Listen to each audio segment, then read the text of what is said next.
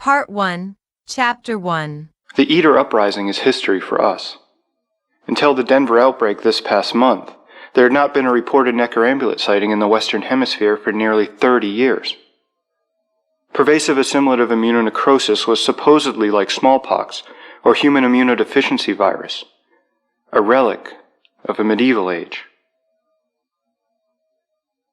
Students read about Kenneth Peters as a legend, a hero from that dark time when the walking dead ruled the earth. You can see him in the historical podcast looking almost embarrassed by the praise he receives for being an architect of our new society. He doesn't do interviews anymore. He has politely rejected awards from the Brotherhood, including a knighthood from the Ministry of Purity, and has been in seclusion, battling an unspecified degenerative disease for the last 2 years. Kenneth Peters watched the world burn. He is one of the few survivors of that toxic age when the environment was almost as lethal as the Eaters. He knew many of those military and scientific minds who brought us through that time. Names like McInnes and Grant, Garrison and Rage, the militia and the Brotherhood. You cannot tell the story of H.G. World without knowing the name Kenneth Peters. But he would be the first to tell you he was no hero. He is almost proud to remind us all of a time when men like him did terrible things, just to stay alive. This is his story, and how he met, confronted, and eventually thwarted the legendary Googies.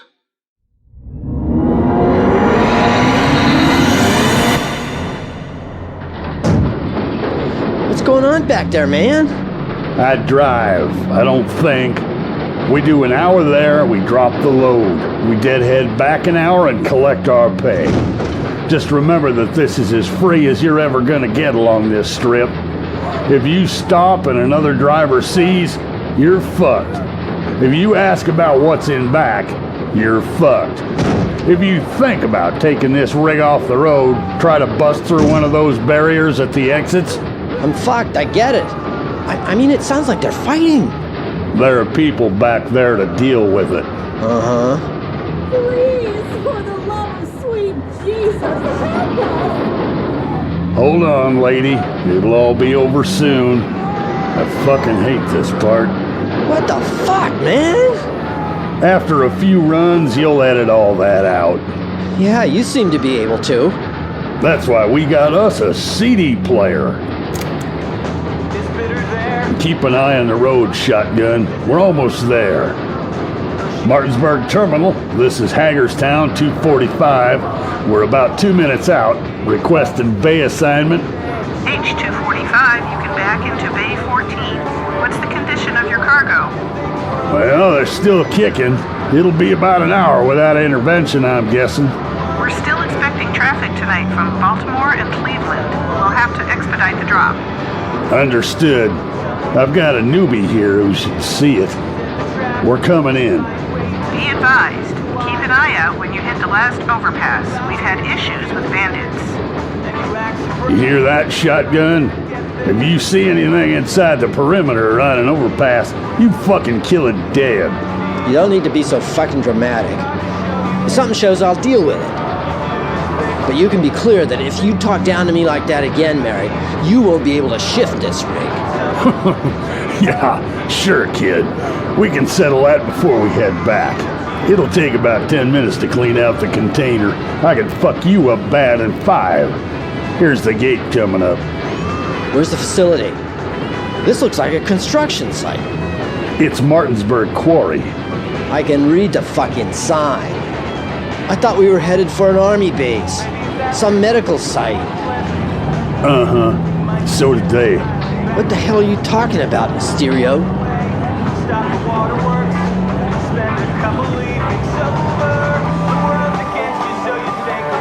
You are really the dumbest little fuck I ever met. Look around you. 14 bays. All these other trucks. What are they doing? They're all backed up to the quarry's edge. Uh-huh. And check out Bay 9. What the hell? You put 2 and 2 together yet, kid? Fuck me. No, fuck them. I'm guessing you can figure out who those guys are around Bay 14. Yeah, I guess so. At this point, I flip this switch. The crew rolls the trailer back off the rig to the drop zone, and our work here is done. They sign the paperwork, we take the paperwork back to Hagerstown, and you check yourself into the infirmary. That's so. Let's take a walk outside so I can teach you something else about this job. All right. You're gonna teach me to slap fight, uh-huh.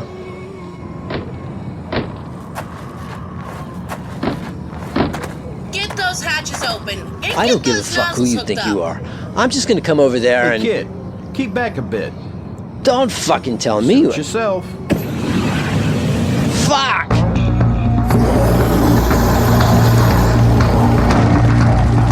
Hey, kid, What? Don't drop the box until they're done moving. you don't fucking mouth to me, bitch. You think you're tough? Get your bitch ass back up here and show me. Shit, the front edge is loose. We gotta drop it now. We gotta drop it. Get some guns up here. You two, get this rig out of here. What the fuck did you idiots do? The fireworks factory inside there? I didn't fucking load the thing, asshole. Just drop it in the quarry. Let the light put out the fire. Fuck you. Jesus, you want your rig to go up? Come on, man, let's go. Shut the fuck up. Get a crew up here. It's buckling. What? Shit on this, man. Where the fuck are you going? That's my rig, bitch. Not for long. Wait for me, kid. Sorry, just following orders, dumbass.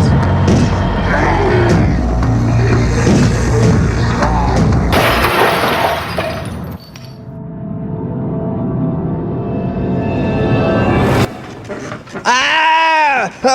Oh, fuck. Oh, again. Oh. Mr. Peters, your heart monitor spiked. What's the matter? Nothing. Yeah, I was just laying back thinking about you and those legs. Got to admit, it got my heart pumping. That's disgusting, Mr. Peters. Mrs. Peters would not approve. Oh, stop. The only thing pumping hard in this room is my heart. And that's only for a while longer, I guess, darling.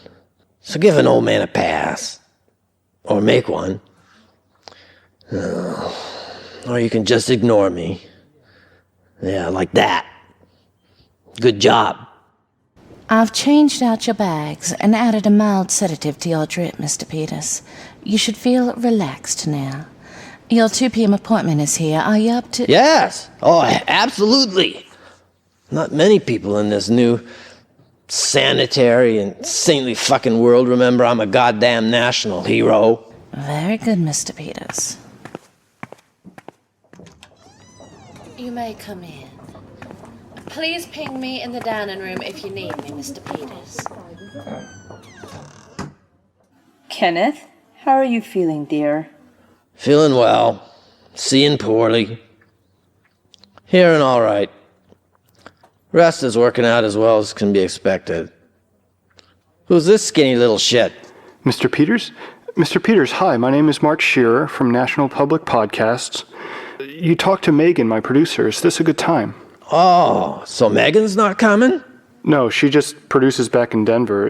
Is that a problem? I guess no. I was just hoping to get inside of her before she got inside me, you know. Kenneth! Oh, stop it, Emmy. I'm trying to get into the mindset of 30 years ago. If this is a bad time, sir, I can come back. Good a time as any, boy. 30 years ago ain't getting much fresher on my mind, you know.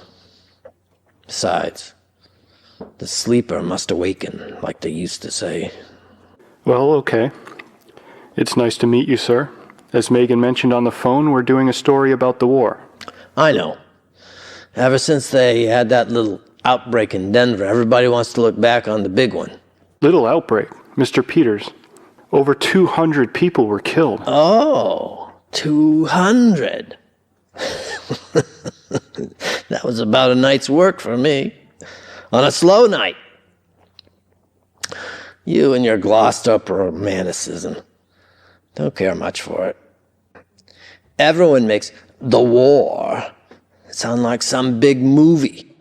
You all lower your voices and whisper about it, but you don't know what you're supposed to be so horrified about.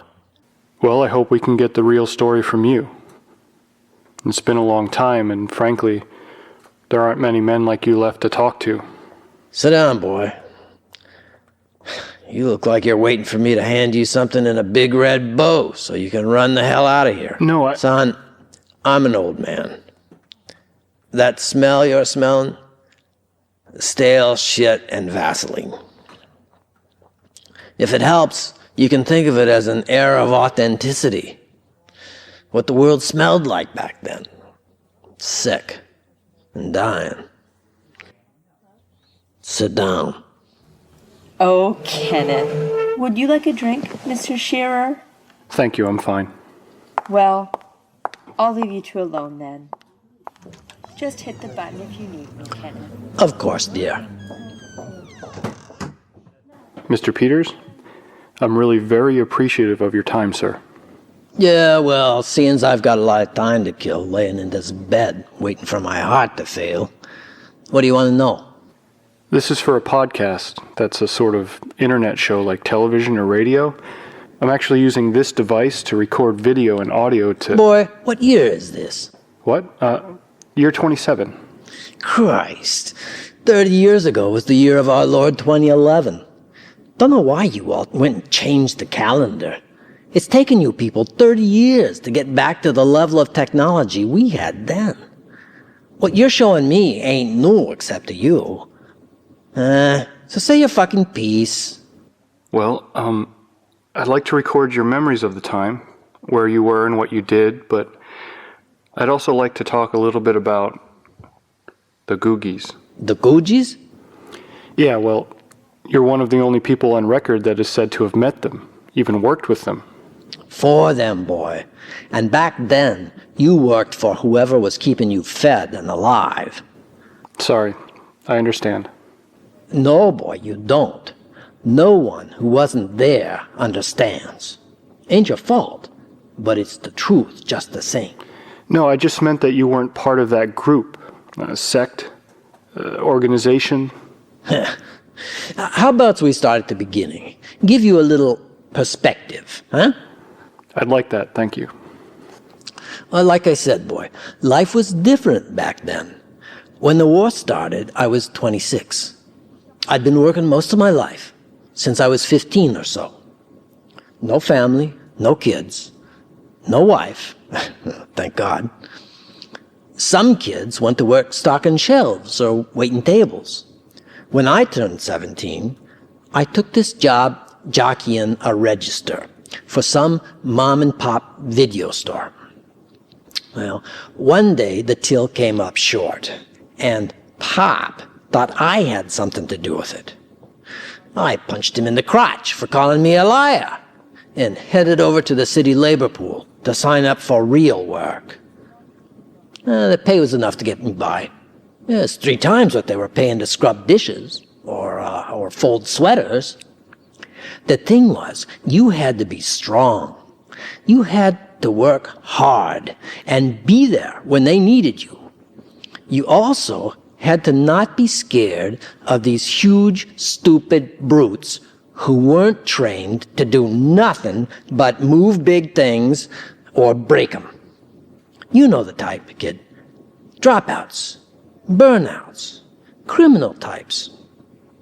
Most were just there to make the rent or to stay out of jail. Some, though, they would shove an arm up your ass and make you their personal muppet if you disturbed the air they breathed. Me and about 100 bigger, older guys. Men who couldn't get work anywhere else. Men who could barely read words off the page, but who could rip a fence post out the ground with one hand and throw a new one into place with the other. Guys who were just one missed support payment away from jail. Again. Every morning, rain or shine, I stood out there. In the rain. The big men got to stand under the awning. Waiting for some idiot in a truck to come up and pick a dozen of us. I learned you didn't want to look pretty or happy. You wanted to look hungry. You wanted to look ready to work. This was still before the war? I heard life was good before the war. It was. I imagine for the guys who owned those big shiny trucks, it was pretty good. For a lot of folks, though, times were as tough as life wanted to make it. Tougher if you didn't stand up and fight it every damn day. I got jobs clearing out squats downtown, tearing out walls and ripping up floors. I worked clearing vacant lots or digging ditches, scaring homeless folks out of private property. Anything that ended the day with cash in hand. And since I could put a few words together without dropping an F-bomb, the men with the money started looking for me, offering me work outside the labor pool. Eventually, I got work full-time. Worked 5 years without missing a day or fucking up. Well, fucking up too bad anyway. And the boss got me certified to drive a loader and the forklift. Then, trucking school to learn the old 10-gear rigs. So I signed on to drive the Popcorn Express. What's the Popcorn Express? And remember me telling you that we did whatever job we could get? Well, when things got out of hand, hospitals and medical centers needed to get rid of a lot of bodies real quick. The military kept up a stretch of Interstate 81 between Hagerstown and Martinsburg. Me and like 12 trucks ran disposal out of the Hagerstown depot. It was like its own little city. Helicopters in and out all day, dropping shipping containers onto trailers. We'd drive out in shifts with crews and dump the containers into this huge quarry near Martinsburg. Thousands, tens of thousands, maybe hundreds, I don't know. Served the whole East Coast. We'd load up, make the trip, wave to the eaters along the barricades, honk at the other drivers, or give them the bird, whatever. Drop the load into the quarry and deadhead back to Maryland. Pardon the pun. In 3 months, containers started piling up on the surface of the water in the lake at the quarry's bottom. They'd split open as we dropped new containers down on top of them. And bodies would spill out. They'd bob across the lake in green-brown swirls of filth and oil. Should I go on? Well, you know that for a while, it was just bodies. The dead. But after a while, things got worse. And the Popcorn Express was born. What do you mean it got worse? Well, after a while, you knew the drill. PAIN was 100% fatal. But 100% reanimation rate. Hospitals couldn't keep up. Hell, morgues and crematoriums couldn't neither. At one point, people decided that everyone would reanimate, infected or not. So old people, the sick, the infirm, anyone who the local governments couldn't help got shuttled to a care center in Hagerstown. What kind of care center? The kind of care center that looks like a big hole in the ground filled with transport containers. You mean living people? Yes.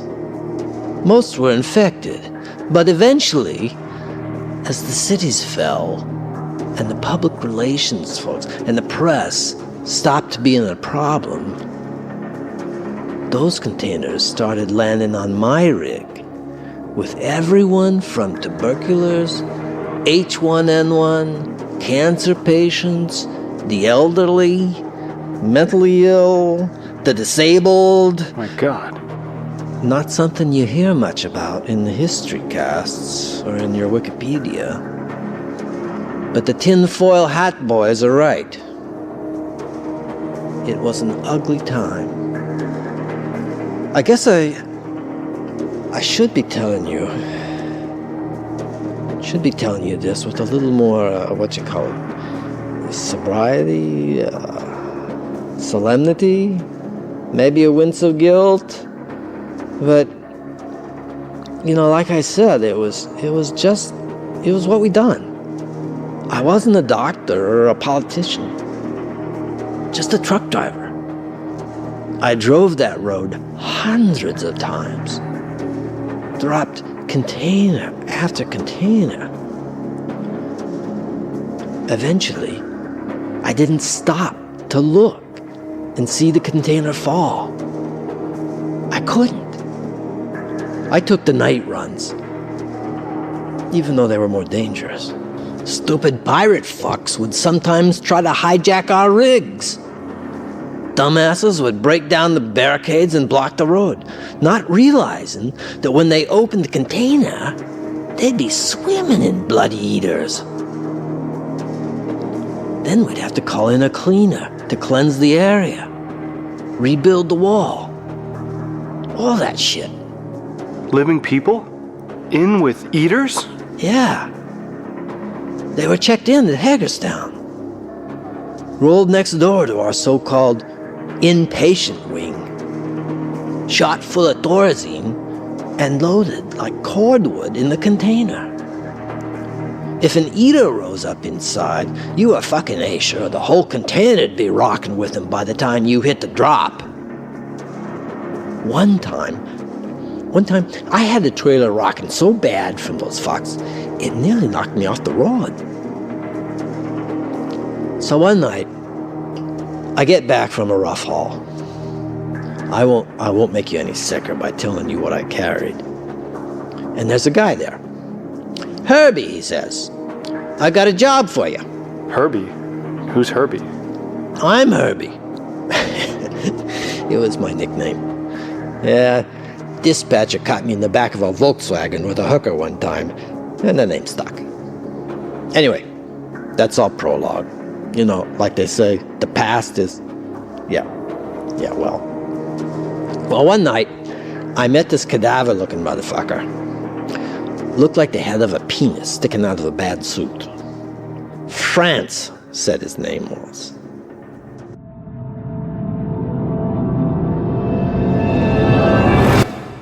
What kind of job? Same as you're doing now. Transport. What kind of transport? Does it matter? Are you enjoying carting corpses to the dump every day? No, but I enjoy this part. Lenny? Here you go, Herbie. 1 carton of smokes, 1 pack of willy wraps, a shirt, toothpaste, and... Wait for it. Castro said this was for pulling his root last week while he had the shits. Ah, a whole bottle of wild turkey. See, that's what makes life worthwhile, Mr. France, Mr. Peters. Your dispatcher tells me you are his most reliable driver. I actually had to bribe him to even let me speak to you. I'm honored.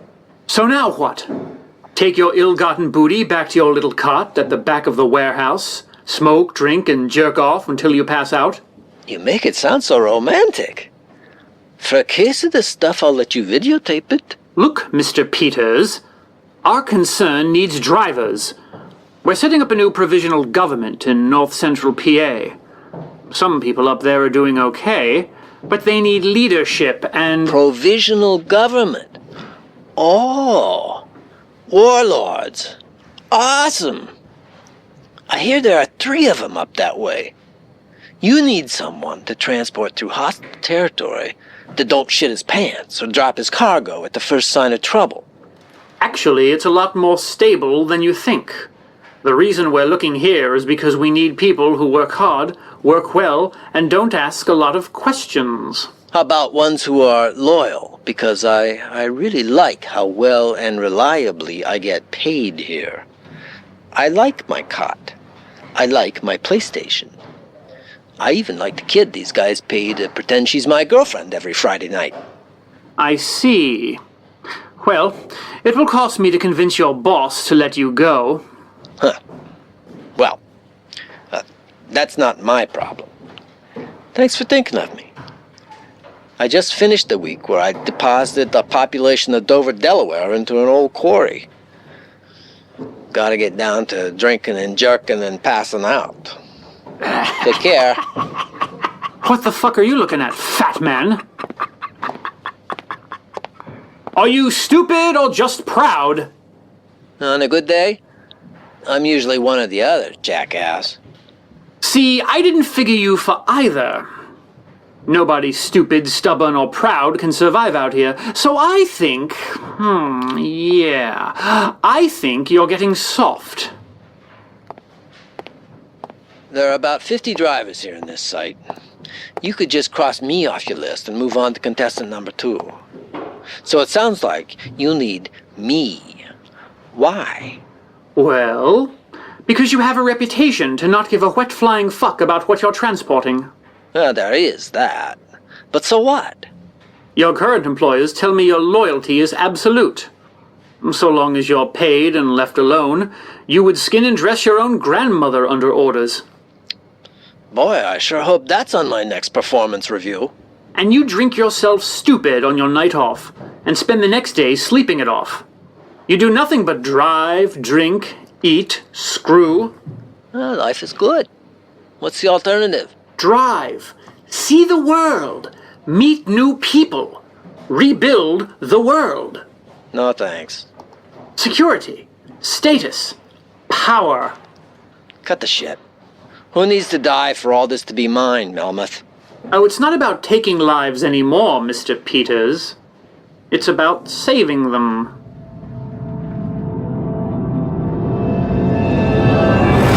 That man France, who did he represent?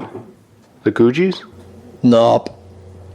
He was with the Happy Valley Militia. You know about them? Who doesn't? Well, France was one of them generals, but he didn't call himself that. It was the only non-douchebag thing about him. He said he couldn't tell me much about the job, but he did tell me a lot about the pay. What did the job pay? The Triple Crown, young man. Gas, ass, and grass. Sorry, I don't follow.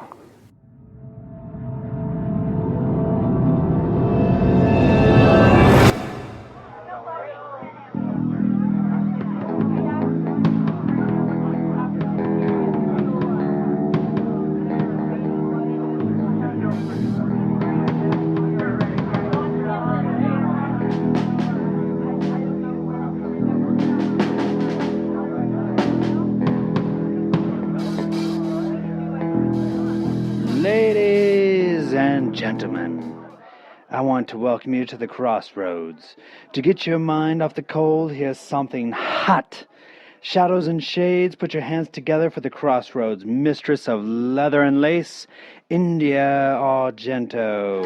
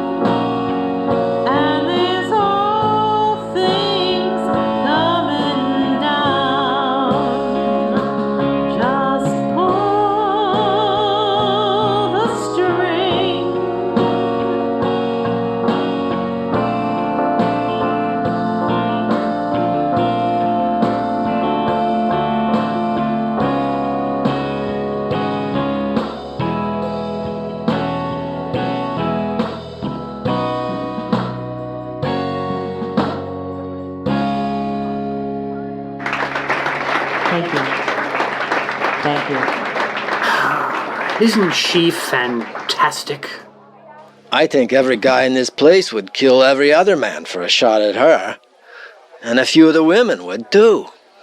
I can make her yours as a signing bonus. Too high maintenance for me. Anyway, quit courting. I hear you're paying my people to cut my hours. Cute power play.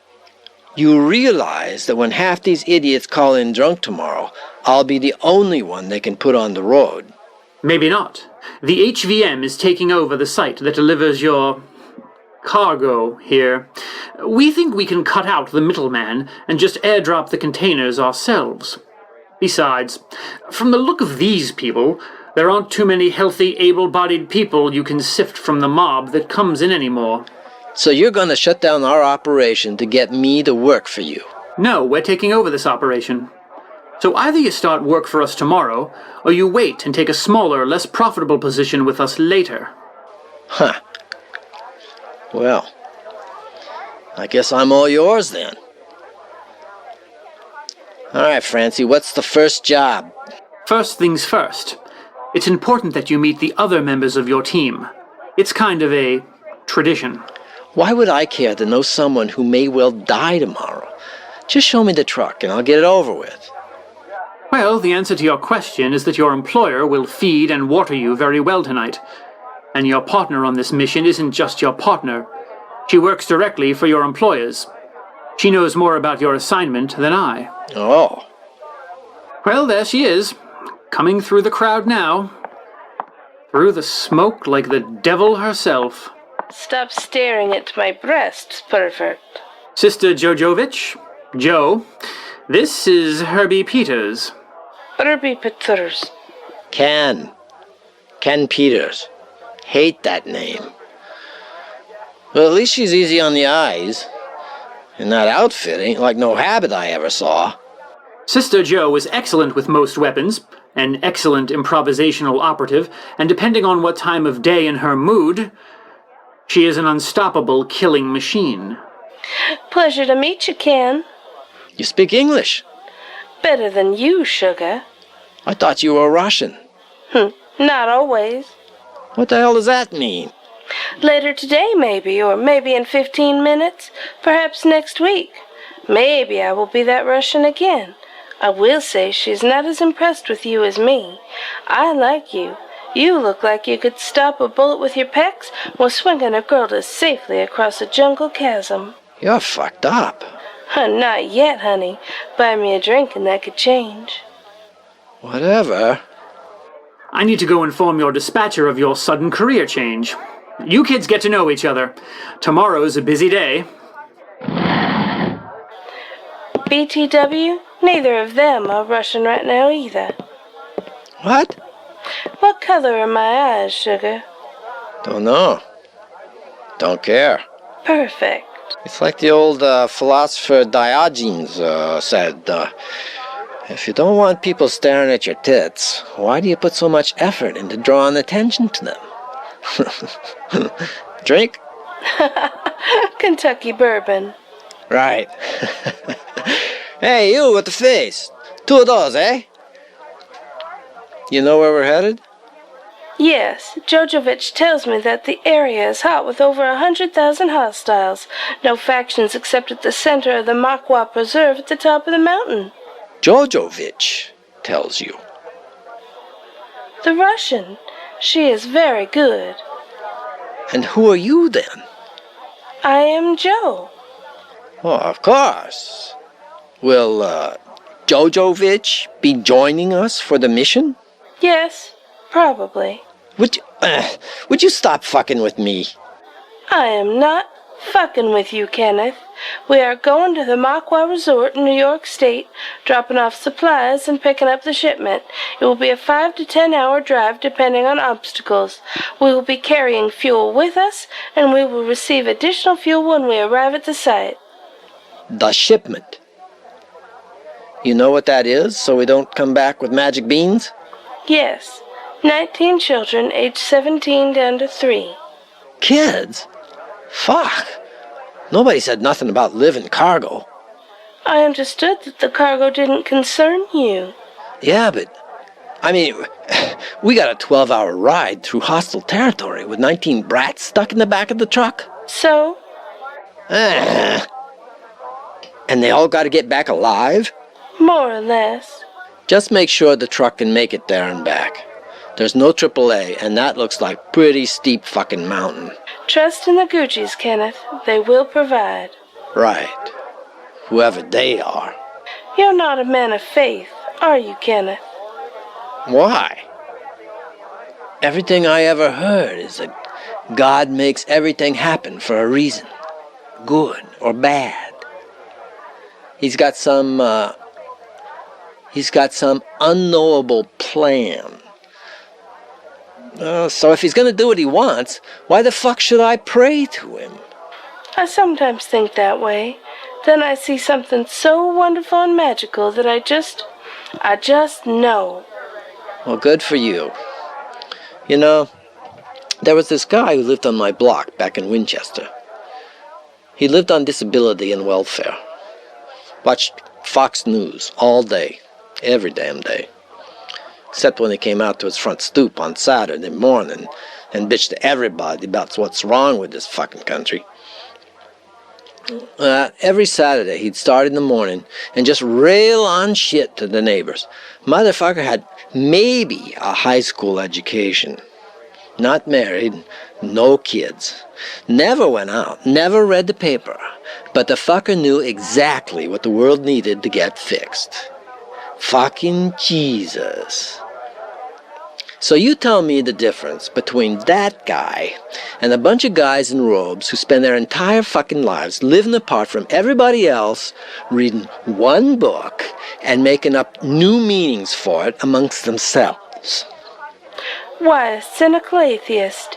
How novel in this world, and how joyless and naive.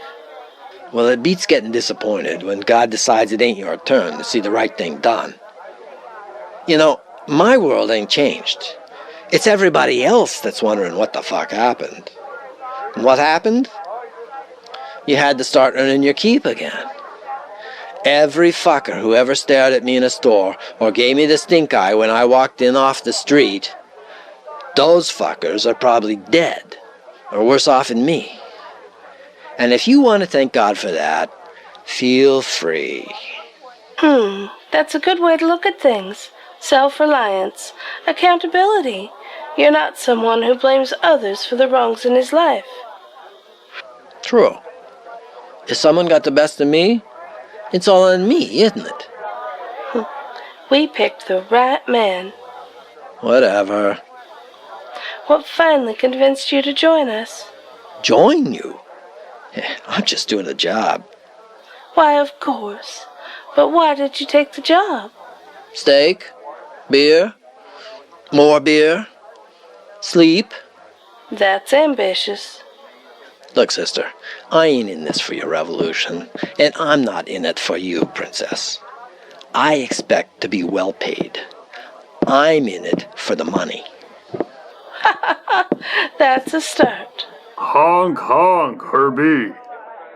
Hey, I'm a-talking to you. Beep, beep. Who is this charming fellow? Oh, hello there too, big boobs. Honk, honk. Don't look at me like that, Harvey. Stuff like that all wrapped up like Christmas, you gotta just grab 'em, you know. Come on, sweetie. It's like knocking the melons in the supermarket. Gotta know if you're ripe. Hello? Are these things on? Charmin, you challenge my faith in Darwin's theories. Hey, you're not gonna stand up for your date, comrade? Well, if she's not gonna kick your ass, Crump, I sure ain't gonna waste my energy. Yeah, save it for your whore here. You don't even blink, do you, Joe? Why should I concern myself? He can have me just like you, if he pays the price. Oh, really now? Hey, the Crump don't pay, lady. The Crump gets paid. How thoughtful and original. You should put that on t-shirt. The kind without sleeves, I think. Yeah, baby. How much would you pay for this? If they wash my truck, I give you a pack of cigarettes. Hey, come on, baby. These guns are high caliber. Check this. You know how many asses I had to beat to get these abs? These arms? Would there be any point for me to tell you you're trying really hard to proposition the hooker? Here, darling. Have another drink. Hey, see, Herbie? You can't even keep a sure thing. Thank you, darling.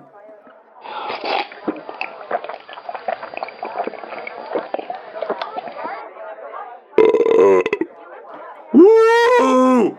Smooth! Ugh, you still eat cat food. This little tart here keeps stealing runs from the rest of us boys. It did 6 runs in one day. Ain't fair. Life ain't fair, shithead. Yeah. One of these days you're gonna pull out of here with a bum rig and you're gonna get stuck out there with a box full of popcorn. And you know who's gonna be there to put your ass down? Dashboard Jesus? Me, fuckhole. 2 to the head. You know what, Conan? I think your time's come. I think you need to get an inside look at your own ass. Boys, please. Crump, big strong crump. Are you big everywhere? What? Yeah. Hey, I'm big all over, baby. Show me. What? Right here. Show me your big, strong man penis. Right here. Slap that fat beast right here on this stool. Lay it out for me and everyone else to see. And I'll give you a night to remember for the rest of your life. On the house.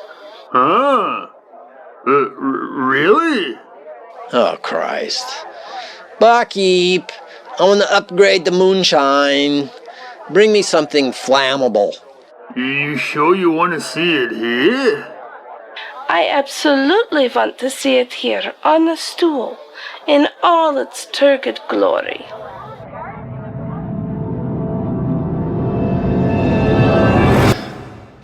One thing you need to know about Jojovich. Aside from her obvious issues, she hated people. Not all of Joe, but Jojovich hated men. She just loved toying with big-tanned, frosty-haired idiots. You know how some guys torture animals to get their yayas? Well, when you heard Russian, bad times were a-comin'. Mr. Peters, I appreciate the memories, but isn't this a bit of a digression from... And this guy was drunk and dumb enough to do just as she asked. He slopped his junk out on the stool for her with this big, dopey grin on his face, like he was showing off his firstborn son. Another thing you need to know about Jo is that she kept her thick, dark hair up with 3 long hairpins, 2 crosspins to keep her hair up, and 1 down the middle made of stainless steel that she'd use to... You are absolutely right, darling. It is a magnificent specimen. So much so that I felt the need to capture it.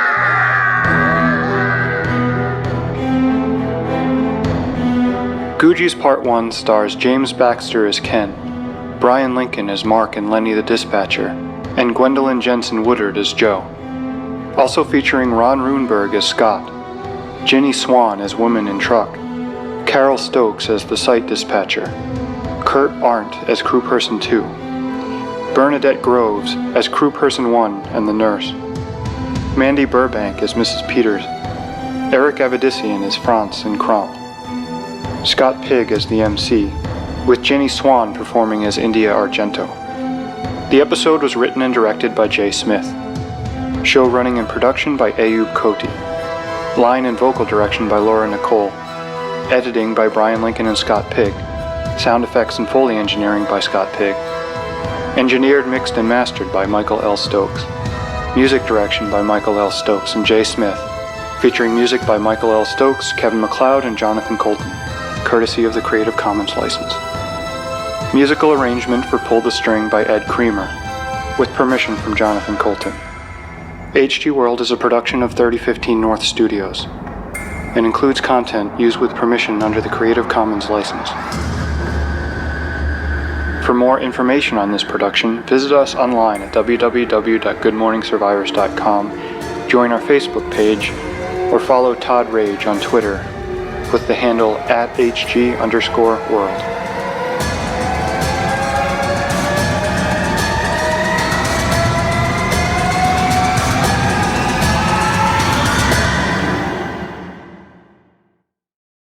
Chapter 2. Previously on HG World Presents the Googies.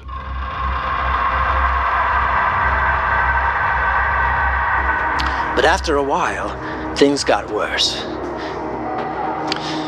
And the Popcorn Express was born. I thought we were headed for an army base, some medical site. Uh-huh. So did they. Look around you. 14 bays. All these other trucks. What are they doing? They're all backed up to the quarry's edge. Uh-huh. And check out Bay 9. What the hell? You put 2 and 2 together yet, kid? Fuck me. No, fuck them. Wait for me, kid. Sorry, just following orders, dumbass. The only thing pumping hard in this room is my heart. And that's only for a while longer, I guess, darling. Well, one night, I met this cadaver-looking motherfucker. Looked like the head of a penis sticking out of a bad suit. France, said his name was. What kind of job? Same as you're doing now. Transport. What kind of transport? Does it matter? That man France, who did he represent? The Googies? Nope. He was with the Happy Valley Militia. Well, there she is, coming through the crowd now. Through the smoke like the devil herself. Stop staring at my breasts, pervert. Sister Jojovich, Joe, this is Herbie Peters. She hated people. Not all of Joe, but Jojovich hated men. He slopped his junk out on the stool for her with this big, dopey grin on his face, like he was showing off his firstborn son. You are absolutely right, darling. It is a magnificent specimen. So much so that I felt the need to capture it. Oh my God. We got out of there pretty quick. But, man, there was no rush. I didn't know it at the time, but Francie's people already bought out security. And Joe outranked everybody in security. I can't imagine how that felt. Fun fact about that guy. You'd think a skewered unit would keep you off the dance floor a while, huh? Yeah, well, the very next night, he was back to the bar, doing what we used to call spin control on the whole thing. Somehow, the mix of booze and medication put him on the bad side of one of the facility's maintainers. And he ended up passing out at the bar. 3 guys carried him out to the park, opened up one of those heavy, hollow marble planters, dumped him, and sealed him inside. That's how farmers deal with the sheep. No martyrs, no examples made for the others. They just identify the weak and the sick, lead them away from the flock, and put 'em down. The flock gets stronger and easier to control. Sorry. From the look on your face, you don't quite compute that kind of life. No, not at all. Things were so dark and savage back then. You have no idea, kid. So Joe and me, we ran into the night. Me, because I didn't know how many of Crump's friends were hanging around waiting to crack open my ass with a Jägermeister bottle. Joe, because, well, she's just fucking crazy. I ended up chasing her just the same. Don't know why. I don't know, maybe I just liked her. Maybe I liked her kind of crazy, you know? Maybe I was just horny or buzzed or bored or all those things.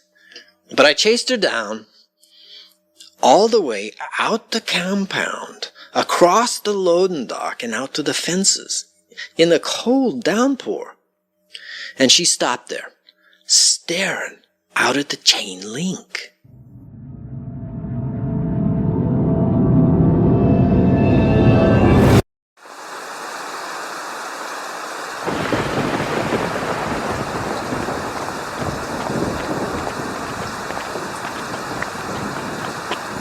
What is it?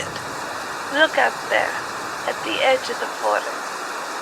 I don't see any. The edge of the yard light. Hey, wait, that's a kid. No. Sheesh, you're right. So many of them are out there. We cannot bury all our children. What are you talking about? Have you ever seen an eater mother carrying an eater child? I saw one carrying a baby by the skull once. Don't think they were related. You never see families of eaters. You see packs of them and loners. But I've never seen an eater pick up its infested offspring. I've seen a mother take her infected child to her own bosom to let it feed. I've seen eaters tear open the bodies of their children. But when the children rise, there is no reunion. That thing must have been out there for months. Its eyes. I've never seen anything like that. Hunger. Savage hunger. She looks like something pulled from a river. Or from a quarry lake. What did you say? Nothing. She can't get to us here, Joe. I know. And that makes me sad. Why? Hello, little one. Are you lost? Come to the fence. Let Mama take care of you. Come on, let's go inside. No, look at her, Kenneth. No one looks at them. They don't want to see the unburied memories of what we lost. Joe? The rivers choke on their corpses. The fish drown on poisoned blood. Even Poseidon's darkest depths refuse to claim these savage blasphemies. Come with me, Kenneth. We can spare more children this fate. I'm already signed on, crazy lady. Odessa, there you are. Gustav, Odessa is on the other side of the fence. Come quickly. Uh-huh. Hey, where are you going? Hurry, Gustav. She did not wear her coat. Odessa, why did you run away? It's freezing out here. Get down here, you crackhead! Get down! Why did you stop me, Gustav? We must get to her before she freezes. She's so cold, so scared. Get off the fence, Joe! Get off! Odessa, look how she calls to me. She needs me. Odessa, niet! It's okay. The watchtower got it, right through the temple. What the hell was that all about? Odessa is gone. She's gone. Who's Odessa?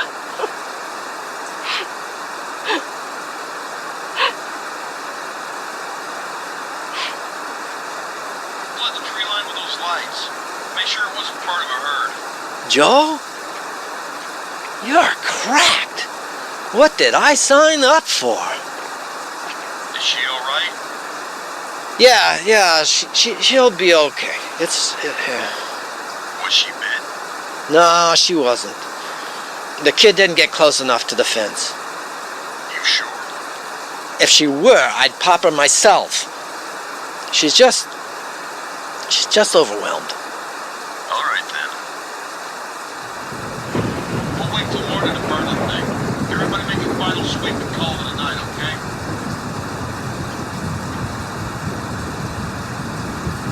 Little Odessa was bitten on the hand. She was only 4 years old, but she knew what would happen because so many people in our village were infected. She knew what she would become if she went to sleep. So she walked away. What do you mean she walked away? It was a very cold winter. She walked off into the night. She didn't want to hurt anyone. Her family. Your kid? Jojovich's child. She and her husband Gustav searched the town all night. They found her at daybreak, frozen and on her knees, in the middle of an open field. She had changed before the freeze. The next day, Gustav hanged himself in their bedroom closet. Jojovich found him clutching his daughter's church dress. And Jojovich is... sleeping now. Hey, easy there.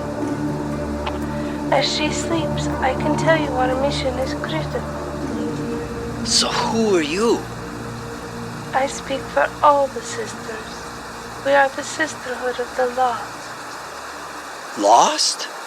Pants? Lost, marbles? We all began somewhere else. We found comfort here, and wish to spare others our tragic fate. We want you, Kenneth Peters, to be spared our fate. And you're my boss on this job, are you? Great. Can I get my payment up front? We will meet again in the morning. We leave from Concourse Delta. Dawn. Bring breakfast.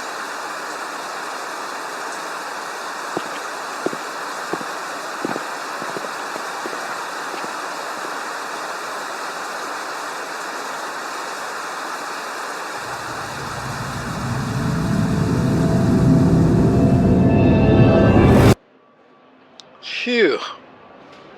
Getting along with Sister Joe? You! What the hell did you set me up with? Well, the Googies say she's a prophet. Well, the Googies can get fucked. Really, though?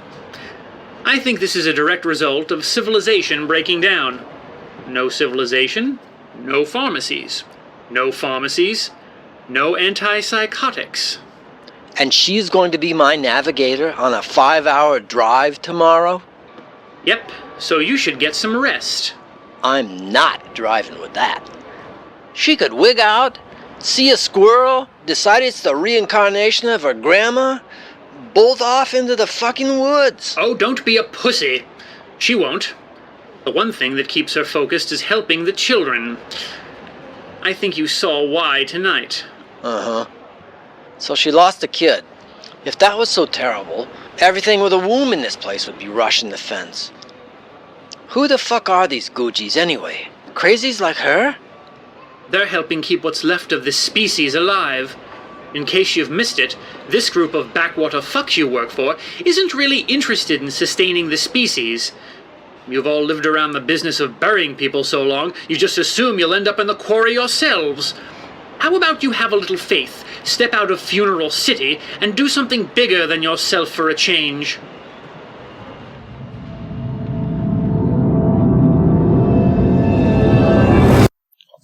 But by that point, I'd heard enough, and headed back toward my little corner of this warehouse for an extended power nap.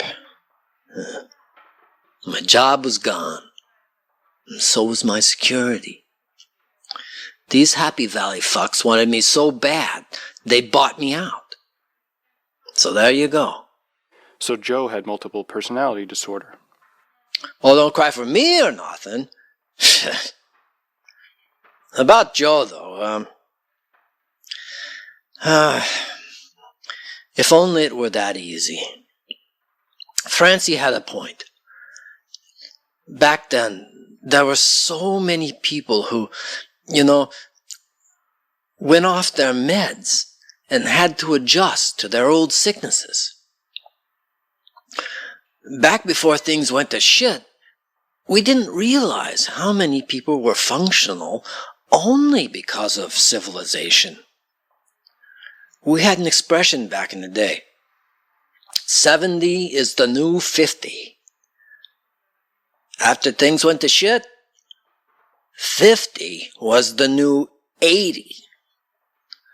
Anyone over 60 had a shitty chance of seeing the next year. Most folks over 70 didn't last a year. But then you had your head cases. Mental illness was common back then. It wasn't that the world drove you crazy, though that was true. But again, so many people were living without medication that kept them functioning. When that dried up, well, we adjusted. Most were fine. Some folks were programmed just enough to get by in this new world. You had a whole bunch of Machiavellian sociopaths out there. People without conscience. Delusionals. Raving loons. People who say hi by opening a paper bag and throwing a piece of their own shit at you. Oh, it was a fun time. Jo wasn't the first crazy person I met on the road, kiddo. But she was unique. When I got up the next morning, I had no idea which one of her sisterhood I'd have to deal with.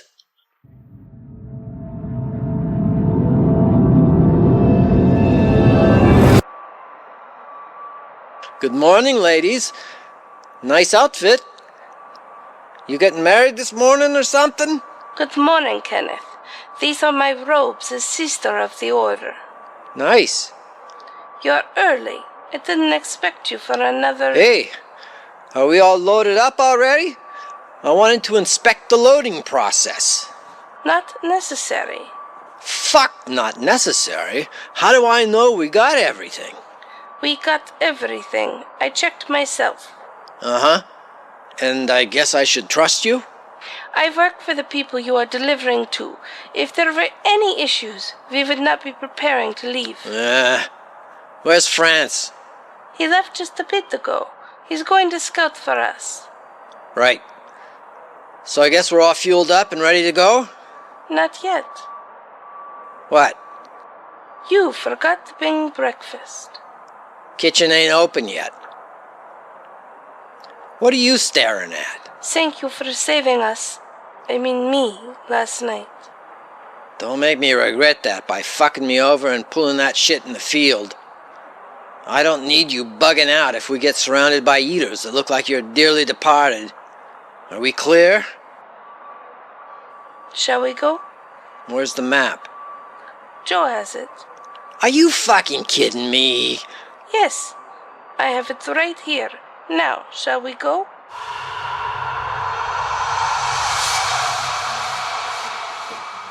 Jo sounded like a challenge to work with. Well, she was real easy on the eyes, and I kind of felt for her. Well, a few of her. Some of her I could have done without, but I'm getting ahead of myself. She did get us up to New York without an issue. It was like she knew which roads to take, 'cause I don't recall her ever talking to our scout Francie.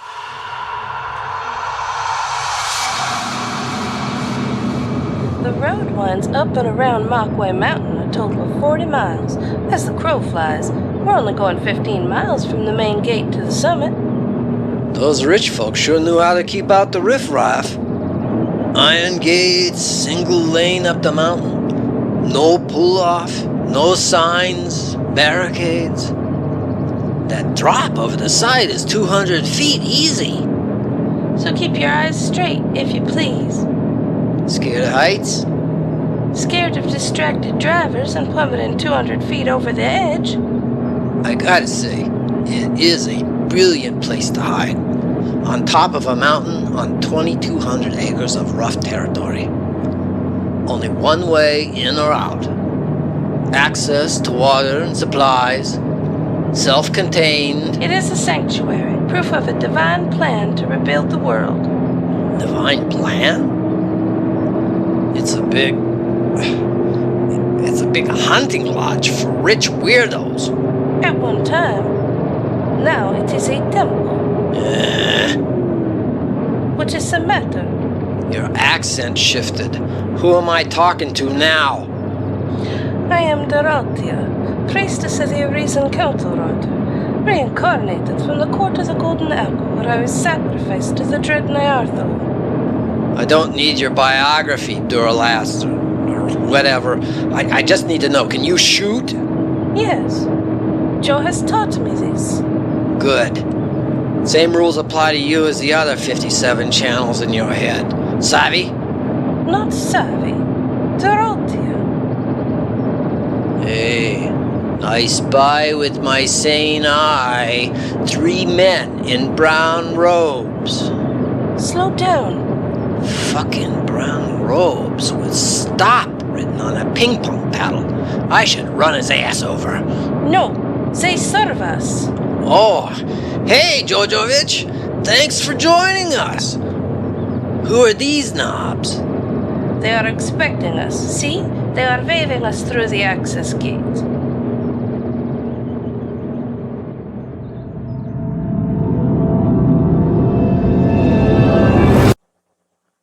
We were being watched the whole way.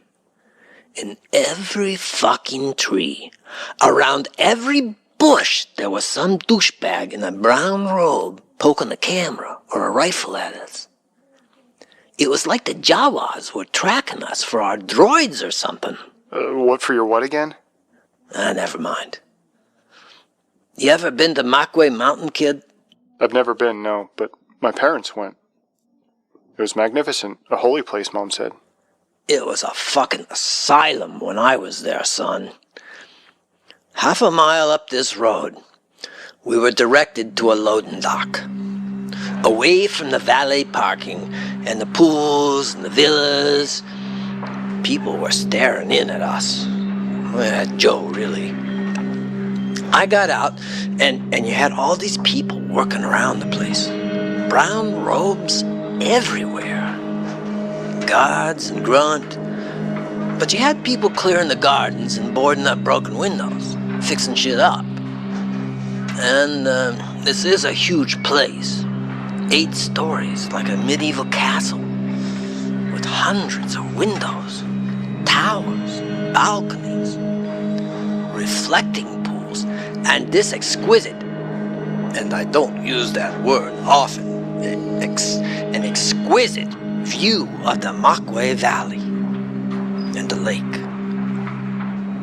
2 dudes came up to me, handed me a hot towel for my face, cup of cold water.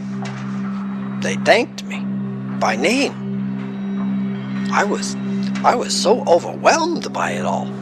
It took me a minute to notice I'd been conned.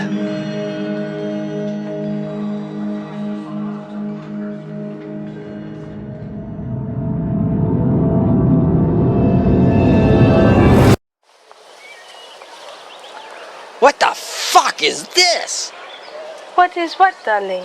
These kids! Kids from our site! What the hell are they doing here? Being saved. I thought the kids were coming from here. Joe lied to you. No shit, lady. You stole kids? Are they even alive? Of course they are alive. They were given sleepy time drugs for their journey here. How many kids are there? Holy shit! I kidnapped a bunch of kids? What the fuck is wrong with you people? Please, don't be upset. We drove up here with 50 kids in the back of the truck. And now they are safe. You knew nothing of it. You did not stress. When the children wake up, they will be taken care of, away from the barbarian keep where they were exploited. But these kids have parents, family, friends maybe. Holy shit. Hey, those girls are pregnant. Whores, junks, and villains. A generation of degenerates raising degenerates. This cannot stand. Who the fuck are you to say? Look around you. You're crazy. We're surrounded by people in hooded robes and sneakers. Next thing you'll tell me is you're waiting for a comet to ride off the fucking world. For a man who cares about nothing and no one, you seem quite upset by this. How many living children did you bury in your quarry, Kenneth? Why do you ask questions now? Fuck me. I get it now. That's why you all came to the city. That's why you took over the delivery routes. I did not do that. The people I served did that. Besides, why does this mean anything to you? You are just a driver. You are here to be paid. I don't like being manipulated. You like money. Had you let it slip that we were taking the children, our job would have become more troublesome than necessary. You will be paid, and you may go wherever you wish to spend it. What's going to happen to the kids? The Googies will take care of them. The pregnant girls? The babies? You'll leave them here with these creeps? Come inside with me. Meet the creeps yourself. No. I'm getting out of here. Don't think you're coming back with me, Psycho. Welcome home, sister. Brother Loving, so good to see you again. Is this? Yes. He is in haste to return to Maryland. Who wouldn't be? I miss Inner Harbor this time of year. Too bad it won't be that time of year ever again. Sister, would you inform Brother Olney to begin processing our arrivals? Of course, brother. Thank you, sister. All are welcome. Greetings and well met, good sir. Thank you for your troubles. Uh-huh. You the head weirdo? No. But I speak for her when she pleases. You are Kenneth Peters. You are a fat weirdo in a black robe looking over a train of sleeping kids like it's a Vegas buffet. You mind explaining what you're up to, because I'm feeling twitchy. Sister Joe was right. There is more to you. You care what happens to these children. I just want to know what I signed up for. Nothing. We coerced you to take the job. We feared we might have misread the prophecy. Prophecy, huh? We always knew this day would come. Why? Who told you? Nostra Ratu or Nicodeme, Nostra... whatever? Magic is science unexplained. Prophecy is science and statistics and psychology and stagecraft. Oh, see what I get for trying small talk. So you were all smart about it. Why not use your giant eggheads to put a stop to it? We saw the signs and knew the faithless would bring its false Eden crashing down upon themselves. Where once we were a generation of builders, we've handed our children a world of automation and convenience and consumption. Again with the yap-yap. Come on, man. Forget I said anything. Just sign my papers. Let me out of this castle freakenstein, okay? We have need of you, Kenneth. Sister Joe brought you here for a greater purpose. Oh, yeah? Indeed so. Sister Joe is something of a prophet. Which one? She is Legion. Within her skin are great minds and the souls of generations. Oh, for the love of monkeys. I suppose if I tell you to get stuffed, you won't sign my manifest. And that manifest is useless. Why's that? Because by now everyone at your facility is dead. Says who?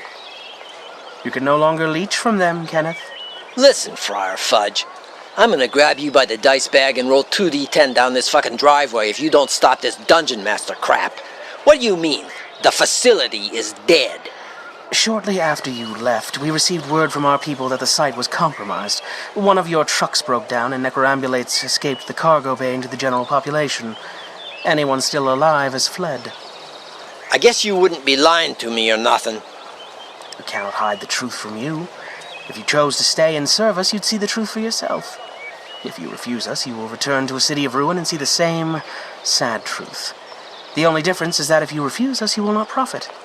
What's this higher purpose? Every crusade needs knights and... Okay, this is my enchanted revolver, +5 versus ass hattery. If you purple prose your way through another explanation, I will turn your fat face into a skull cap full of brother-loving pudding. Fine. We need you as muscle. Now that's better. Go on. We need you to go to our friends in the Happy Valley militia and convince their generals they need to stop dragging feet on negotiations. We'd prefer to just assimilate their little concern, but if necessary, we will obliterate them collectively and individually and start over again. I ain't one for shiny, happy people talk. Which is why we want you and Joe to work together. You will deliver the blow as she delivers a kiss. Don't shoot, don't shoot. Oh, it's fine. What's the job pay? Why are you terrifying poor Brother Loving? Put that gun away, Kenneth. Soon as Brother Bumble finishes his recruiting speech. Mr. Peters is a plain speaker, sister. He does not like to clutter his mind with imagery or high speak. His practical nature has kept him alive outside. Perhaps you can persuade Mr. Peters to join our cause. You know something about the compound back in Fredericksburg, Joe? One of your drivers collided with another driver inside the vault. That crash tore open the cargo box, and all the popcorn came pouring out. Sister Joe, you didn't have nothing to do with that, did you? You or your 31 flavors of crazy? So children are safe. 125 children. Safe from the slavery and exploitation they suffered. And delivered where? No bullshit. Come inside and see, Kenneth. Come with me and see the future. Let me show you hope.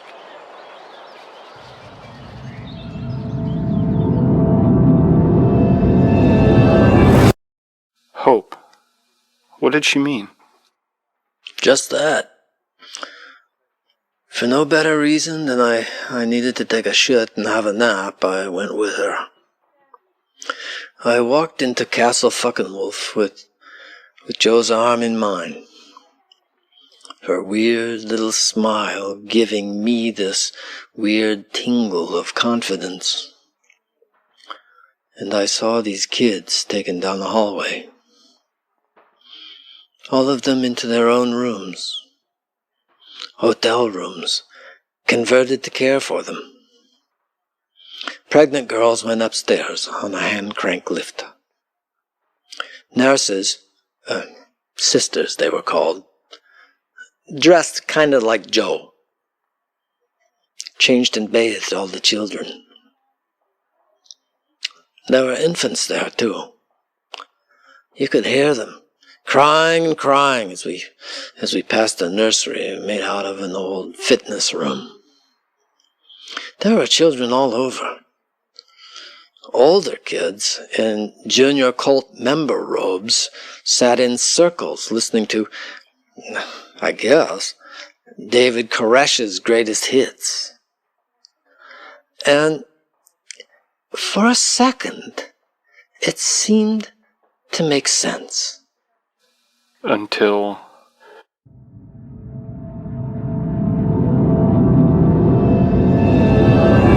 It sleeps, but is not sleeping. Its voice calls to us, reaching through the ages, through generations. From eons before his tangled appendages sank into the sand and soil, when the face of Earth looked different, before tribes of men followed his dream song to settle their villages atop his earthen blanket. Still he sleeps, still he calls. To him we offer these pure and fresh offerings, free of the corruption, free of the mind germs, free of the influence of darker minds. Come now, small ones. Come now and see the face of God.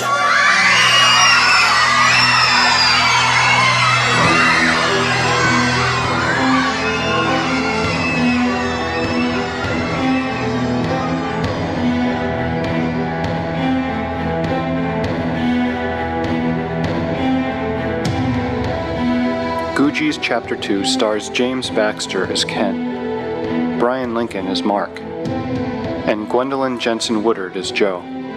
Also featuring Eric Avedisian as France and Cromp, Stacy Dukes as Brother Loving, Steve Cox as the guard, and Peter Cavell as the priest. The episode was written and directed by Jay Smith. Show running and production by Ayub Koti. Line and vocal direction by Laura Nicole and Brian Lincoln. Editing by Brian Lincoln and Scott Pigg. Sound effects and Foley engineering by Scott Pigg. Engineered, mixed, and mastered by Michael L. Stokes. Musical direction by Michael L. Stokes and Jay Smith. Featuring music by Michael L. Stokes, Kevin MacLeod, and Jonathan Colton. Courtesy of the Creative Commons license. HG World is a production of 3015 North Studios, with content used with permission under the Creative Commons license.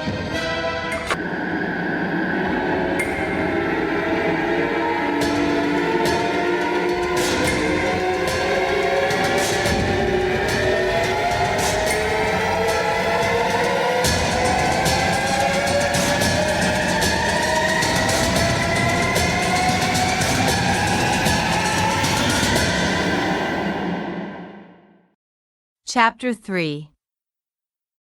Previously on HG World Presents the Googies.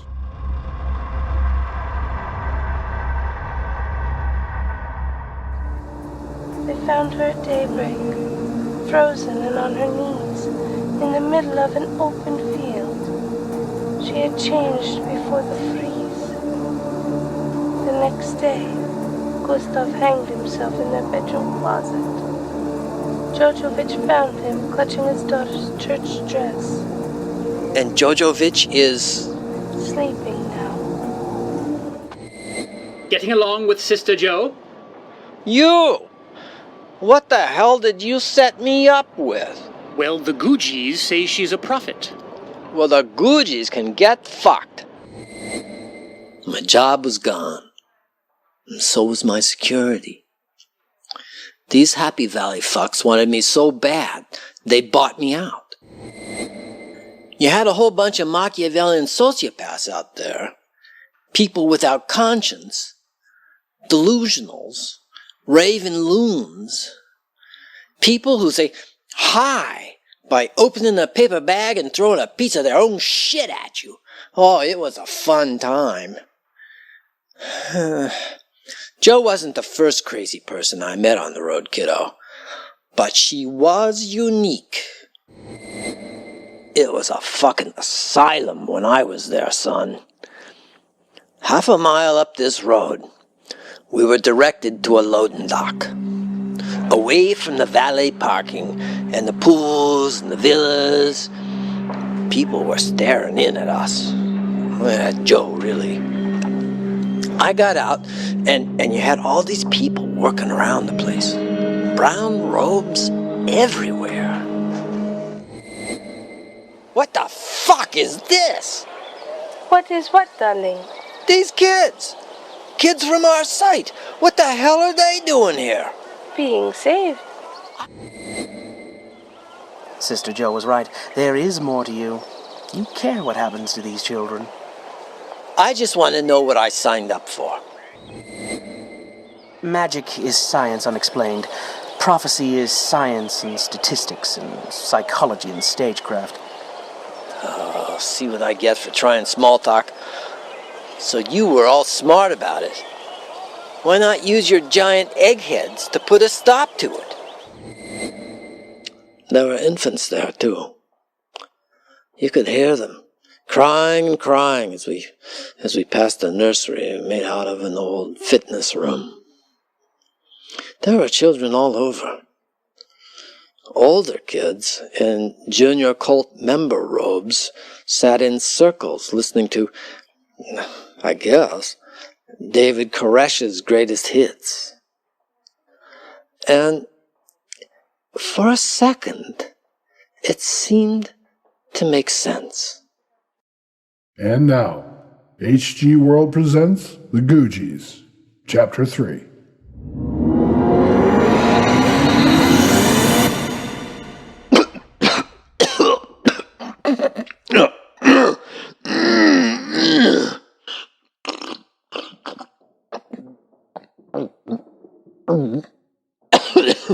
So, where were we, kid? Are you okay, sir? Are you sure you don't need a nap? A nap? Oh, fuck you, Jimmy Olsen.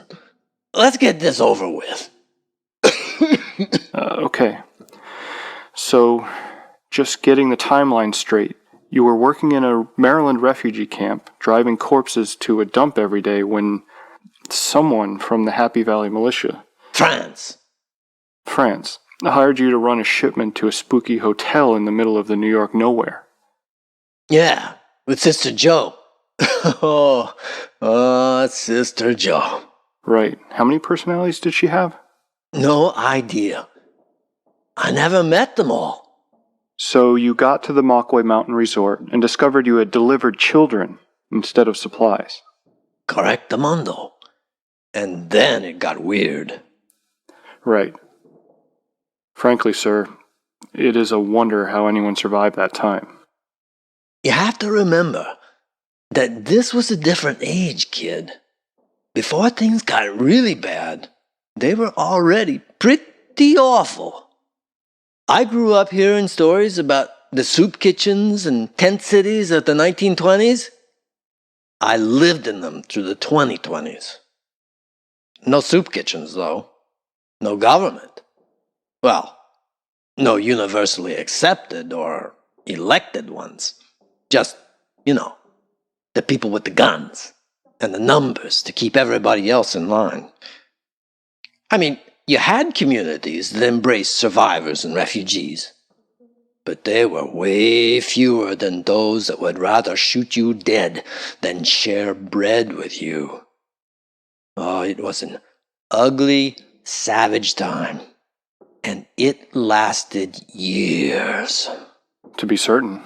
But I want to get back to where you left off. You heard children screaming and a priest saying, "Come now, small ones. Come now and see the face of God."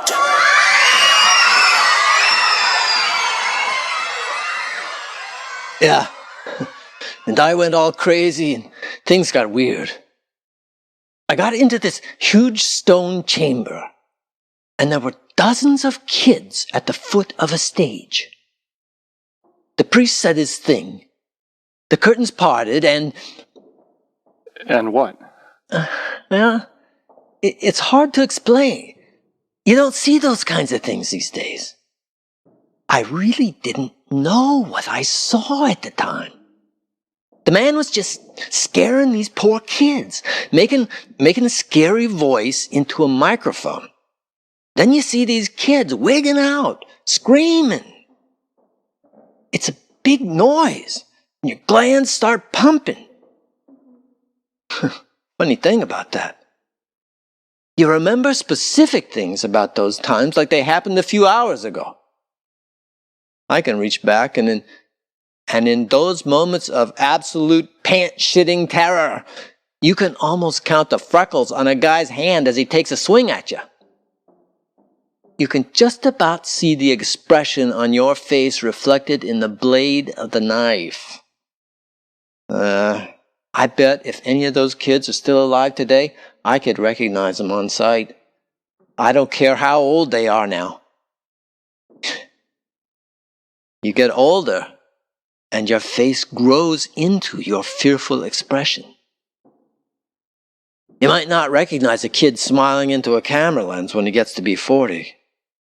But that scowl, that wide-eyed look of being hunted, that survives a long, long time. What did they see? That's the thing.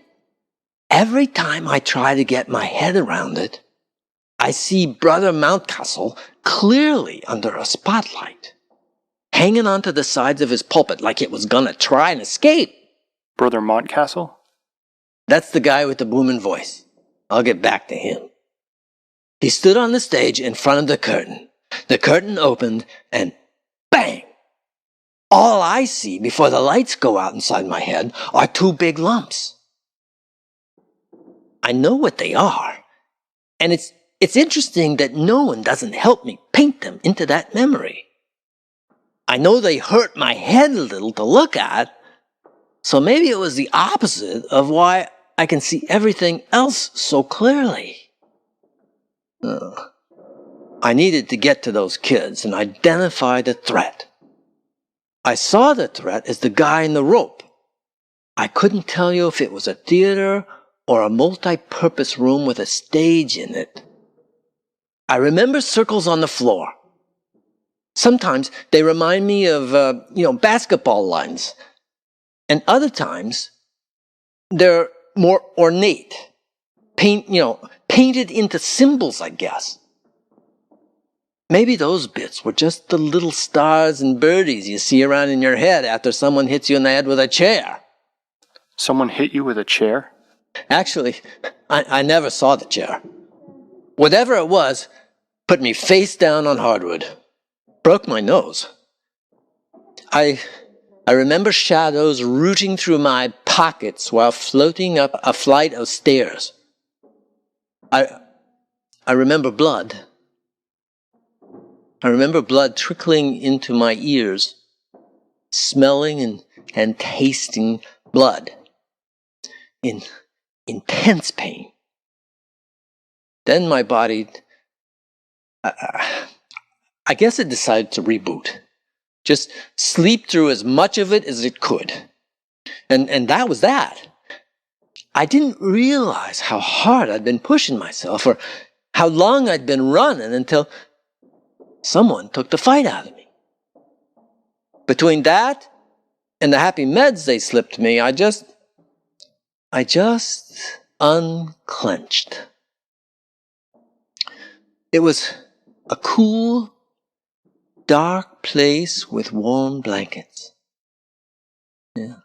I was locked into a room without windows. Couldn't hear a thing.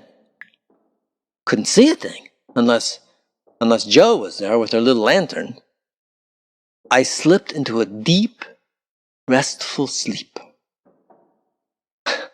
I'd forgotten what that was like. How long were you out?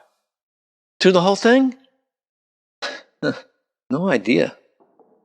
Time inside my head passed different. I don't know how to describe it, kid. Every time I do, it sounds like Lucy in the Sky with Diamonds. But I guess you can make of it what you want. Once I let go and just let the arms of Morpheus pull me away, I fell through a hole in the world and found myself in a boat, drifting across still water. A light, humid breeze, like hot breath against my face as I moved through the night. Above me, 1 billion stars burn, and the still black water reflected the sky. It felt as though I was, sailing through space, stars above, stars below. I could hear the water lapping at the wooden sides of the small boat. And I was sure that the reason I was moving at all was because something in the black waters was gently brushing my vessel forward. I could hear it, or them, scratching and thumping against the hull. You were hallucinating. I don't think so. It was a very vivid dream. But then again, not. A dream is a sequence of images and feelings where time jumps about. There is no foreknowledge about things you should not know. Like the fact that I should not touch the water. And I knew where I was going. Could see it through the dark and over the horizon. But dreams are like looking at life through a window compared to that experience. I don't know. Maybe it was a drug trip, or my brain short-circuited. But I crossed that sea of stars. I felt the sickness and the fear of rocking that old boat, and I knew there was a city waiting at the end of that journey. I knew Duralchia was waiting for me there. Joe was there? That makes sense since you said she was taking care of you. I'm sure you sensed her at your bedside. No, kid. Not Joe. Duralchia. Standing in the middle of a ruined city under a blanket of dying stars eons away from my bedside. Mr. Peters, I'm not a fan of ghost stories. I close my eyes and I can see it. Just in the shadow at the edge of the darkness, like shapes burned into my eyes. I can remember that smell. The way the world smelled back then. It smelled of rot and smoke. On the horizon, I saw the city on the shore. A black gash across the sea of stars that reminded me of a dead spider on its back, legs curled up into itself. There were listing towers and fractured temple walls. I only knew this because I could see her memory of them through her eyes, and her perception bent my own. Brought everything into focus with the clarity of detail so overwhelming it felt like the last instant of a nightmare before you can, before you can force yourself awake. But I was trapped in my boat.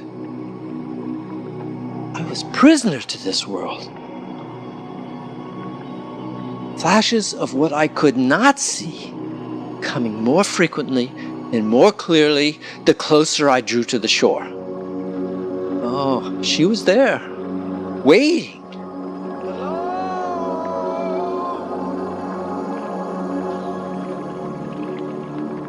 I am here, brother. Where am I? Drifting across the lake of dreams where sunlight hides and darkness schemes. On frozen shores of lost Karakosa. The dead sing just to feel alive, the song their souls cannot revive, in the grip of the queen of dread Karakosa. You remember the words? Like the horn of the truck that hits you. I never been branded, son. But I have the scars from hot metal left in the sun, and that's how it felt to hear her. Hear her true voice. Son of man, father of reason, come ashore. There were no bugs, no birds, no sound of life anywhere. I still couldn't see much beyond starlight reflected off the chop of the water. The flashes had stopped, but my fear remained.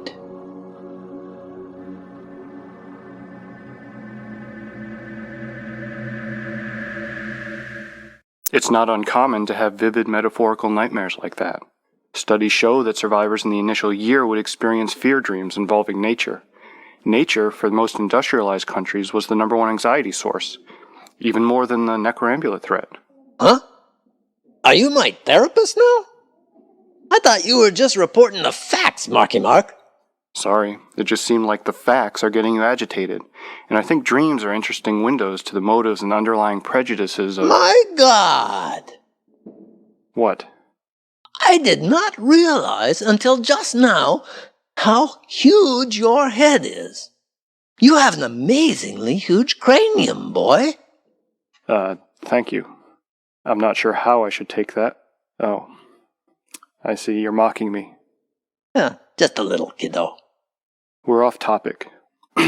Please, continue.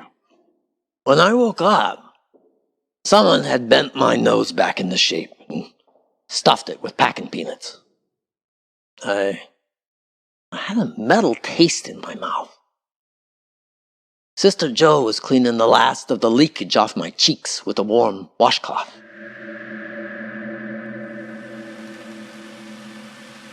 Welcome back. What happened to the kids? They are unharmed. I must apologize. Brother Montcastle can be a bit dramatic. Did I really see? Rest your head. I'm sorry I had to put you down like a game animal, but I couldn't risk you angering the Red Monks. They would have killed you before you reached the stage. What were those things? They are not things. They are gods. Right. God. Yeah, sure. I have tasks to perform. Sleep. Dinner, good. Sleep, good. Excellent. Rest. Sleep deep. The world will still be here when you wake.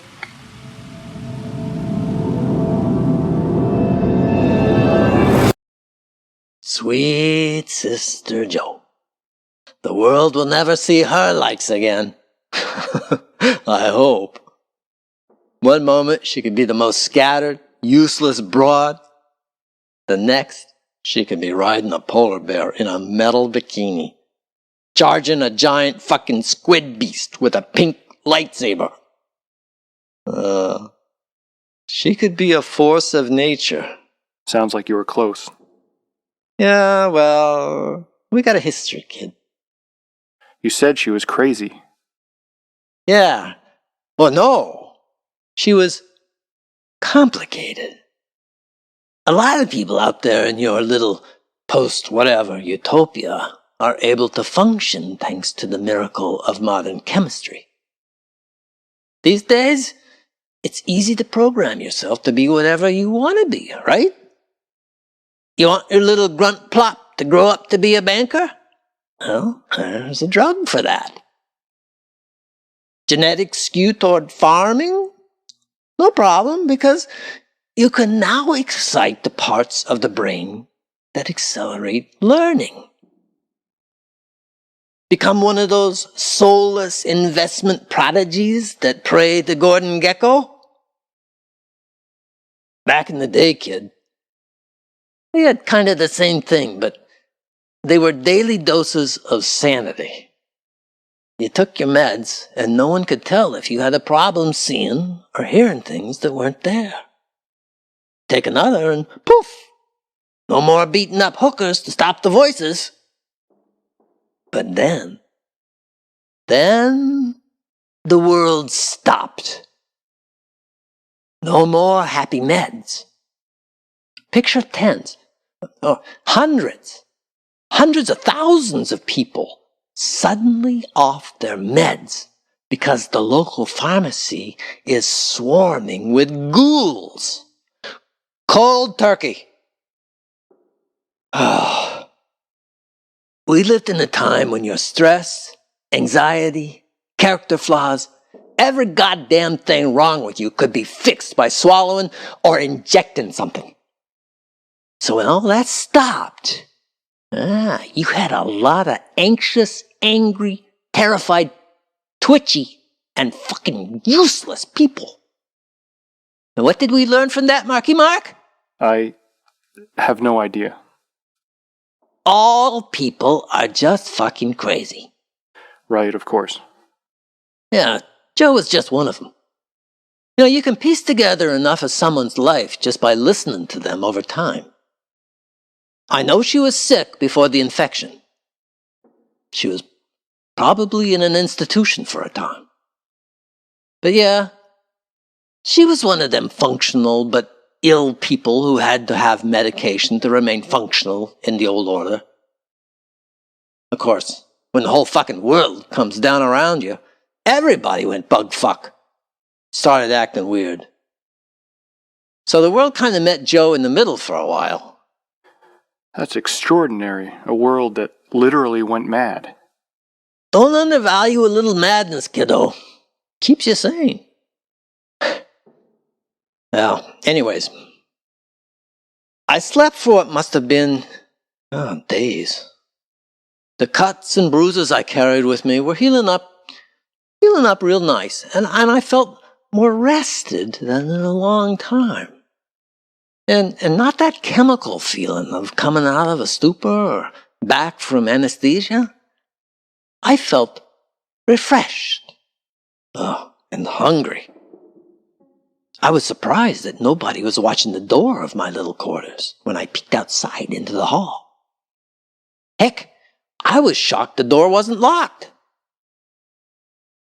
Given that Joe had been the figure sitting bedside, checking my head and keeping watch, maybe I just assumed she trusted me. She didn't? I learned that this would depend greatly on the version of Joe closing the door on her way out. But all of them, all the Joes were your allies, your friends. Otherwise, wouldn't they have just, put you down or out the door? This old Scottish fighter pilot once taught me something important. No, actually, he put something I've always known into good-sounding words.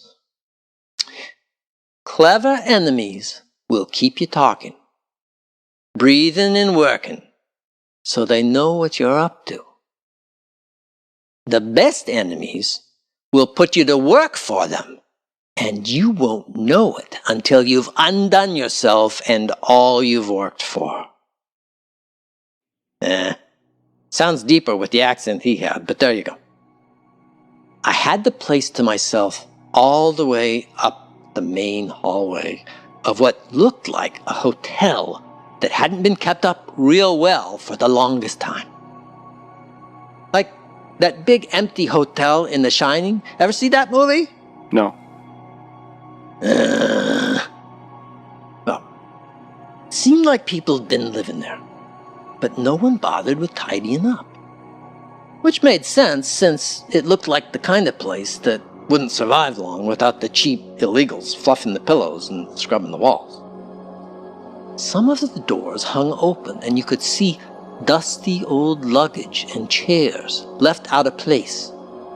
Like the maid never got around to straightening up, The windows were all soaped up, if I remember right, which I thought weird. Then I got to the main hallway of the place and took it out to this big indoor arboretum on the 5th floor. A big open area with raised skylight ceilings and the kind of 5-star trimmings you'd see in a big city hotel back in the day. It was almost empty. There were couches and lounge chairs around tables full of old magazines and books. Plastic plants and planters scattered around gave it this warm, fuzzy, homey feel.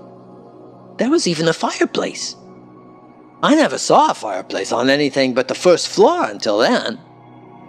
It looked like it'd been used for cooking. I remember the campfire smell of wood and charcoal, and just enough scent of grilled meat to make my stomach rumble.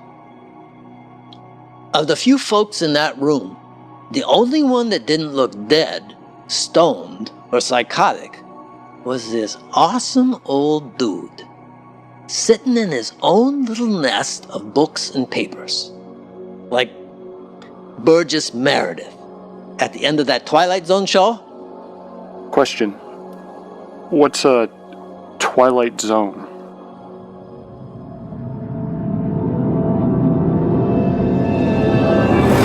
Kid, that question alone means we live in a dead age. God, I would punch a monkey just to have access to the original Wikipedia. Not that state-sponsored thing. Twilight Zone, kid. Do-dee-do-do-do. No? Oh. God, I am so glad I'm gonna die soon, because this world is just shit. Sorry. Oh well. I guess that means someone gets to discover it again someday. Anyway, this awesome old guy is sitting there, reading a book with a long title, I can't remember.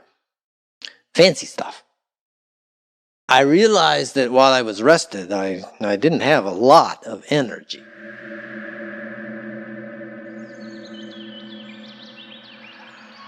Sir, mind if I throw down here a minute? Get my bearings? Have a seat, son. Nice to see someone else, not walking around in a robe. You the driver everybody's calling about downstairs? I guess. If I'm the only driver here. How long ago was that, by the way? 3 days. Thought you were long gone by now. You came in with Sister Joe. You know her? I know every one of her, I think. What's her story? Well, heck, son. I ain't got round to telling you mine. Wouldn't be right telling you someone else's. Name's Mifflin, by the way. Ken. So bright in here. All that sunshine coming in. You know, from here the world don't look so bad. Uh-huh. You're new.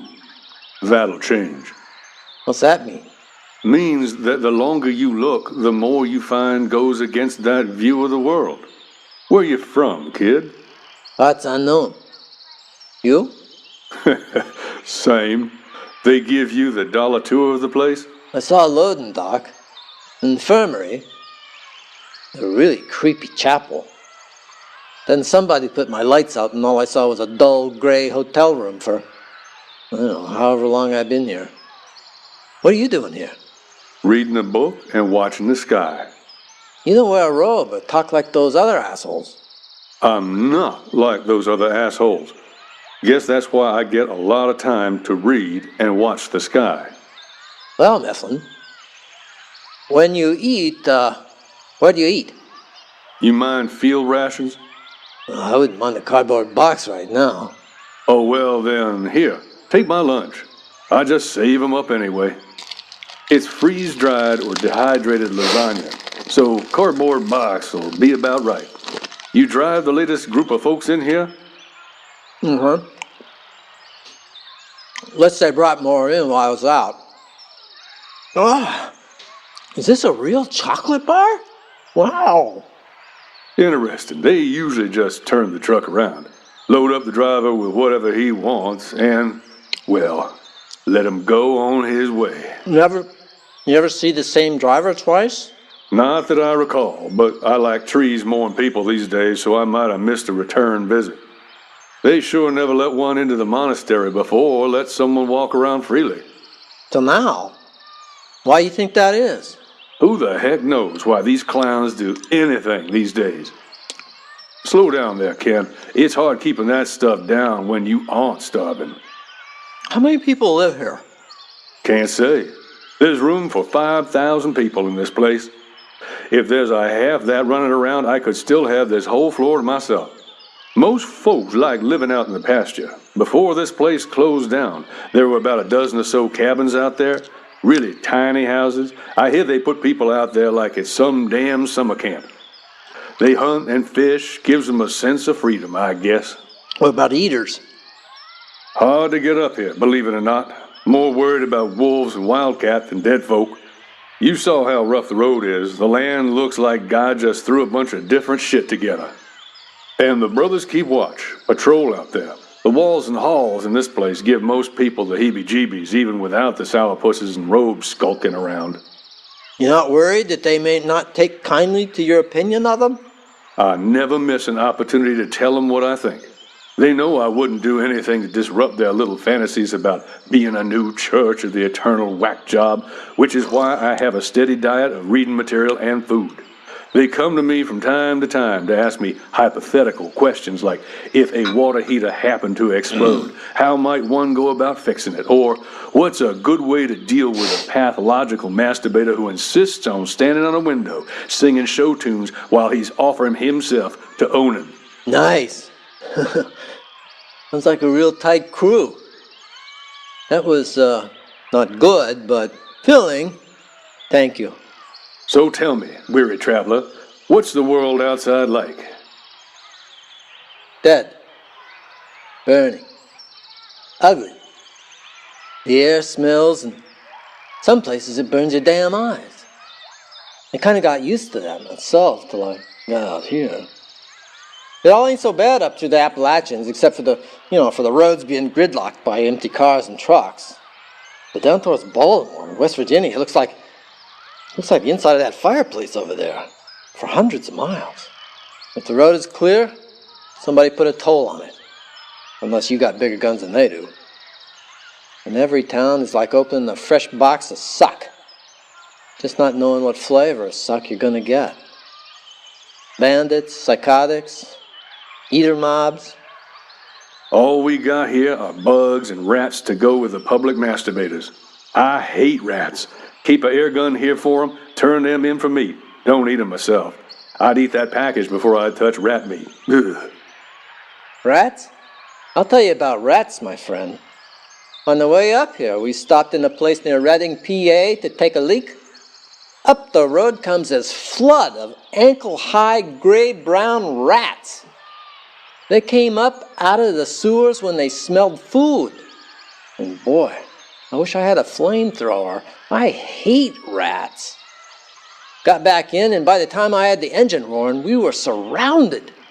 Rats were leaping up on the bumper, sideboards, into the wheel wells so bad the truck spun out trying to get traction. We left a spray of vermin across the Wawa storefront, and I nearly jackknifed the rig getting back on the road. So I guess I should be happy I can still see these trees. Can't see the eaters if I can see the trees.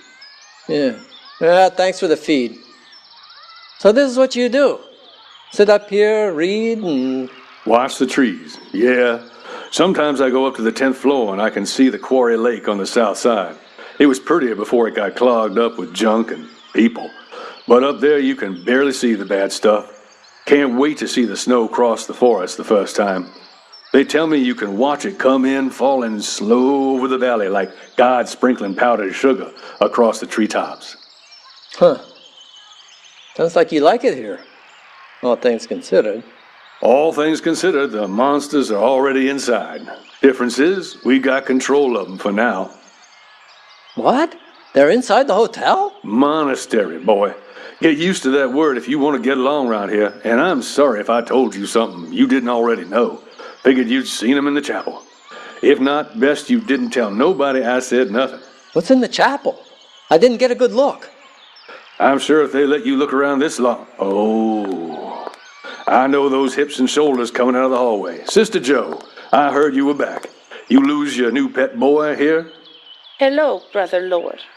Good to see you again. Brother Lord? Annoying pet names. They hand them out at the door.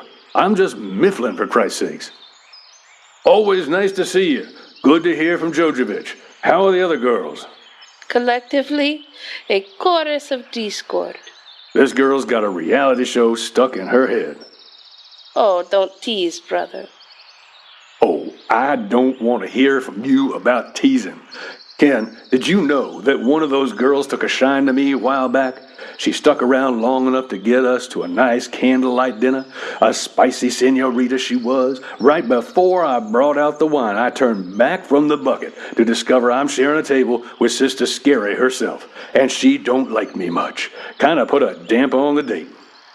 We all love you, brother. But we all share one body and... Oh, I'm old enough to be your body's grandfather. Anyway, you here to show Ken our little monster menagerie? I do wish you wouldn't put it so crudely. No, I have things to finish up. I was just a little concerned when I saw your bed empty. You never know what you'll find behind a door or around a corner. Then show me. You need to stay here a while. Regain your strength. Let your meals settle. Take me with you then. Not now, Kenneth. I want you to stay here. What if I don't? Just saying. Well, I would be woefully disappointed that I spent the last 3 days watching over you, giving you water, bathing you with a sponge as you slept. Yes, she went there, son. Hard to turn down someone who scrubs you down with a sponge. But I wasn't even awake to enjoy it. You're enjoying it now. I know I am. I guess I have no choice since I barely have the strength to digest food and jabberjaw with the old man here. Good. Don't try to follow me, Kenneth. I am not exaggerating the dangers of this place. I will be back for you. I'll take you to dinner. And the movie? As a matter of fact, the brothers and the deacons will be showing the last Star Trek movie in the resort theater tonight. Again? Well, I hope dinner will be better. See you in a little while. Thank you for keeping him company, Brother Lore. I'll thank you to stop calling me that. But you're welcome. It's nice talking to someone who doesn't act like they're performing in a passion play. Ooh, that shape. What's that? That shape has got to be one of the finest forms in nature. I've seen a lot of great shapes, Ken, but that one, it's no wonder the brothers call her a priestess. You're a dirty old man, Mifflin. I'm old. I'm dirty. I'm a man. So what? Uh-huh. There's a lot of drama in that head. Never good to get involved. You're going after her, aren't you? Of course.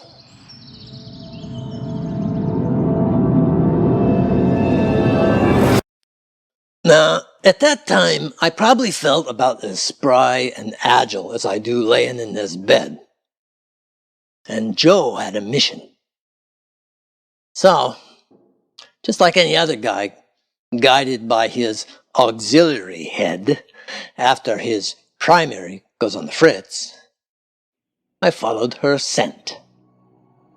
I followed it down the grand stairs, initially careful to stay far enough back not to be spotted, but then trying just to keep up. At first it was easy because there were a lot of boys in brown robes slowing her down, trying to chat her up, as they say. I could hear a voice echoing up the hallway, and the frat boy laughter of pimple-faced goons let me know I was on the right trail through the main conference room wing of the main floor.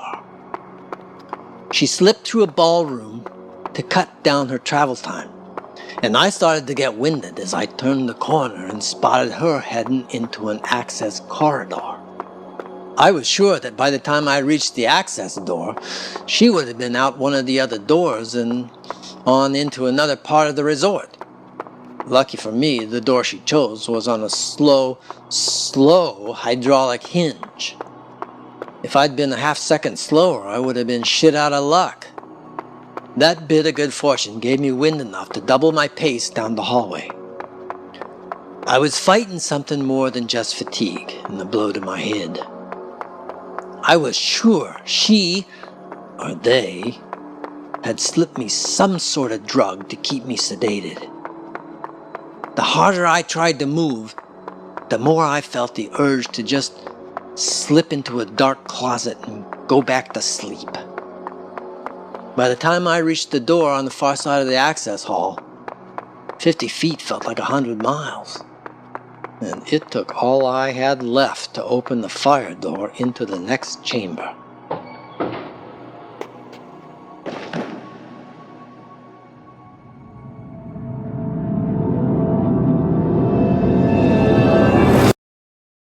Did she evade you?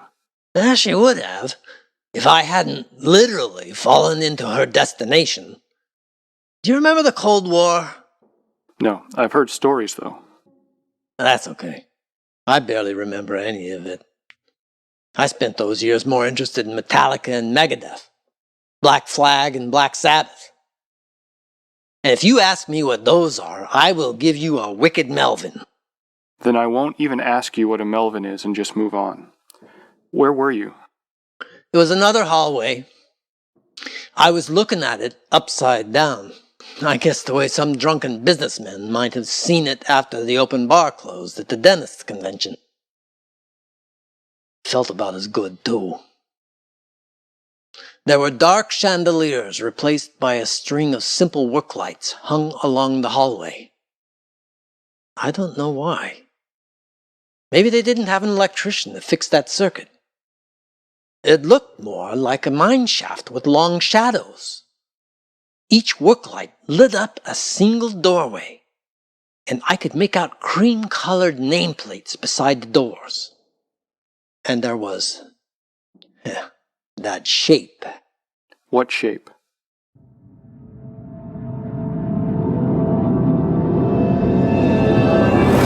You let me follow you, didn't you? I couldn't let you get lost in the mine, could I? I should have known you wouldn't want to sleep among people you do not trust. Where are we going, Joe? We aren't. You're going to lay there and hope the rats don't find you. Where are you going? To visit a friend. I wished to do so without having you there to ask 1,000 questions. Come on, Joe. Don't bullshit me. If you didn't want me to come, you wouldn't have told me to stay. How are you feeling? A little better than I look, I reckon. Think you can make it into the next room? Give me a minute. Why? The rats in this part of the resort are quite aggressive. Let me help you up. Thanks. The Cedric Ballroom. Am I in time for the reception? You are in time for a very special reception. Uninvited, but I suppose you should see this. Everything is special to you. Or sacred. Or holy. It's a fucking room. Yes, it is a room, but it is also a special fucking room. How did you get mixed up in all this, Joe? Did they tell you that you were a prophet, or did you apply for the job? Again with the questions. I would like it if you would just listen and figure things out. Open your own mind and draw your own conclusions. I tire of having to argue my reality so that it fits into your own little view of the universe. Did you just tell me to shut up? No, but it is an excellent idea. It is indeed. Why don't we all pay our respects and learn more? Great. You. How's your head? I'm at a Kentucky bourbon hangover right now. We'll find you some water and aspirin. You've never had a Kentucky bourbon hangover, have you? I'm glad to see you, Brother Loving. Would you keep an eye on Mr. Peters while I prepare? Of course, sister. Wait, where are you going? I need to change. I need to, slip into someone more comfortable, as you might say. You just said that? For real? She just said that? She just said that, yes. This is just... I gotta get out of here. And don't give me any shit about me having some purpose. I don't want to be part of your Kool-Aid cult. Mr. Peters. Ken. I realize that all this data thrown at you in no particular order must make us seem even crazier than you originally thought. There's really no need to hold back or keep any secrets from you, Mr. Peters. We value your cooperation and assistance. The elders can't deny your usefulness to our cause. Uh-huh. Full disclosure? Yes. Okay. First question. Let me guess. What is this church all about? No. What the hell is a Googie? Yes, of course. Clinically, a Googie isn't a thing. It's more of a classification. General Order 1. Generational incubation, enhancement, and sustenance. Oh. I can see by the look on your face that this means little or nothing to you. Those who secured these walls worked for a secular power that knew, perhaps strongly suspected, there was more to this new plague than just some new rural bug breaking out into civilization. When Thai fishermen and island villagers began showing signs of a really bad flu, there were people already looking into it. How did they know? No idea, but the gods saw fit to bring them the news, and they acted. Uh-huh. So they just happened to realize this was the end of days virus? Uh-huh. These changes were slow at first. Remember assimilative immunonecrosis? Not a lot of Americans do. We called it the Big Asian Flu. It had nothing to do with influenza. AIN was the precursor to its eventual pervasive strain that brought the world crashing down. AIN infected you and went all Ebola on your body, melting your insides and causing the brain to go haywire. By the time it reached parts of Africa and Europe, it was able to reanimate the dead. Soon after, the dead went looking for food. At that point, the epidemic was global, and people stopped keeping track of their advances. Except the Brain Trust, they kept experimenting under General Order 1, incubate the entities in a host, study the host while alive, then after it comes back, let it infect a new body, repeat the process, spread the infection again, watch and learn, apply any lessons learned on the test subjects to see if A, it could be communicated with, or B, obliterated more effectively than a headshot or total disintegration. Unfortunately, the original Brain Trust conducting General Order 1 GIES used the most suitable and responsive subjects it could find. Children. Unfortunately. And that's what you do here? Not anymore. The Brotherhood emerged and took the project over from the original Brain Trust. They continue to rescue children along the networks the original workers created. Are they inside here? Not right now. They come, those who can, to visit. I know this is a lot to digest, Mr. Peters. No, it ain't, brother. It's just that I'm not sure I buy it. Don't get me wrong. If you guys are doing bad things, it ain't my problem. And from the look of Skull Crusher Mountain Resort here, I wouldn't be able to do much about it anyway. So there's that. We have our good points, Mr. Peters. Such as? Well, first among equals. We've made contact with the force working against us. What does that mean? What if we could coexist with them? The Eaters, I mean, understand what they want. Perhaps have a conversation about where they come from, where they are going. We could learn a lot from them. And we have. You talk to Eaters? Yes.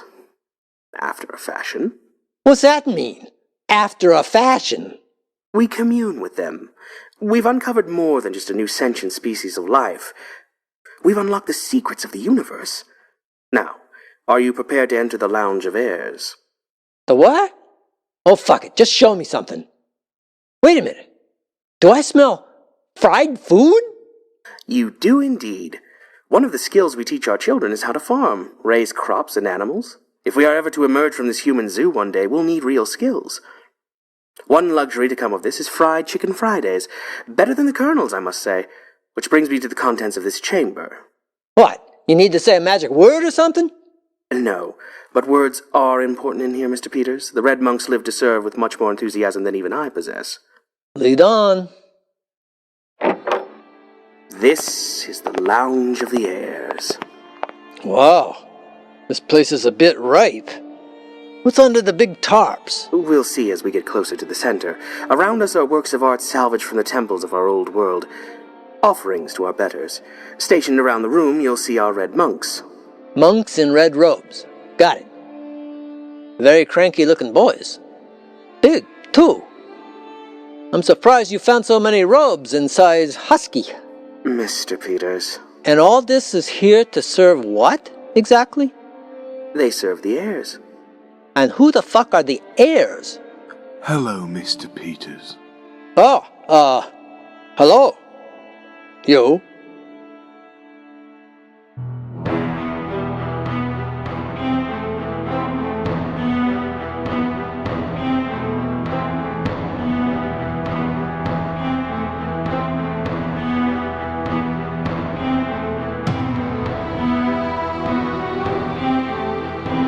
Googies Chapter 3 starred James Baxter as Ken, Brian Lincoln as Mark, and Gwendolyn Jensen Woodard as Joe. Featuring B. Busby as Mifflin, Peter Cavell as the priest, Stacy Dukes as Brother Loving, and Alex Gilmore as Brother Sloth. The episode was written and directed by Jay Smith, showrunning and voice direction by Brian Lincoln, editing by Brian Lincoln and Scott Pigg, sound effects and Foley engineering by Scott Pigg, engineered, mixed, and mastered by Michael L. Stokes. Music direction by Michael L. Stokes and Jay Smith, featuring original music by Michael L. Stokes, with incidental music by Kevin MacLeod and Jonathan Colton, used courtesy of the Creative Commons license. HG World is a production of 3015 North Studios, with content used with permission under the Creative Commons license.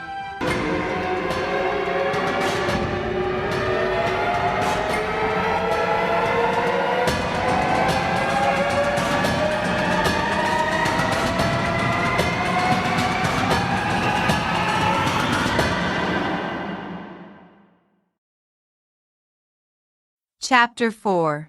What are you doing for Memorial Day weekend? What am I doing for my Memorial Day weekend? I've got the best working vacation planned ever. Of course, when your work is fun, a 4-day weekend spent with creatives is nothing short of amazing. I'm hitting up several of the writing panels, anything that involves superpowers, but also that gritty sci-fi thriller vibe. I've got to say hi to the guys from Flying Island Press who'll be there, and I know I promised to hang out with several folks who said they'd have first drafts done to share. Chris, I'm looking at you.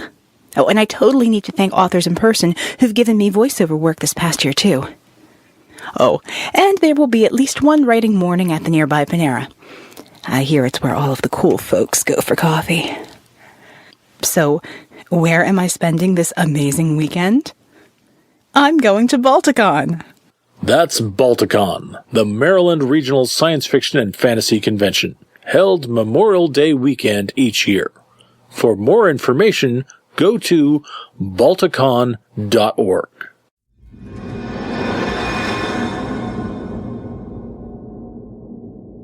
Previously on HG World Presents The Googies.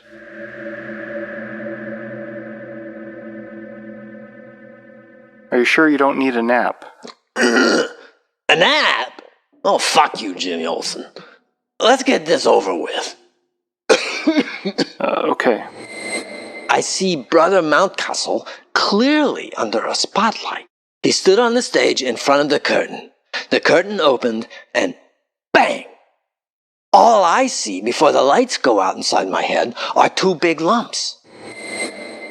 I fell through a hole in the world and found myself in a boat,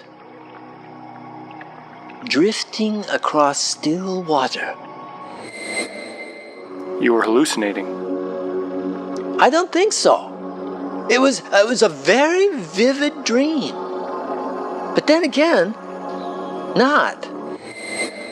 When I woke up, someone had bent my nose back into shape and stuffed it with packing peanuts. Sister Joe was cleaning the last of the leakage off my cheeks with a warm washcloth. I'm sorry I had to put you down like a game animal, but I couldn't risk you angering the red monks. What were those things? They are not things. They are gods. Sweet Sister Joe. The world will never see her likes again. I hope. One moment she could be the most scattered, useless broad. The next, she could be riding a polar bear in a metal bikini, charging a giant fucking squid beast with a pink lightsaber. She could be a force of nature. Sounds like you were close. Yeah, well, we got a history, kid.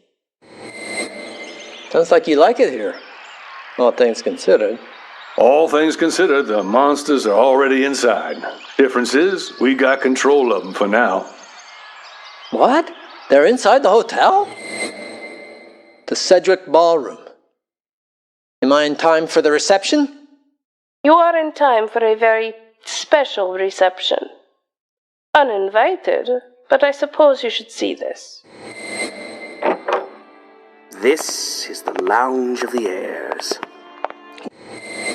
And who the fuck are the heirs? Hello, Mr. Peters. And now, HG World presents The Googies, Chapter 4.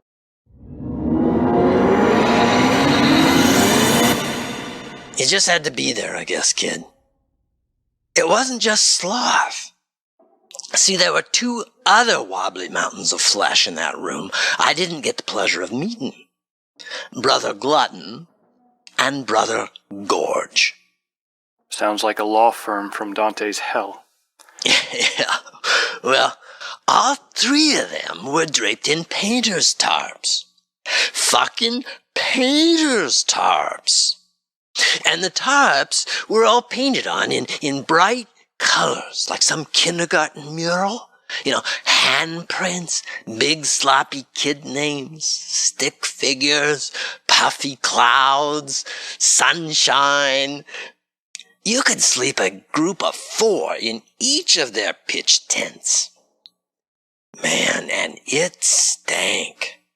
Stank like the Popcorn Express. No, worse. You usually don't see someone in that kind of body still moving, much less grinning like a fat kid in a bathtub of fudge.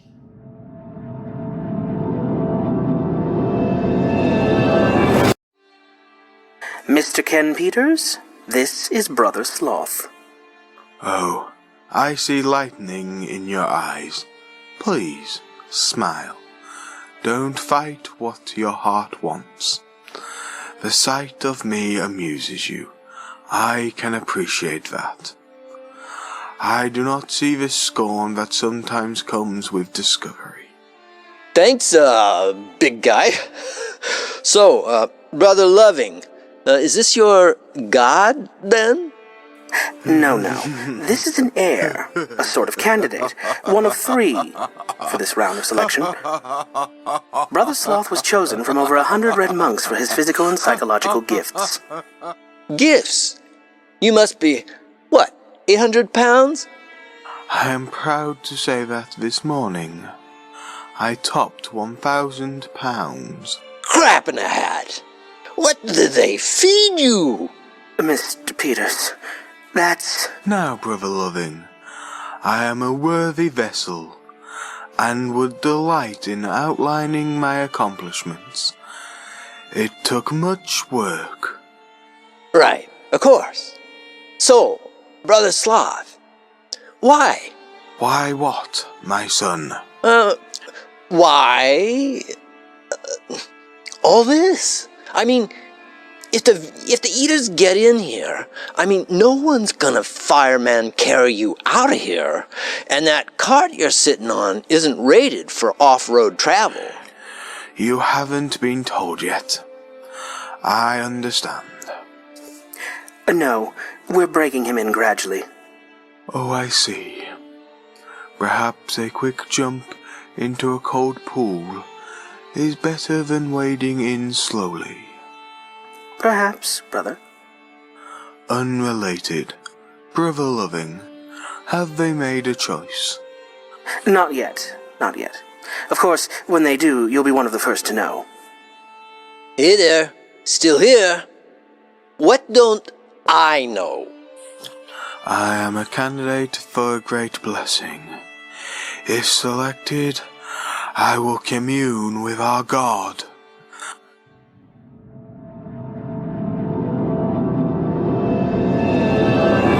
I can see by the look on your face that you ain't used to such rites and rituals, kid. Just as well that never caught on. Well, walking back through the lounge of heirs, you could see the tension on the fat, oily faces. These men, 3 monstrous men, looked like their entire lives were about to be judged. It was kind of like an old game show where the judges took forever to decide who was going to leave the island or get out from the next round. Scared. Brother Sloth spent his time looking over his own drop cloth, smiling at the watercolors and the finger paint. He'd draw the fabric up to get a better look at some kid's handprint, not giving a shit that he was giving everyone in the room a look at his rolls of sagging belly fat and the stumps of his legs. Of the 3, he was the only one at peace. When he looked at me, I know he must have seen the horror and disgust in my face. But he just smiled like he understood what I was feeling. Like he knew better, and that was enough. He'd look at Joe and just gaze like a kid seeing his first Ferrari. His eyes sparkled this unnatural blue, and he was impossibly innocent for living in such a horrible time. But he smiled, especially when she walked into the room.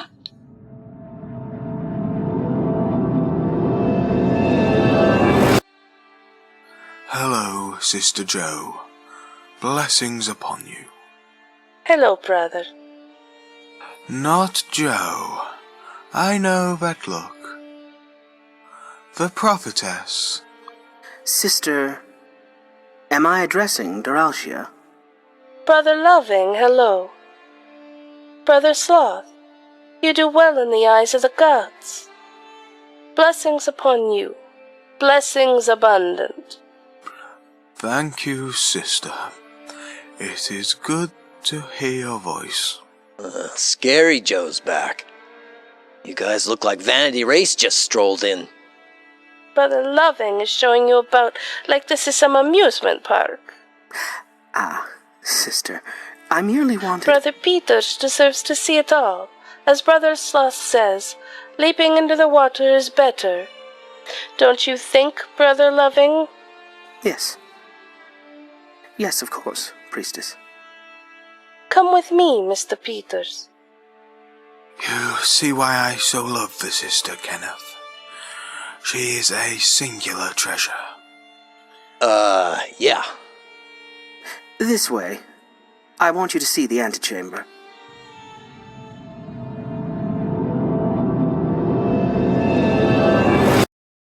Wait, I don't understand. What just happened?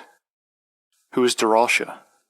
Just one of her selves who was more important than I knew. This one mind, maybe her true self, I don't know, emerged there.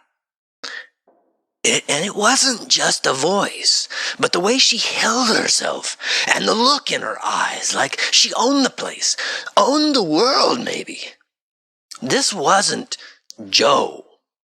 This was Doralcia. It made sense to see her there because it was a room that made no sense. No sense at all.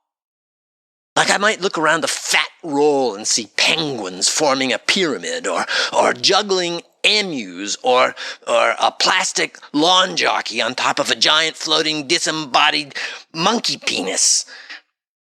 In this world of famine and plague, here are these humongous fat boys wobbling on carts like weebles and commanding the love of these whack jobs around me. Of course, Doralcia walks in like she's some celebrity. This was her home. She was never more together than she was in that room. She led me there, and there I was, you know? Of course you don't. So these men were worshipped. What about the red monks? Well, they stood silent vigil over it all.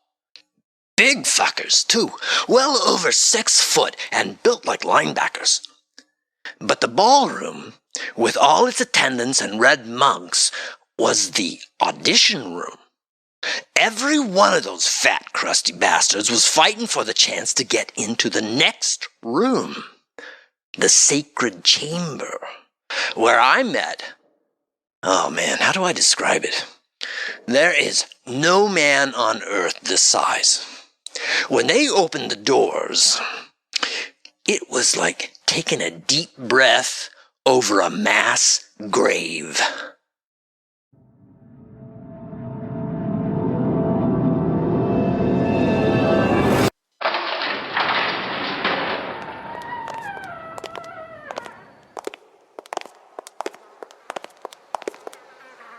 What the hell is this?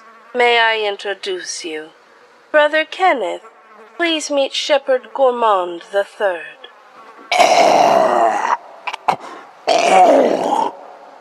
It's an eater! Stand down, Kenneth. He is no threat. He is at peace. That is the most... He's rotting. Oh, the smell! Why, he is beautiful. You have my greetings, Shepherd.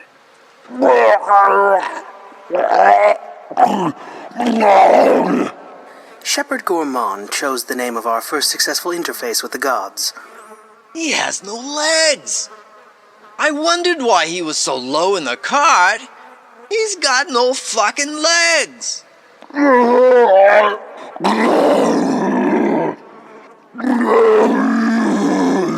is merely in awe of your greatness, Shepherd. This is the one you spoke of. Russia, beloved. Shepherd, chosen and blessed are we. You got a little, eyeball on your cheek there, sir. I don't want to know what you got all over the rest of you. Why doesn't he have a dress, or a muumuu, or whatever, like the others? The others have not been interfaced. They are still being celebrated. Shepherd Gourmand, we bring you the man of the prophecy. His name is Kenneth. Interfaced? You mean infected? Kenneth. You're one of them things that ate half the planet. But you got a voice. He is more than voice. He is shepherd. Can't see Laughing Boy chasing down anyone in his flock, even if he did have both legs. So what do you want? Do not blaspheme in here, man. I warned you. Yeah, big grub motherfuckers. But Zombie Jabba here has my attention. So talk. He only speaks to those of us of use to him. Your hour of usefulness has not yet come. Oh, shut up. He just said my name. He's looking at me the way his kind do out on the highway. Desperate, hungry. But he don't look stupid. He looks crafty. That's right, big guy. You're thinking of 100 ways to bite off a piece of us right now, eh? Or maybe just me? That is enough, Kenneth. Forgive him, Shepherd. He is a product of the great fear that consumes this world. He does not see your wisdom. He sees only the weakness of the flesh. Time. Coming soon. What time do you speak of, Shepherd? Time of great change. He's so happy to see you, Priestess. It is most excellent to see the shepherd as well. Thrilled to see the prophet here. Would you knock it off? What the hell is this whole prophet bullshit? I'm just a trucker at the end of the world standing in a room with a bunch of fucking lunatics. That's enough of it. Now what the fuck is that?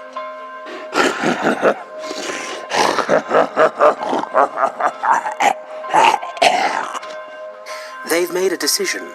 They're going to choose a successor to Shepherd Gourmand. Great. Then I should be going and let you guys do that voodoo you do so screwed up. But you must see, Kenneth. Full disclosure is what you said. Joe. Doralcia. Sybil. I don't care. I shit weirder than this, but you refuse to get to your point. What do you want from me? And how much does it pay?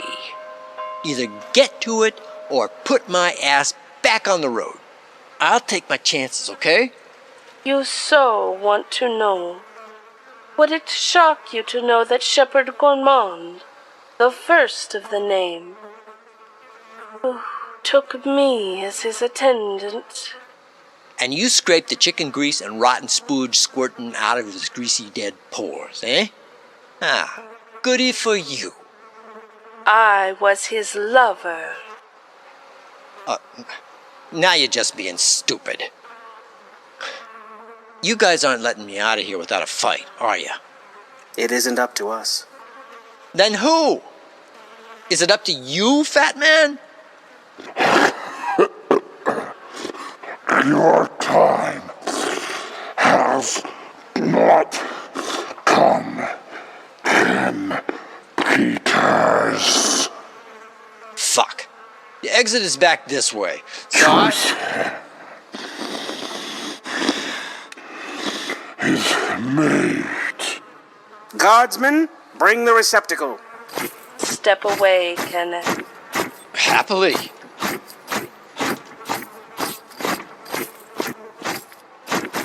Thank you, brothers. In the ritual of succession, the standing shepherd must, at the time of exhausting the last of his human form, he excretes the sum of what it has learned of us. So, he sweats out and you mop it up in that rag. No, not secretes. It excretes. This is the cloth to protect the urn. Guardsmen, to your posts. Shepherd Gourmand, thank you for your service to us. Blessings abundant. As Brother Gordon, you were a good and excellent friend. When you were chosen, I rejoiced. You've endured so much for your cause, my friend. Brother Laughing. So soft. So much love. Shepherd, we are forever grateful. I ask that you surrender this man's soul to the ether and distill your essence so we might sustain you into a new generation. He is prepared. Farewell, Shepherd Gourmand. Guardsmen, press forward. Place the receptacle into position.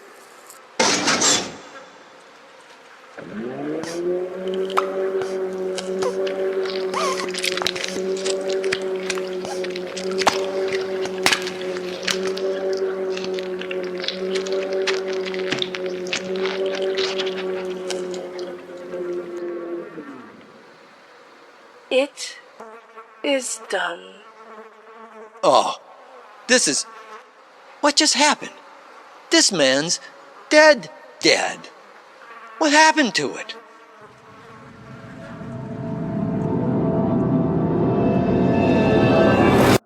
So he was the chosen one then?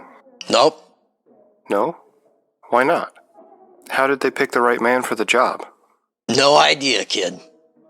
All I know is that Brother Sloth said nothing. He didn't get a memo or a pat on the flab for his effort. It was just over. And time to move on. Loving Joe and I went up to him, and he seemed like every other catatonic refugee I'd ever met out there. He looked like his entire world just winked out, and he was back wherever he'd been in that whole mess. Probably no family or friends left outside the room. Except for Joe, maybe. He asked Joe to look in on the children for him. And then he did something strange. He asked Joe to take his covering.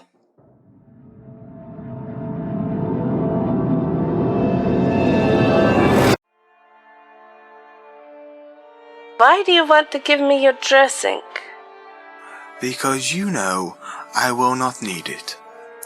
Sister Joe, I so love these children. I don't wish to see their work destroyed. Of course, brother. Of course.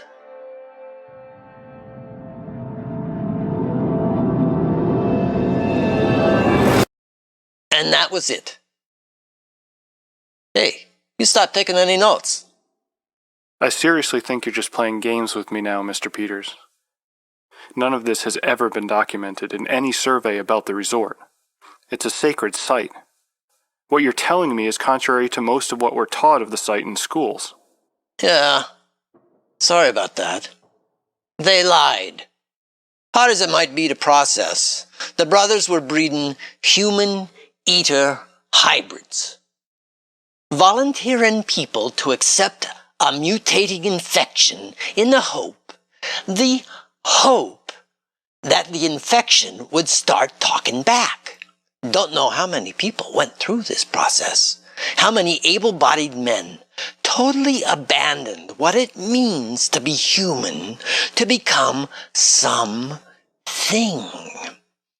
Gorging itself and preparing for the right to ingest the shepherd's essence.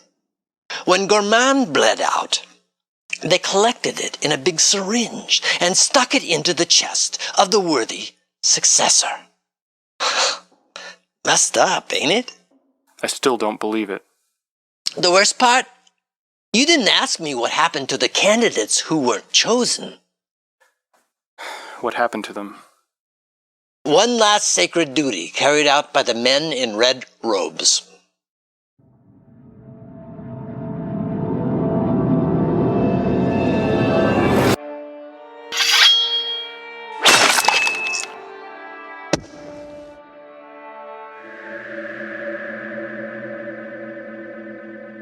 I left when the red robes drew their blades. Joe and Loving looked slightly embarrassed, slightly sick. Maybe it was over Brother Sloth. I don't know. Loving, Duralcha, and I headed back to the utility corridor. I wanted to go back to Mifflin's loft, watch the rain fall onto the skylights, anything. But I wasn't out of the slaughterhouse very long before I ran into a new friend in a black robe. So, this is the so-called prophet who crashed my afternoon service? Oh, boy. And you're the jerk scaring hell out of a bunch of kids. Ain't there enough to be scared of out in this world that you gotta scare 'em with boogeymen? What do you want, Elder? I heard another of our order has been chosen. The way you've been talking, I expected your prophet here would be the one. Seems he was passed over. That is not his purpose. Purpose? I want to know your intentions, Mr. Peters. Are you here to change our world, or are you planning to get back behind the wheel of your truck? I don't understand any of that bullshit. Sister Joe says you're some kind of prophet. Sister Joe's a different breed of cat. You should mind the way you wrinkle that pretty little nose up at her. So, you're willing to buy into her line that you're something special, plucked from an obscure job, dumping bodies into a lake, living or dead. And who the hell are you, Spooky? This is Brother Montcastle. Sorry, Elder Montcastle. He is about as high as you get without talking to the elders themselves, or the shepherd. He does not share our view of you as prophet, Kenneth. Brother Loving thinks with his dick, Mr. Peters. He would tell me the sky were violet if it brought him a few inches closer to his priestess. Elder Montcastle, Relax, Sparky. Look, man, we're all just trying to find a little comfort in the shitstorm. I'm only here 'cause these folks were good enough to take care of me for a while. And that's fine. We're all about the charity, the service. So, you can go. Oh, I can go? You know what you hitched your soul to here at Crackerbox Palace? Really? Can you spell that out? Or do you just need to milk being the center of attention? Brother Loving's the easy one here. He's just one of our loyal supplicants. 3 hots and a cot.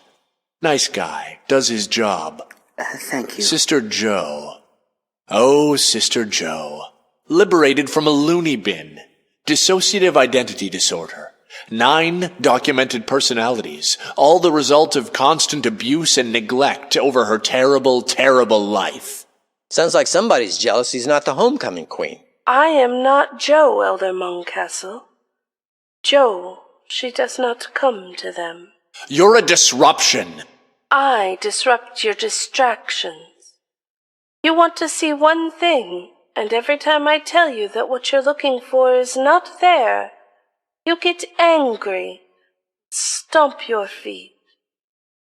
You will have to understand the truth of this all at some point. We're talking cross purposes. We want order. We want a scientific study that helps us understand how to control this plague. We tolerate your hocus-pocus rituals because that brings results. But you go too far saying this trucker is some prophet and that these monsters are some sort of new god. Oh, your science. It's like this room within these great structure. You've lived your whole life here, and everything you've done, seen, and documented applies to this room. And you have the arrogance to believe that that is all that can be. I've opened the door, and you see something new. Where 6 walls stood, you now see more. You see paths into darkness of your knowledge, but you insist that this tiny place, is all that ever could be. There are more things on Earth and in heaven than are dreamed up in your philosophy class, Joe. We're dealing with an organism, a parasite with amazing adaptive abilities. It isn't magic. It isn't alien. They shape our dreams. I've come to you in yours. In your dreams, you do what your heart desires, elder brother. Would you like to hear the details? Would you like to know how I felt spread atop your altar? Stop it. You're not useful to us if you distract our research. If you have no use, then Duralta should sleep. Sleep? I never sleep. I walk endlessly, here or on the shores of dread Carcosa. Then I'm sorry. Duralta. No! Get away from her!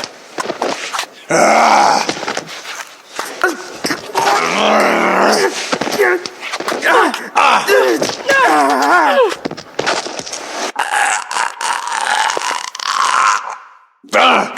No!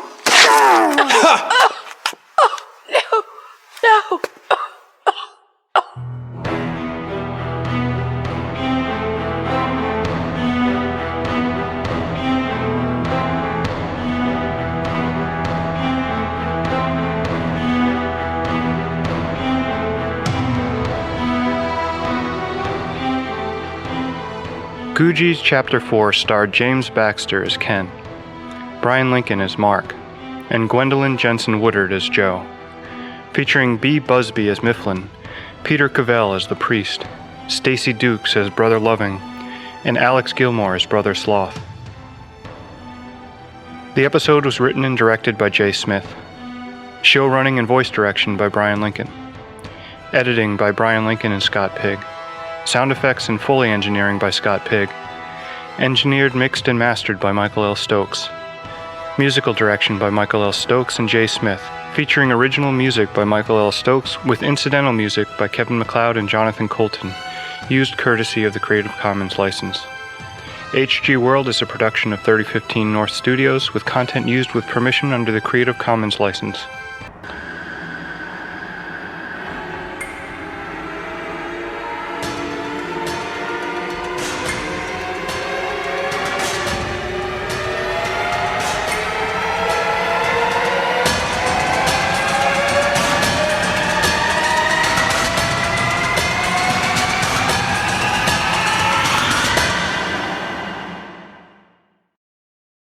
Chapter 5.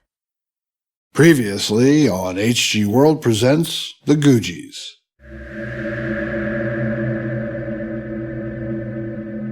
You just had to be there, I guess, kid. It wasn't just Sloth. See, there were two other wobbly mountains of flesh in that room I didn't get the pleasure of meeting. Brother Glutton and Brother Gorge. Sounds like a law firm from Dante's Hell. So, Brother Loving, is this your god, then? No. This is an heir, a sort of candidate, one of 3 for this round of selection. Brother Sloth was chosen from over 100 red monks for his physical and psychological gifts. These men, 3 monstrous men, looked like their entire lives were about to be judged. It was kind of like an old game show where the judges took forever to decide who was going to leave the island or get out from the next round. Who is Duralta? Just one of her selves who was more important than I knew. This one mind, maybe her true self, I don't know, emerged there. Every one of those fat, crusty bastards was fighting for the chance to get into the next room, the sacred chamber, where I met. Oh man, how do I describe it? What the hell is this? May I introduce you? Brother Kenneth, please meet Shepherd Gourmand III.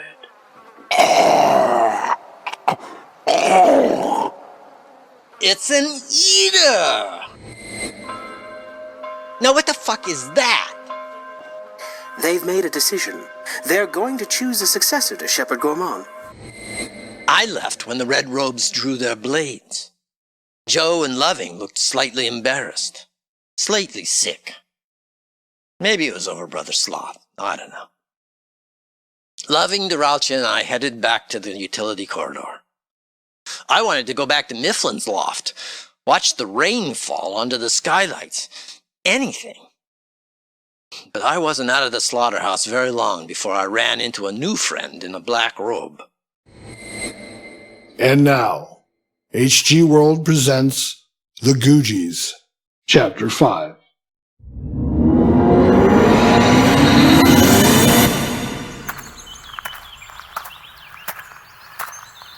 Good morning, Mr. Peters. The nurse said you'd be out here. Beautiful day. How are you feeling? Did you bring me my cheesesteak? I'm sorry. The nurse could smell it through the door. She confiscated it. Bah, I wish I could fire her. What's the point in keeping me alive if I can't enjoy the things that make it worth living? Did you see my wife? No, sir. I understand she is out. She is out all right. Do me a favor, don't ask her anything about Miss Jo, okay? Last time that name was brought up, I wound up more drama than the Tony Awards. So, are you able to continue? I'm interested to know what happened when Elder Montcastle attacked you. Spoiler alert, kid. I didn't die. Right. Should I come back later? You look like you could use... Memories are links in a long chain, Marky Mark. Sometimes to get to the deep ones, you gotta pull up a lot of links. That's tough brain work. It hurts. I'm not sure I understand, Mr. Peters. Well, like when you think about an old girlfriend or boyfriend. I don't want to judge, you know. Do you find you're able to think only of that person? Or do you make connections and comparisons?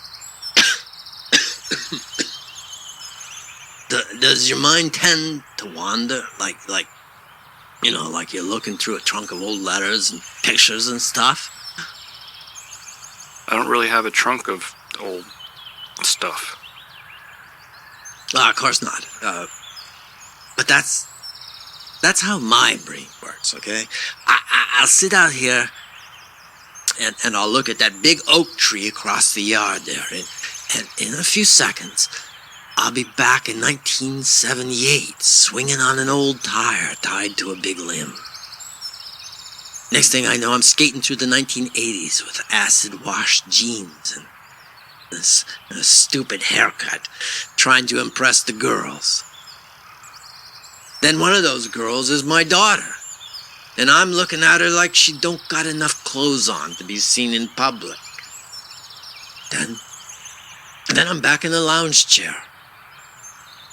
This lounge chair, with everything aching or on fire, struggling just to sit up straight without passing out. Staring out at the same damn tree. The naked limb just begging for a tire swing, wondering where the time went. You know, when I was growing up, the word was that if nothing went seriously wrong in the meanwhile, you could expect about 100 years to live. I guess they were right. I lived 100 years. But in half that time... Okay. But where the hell were we? All right. Me, Joe, the other guy, and Mount Castle's deer sticker. Okay, kid. For posterity and the children who don't know nothing if it ain't off the digital teat. I'd like to know more about Elder Montcastle. I did some research on him overnight, and he's something of a footnote to the whole Brotherhood of Malky Resort. A new shepherd had been chosen, and the essence of Gourmand was being transferred to the new host. Gourmand II. Right. You, Joe, and Brother Loving were asked to leave. And in fact, I wanted the heck out of there. I had no dog in that fight. No desire to wear a robe and talk stupid about things best left to pastors and popes. So I decided, fill up my tank and I'll be on my way. But Mountcastle had different ideas. Mountcastle was an angry guy. He didn't like Jo. She was some kind of heretic or false god or some nutty stuff, I don't know. He was just full of high-octane crazy. I didn't get where that anger was coming from, except that somebody slapped a name tag on his chest that said, "Hello, my name is the Prophet." And a lot of people in that old spooky castle didn't seem to like it. At the same time, when I told them to fuel up my truck and I'd get out of their hair, nobody pulled out the keys to the pumps.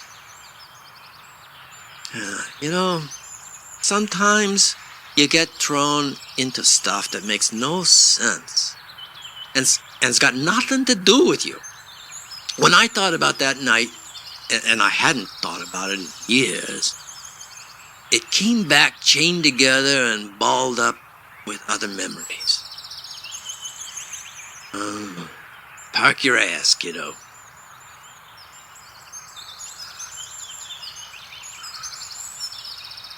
Looking back at all that happened, I gotta tell you that I don't remember many of the details. At least not in the order or exact way they happened. Maybe that whole links analogy isn't right, because chain links don't do what memories do over time. Memories tend to swim around the time stream, dress up in other memories. I could tell you that this time took place middle of the summer, and that the next day's tale took place in autumn. Sometime later, I'll tell someone else the story, and I'll recall freezing my ass off, standing in a foot of snow. In my head, people appear older or younger than they were when things happen. Doctors tell me the brain is a tricky thing for a man in my condition. It doesn't surprise them that I remember most folks the way I last saw them, which, more often than not, is a gray, black, bloated corpse, glaring at me with unblinking, hungry, yellow eyes. Are you up to continuing? You seem a little tired. Boy, you ask me that again, and that recorder of yours is going to get an exclusive interview with your prostate. Of course I'm tired. I'm a 50-year-old man stuck in a 90-year-old body. Everything hurts. It hurts to remember. It hurts to articulate what I remember. Shit, it even hurts to think about how much it didn't used to hurt. Christ, I wish I had some vodka. Oh, just a tall, cold lager. Instead, I get tubes of chalky paste and vitamin injections. Hardly a beer and a cheesesteak. God, when I was a kid,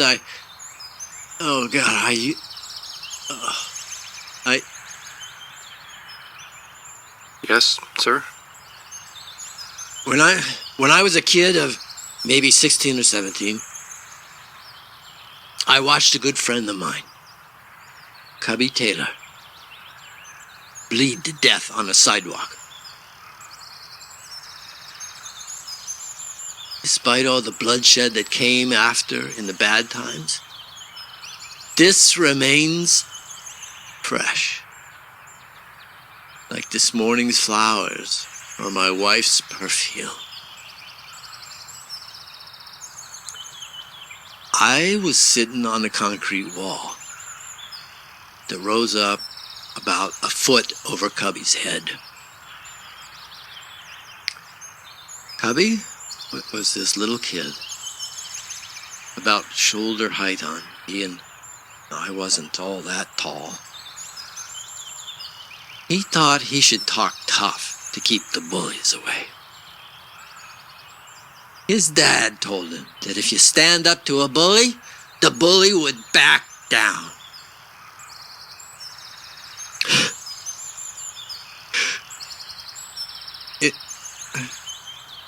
It worked in his little suburban elementary school. His weekend karate classes helped too.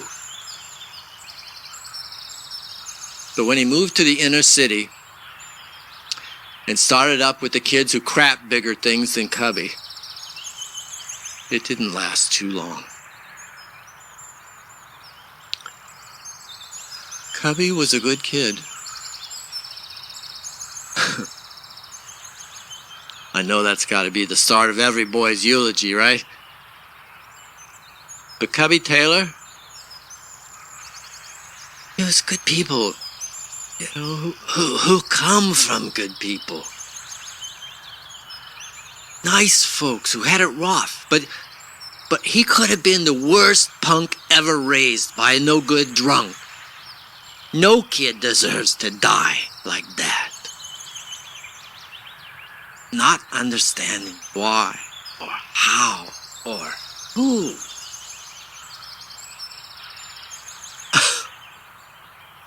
It was just 1 minute standing there telling me about some TV show he saw the night before. And the next, just gone. I didn't even notice the 3 kids walking past him till the last one, savage little bastard named Teddy, stuck him in the neck with a screwdriver.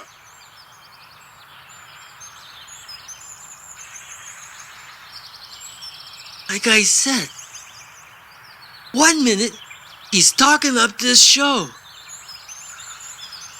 The next, I'm watching him spray blood all over the wall and my sneakers. I didn't move. Didn't say a word. I couldn't.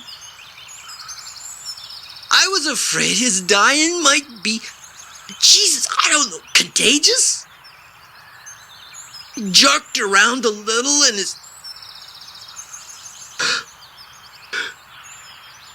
his hands were reaching, snatching at the air. Like, I don't know, like someone might hand him a cork for the hole Teddy tore in his neck. But that wasn't Cubby. It was the life underneath Cubby. Automatic, like his fainting heartbeat, dying breath. Like an eater, but with a soul stuck inside. You know, I always wondered what Cubby felt.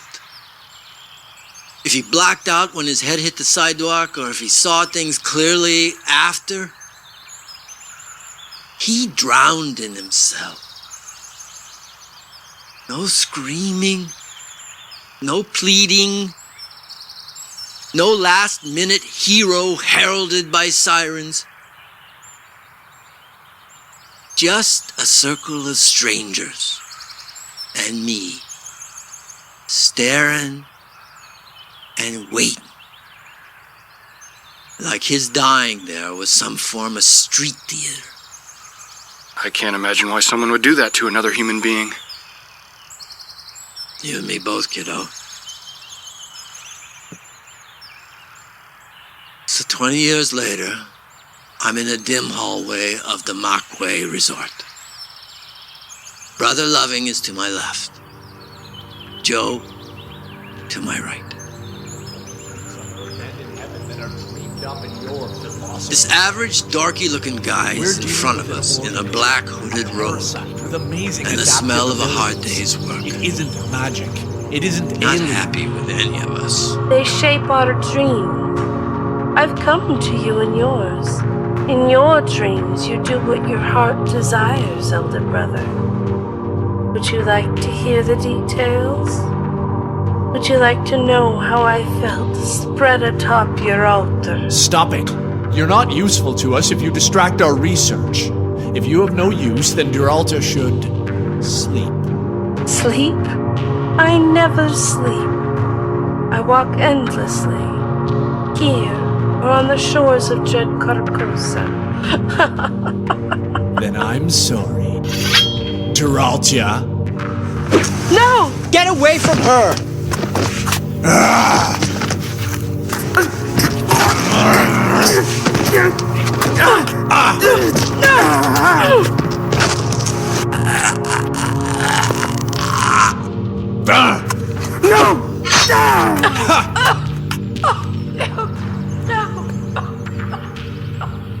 Cubby just lay there for a long time before anybody did anything.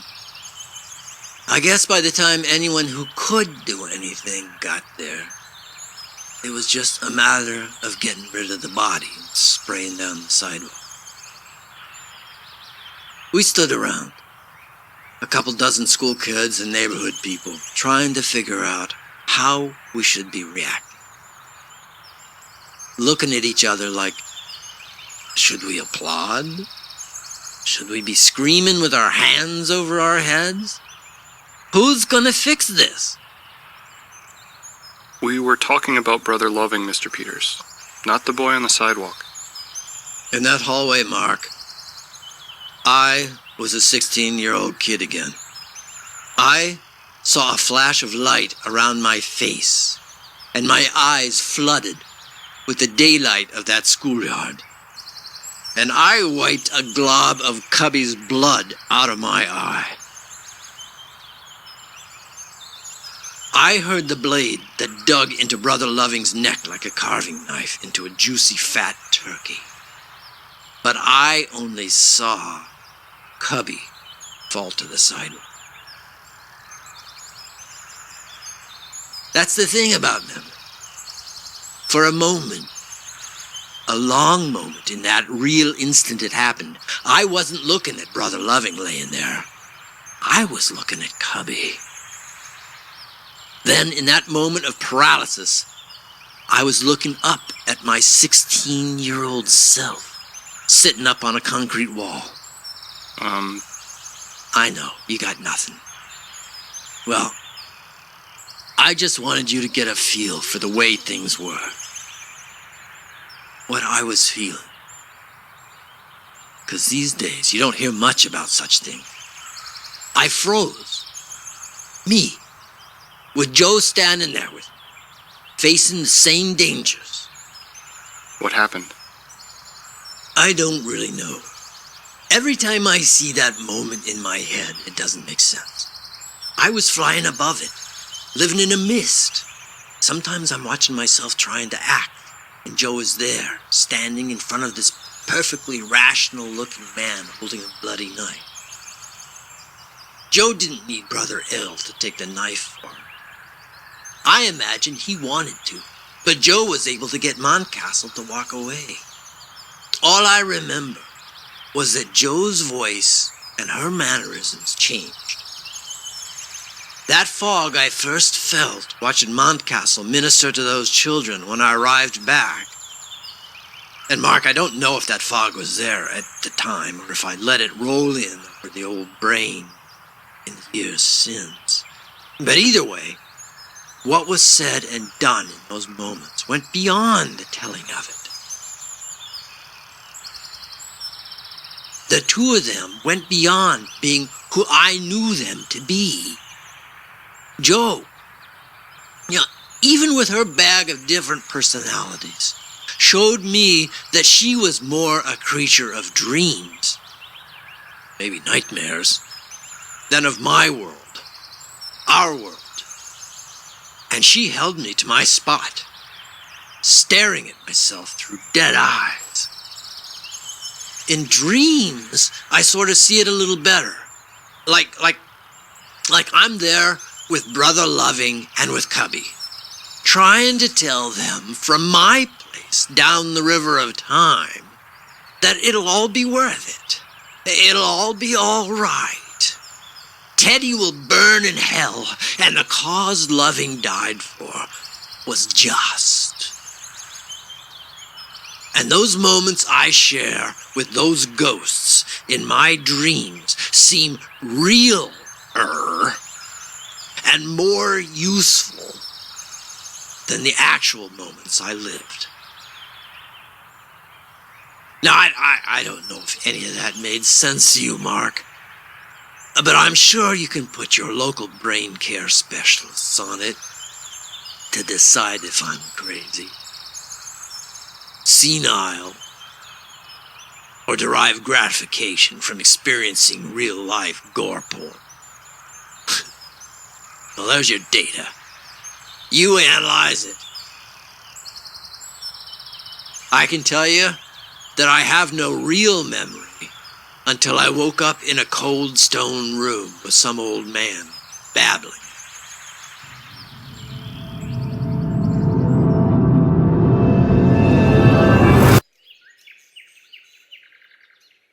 And so I wonder, if I don't give 2 shits, can I still give a shit? I mean, are there degrees to giving shit? And why is shit the currency of one's concern? I tell someone I don't give a shit, and that means I don't care.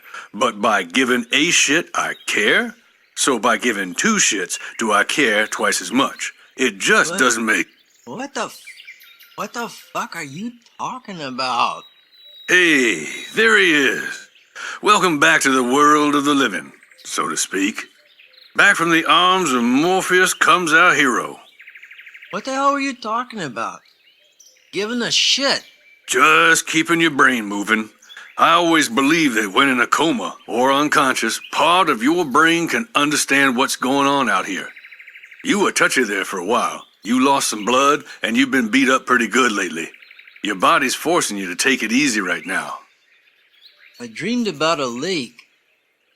Joe was there.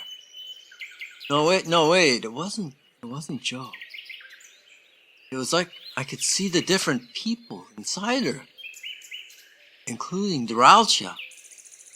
On a lake of blood, drifting towards the ruins of an ancient city under 2 dying suns? Was I talking in my sleep? No, we all have that dream around here, Ken. Part of it's the medication, part of it's the trauma. But I think... Where's Joe? Don't move too much. Here are all the answers to your questions. You're at the Makwe Resort. She brought you in here with some sort of seizure. Joe brought you out with the others. Others? What happened? Elder Montcastle, the guy who attacked you, is gone. We think he left the entire resort. Joe is okay, but she left. No, I don't know where she went. Brother Lovin, unfortunately, died taking a strike aimed at your heart. Wait, Joe just left? Why? I was getting to that. A lot has happened in the last 2 days. 2 days? Before you can do shit about it, you need to calm down. We should have lost you. Some of us sat here with you sundown to sunup just... What about Joe? Don't bark at me, little man. You have no idea the situation you're in. If I answer you in 10 words or less, it will just get confusing. So shut up and lay back, Kenneth. You've been out for about 2 days. Elder Montcastle tried to assassinate you. Assassinate? And Joe. He figured you'd be easier because you don't got any of that supernatural mojo that Joe allegedly has. But why kill me? Some diesel fuel and rations, I'd be in Quebec right now. Because the heir to Shepherd Gourmand commanded it, just before the selection of a new host. Montcastle was summoned to an audience with the fat bag of rot, where he was told this prophecy about me was true, and if I was allowed to live and meddle in the affairs of the Brotherhood, the secrets he could reveal would be lost. Montcastle, a holdover from the days when the Makwe Resort was a research center, simply wanted things to run smoothly. He saw Gourmand as an ambassador from the world of the Eaters. And so long as Gourmand didn't bring the infection to his camp, He'd bow to the will of the shepherd. Who was selected to replace Gourmand? It doesn't matter. Once the host received the infection from Gourmand, the human side was dead. Shepherd Gourmand II, a half-ton of cold dead meat on a throne of bloody stone, woke up. And the first thing he did was call upon Mountcastle and a few loyal red robes for new orders.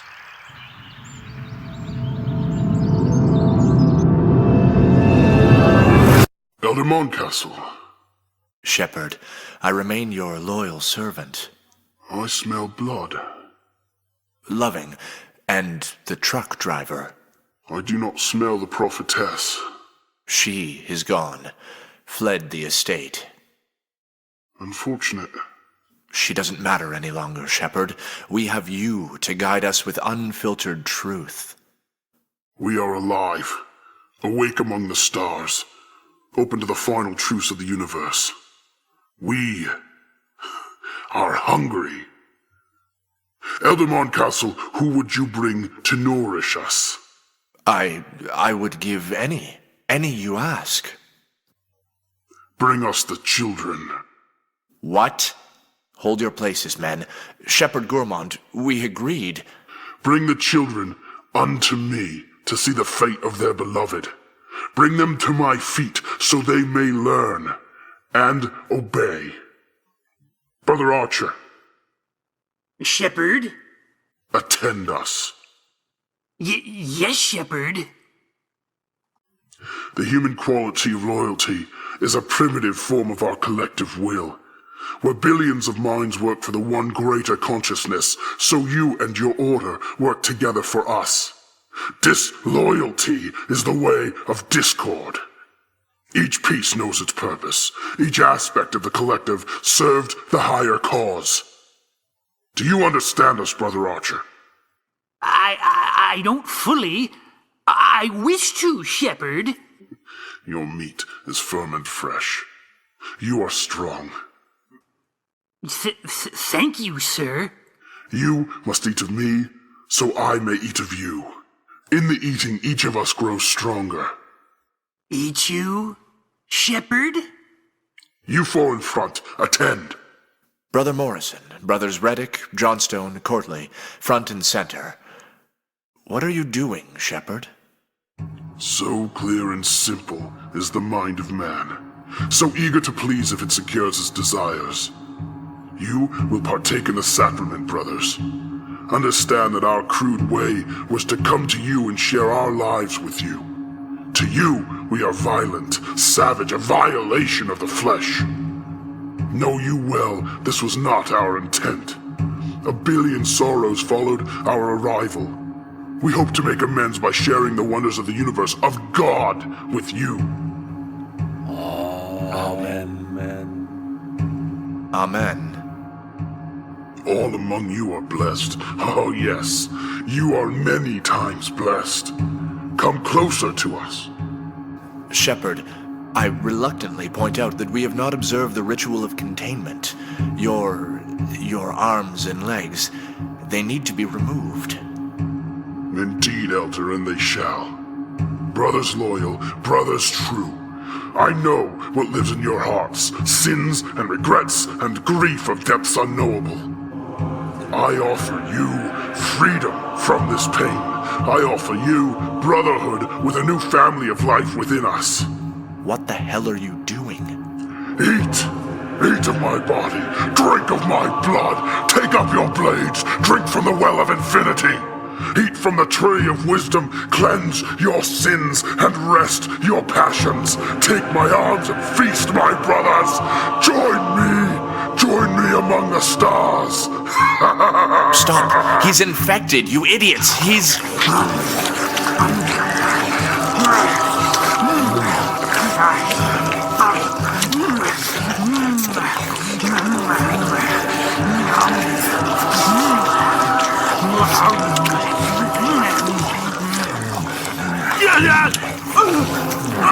Oh, God!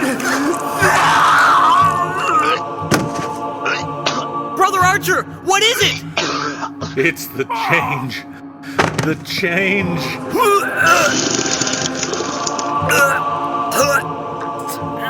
It hurts! It hurts! Shepherd! It's the change.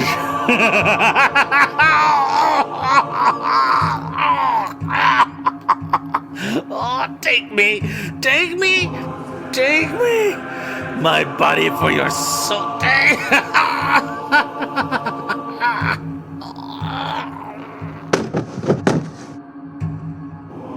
So it begins, Elder. As it is known, if you partake of my flesh, you too shall be cleansed. However, if you are brought unto us through the brothers, you will be Montcastle the Lesser, slave to our desires, a minion in a master's shell. What is wrong with me? Help! Someone? Shut up, Archer. Let it flow over you. Oh, I smell food. The things I can see. Yes. What of it, Elder? Master or slave? Monster? Or God?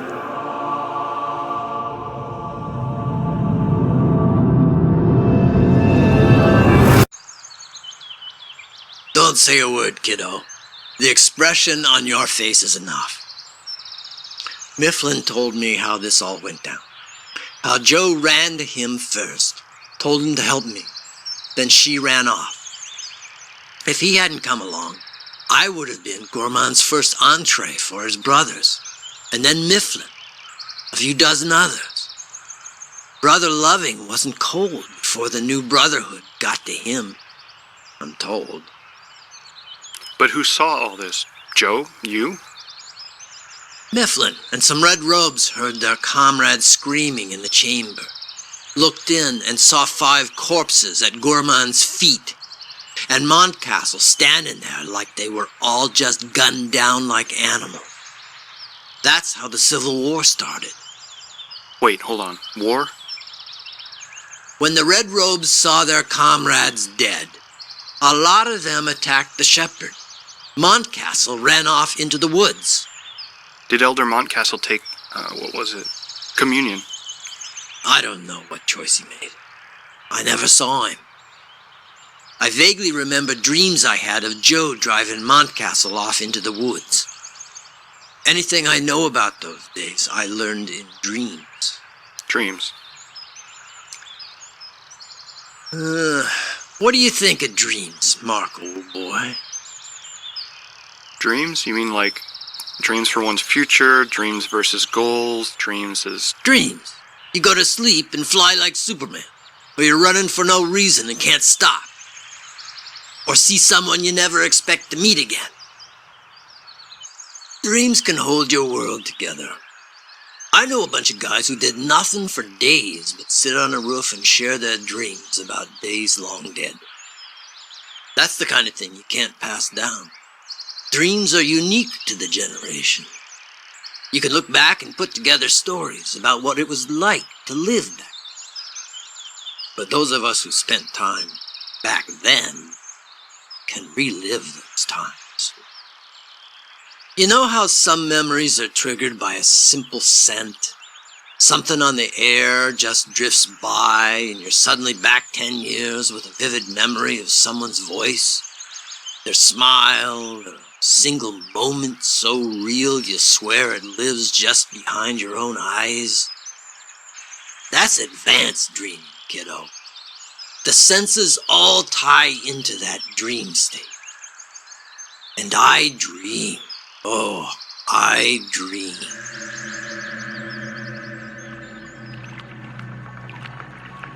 Come ashore, come ashore. Can such things be? A hand through the clouds waves, shadows cross-cast by ancients, cold suns, one great, one frail. When the sun sink and mask the distant Hyades, Casilda will awaken.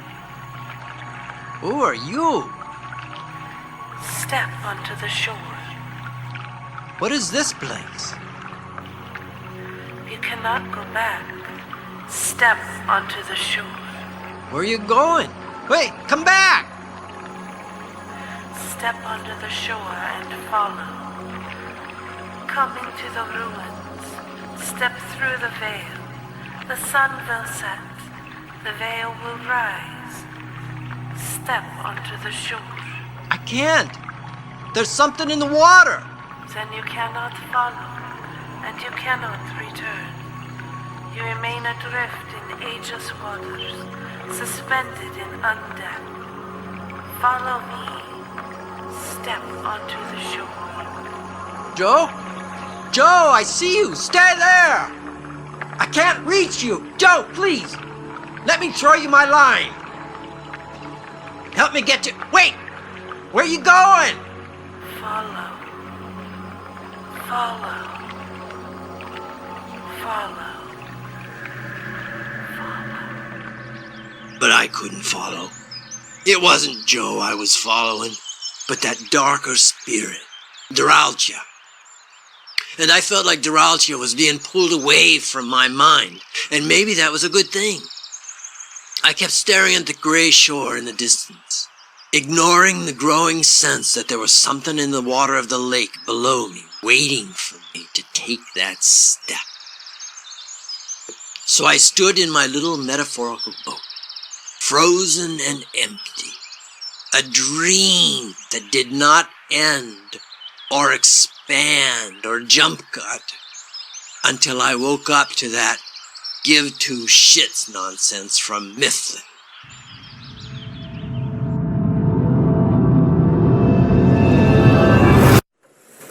What the fuck is going on up there? We've evacuated the refugees from inside the main building and pushed them into the woods. We got a little camp, something I set up secret-like with some of the community leaders in case something bad like this went down. What's going on inside the building? Is that where I am right now? It's a stone outpost about 2 miles from the site. It's got a beautiful view of the resort building, so we can tell if we're about to get swamped with eaters from the inside. We? I've got 20 brothers on our side. Gourmand has about 50. The good news is we have the arms. The bad news is they are all dead. Eaters, but different. They can think and use tools.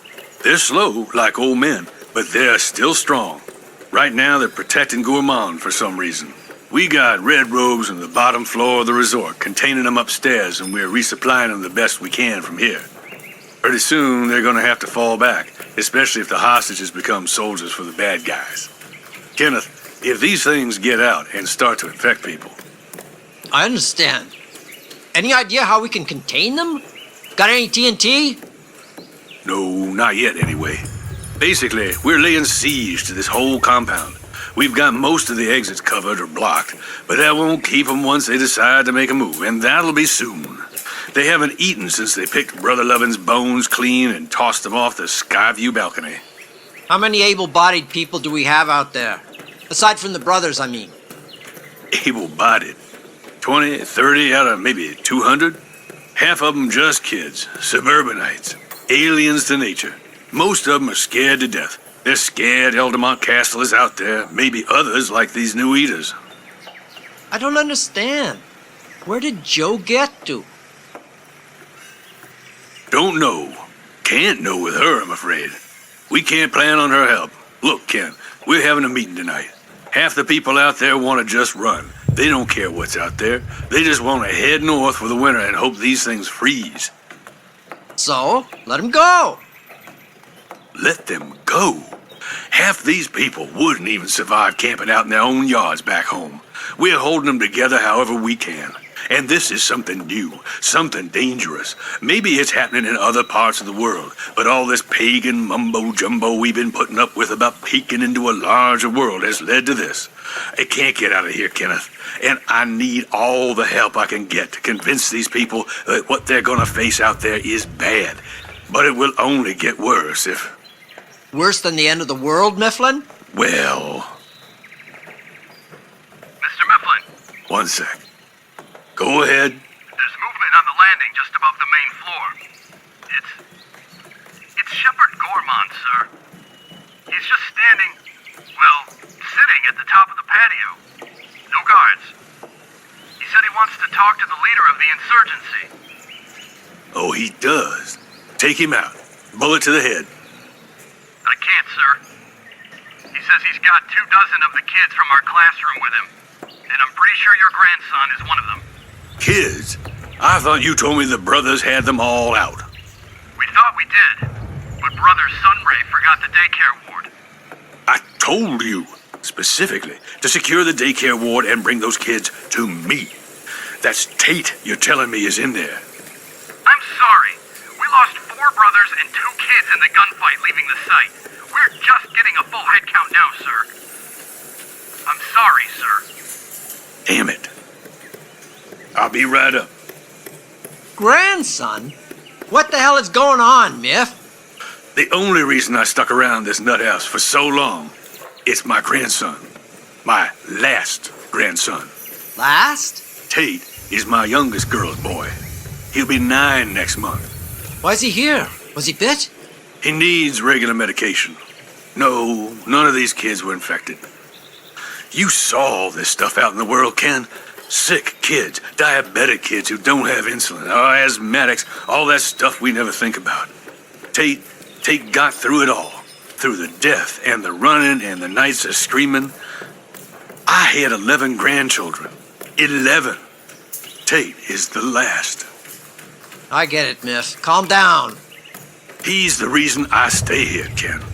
I gotta deal with this. He's gonna kill Tate. Okay, let me help. You stay here. I gotta...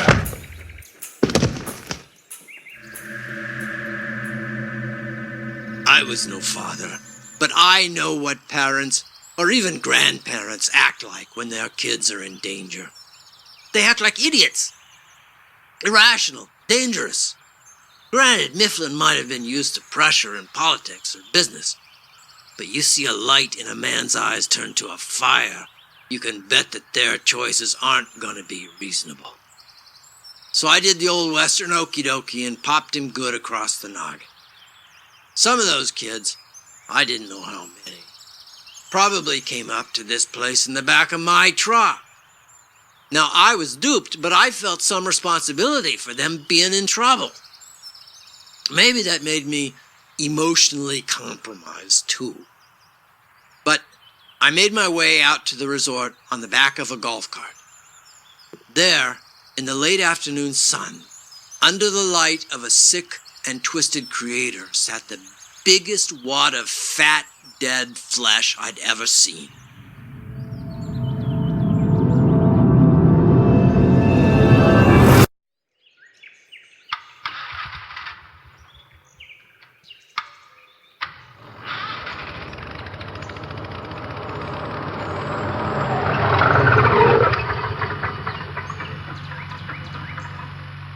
Hello, fat boy. Enjoying the day spa? Mate. Uh-huh. Looks like your boys left you all alone. Not alone. You are here. With legs to walk. A mind in which to make good decisions. Great. An undead guidance counselor. You'd make some mad money on the motivational circuit. Hey, I'm dead, but I'm upbeat and making it happen. I could be your publicist to the 10% of the world your kind didn't kill off. I love your smell.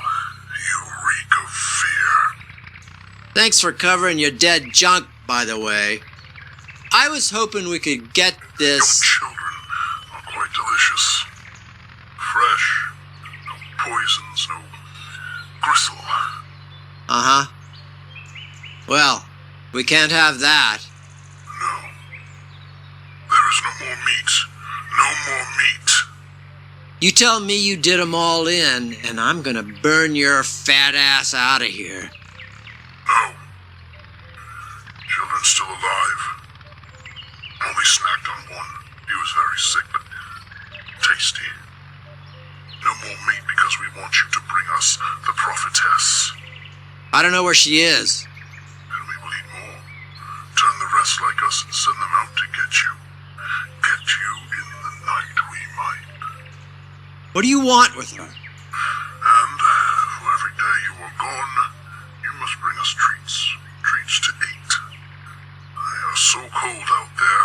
Let them come and be warm. We will warm them. Just a few. What the hell are you talking about? I'm not gonna bring you victims. Did he know? Does he care? Will he mind that the boy, sweet, plump, juicy boy, will die tonight? I could put a hole right through you before that happens, fatness. Hungry boys lust for the taste, to pull his insides from his living body, to split his flesh open and devour him as he screams for his grandfather. And I will be sure Mr. Mifflin hears his screams.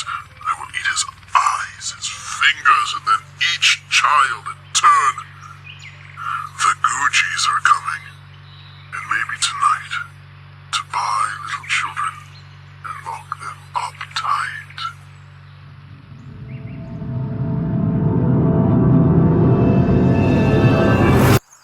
Mifflin was not happy with me, but I really didn't care. I guess I could reach back and repaint my actions as some sort of noble gesture to step up and do my part. But really, it was a matter of choice. In retrospect, I'm sure Mifflin could have given his boy a look of reassurance, or just shown that he was taking care of things. The kid wouldn't know me from the moon. But in the end, he would have had to make the same choice I made. Would Mifflin have been able to bargain the devil down to one sacrifice per week instead of a day? Would he have been heartless and inhuman enough to stand there while Gorman had his newborn brotherhood show me they meant business by carting out a pretty young nurse, stripping her naked on the patio and then tearing her into chunks with their cold, dead hands? I just kept telling myself that her sacrifice bought us all 7 days to track down Joe, or figure out a way to burn those monsters into ash. I didn't know that poor nurse. She was just a kid like me then. There was no sneering or maniacal laughter from the brothers. I think there was a glimmer of hope in the poor girl's eyes that she might be leaving with me, like I was her hero for getting them to release her. Lord knows why, but when the dead hands started tearing at seams and popping buttons, it was a kind of sickness I'd never seen before. I've seen mean. I've seen the insanity of people like Teddy who are empty of anything but hate for other people. But this was a symbol of what they thought of us. Food or transportation. She stopped screaming when they ripped the tongue out of her gaping mouth, and she died choking on her own blood. Eventually, there was nothing left of the woman to distinguish her from something on ice at the butcher's.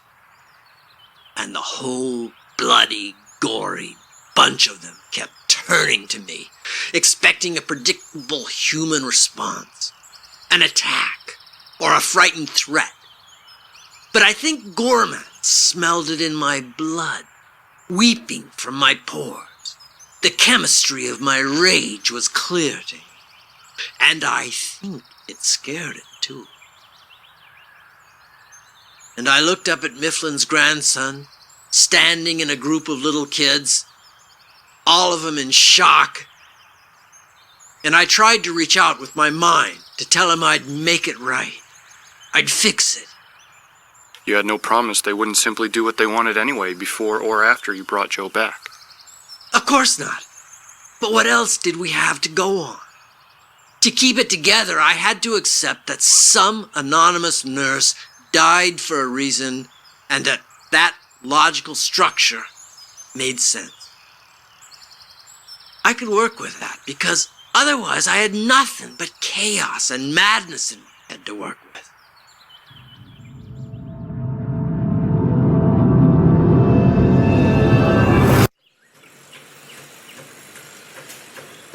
through to that son of a bitch. You! If you put my grandson at risk, I will skin you alive. Mifflin, shut up! He's fine! He's fine! All the kids are intact. They're safe. Safe?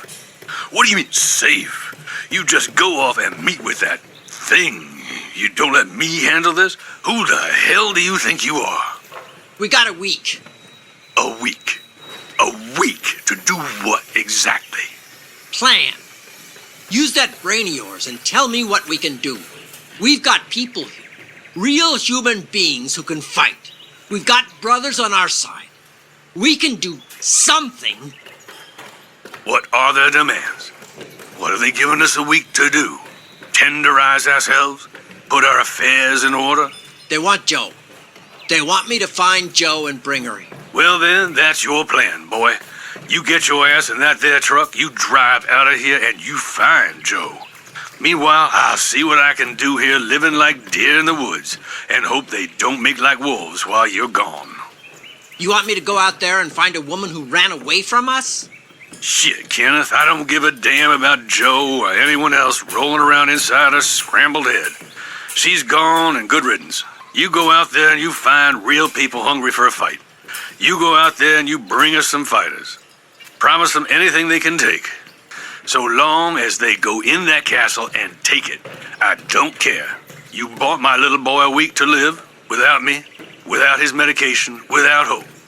When come this time next week, I don't see you riding up the hill with some fucking cavalry, I will know who killed my world, and it won't be Gourmand.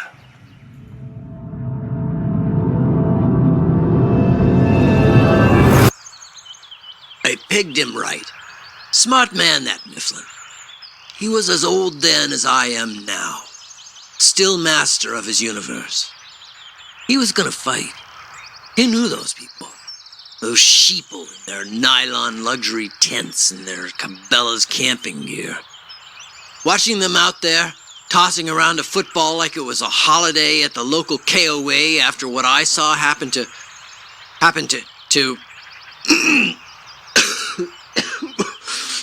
watching them put up shelters and firing up the grill just as casual as you. Please, I couldn't be with them anymore. They were suburban sheep. Their ignorance was necessary to keep them in line, but it didn't matter to that part of me that just wanted to scream at them. Mifflin could prepare them better than me. He could lead them. I knew the outside better, so it made sense for me to go. Go where?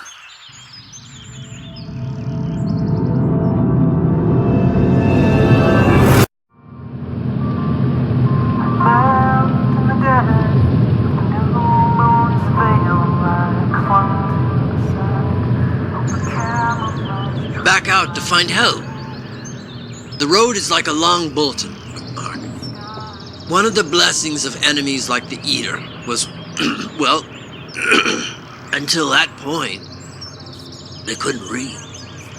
Every street sign, abandoned storefront, billboard, and really every flat surface was an invitation or a warning. The language of the road in shorthand and symbols, hastily painted on its walls, and sometimes even the road itself.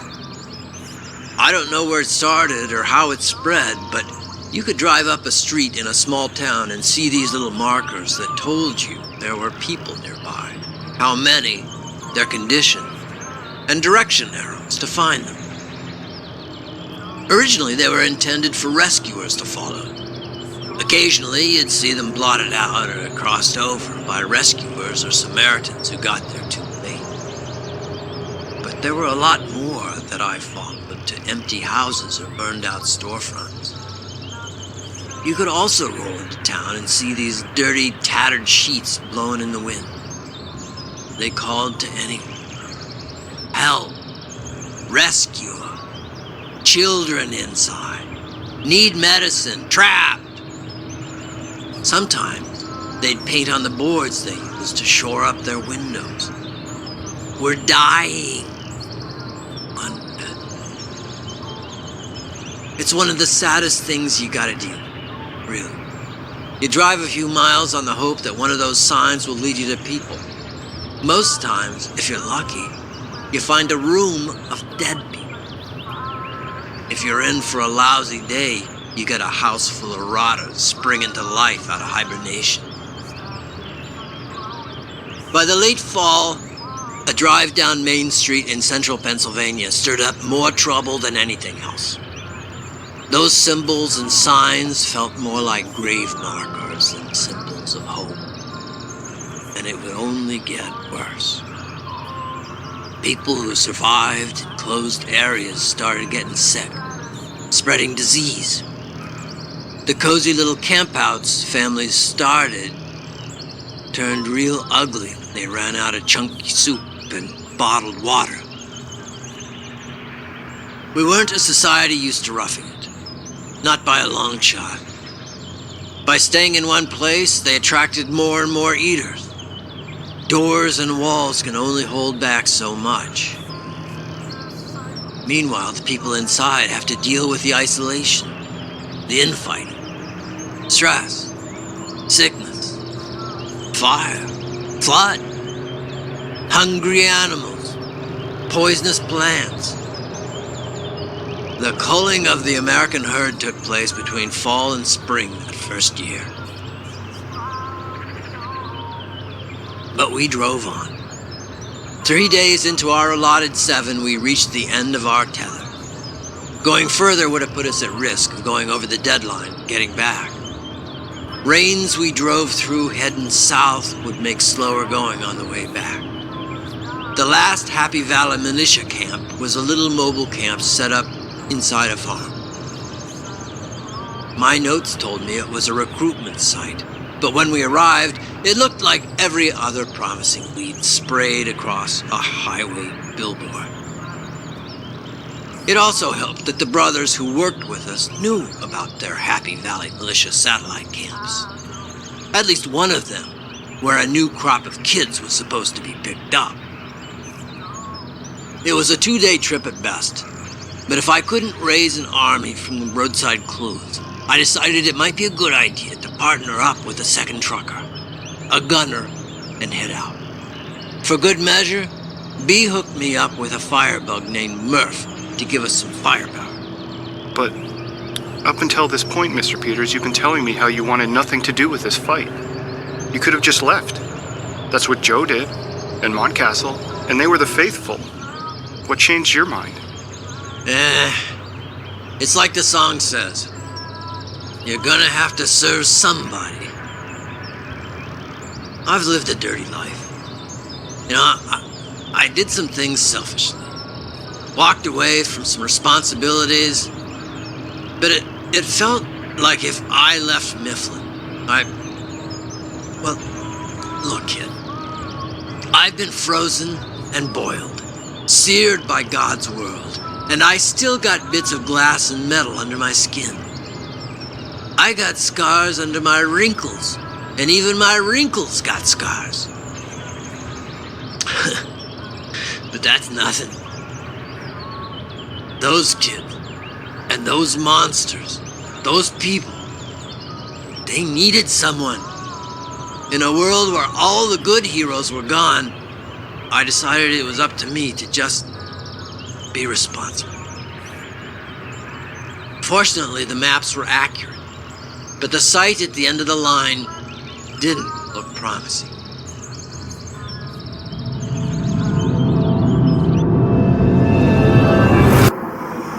What's it look like, Ken? I'm rolling onto the site now.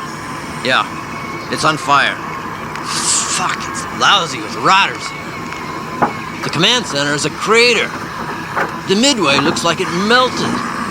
There's no site to compromise. We still have a strong signal coming from the bunker. 30 meters northwest of your position. There's about 100 eaters between me and that position, B. Well, that should make the man with the flamethrower on your roof very happy. Yeah, great for him. But this engine gets gunked up pretty easy. Hey, Murphy. Yeah? Is that thrower ready for action? I think so. You think? Great. Roger, B. I've got Wile E. Coyote here and his Acme flamethrower strapped to my roof. Roger that, Ken. And I've got the chocolate, marshmallows, and graham crackers. Murph, I'll need you up top. We've got to clear off the bunker. What's it like outside? Like a whole Grateful Dead festival got hit by a bus. Just open the hatch, get up there, and start clearing me a path. What direction? Toward the fire pile that looks like it used to be a farmhouse. Looks like it burned down already. Yeah. Put on your headset. There's nothing left to burn but the dead. Holy hell. Just clear a path.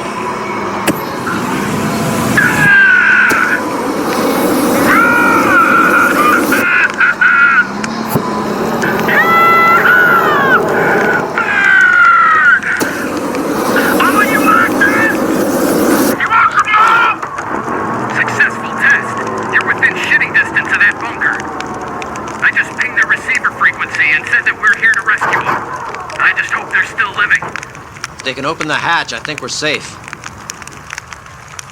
I can barely see the hatch through the smoke, but yeah, I'm seeing movement.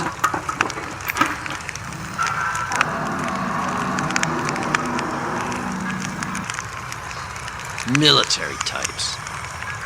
You, in the hatch. We've got you covered with a napalm gun. Do anything stupid and we'll flush the entire tunnel with liquid fire. I can't guarantee we won't do anything else as stupid as this, but trust me, we won't fuck with you. Oh, you big fire-breathing truck. Do you mind if we take shots of the dead people, though? Murph, they're alive. Get the access door open. B, there's... looks like civilians. Some in hospital robes. Get your doors open for... fuck-a-doodle-doo. What? Joe!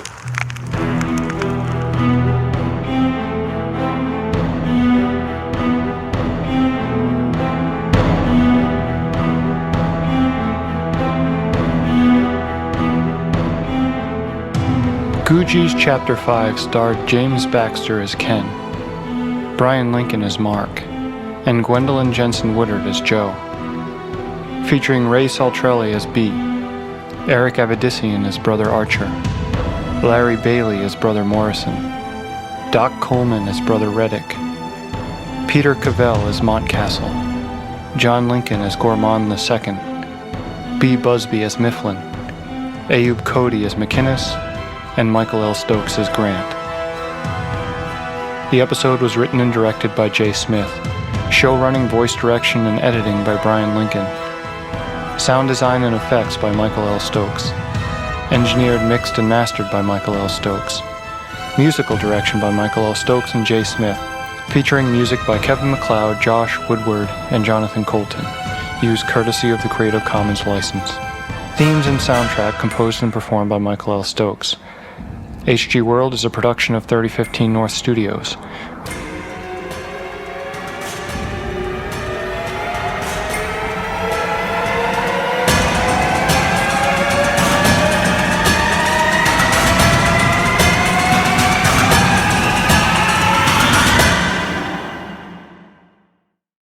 Chapter 6. Previously on HG World Presents The Googies.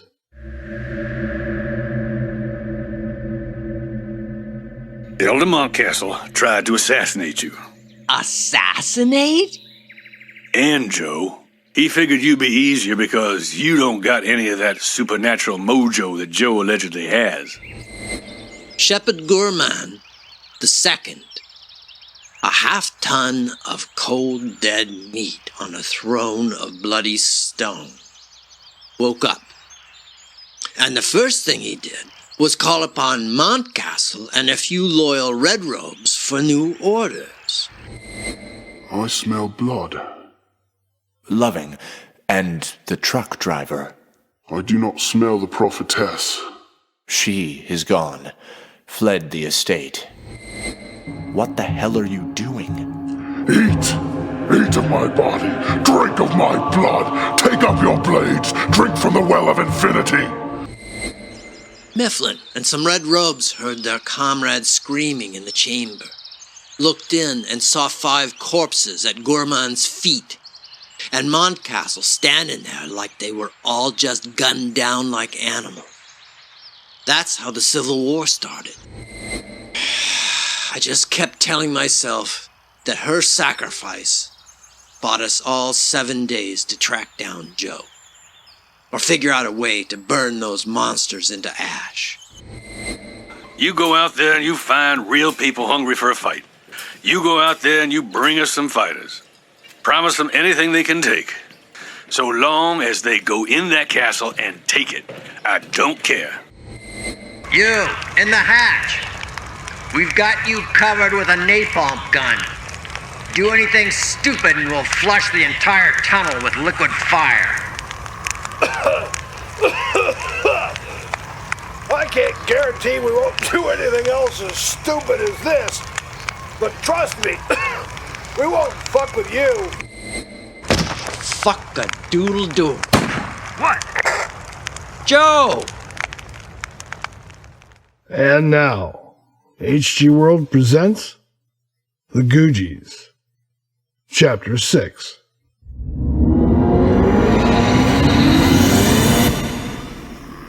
Kenneth, you heard me singing. No, I didn't.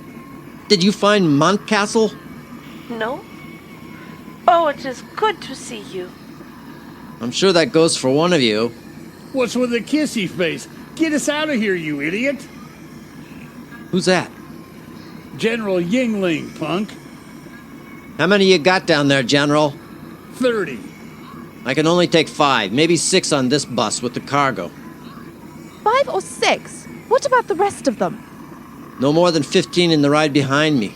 Unless they want to ride back to New York on the outside of the truck. I'll get them into the other van, General. Do you have any spare medicine? Whole blood? Painkillers? Yeah, lady. And some fresh ice cream and rainbow-flavored unicorn farts. Good, more idiots. Sergeant, I need your help loading up these children. I'm on it, Doc. Who's this guy, Joe? General Ying. I'm Brother Ken. Get in the truck, please. Brother Ken? Yeah, what's wrong with that? It's not the usual stupid brother name like Brother Muffin or Brother Huggable. He is Brother Herbie. Joe. Brother Herbie. Da, he does not like that name either. I am glad to see you embracing your destiny, Herbie. Yeah, well... Okay, Brother Herbie. That's stupid enough to work. Did we get everybody? Looks like it's a packed house back there in the other van. Where's the big guy from, Australia? He is McInnes. Oh, Irish. The other, the rugged man, he is strong like ox. Uh-huh. And old like disco. We're out of cats, kids. We need to get moving. The only thing holding them back is that wall of fallen eaters they have to stumble through to get to us. Which we now have to drive through. Thanks for that. There's no crying in baseball, laddie. Dr. Bess is with her patients in the other truck. Sarge is riding shotgun. It's SRO back there. Then get in. Thanks for the ride, Mr. Brother Herbie. Call me Ken or I'll beat General Ying with his own jaw. Herbie it is, then. I'm Group Captain Scooter McInnes, and this is my lovely Assistant Major Dibbles Grant. Looks like you know our Miss Joe here. Da, we do know of him. Very well. Oh? Do you know if he can drive? Because those aren't fruit bats closing in on us, and I'm down to 4 rounds and a suicide bullet. We're moving, Warhorse. I need a signal from the other wagon. We're good to go. Did you happen as any treats? Water, food, ammunition? No meal or beverage service. However, look inside the crates at the back of the van. Oh. Deus Ex machine gun. Firepower for the win. Where'd you get those wonderful toys? Same place we get these trucks, General. Your headquarters on Mockway Mountain in New York. You're from HQ? Long story, but headquarters is a little farked up. We were sent... Incoming! A mob coming out of the woods. Looks like our men got a little crisped in the fire you guys set. Wake, inbound. 30 hostiles in our location, blocking our egress. Can you assist? Sergeant Wake, respond. Oh. That's not good. Sergeant Wake, if you can hear me, Rendezvous 62. Repeat, Rendezvous 62. Unit 2, get moving. I need you clear so we can use the thrower. Go! I've got some pissy Indian woman yelling at me. We need to stabilize a few of these people. No kidding. If you don't move, it won't matter if they're stable or not. Now, go! Well, shut the hell up and do it. I can't I'll try to pick them off out the back. You'll have to open the rear doors. They'll swarm us. Good. They can eat my Uzi while you put some distance between us. Roll forward slow. I'll try to draw them off the other van. You, in the turret. You a good shot? Yeah. No! Cold shots to the head. Pick off the mob rocking the van. Sorry about the noise, kids.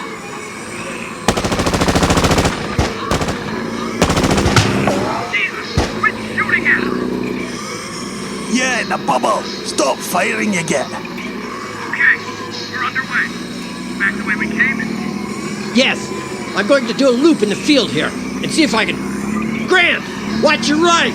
Ah! Grant! Stop! Grant fell out! I can't get a clear shot on the thing. Grant, roll off! Roll! You smell something? Smells like propane. Wait, something dripped under my face.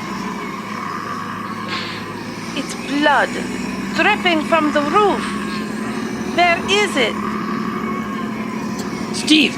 Crap! Get out! Get out! Get out! Keep running! Keep running! Keep...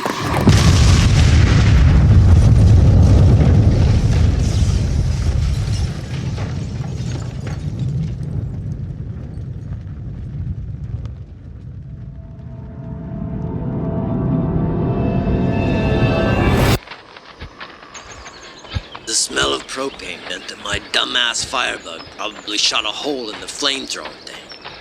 Once that went up, it reacted with the other ingredients to make a nice plasma fireball. Everybody made it out more or less untouched, except Steve. But frankly, it gives me a happy tickle to know he's not squirting in our gene pool. The blast put down a few dozen eaters, but it also threw each of us on our own track the hell out of there. I had my personal gear, my blades, plus a bitchin' headache and ringing in my ears.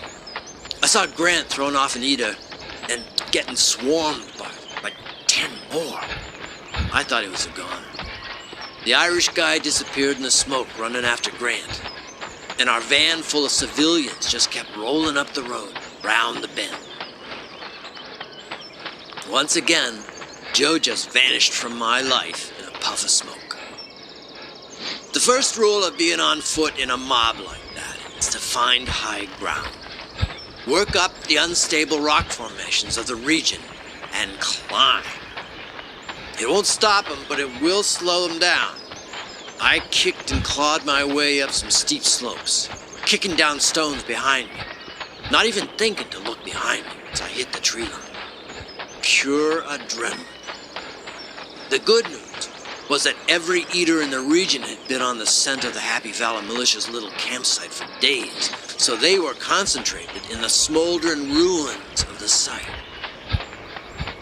Once I got outside the perimeter and up into the hills, I felt safe.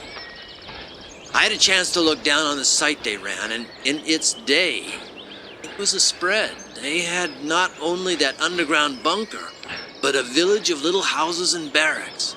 Barns, water tower, Like somebody brought in a whole traveling circus. It looked like a battlefield. Well, I guess that's what it was, though, right? I could smell the burning plastic and wood from where I stopped. I scanned the clearing best I could with my field glasses, but I couldn't find any. Yeah! The second rule of being on foot with a mob like that is to never assume you've outrun the mob. I didn't see anyone until somebody grabbed my shoulder. The third rule of being on foot in a mob is try not to get slowed down by the injured. This rule can best be followed if you don't accidentally punch a fellow traveler unconscious. Crap in a hat! Ying! Great. I've been wanting to do that for weeks. Great, I didn't hear either of you coming up. It is good to see you again. What happened to the Brotherhood? Gourmand split the brothers into camps. Let the ones who followed him become like him. Intelligent and quick. A lot of the kids are prisoners. At least they were when I left Mifflin and the ones hiding out in the woods. I came out to find help. You're a brother? Fuck no.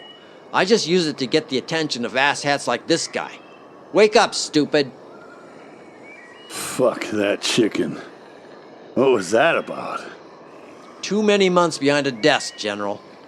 I can't carry you. You're gonna have to keep up when we go. Okay. Jesus. You got any water? Or vodka?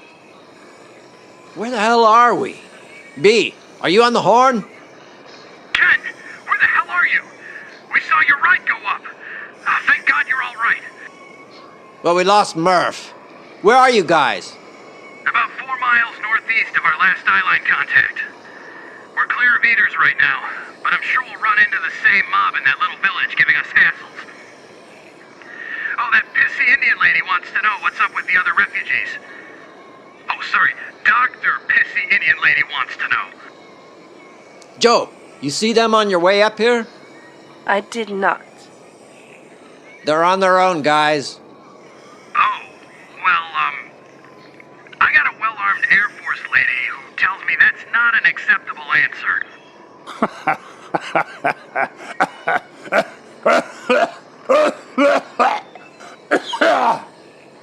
Well, that's great. We're gonna have to find a ride out here anyway. The only intact vehicle I saw was that one coming in. Murph said it was packed up with bodies. Don't know if it'll run, but at least it's not burned out. I'll do you one better, brother Herbie. Give me 2 miles south-southeast and I'll get us a ride out of here. Where is this ride, General? Fuck you, Hot Pants. Knowing you, or one of your other selves, you'll snap my neck as soon as I tell you. If we just do that when we get to this ride? I'll die in a storehouse of booze, like a pharaoh. B, there's a storehouse nearby. When we get there, I'll send your coordinates. Roger, Ken. The really hot Air Force lady with the gun pointed at my head says she knows where that is and will meet you there. Oh, and we aren't leaving without her boys. Uh-huh. We're out.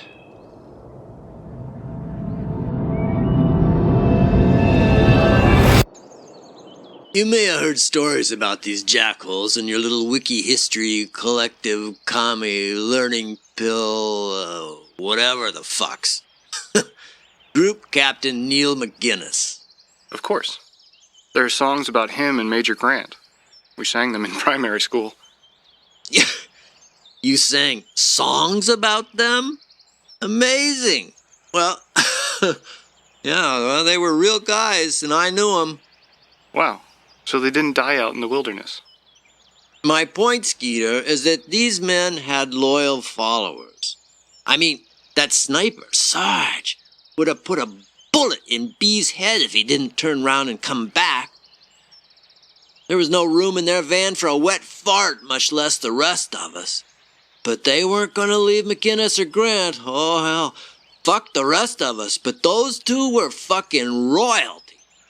So wouldn't you know it, by the time we got to this guy's safe house, those two jokers were just waiting for us.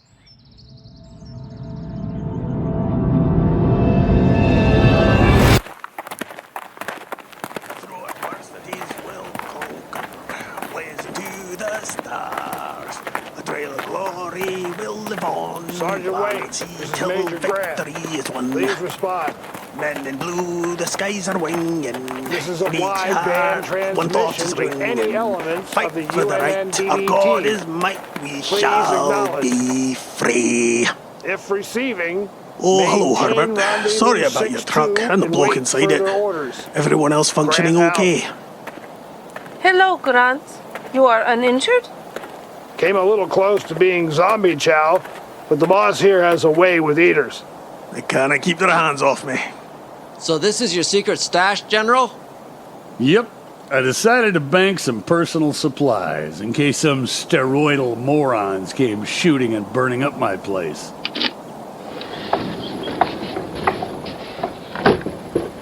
Behold. Christ. You planning on opening a liquor store, General? Guns and booze. Just add porn and...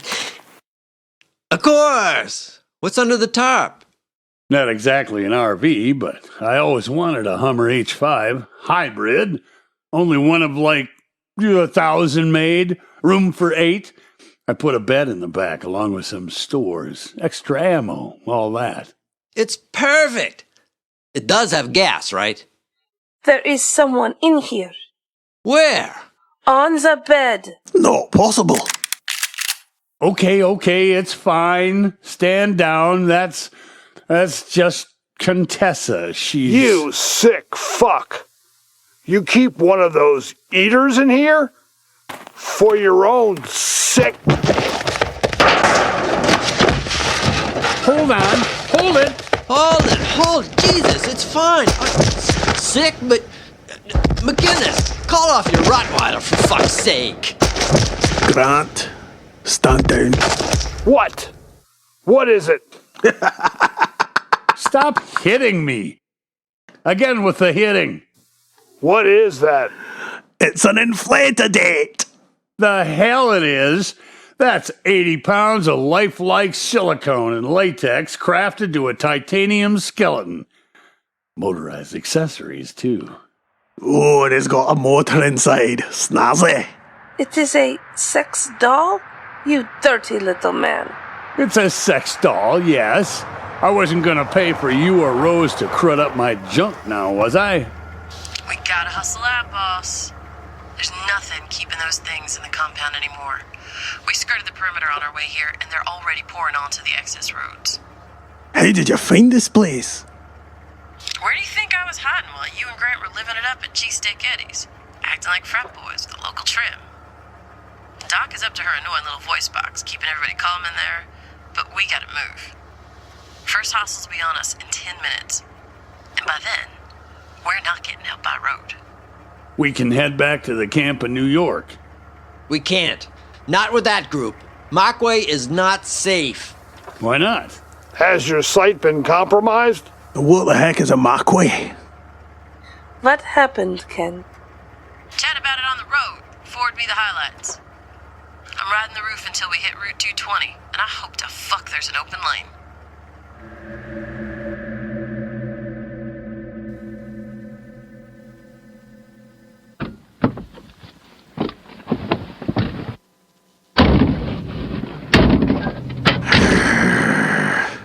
Hey, this is my ride.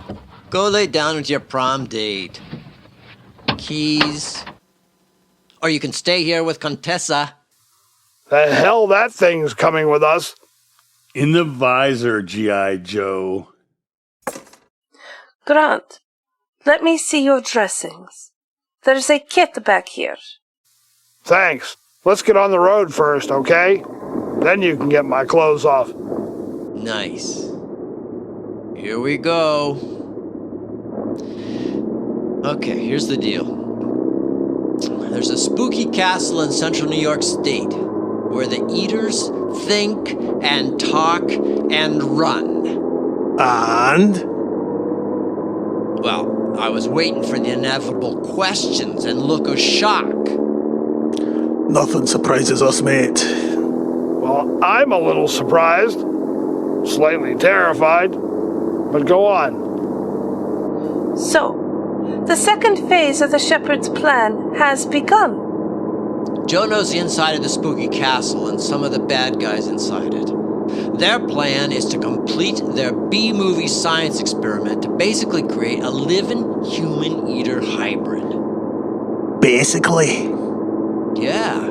They've got hostages. About 200 people. Half of them kids, like the ones in your van. Huh. Talking eaters, you say? Talking, thinking, hell, singing and dancing as far as I can tell. News like this always makes me wish I still had a pension to look forward to. You got some exciting friends there, Joe. If the Shepherd and the Brotherhood infects the children, If they haven't already. 200 of them spilling into the forest. Look, all the kids General Ying and others have been shipping up to New York are being held in an underground hospital or lab. What the government once called its General Order 1 project. Generational inoculation and eugenics. Gesundheit. General Order 1? Da. G-O-O. The Googies. I get it. I don't. What the fuck? Basically, your United Nations had a plan to study the disease, test various antidotes on civilians. Needless to say, it did not go well. You lot still gathered up people for tests. And you made super eaters. Well done. Don't look at me. I thought the weirdest part of this was the breeding program. You obviously never visited the barn. No, I didn't. What about Dr. Vesta? What's her role in this? I don't know Dr. Vesta. Shiva Vesta comes from headquarters. I guess that means the big spooky castle. Yes. She said her job was to make sure the people we sent there were healthy and fertile. I'll have a wee chat with the good doctor once we find a place to stop. Bottom line, we've got to stop them. So you're saying we'll ride up on horseback like Yul Brynner and Steve McQueen, with Ennio Morricone blaring around us? Elmer Bernstein. Who? Magnificent Seven is Elmer Bernstein. Really? Really. But we digress. Aye, we're very good at that. Let's chat a little more about this full-on frontal attack on a fortress holding a horde of hostiles and a host of hostages.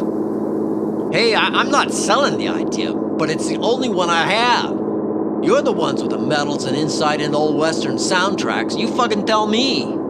Potential allies? There were a lot of people living outside the main building in camps, but they've taken to the hills. There aren't many grown-ups willing to orphan their kids with a frontal attack. I'm out here to tell the generals in the field that the game has changed. They need to pick a side. Human beings or this new brand eater. You know, if you're looking for help... What is it, Ying? Well, there's a second campsite, our sister site on the far side of Happy Valley. Guys, I really hate to bring this up so soon after we got underway, but... These women can't seem to ask anything without pointing a gun at my head. Go ahead, B. Figures. As soon as we hit the highway, the kids had to go pee. Corks and bottles till we get to that pull-off we spotted 10 minutes north. And explain to the fine ladies that shooting the driver of a busload of sick kids and pregnant women won't do much good for the human race. Copy that, sir.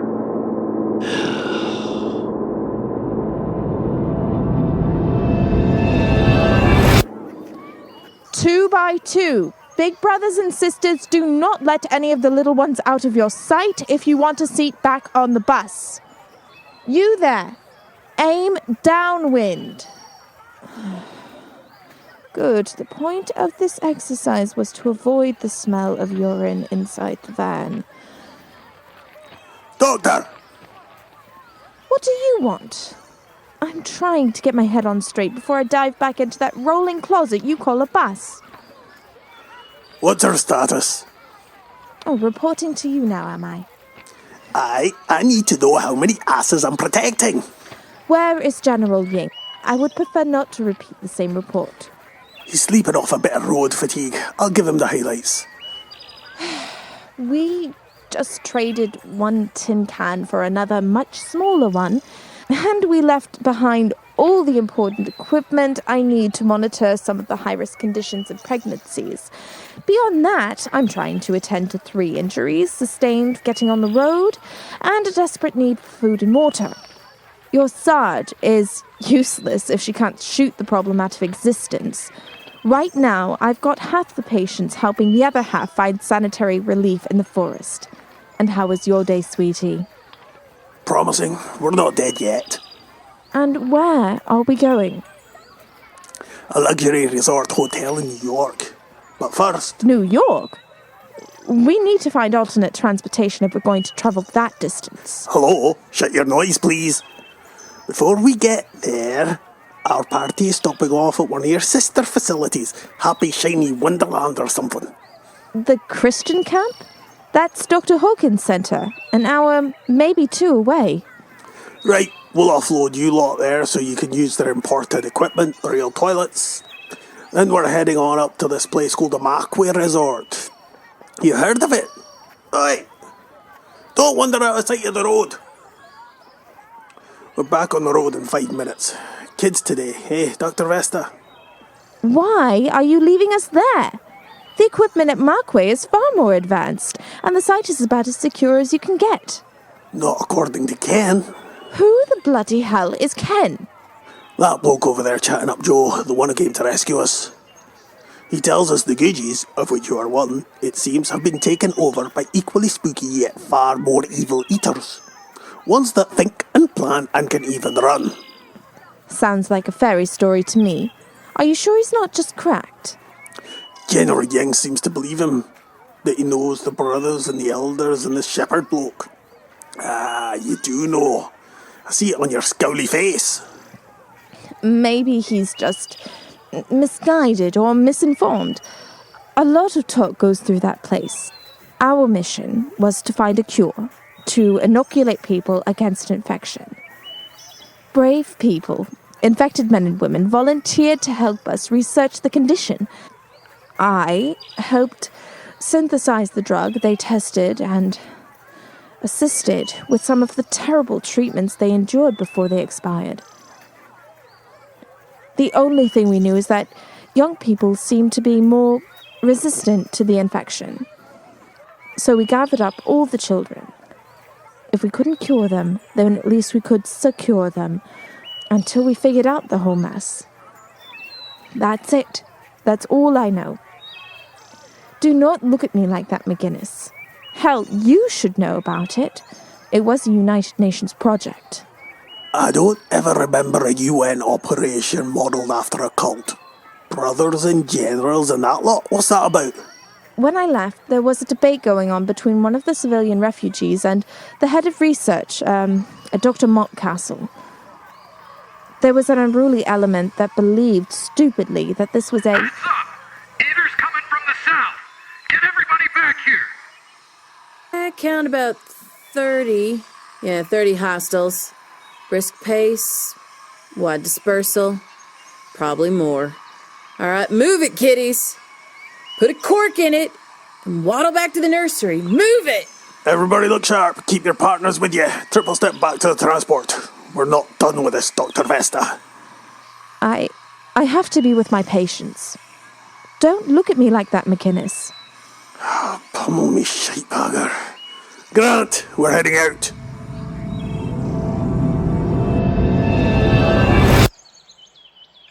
The Irishman and the Indian. You know, that would have made a neat chick flick back in the day. And the old war horse with the salt and pepper hair. Sorry, Mr. Peters, wasn't he a Scot? Is there a difference? If there is, I don't know. Grant, now there's an old school 100% American U.S. Army major. That man had more holes in him than Amy Winehouse. When I met the man, he was nursing 2 partially infected gunshot wounds. Fucking dog bites. Busted ribs, swollen ankles, 3 broken teeth, and a raging hard-on for Joe. That man had more testosterone than a case of androgel. If the man even touched you, your testicles would swell and hair'd sprout between your knuckles. Major Grant should have died like 42 times in the short time I knew him. But his mojo was immune to non-magical weapons. Sounds like a little jealousy there, Mr. Peters. Pfft. At that moment, I had nothing but bad mojo from Miss Joe.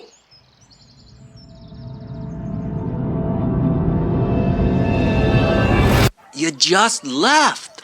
I didn't just leave. I exiled myself. What the hell does that mean? Not me. Not Joe. The one in your dreams who sings to you. The one who wishes for you to step onto the shore. They sent me to find you and bring you back there. If I don't, Gorman and his goons will kill all the children, some of whom you suckered me into driving there in the first place. They do not want me. No? No. They want Dorothea, and I have sent her away. Ah, so. Jesus. You left and now the whole place is going to shit. I don't really care about lakes or shores or dreams. It doesn't matter, Kenneth. I am coming back with you, because you came for me, as the prophet foretold. Joe? Heads up! Eater's coming from the south! Get everybody back here! Come, let's get the children to safety. Everybody look sharp. Keep your partners with you. Triple step back to the transport.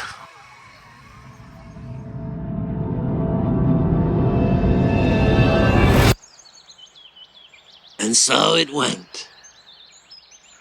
Back in our shiny metal boxes. Just contestants in a suicidal race. While many miles away, there's a shadow on the door of a cottage on the shore. Are you okay, Mr. Peters? Of the dark. Of the dark.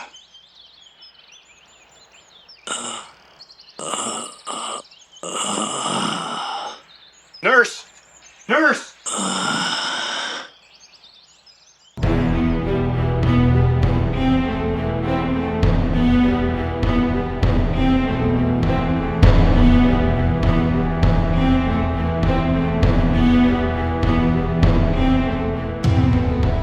Googies Chapter 6 starred James Baxter as Ken, Brian Lincoln as Mark, and Gwendolyn Jensen Woodard as Joe, featuring Ray Saltrelli as B, Michael L. Stokes as Grant, Ayub Cody as McInnes, John Lincoln as Murph, M. Cirio Garcia as Sarge, Laura Nicole as Shiva Vesta, and Ron Runeberg as Ying.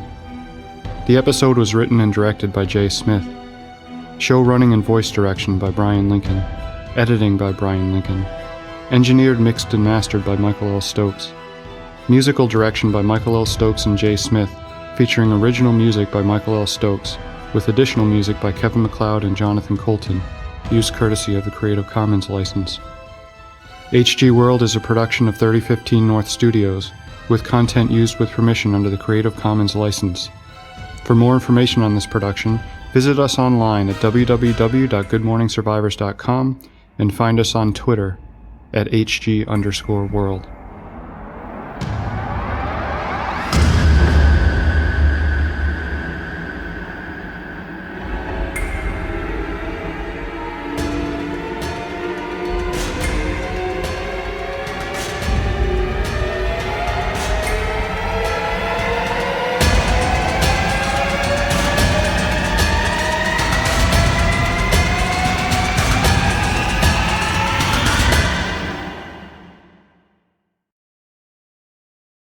Chapter 7. Previously on HG World Presents the Googies.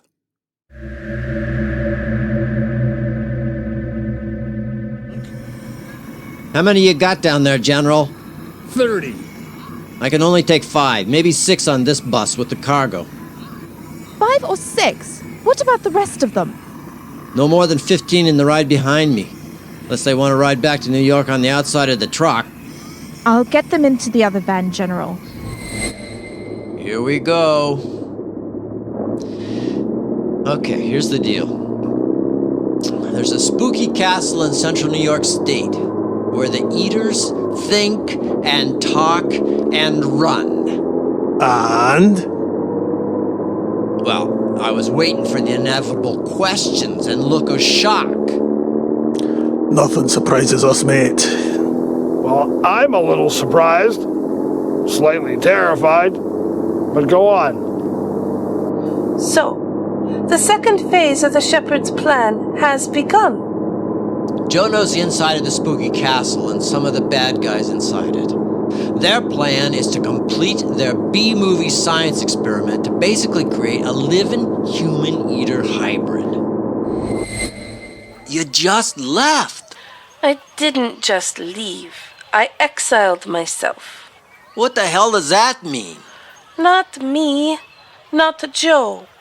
The one in your dreams who sings to you. The one who wishes for you to step onto the shore. They sent me to find you and bring you back there. If I don't, Gorman and his goons will kill all the children. And so it went. Back in our shiny metal boxes. Just contestants in a suicidal race. While many miles away, there's a shadow on the door of a cottage on the shore. Are you okay, Mr. Peters? Of the dark. Of the dark.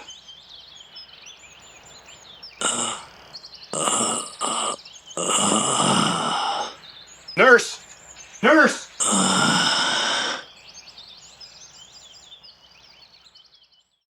And now, HG World presents The Googies, Chapter 7.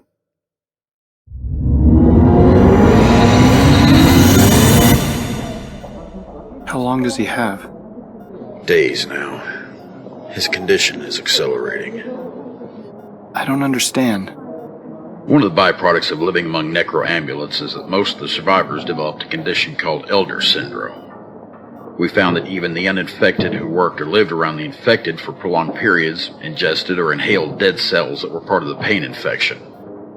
These cells build up and present as throat or lung cancer, can result in blood cancer, or contribute to various neurological disorders. In some cases, the subject's ability to repair itself declines, similar to the initial phases of AIN, where the infection suppresses the immune system. But here the body simply ages faster, burning itself out as it goes. Will he reanimate? No. Any doctor examining him would say he's no younger than 90. When he entered our care, he was 135 pounds and looked about 75. Mr. Peters is 53 years old. I see. Where's Mrs. Peters? On her way back. I want you to be aware, Mr. Shearer, that his cognitive functions are in decline as well. Mr. Peters gave orders to continue your discussion, but I would caution you about taking anything he says at this point. Well, a lot of patients begin to misremember those things they can remember at all.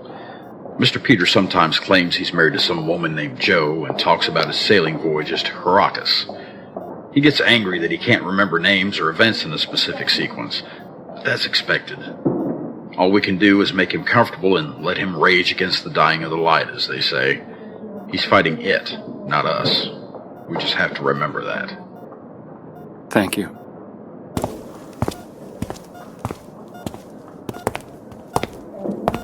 Mark Shearer, ace reporter. Come on in. Doc tells me your quick thinking saved my life yesterday. If I'd been alone out on the patio, they would have found old Kenneth Peters about as agreeable as I've ever been to them. Well, I'm glad I was there. Didn't take much to scream for help, though. Well, I don't hand out thanks too often, and maybe you were just protecting your story for the podcasts. But I appreciate the save. I really do. You're welcome. Do me a favor. Grab those gym socks on the table. The nurse forgot to put them on, and these sheets are never long enough, you know? Would you mind slipping them on my old dogs? Sure, Mr. Peters. You sound better. I guess a good night's sleep did you some good? I'm sure the adrenaline and maybe the drugs they're feeding me help. We're on to low-level morphine now, and once you're on the train, it's hard to hop off. A neighbor of mine got the big C last year. Once they put him on morphine, it was all downhill from there. I don't know. It's just there to manage your pain. Which won't go away. Ever. Thanks for the shiny happy, kid. But you're a reporter. Don't gloss the story up for me. I know where I am and what's coming for me. Yes, sir. So, pick up where we left off? If I can remember where we left off, sure. Let's see. I feel a bit like a time traveler, Mark. Maybe I'm putting things like they were, maybe just like I remember. I don't know. Part of me feels like I really go back there, and I can maybe change something. Maybe that's good. Maybe when I drift back there, I can do something different than I did. Change the ending. What do they say? The winners decide what goes in the history books? Maybe I'm not the objective source your people are looking for in your story, Mark. Just tell me as you remember it, and I'll fact check. You just picked up the Happy Valley militia survivors at the burning campsite? And, had a bunch of kids in your trucks? So I was on my way back to Makwe to try to figure out a way to free all the kids I'd put there, that we put there from those relocation camps set up by the Happy Valley militia. In our own ways, we were partly responsible for feeding this system. McGinnis and Major Grant were part of the United Nations operation that somehow morphed into the Brotherhood. General Ying was a puppet. He was a puppet of the Brotherhood and helped round up kids and women for relocation. Dr. Shiva Vesta treated and prepared children for the relocation. Joe is a big part of the Brotherhood. And me? I put a lot of kids in danger by transporting them to the camp where they were all in the hands of the monsters. Yeah. We all like to think we were unwitting accomplices. But underneath, we all knew different. An important rule of travel is to understand that the route won't be the same each time you follow it. I learned that running the Popcorn Express. I think it was toward the end of November. And it was common for roads to flood one day, freeze the next, and get dusted by snow. Abandoned cars were everywhere. Fallen rocks, herds of eaters, bandits, refugees. The road was an adventure you took slow. About halfway to our final destination, it was me, Grant, Doc Vesta, and McGinnis in General Ying's swinging 70s van, riding into a fold between two humps in the Appalachian Mountains. The van didn't have the armor of the larger 973 or the 992, but it was a little faster. I could scout ahead a bit and hope I didn't run into anyone with a rifle or a big rock. The northbound lanes of the interstate were separated from the south a little farther down the slope of a hill, but it was closer to the joint we spotted as a potential backup stopping place. Because I didn't know how bad the obstacles would be in the opposite direction, and some other delays, I realized we had to use that backup and stop before sundown instead of pushing on to our original stopping point for the night. Some things we did back then didn't make a whole lot of sense in hindsight, but at the time, well, we were making shit up, and it wasn't like we had an Eater Survivor guide in the glove box to help us figure shit out.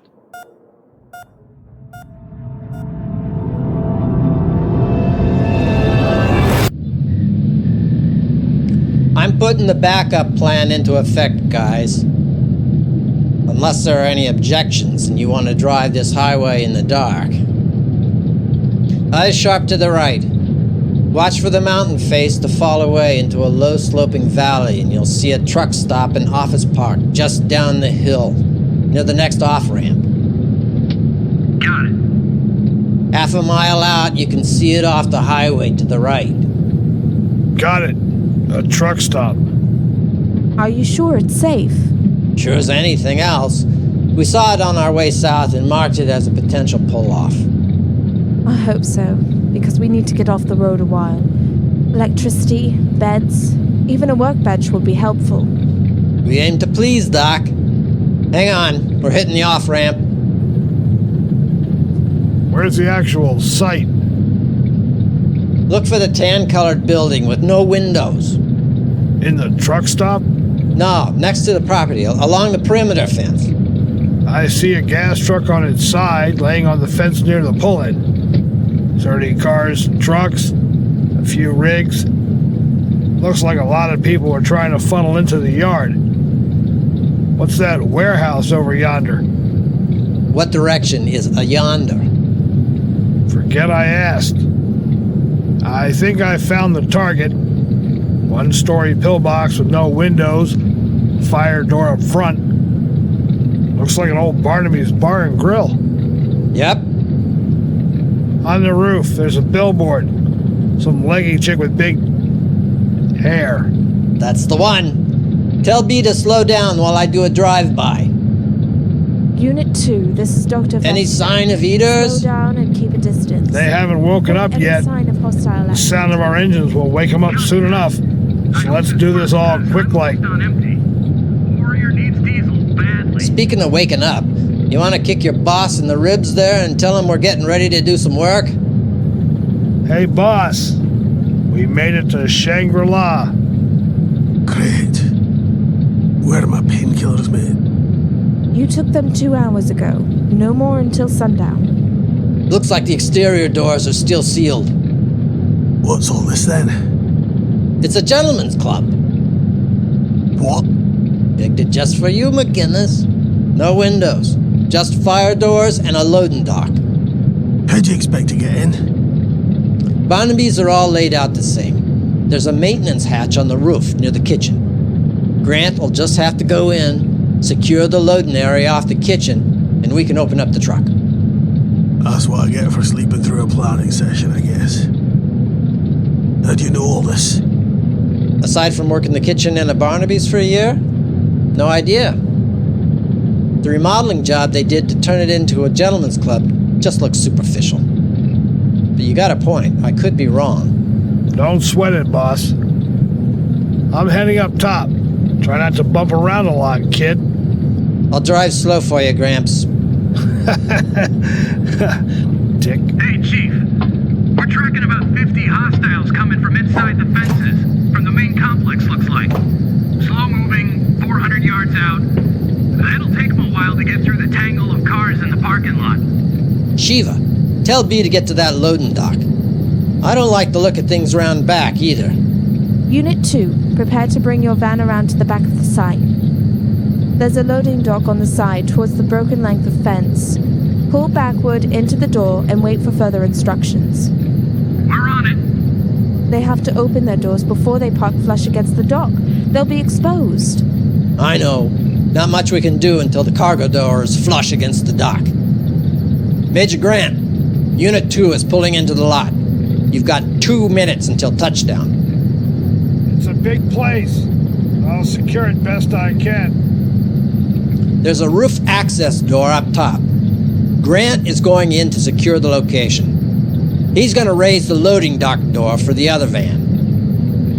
And how are we getting in? You know, I didn't even think about that. What? Jesus, man. One stupid plan at a time. Grant, we're as close as we're gonna get. Can you jump that gap? Watch me, kid.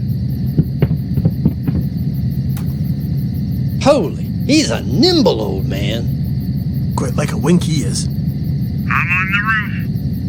We got us a gas jetty plugged into the main power from up here. That'll be nice if it works. I see the access door. It's locked. No longer locked. We're backing up. Opening the doors now. B, I'm seeing dozens of stragglers around you inside those cars. They're waking up. Smells awful in there, but I don't hear anything. I'm heading inside. Night vision is on. Radio, please.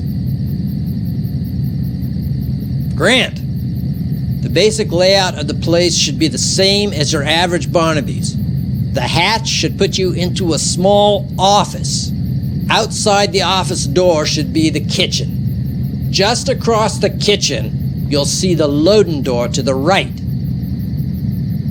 Roger on the office. I can see a kitchen through the office window.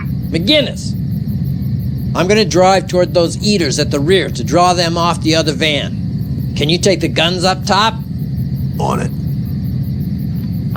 bodies in the office. Middle-aged guy and a skinny young thing. Oh, this isn't good. They threw shit against the door. No sign of... Uh-oh. Come on, Irish. Hit something or use a bigger gun. What about Grant? Grant, where are you? I'm gonna need some help with this. I took out one hostile by the office door. The doors into the kitchen are secure. I'm hearing some noise, and there are a lot of nooks and crannies to this place. I need some light, fresher eyes than mine. We'll do a full sweep when we get inside. I'm on my way to the loading dock. B, get ready. Come on, Irish. You've got full access to both sides. If they get behind the van, you won't be able to get off a clean shot. Bonus! Sarge just crawled up on the roof of their van. At least I know she can hit things. God, where did they all come from? Dozens. I hit more things trying not to hit him. It's okay, Irish. It happens to all guys at some point. So I hear. Oi, no need to insult me. Oh, sure. You're a rigid pillar of man flesh. Happy? No, you get, I'm a Scotsman, not Irish. Doors coming up.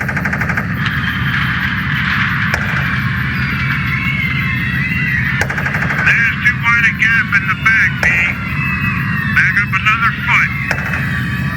Don't worry about scuffing the bumper. Easy. Watch the kids. How about a gas major? Taking it out of gear and coasting backwards. Understood. Just watch it, kid. 2 kids down! Sarge, cover the gaps. We've got 2 of the children. Save them! They're gone. Ying and Joe are getting the last across the gap. B, take it out of gear and let the thing roll back. I don't want any eaters crawling in. Watch out! Coming up from the right! On it. I can't get at them. We can't help him. We've got one last part to do yet.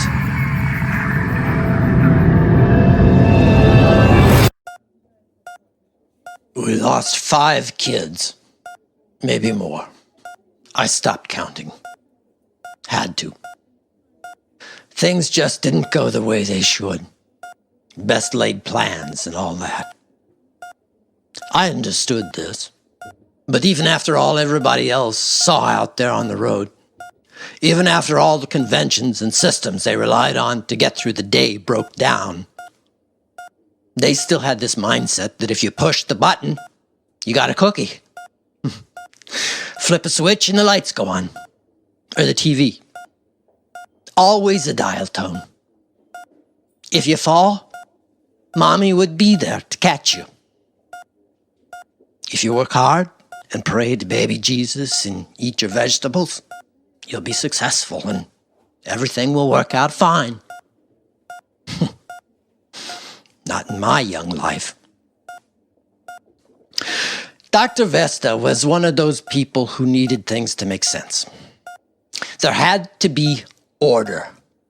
When you took an action, there was an equal and opposite and predictable reaction.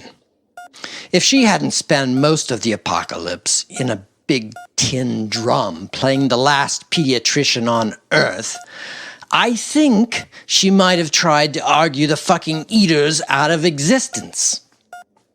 The rest of us, we got to the point where we wouldn't be shocked if the sun rose in the west, or if it just stopped at some point in the day and said, I'm done with you fucking planets, I'm out of here. Well, we improvised our way around. Nothing worked right. Nothing ever went as planned. I mean, we weren't exactly unprepared for survival situations, but we weren't prepared for carting 36 kids around in a tank for 3 days, or 3 minutes. Oh, those poor kids. 2 of them. Couldn't have been more than 9. Never had a chance. I saw 2 older kids panic and make a run for the trees. God knows why. They didn't make it out of the parking lot before the lurkers and walkers got them. In the end, 50 eaters took to shaking the van like a big box of popcorn, catching whatever shook loose from inside, gobbling it up between them. They didn't even care that Sarge, McGinnis, and Grant kept pouring ammo into the mob.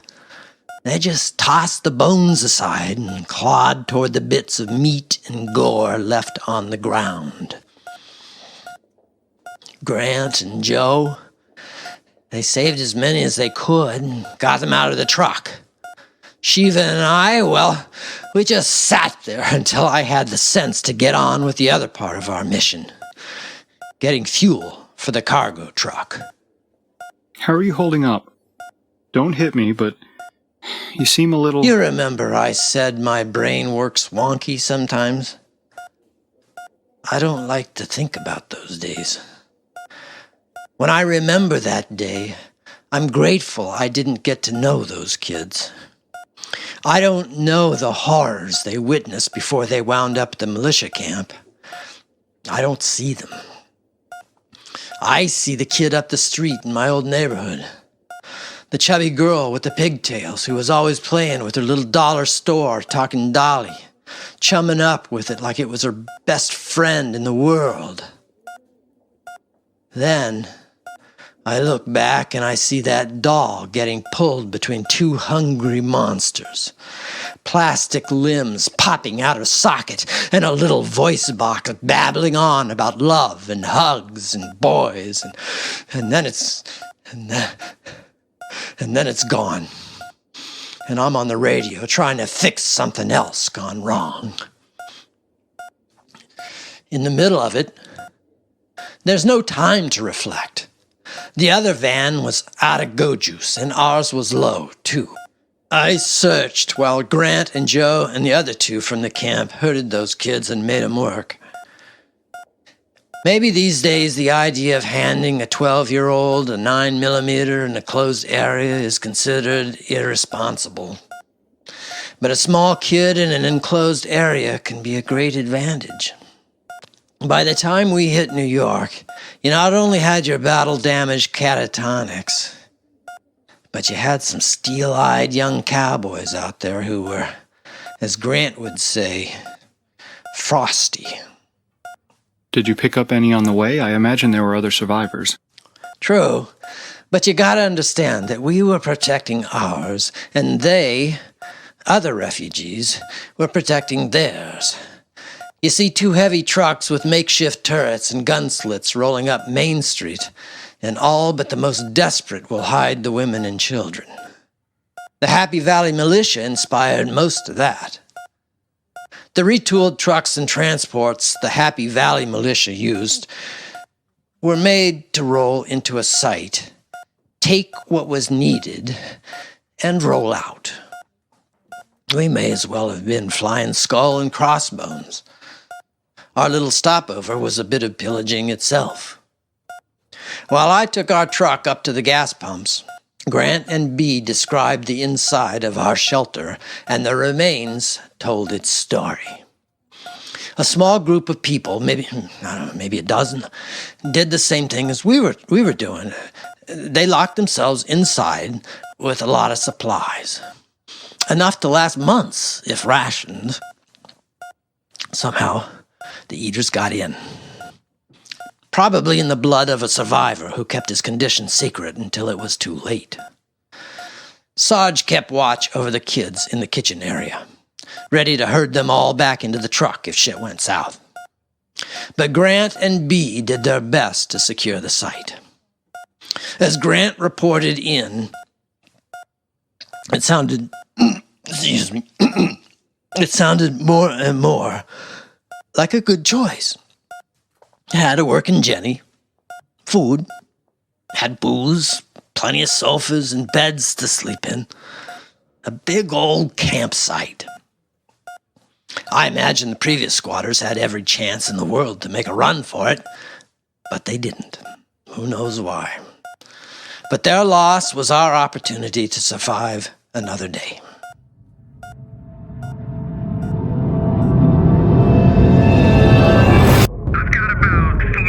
Up in the lobby area. It's a mess, and I don't know how fresh it all is. Best keep the kiddies out of here. Looks like the lobby at the Overlook Hotel. All work and no play. Headshots on the bodies? No heads. Period. There's a nasty-looking axe by the freezer door. The freezer's locked. Anyone want to lay a wager on the head count inside? Bad pun aside, Sarge, you're not letting the kids listen in on this, are you? Why the fuck not? Guys, you have gotta see this bar. It's a fucking altar to Bacchus. McCallum single malt scotch. Untouched. What the hell? That seems a little odd. Cut the chatter and secure the room. Oh, it's secured. Heading into the men's room. Hold on. Let's meet up and do it together. I don't want to. We girlfriends? I want to get this done, Rambo. The sun's going down, and I don't have a whole lot to work with coming down from the skylight. Oh. Those of you hoping for working plumbing are shit out of luck, I'm afraid. No windows or skylights in here. I'm gonna prop the door open. There we go. Oh, that's nasty. And, hold on. I'm coming back through from the main stage. Don't go inside until... Just gonna give a quick look down the line here. No spooky feet under the doors. Gonna check the urinal at the end there. What the fuck? Report, B. A changing station. Who the fuck needs a baby changing station in a strip club?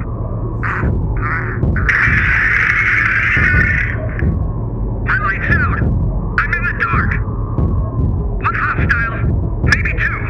But which way's the door? I'm coming, B. I'm almost there. Oh. Too late, Grant. I hope the fuck the kids didn't hear that, Sarge.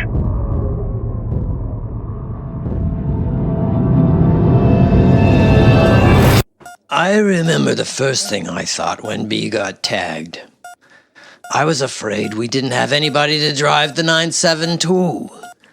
Isn't that funny? I didn't know anything about B. He was just a guy who could drive the 972, so he came along. A voice on the radio, nothing more. I realized someone else could drive his wagon, so when they threw his body on top of all the others, I don't think he occurred to me again. Is that evil? I'm not a philosopher, Mr. Peters. No. Guess that's the mark of a good journalist. But let's fast forward a bit. It took forever for us to find and siphon enough fuel for our needs. It wouldn't fill our cargo truck, but it was enough to get us to our secondary destination. Meanwhile, General Ying and Grant did their inventory. It was like B never even existed. Good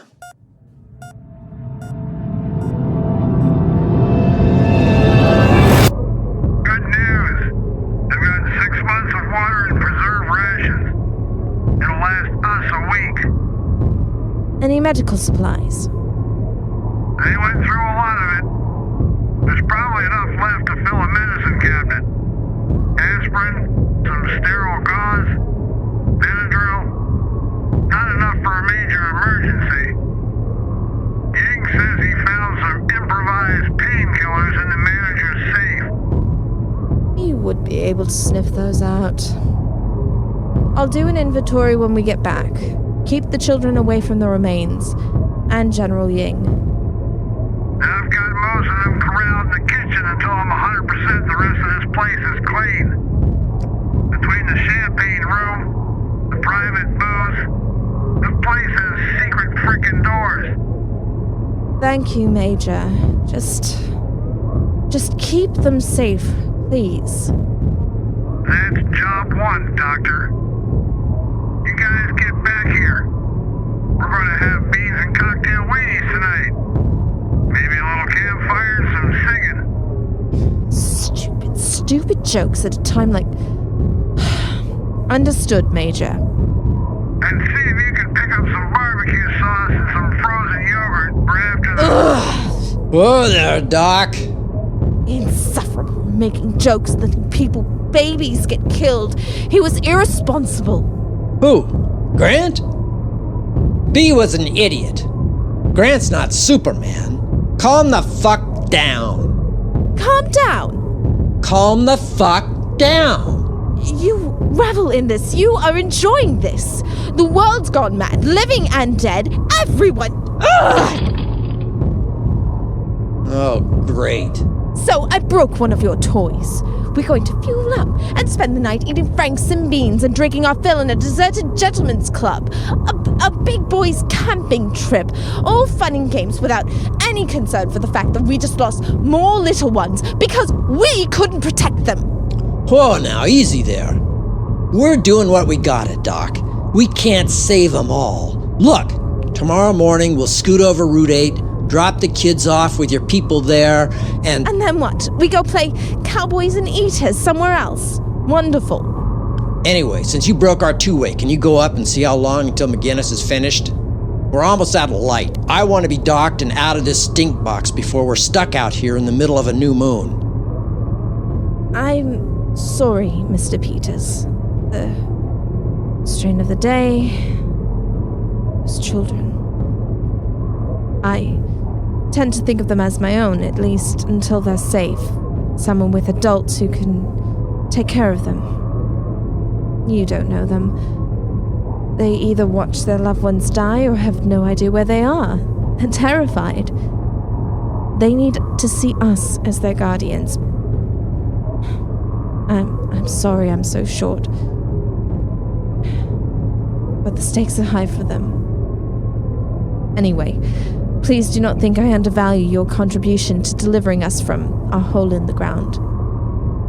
Don't sweat it, Doc. Hey, your knuckles are bleeding. Pretty bad, too. What?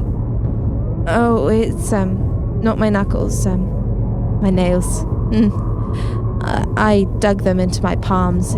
It's Just what I squeezed out between my fingers, I guess. Yeah.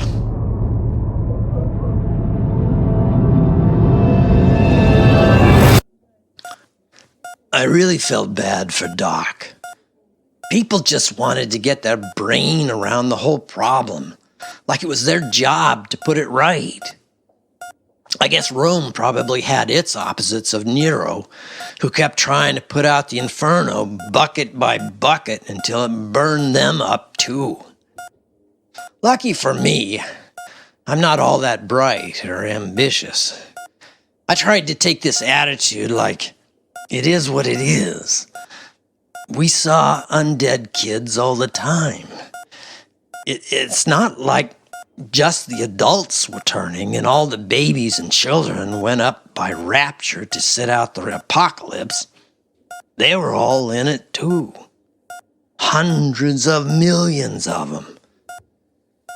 So many in our small group that some were bound to get picked off, like in those Discovery Channel videos where the herd is running across the field getting chased. The herd don't stop when the lioness digs her claws into the flank of one of their number. They keep running. They run until they're safe. Us, we do the same. We run until we're safe. And then we grieve for them and for ourselves. We put the kids in the private lounge. It was padded and filled with sofas and chairs and other places to lay down. Grant was able to hook up his MP3 player through the room's speakers and play some god-awful pop music, which helped put some of them to sleep and calm most of the rest down. Some of them didn't want to sleep, or couldn't. It was still very fresh in their minds what had happened to their friends, you know. It wasn't something they could just sleep on. We had a little chat about it, but nobody really wanted to deal with it. Grant got weirded out by the whole thing right after dinner.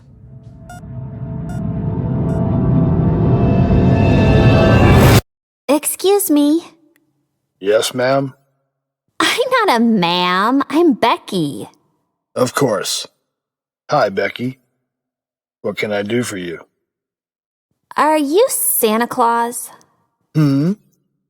Santa?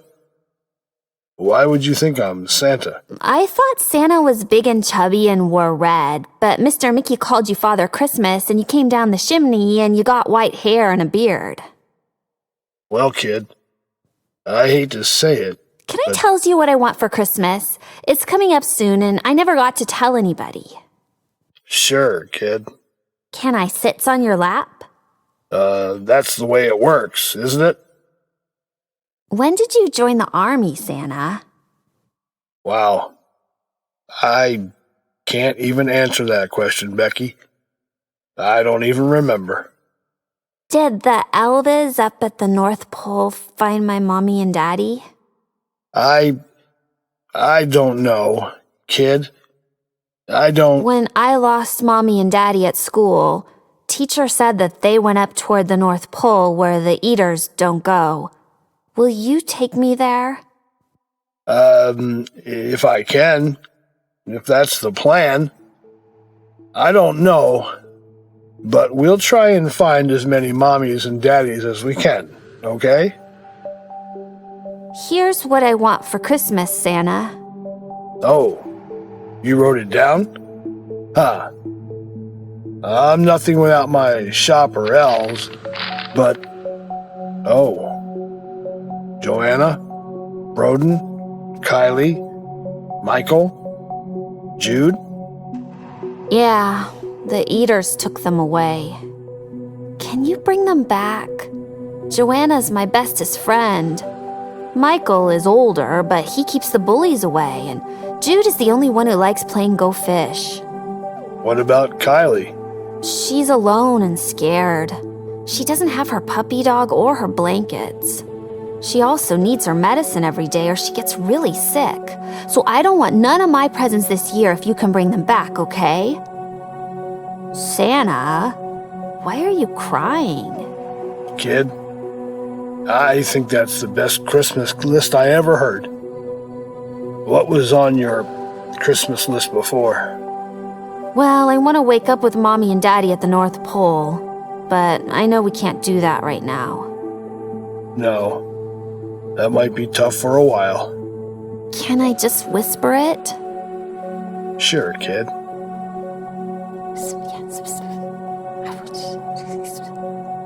Huh. Becky, would you do something for me? Sure, Santa. Would you pray with me? I haven't done this in a while, and I think I might need your help remembering how all that works again. Silly Santa, of course I can. It's easy. You just put your hands together like this.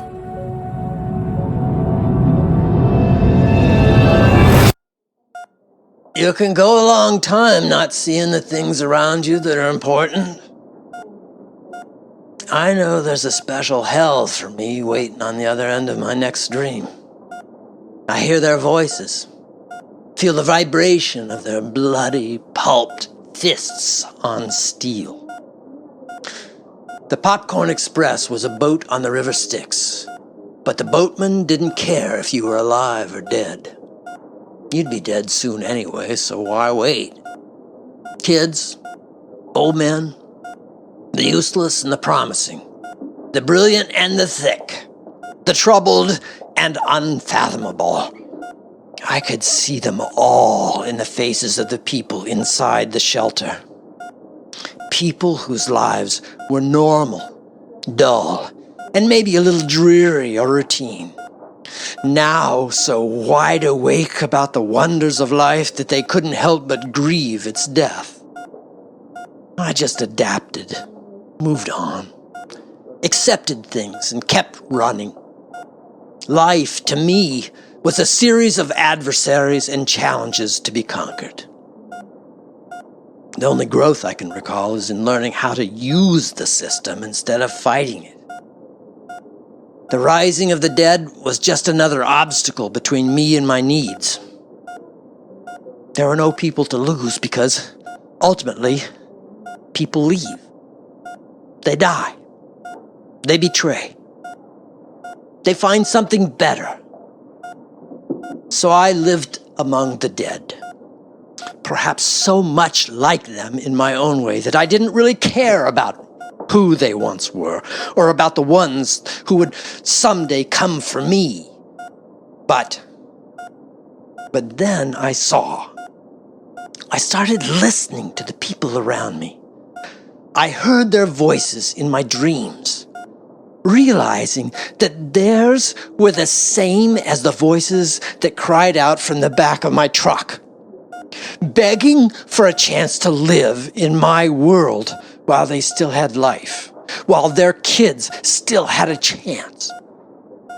And I started looking into the murky depths of the lake, and I saw the withered hands, tiny fingers reaching from the black, faces, eyes fixed on me from beyond the wall of dreams, from a restless death.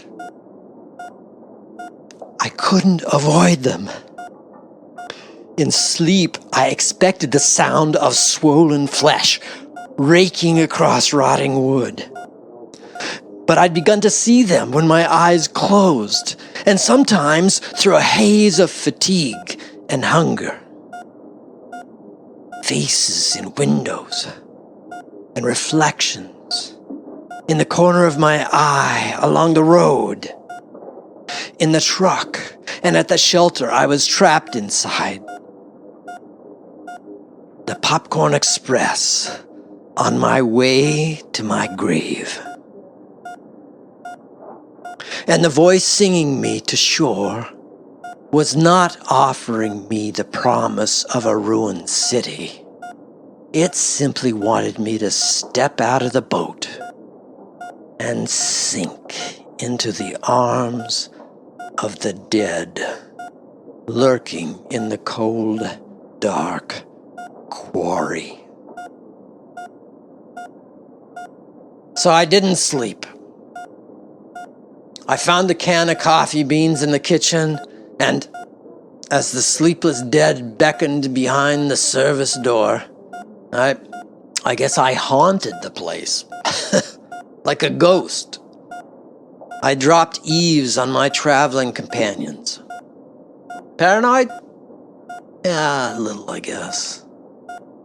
But the lesson of the day was that perhaps caring a little more about people might help me make better decisions. Knowing their strengths and their weaknesses seemed to be very important. So I floated about and allowed myself some unclean thoughts about the Air Force sergeant with the amazing aim and impressive backside. She was cozying up to McGinnis, who was himself cozying up to a single glass of century-old scotch.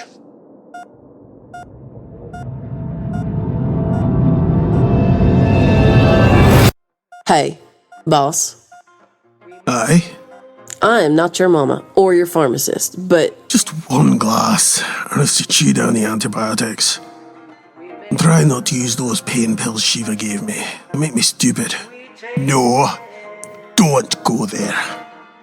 What brings you to my lonely table? Can I have tomorrow off? Why, some shopping you need to get done for the holidays?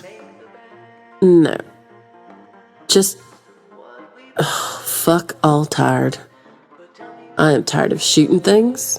I'm tired of schlepping dead bodies around. You know, tending to the future of the human race takes a lot out of a girl. I was built for killing people, not running a daycare. Well, you're not on my payroll, so you can come and go as you wish. You were pretty clear about that when we first met. I was also pretty clear about you using my boobs as your microphone while we have a conversation. But that hasn't been a hard and fast rule either. Guilty. Scotch. Nice segue there, Mickey. You know, I can just show them to you if you want. If you're that curious. Here. As you were, Sergeant. Oh, nut the fuck up, sir. It's a sports bra. Here, check this out. That's impressive. Taliban. 2007. I was caught napping in a small cave by some local goat fuckers. But they were so poor, they had to stab me in the chest with a dagger made of broken glass. And while I was on the ground, a 600-year-old man tried to make me his 17th wife. He slipped me across here before I took his weapon and penetrated him instead. Then I called in a Black Hawk and watched that cluster of huts burn to the ground. And at that moment, I bet you never thought you'd be here with me in a museum to hoard the American working-class heroes. Well, I've been out in the wilderness most of my career. Shit, I could live anywhere. The world seems to have aligned to my career choice. So I guess when I say that I'm tired... Our soldiers are not like old dogs, Sergeant. They're not going to wander off to find some shady place to die. Oh, fuck no. But I'd really enjoy taking my usual 3-week leave and go home. Not shoot things. Kick back, drink some wine, play some blackjack. Ken, you're welcome to join us if you'd like. Yeah, hey. When you saved my life 3 times, you can take a look at my tit scars too. Deal. Have a seat, Kenny, my boyo. Now, have you seen Joe? I bribed her to take my watch tonight. She's either on the roof or in the office by the kitchen. All right. Thanks.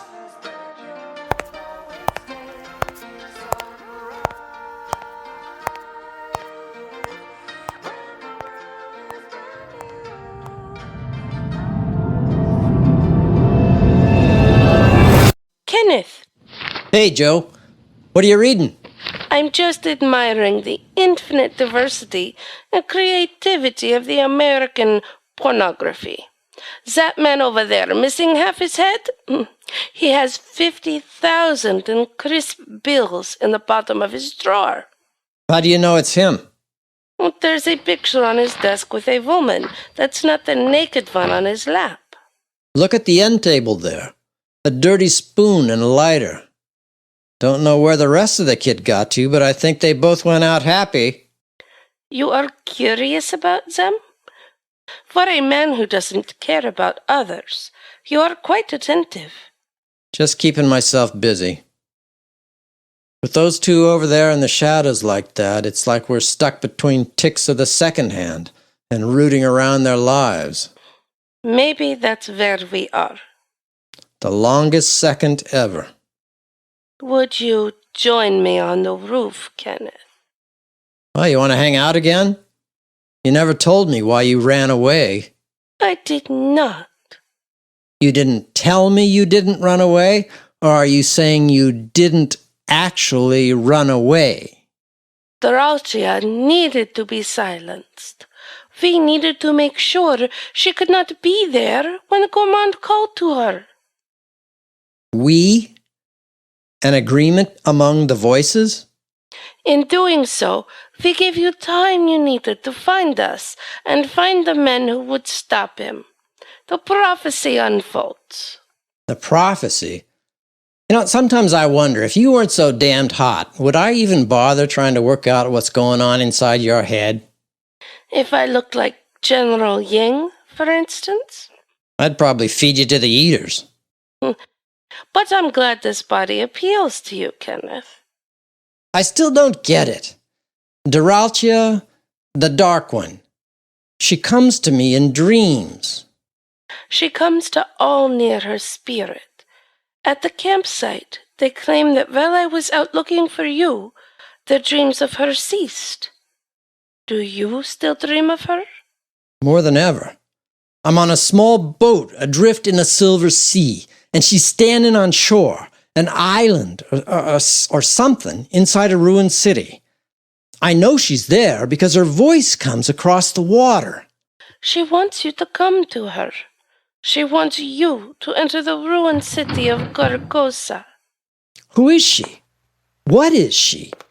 Darling, do you really want to discuss such things? I thought you wished to remain frozen in time. You seem lucid, so I want to jump on the chance you'd make some sense giving me answers. No answer I could give you would make sense. In this frozen moment, the children are sleeping. The others are planning, and we are here alone, together. With those two on the couch. A frozen moment, nothing more. If we're going to succeed in this, Joe, or just survive, I need to know what I'm up against. You are up against me, darling. What more do you need to know? You ran off. Now you want me to go back there with people you seem to have recruited as much as anything else. How do I know you're not bringing us all back for Gourmand and Montcastle's dining and dancing pleasure? All right. What do you want to know? Let's rewind a few days when you were just a lady with a little proposal and a lot of crazy. You and that France guy tore me out of a good place, all things considered, and you burned down a whole community to get me up to Makwe. Then you start talking to me about prophecies and monsters, and you clocked me real good when I got too close to some answers on my own. You showed me some real weird stuff, nearly got me killed, and then you take off, leaving me with a bunch of scared, cold people about to get chewed up by your weird little cult buddies. Now, I don't know what psychotropic drugs you tried, or if you wove some hypnotic notions in my ear while I was recovering from your beatdown, but things just don't add up.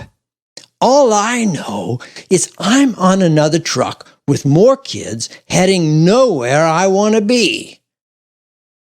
Who's Robert Chambers, Joe? Who? You left some books behind at Markway. Robert W. Chambers, author of The King in Yellow, The Seeker of Signs, fiction from the resort library. Mifflin said you picked them up the night you slept with him. You say that with a hint of schoolboy jealousy. It does not become you.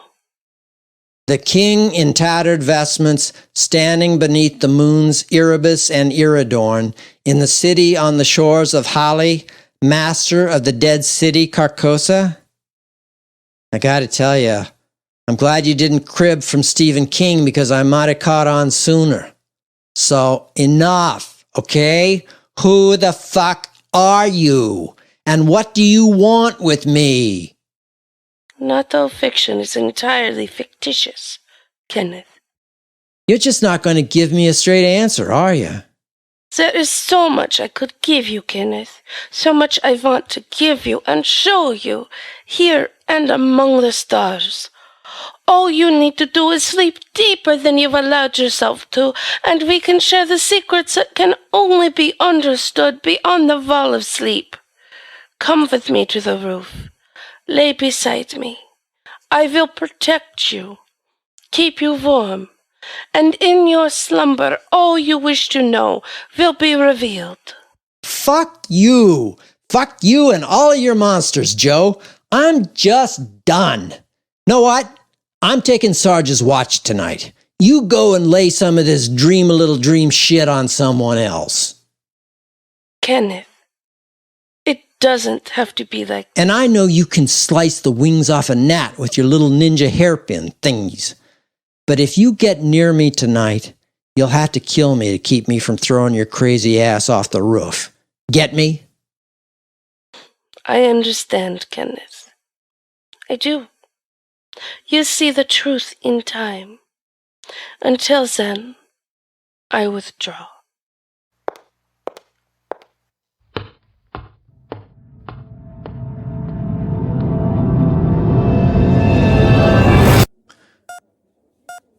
I should point out that for some reason I was not tired.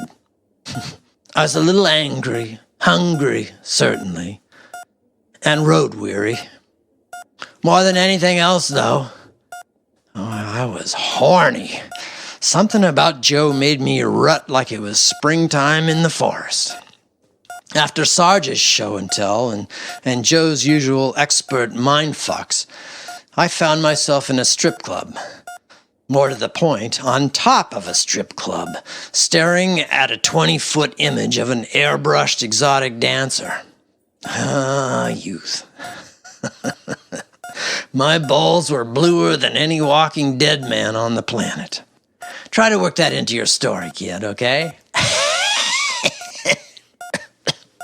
Yeah. That'll just flow with the rest of the narrative, I'm sure. And below me, Joe mingled with the others as only she could. I missed out on the important things that went down next and heard the details over the next leg of the journey. But they were important, despite the fact that I had nothing to do with them.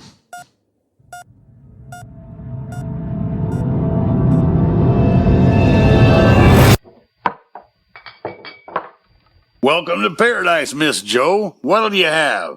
Oh, right, Russian. How about a cold Stoli? Нет, that bottle up there. No, not that one. The Blatovatsky. The bottle, please. I was wondering about that since you sort of switch around from one country to another. You know, I thought it was just a thing you did, you know, like if some guy was into something or other, you'd play along. It's too bad you didn't try to get to know me just a little bit better, General. No, I tried not to get too close to my horse. Charming to the last. So you really got a bunch of women in there, huh? A bunch of women in there. Yes, General. My head is like a babushka doll. What's that? Or perhaps one of your circus clown cars. Ah, got it. Lots to learn about you. You've been working for the bosses this whole time, huh? After a fashion, Duh. After a fashion. So what are you then? Some sort of secret spy for the Googies? Sent out to make sure I towed the party line? Made my quota?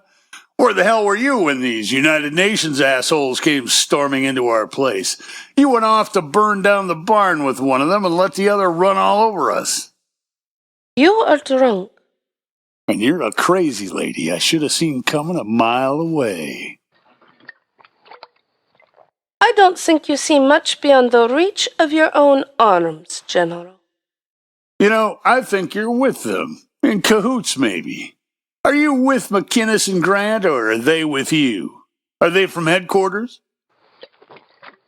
Slow your drinking, Herr General. You're acting more stupid than usual. I hope you don't think of this as some interrogation. You are not very intimidating. We all follow the same master, ultimately. Was the trick turning part of your orders? Or did you do that just for fun? You are consumed by such darkness. You seem to enjoy all this pain, this death. I told you, I love it. Ruling in hell is so much better than running around the servant of a lost cause. Not sure what your cause might be, General. My cause is just, and while uncertain, may still prevail. Who are the Googies, Joe? Really? Your masters, your happy puppeteers. And right now, they are at war with themselves. Light versus dark. I do not know which will prevail if left to wage on its own. What happens when these guys, these little ones, get up there? They die, unless we put an end to their conflict. No, that's not what I mean. What do I get out of it? You? A man who allowed his camp to burn and all his subordinates to die? I'm not sure. Perhaps you'd like to remain here with your distillery and your plastic girlfriend. You raise a good point. Who would be more grateful to me, the good little Googies, or the dark and hungry ones? General, the sun will rise in 7 hours. You should rest and dream of all you desire. Why? You could give me such sweet dreams right here. Oh, General, does it matter to you that your death would mean so little to so many? I think it might be premature. I know secrets even the Googies don't share. What secrets might those be, General? Oh, see now, everybody rags on poor General Ying, but here I am, surrounded by world-class booze, with the attention of some world-class trim. Why is that? Trim. Not only do I have Joe, but who knows what mystic secrets of the body and soul are hidden behind those black, nerdy frames, or under that lab coat. Cretin. I do hate it when you drink. You're worse than the eaters. Especially the smell. Doctor, how can I help you? Was the General speaking of real secrets, or just the ones inside his bottle? I think he has been fed many things to feel important by his masters.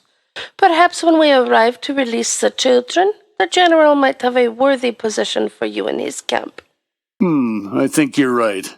I'm thinking this is a good move for all of us. How so, General? This Slim Shimmer's amusement park facility. They've got equipment and supplies. But it's also the regional strategic reserve stockpile. Good old Slim Shimmer's Church of Happy Fun Time Prayer made a deal with the feds to store emergency supplies. If the Googies all went bugfuck, we could ride out the whole winter there and start repopulating the human race in the spring. There are emergency supply caches all over the East Coast. So what? Oh no, this is the doomsday scenario set up. Check out this manifest.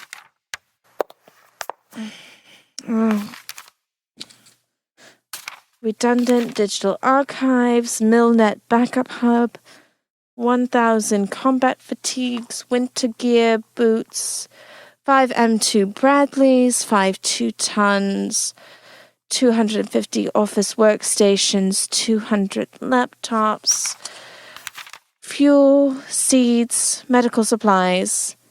Yes, it's a large warehouse. Kind of reminds you of a certain group of home improvement superstores we tried to take over, doesn't it?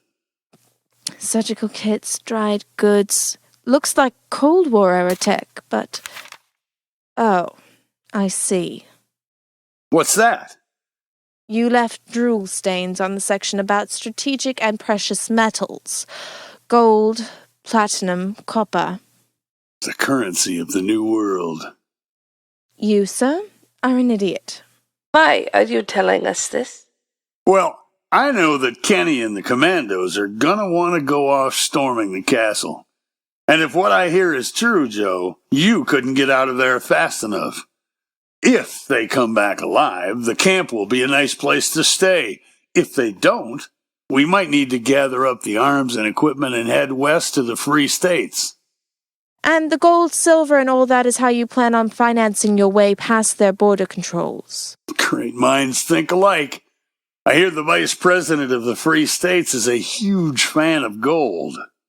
Don't you think that the people working and living there might have a problem with you relieving them of their vast wealth? Not if they go along with the plan. I think that if they know the kind of weird shit going down at headquarters, they'll want to get the hell out of there as soon as fucking possible. Don't you? Doctor! Somebody! Dr. V! The big man who talks like you just fell down. Santa's trying to help him, but he needs a doctor. Hurry! Joe, I may need you. Come on. Of course. When the limey gets a boo-boo, everyone goes a-running. Meh. Maybe it's lead poisoning. Get it? What are you looking at, kid? You're not a nice man. No, and you'll be lucky to make 6 years old. I'm 9, you mean jerk. Then get the fuck away from me if you want to make 10. Becky, what's the matter? The angry man everybody hates yelled at me. He yells at everybody, Becky. Calm down. Hey, you want to see something cool? What? I found a playroom behind that big stage with the fire poles. A playroom? I went back behind there and they got a lot of costumes and wigs and stuff. Makeup, lots of stuff. There's a television too. Awesome. Show me. Come on, it's right back here.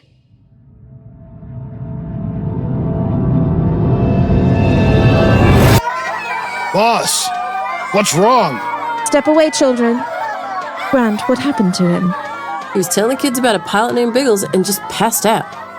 Lord, how much did he have to drink? 1 glass. I've got the bottle. And he stopped taking the oxy for pain. Shit. Help me open him up. What?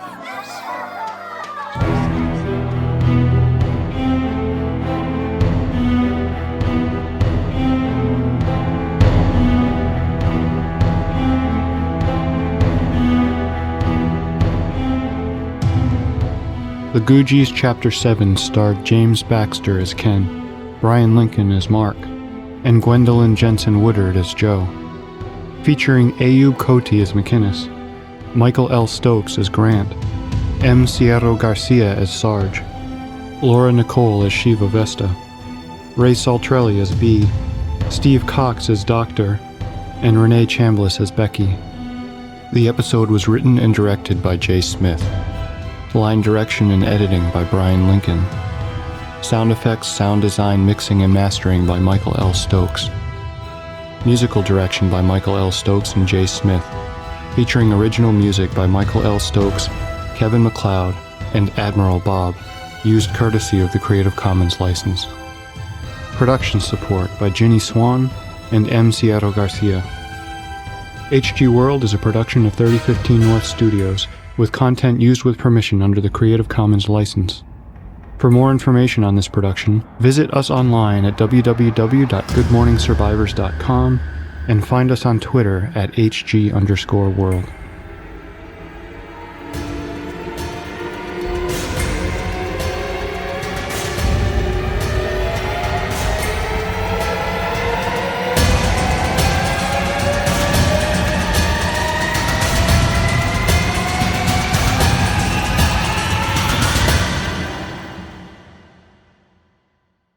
Chapter 8. And now, HG World presents The Googies, Chapter 8. His shirts, layers. Christ. He's cold and pale. Was he injured in the fight? What? Was he bitten?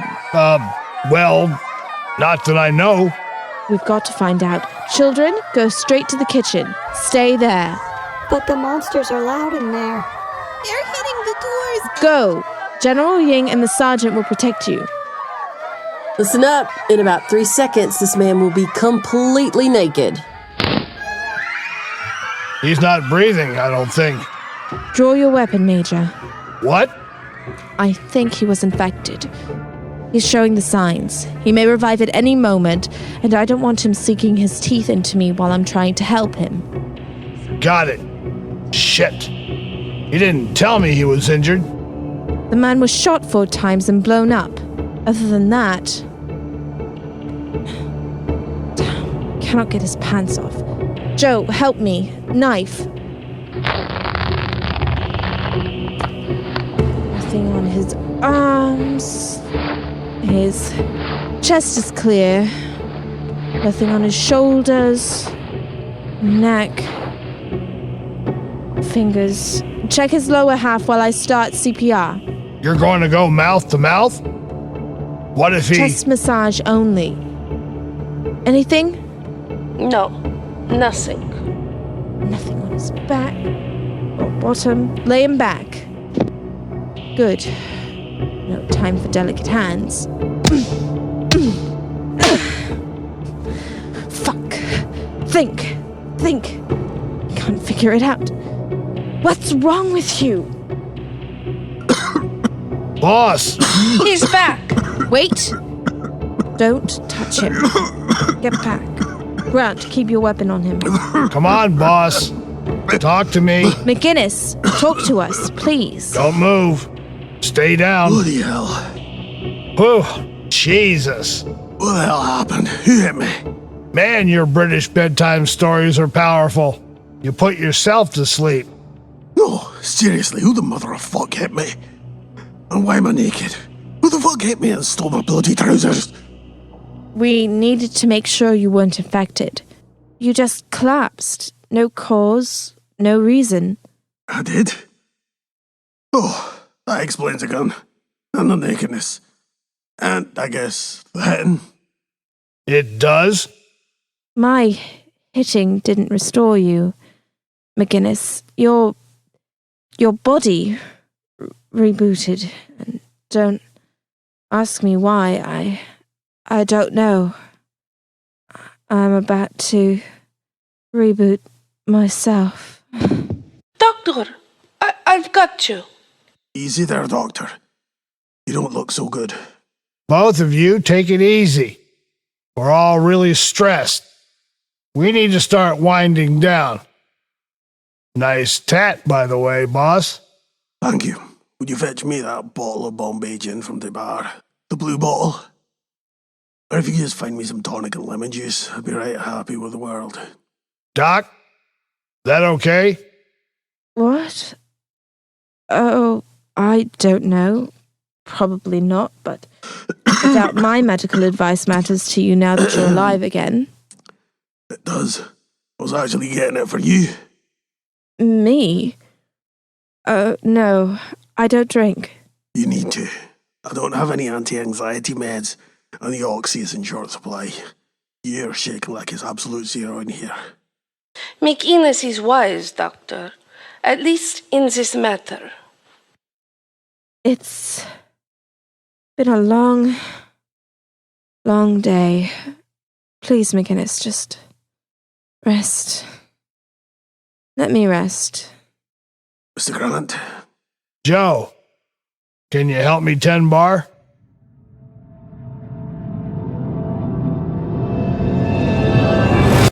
Wow, this is cool. Look at all the costumes. They're so shiny. What kind of plays do you think they put on here? Plays? This is like backstage at a theater. See? These chairs are where the actors get their makeup on. See?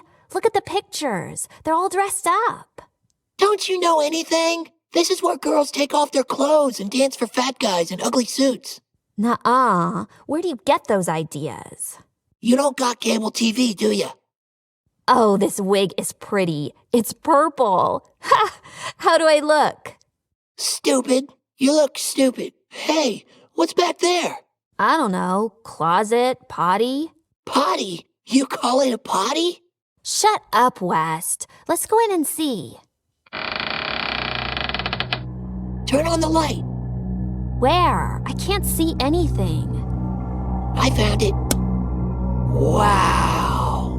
Look at this mess. Like my sister's room. What's all this stuff? What's back there? Another closet? Oh, it smells bad. We should go get the grown-ups. What's under all these blankets? They're covered in... Oh God. What? Let me see. The door! The door! It's not my fault. The lamp fell into it. 'Cause you tripped and... What was that? I don't know. Came from the door at the back. Someone's in here. You think one's inside? Maybe they had a dog or a cat. Oh no. I thought they checked every room. The door must be locked. We gotta get out of here. Please, Jesus, please, Jesus, please, Jesus. Hannah! Help!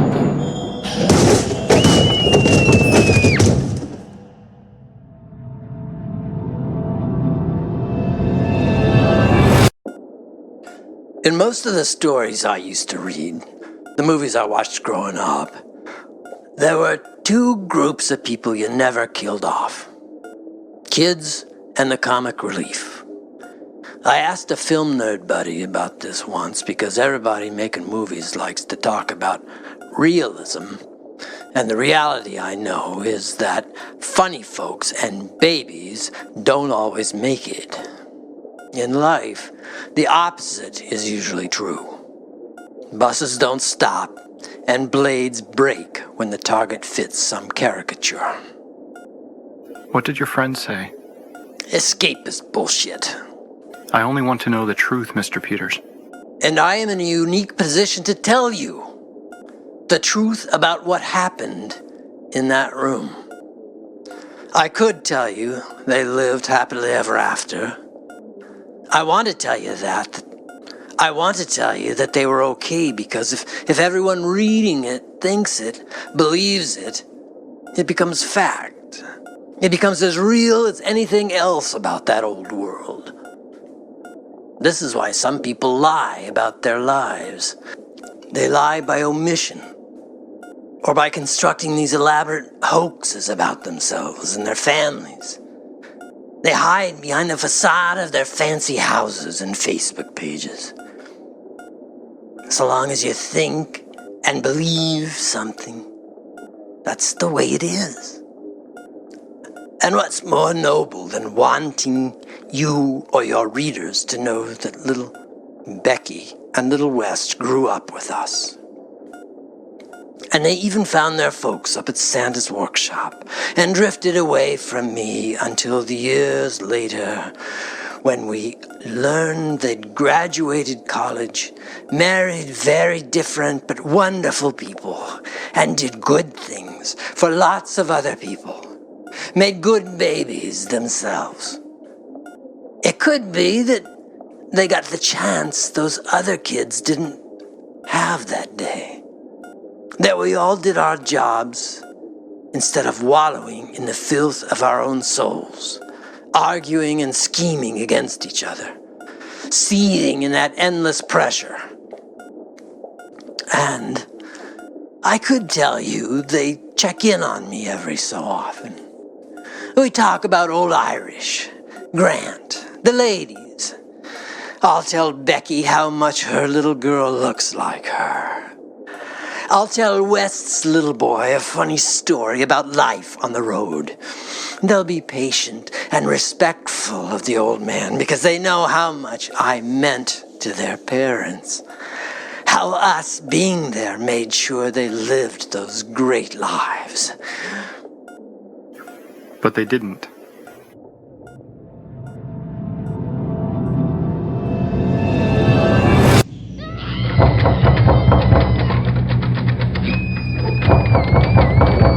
Becky, open the door. Something's blocking it on the other side. Get out of the way, Doc.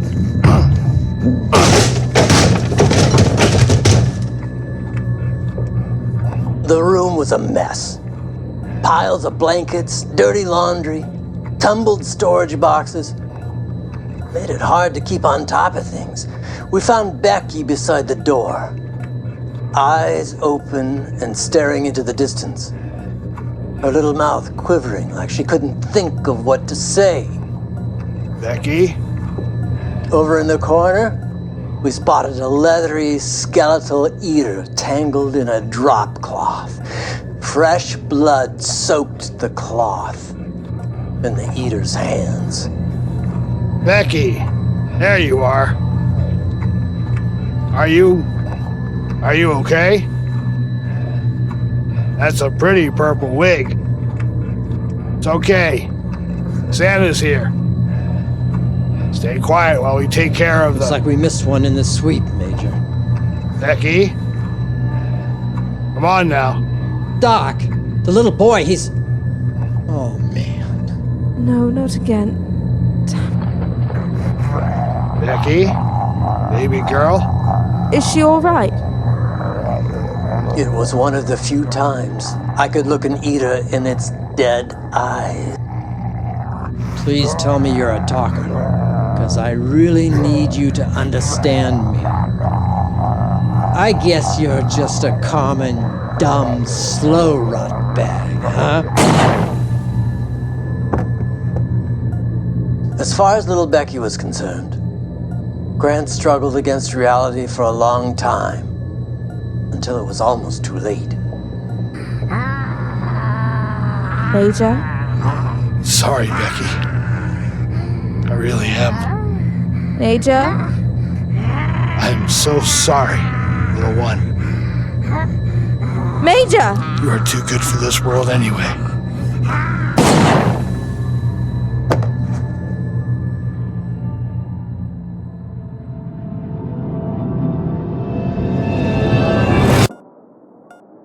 No.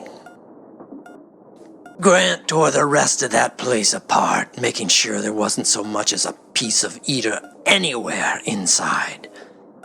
Shiva wandered away to one of the private cubicles for some time, alone. Sarge and Joe just kept watch, making sure no one went totally apeshit crazy. Ying never even came out from behind the bar.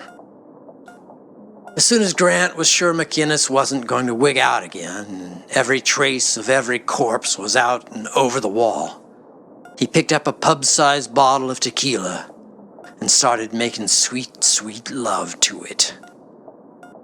You just threw them over the side? Sounds terrible, I know. But it drew the eaters away from the loading dock doors and gave us some quiet time while they chewed up the rancid remains.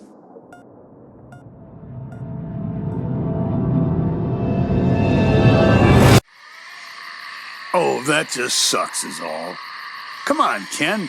Look, I don't know what the hell's happening in New York, and frankly, I don't care. Things are falling apart. There's a whole new world out west, and an enterprising kid like yourself would be the next founding father. I'm not exaggerating. So the Free State's got it all figured out, huh?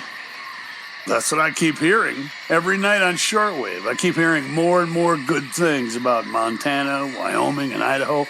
They're in talks to join with Alberta and that other Canadian state to bridge a new republic with Alaska. We could saddle up and be there before the eaters start thawing in the spring. What do you think? If you don't want to be the next Daniel Boone or Steve Austin, how about the next millionaire industrialist? Seriously? What makes you think those idiots will be here come spring? Don't count out the Mama Grizzly. That president has something special.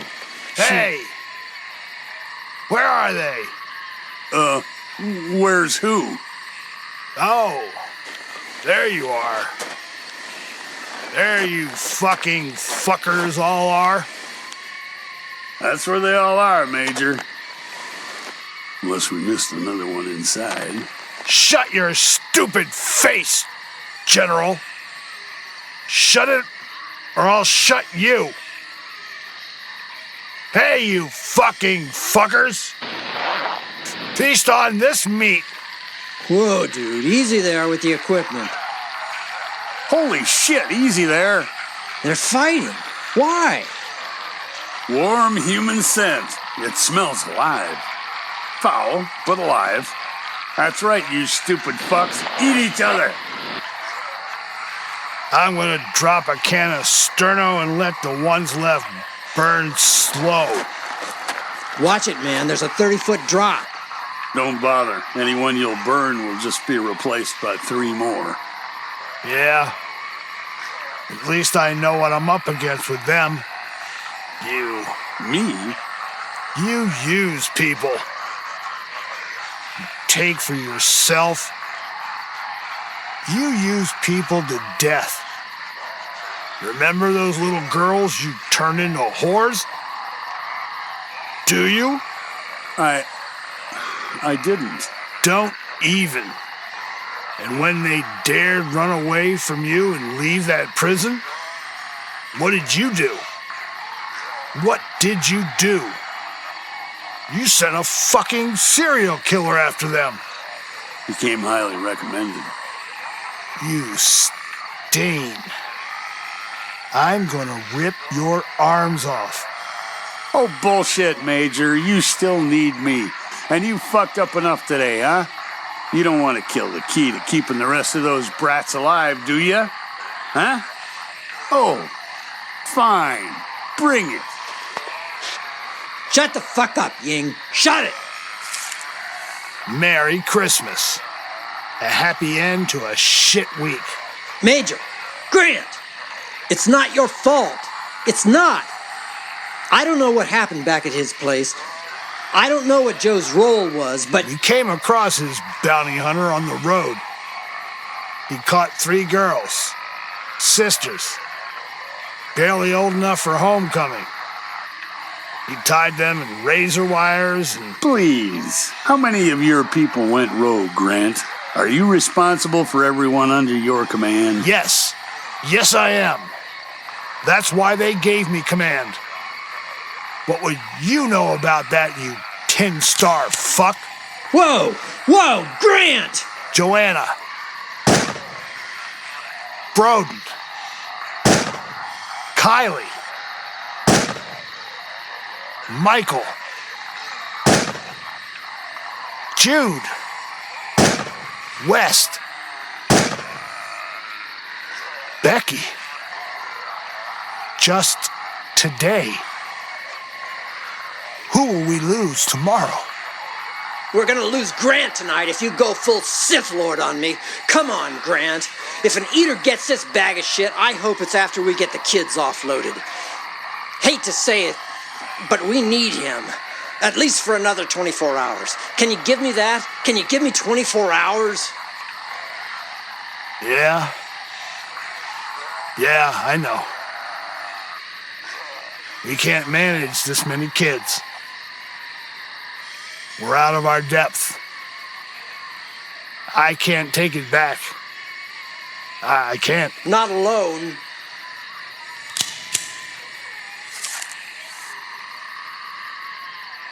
So, what now? There you go. Lord knows there are enough living people who deserve this booze more, but I'll take what I can get. Not liking that? Here, take my vodka bottle, too.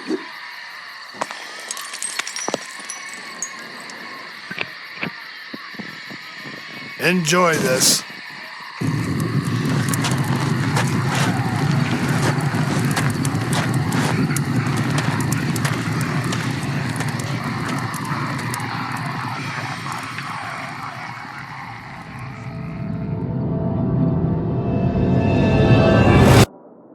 And that's how you dealt with shit like that back then. You pissed on the head of your problems, set them on fire, and moved on. How do you like them apples, Mark? It's terrifying. Yeah, but it was how you got through it. I suppose McGinnis and the doc had some similar way through the haze, because by the time I got back downstairs, they were asleep with the kids in the champagne room. Grant was sleeping on the bar, and Ying just waited out the night watching eaters burn. I remember crashing on the sofa in the manager's office, drifting in and out, worried that I might sleep through our deadline. Sleep for a year, or 20. The eaters stopped pounding and the place was pitch black. I probably slept, but didn't realize the time passing. None of those answers Joe promised came of that deep sleep, and I didn't wake up with any new inspiration or new hope. I do remember waking up to sounds in the kitchen, seeing McGinnis with a camping lantern and then cooking something on the electric stove in a big drum. It looked like he was subbing for the witches in Macbeth after a while, stirring and bracing his cauldron in the reddish glow of the burners, backlit by soft white light. It was kind of comforting to see something relatively normal, and I drifted away again. I woke a little later to the smell of cinnamon and the sound of conversation.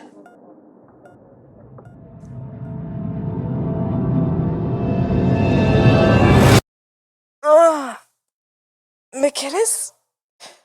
What are you doing up? What smells so wonderful? Breakfast. Last night I noticed the previous squatters had loaded up the kitchen with lots of oats, so I trotted out the big pot and tried an old family recipe for porridge. It's canned in powdered milk, but I found some sugar and cinnamon in the pantry. Enough for this batch, and we can take the rest along with us on the road. As the Americans say, breakfast is the most important meal of the day, yeah? There's some uncanned fruit to give it a little flavour variety. I know porridge can be a bit bland for people used to Lucky Charms and Fruity Loops or whatever crack-coated cereals were out there. The lost art of breakfast. You prepared all this for the children? Well, for all of us. Here, try a bit of it. Oh, that's thick. It's hearty. I recommend it with bits of dried apple or peach. What do you think? Oh, it's gorgeous. You know, my grandmother used to make a cauldron of this stuff when we came up to Inverness. Bland as sand. This, oh, so much better. Inverness? That's my part of God's Islands. Don't know many from there, but the Cross and the Ram pub there was warm on a cold, rainy evening. Would you continue to think of me as an inhuman bitch if I asked about coffee or tea in this place? I have instant coffee, but I didn't start brewing because the smell would rouse Grant. I figure of the days he's had lately. Yes, indeed. Don't recommend the tea. Strictly American grade. Coffee is fine. You didn't look like a Highland girl. Where were your other grands from then? If you haven't worked it out by now, McGinnis. Neil. Fine, Neil. I'm not big on talking about myself. I'd rather focus on my job, if it's all the same. Fair enough. For myself, I don't mind talking about it. Did you know, for example, that I haven't seen my daughter in over 4 years? Here's a picture. She's very pretty. 9, is she? Turns 10 on Boxing Day. I had just secured leave to fly to London from Johannesburg to see her. Her mother and I split when she was 2, and my impeccable social engineering skills got me shipped between asshole and armpit assignments. Elizabeth hadn't seen me more than 2 days in over 5 years. Last time I saw her, she didn't know me or want to spend any time with me away from her mother, which is a shame, since her mother and I can't be within 50 feet of each other without trying to immolate each other. Elizabeth. Interesting choice of name for a Scotsman. Not really, since her mother's quite the proper British subject. The mother's name was Elizabeth. I wanted to name her... That's lovely, McGinnis. I'm sorry you missed her. I was on my way there when my flight was diverted to the Falklands. Didn't even know until they marched me off the plane. Next thing I know, Britain's under quarantine, and I've got orders to join forces in Toronto. Last thing I heard from Elizabeth was that she'd gotten a dog, Rufus. You have family in the quarantine, Doctor? I have over 100 family members in India who I know for a fact are dead. I have 30 members across 4 generations who I haven't heard from since the quarantine. My family is my work, these children. Speaking of, I didn't thank you for bringing me back to life last night. As Grant might say, much obliged, ma'am. Lost dozens, gained 1. A record any doctor should be proud of. You can't think about that. Can't I? Is that how you live your happy-go-lucky life, cracking jokes and making light of all this suffering? No. I live my happy-go-lucky life by making breakfast for the ones I can help. Try to get them mentally and physically prepared for what's to come. Let me help. You can help me by making sure the horrible things that happened yesterday are not repeated. We lost too many yesterday to assuage our guilt with a pot of boiled oats and a pep talk. I expect perfection in your execution, group captain, and I expect that you deal with the incompetence of your second-in-command. I hold him directly and personally responsible for not securing this facility. Now, hang about, Doctor. And if you're serious about recovering from your many injuries and keeping sharp, you will empty that flask you've got in your jacket pocket and stay alert until we get these children safe. I am sick of you men thinking that this is some sort of macho survivalist camping holiday. Says the woman who works for a drunken idiot like Mr. Ying. What's he done for this lot, eh? Aside from herding and selling him like stock to someone he doesn't even know. You're just a doctor checking out prisoners a day before their execution. Exactly my point, you stupid git. If you cannot do this, step aside and I'll get us to an alternate site. You need to prepare, because the challenges aren't easier, especially if you're going to continue carrying the weight of the dead on your shoulders. You and I have a lot in common. I had hundreds of men in my command. I lost all of them. Lost them to eaters, your Happy Valley militia, desertion, suicide, and, frankly, gross incompetence. 3 months ago, I gave a Kenyan soldier orders to take point on our walk east from Pittsburgh, and he responded by casually removing his sidearm and blowing his own face off. Right there, at ease. I don't know where my last 6 scouts are. They probably took off when Grant and I went into that bunker with you and your people. So I know a little about loss. And if I didn't process it, I'd be shooting off my own face. Instead, I make porridge. And in a little while, the kids will forget a little of their pain before they rush out into the scary world again. Doctor, your hands shake and you don't sleep. You're like a wind-up toy that keeps walking into the wall because it's the only direction it knows how to go. You're going to keep going this way until something breaks inside your mind. You'll be lost. And I don't want to see that happen. We need you. Major Grant said you gave good speeches. It's not a speech. I'm asking you politely to stop walking into a wall. Change direction.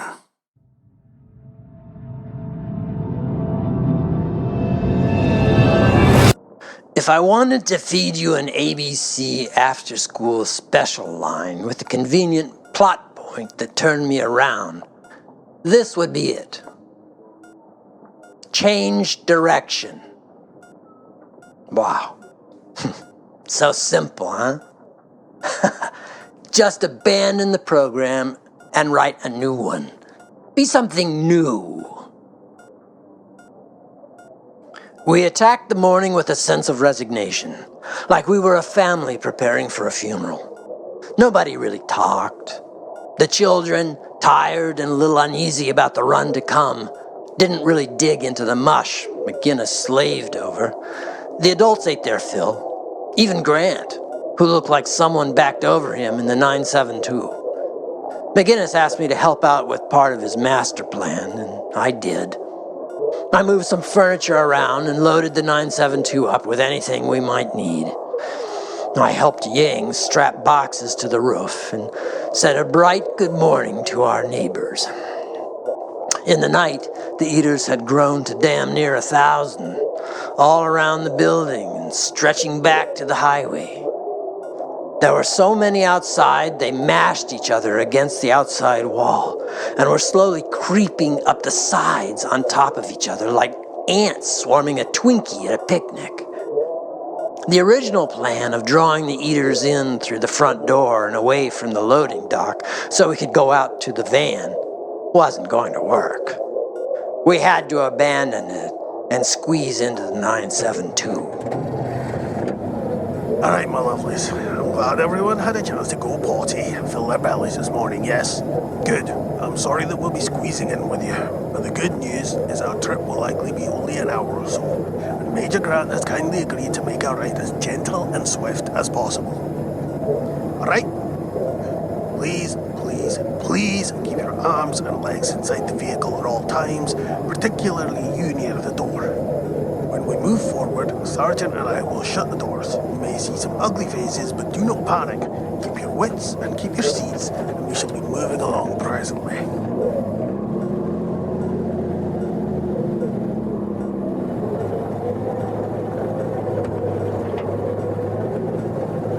I think Major Grant took a great amount of satisfaction in rolling through and over the mob. As packed as it was in back, no one wanted the shotgun seat up front. No one really wanted to see how bad things were. I needed the fresh air, so I went back up top to make sure we didn't pick up any hitchhikers. I watched our temporary shelter flood with eaters lured by the scent of our time there, with the piss and shit we'd left in open jugs outside. Drawn by our sweat and our blood, the stench of our lust and our hate and our pain. You know, in my day, this kind of story needed to end with a big explosion, burning those fuckers to dust. But there was no orgasmic release. Just a slow, grinding push through an unending riot of hungry, walking dead. Like life, I guess. We just kept going. We changed direction. We moved forward, and eventually, we moved on.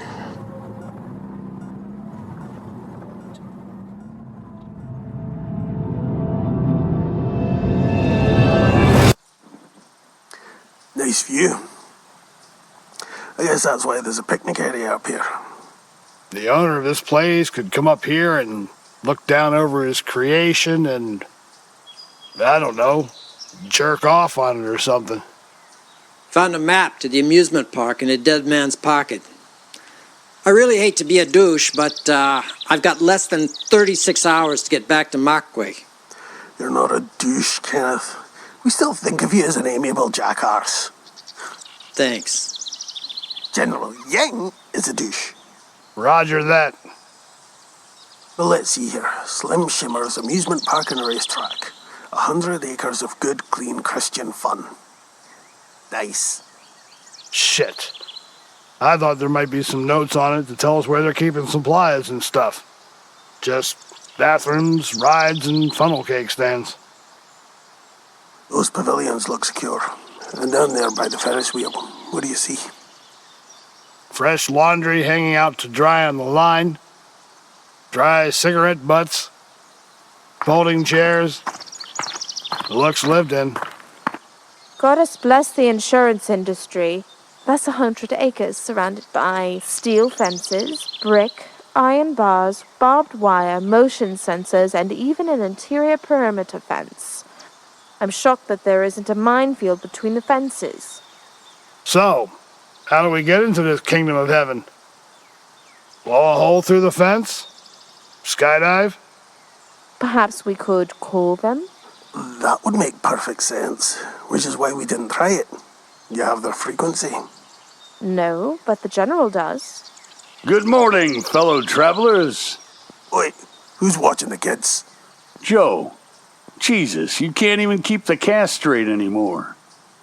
Hey, there's a ski lift or sky ride, about 100 yards along the ridge. Affirmative. It's called the Rapture.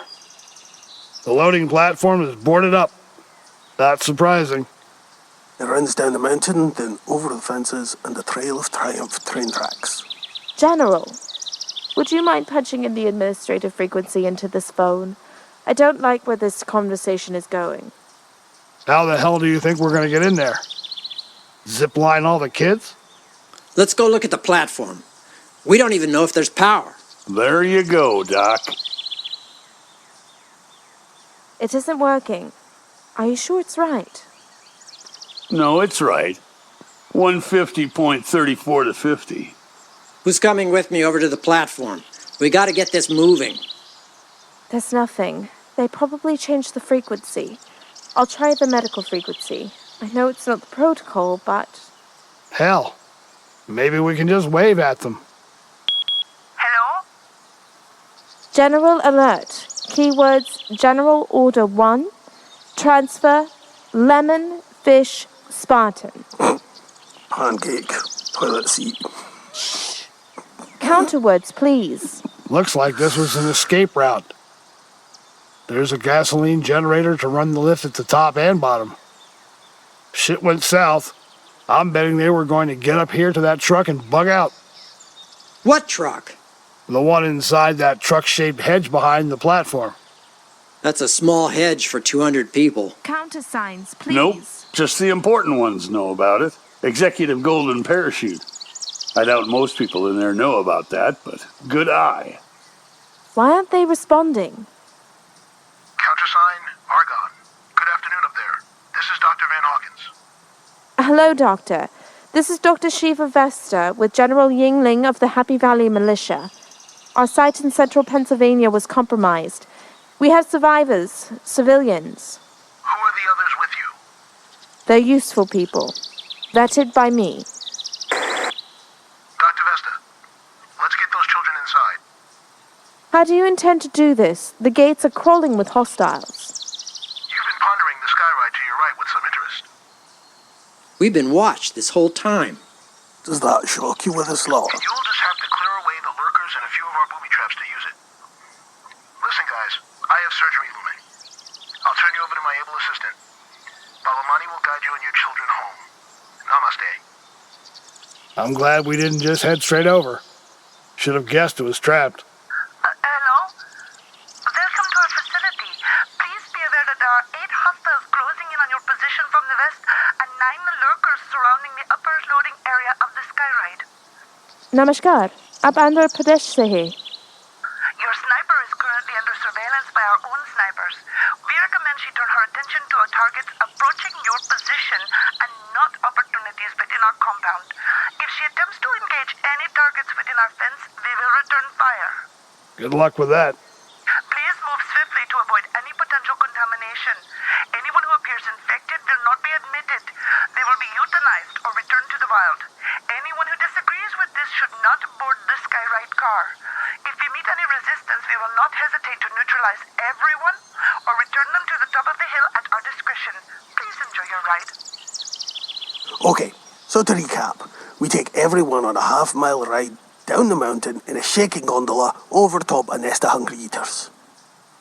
You got it, Mickey. Well, that leaves no grey area, shall we? Allons-y!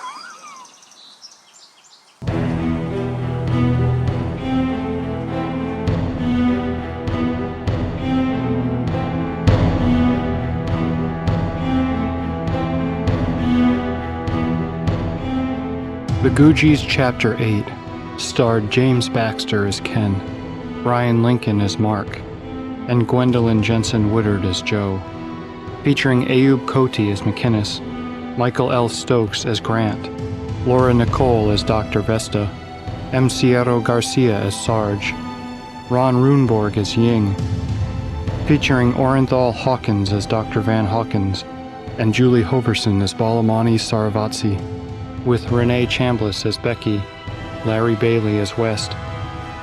Additional voices by Brian Lincoln and Veronica Jaguar. The episode was written by Jay Smith, show running and editing by Brian Lincoln, Production assistance by D.T. Kelly and Ginny Swan. Sound effects, sound design, mixing, and mastering by Michael L. Stokes. Musical direction by Michael L. Stokes and Jay Smith, featuring original music by Michael L. Stokes, Kevin MacLeod, and Admiral Bob, used courtesy of the Creative Commons license. HG World is a production of 3015 North Studios, with content used with permission under the Creative Commons license.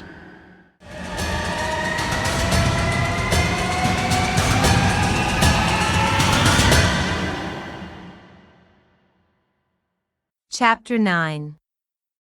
Previously on HG World presents the Googies.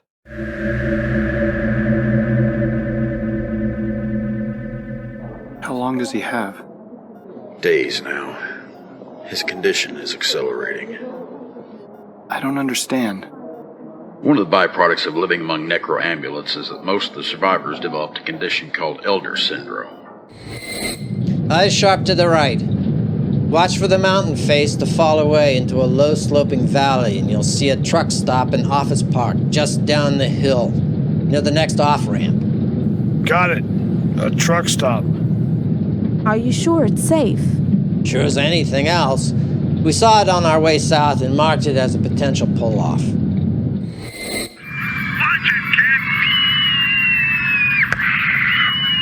Two kids down! Sarge, cover the gaps. They've got two of the children! Save them!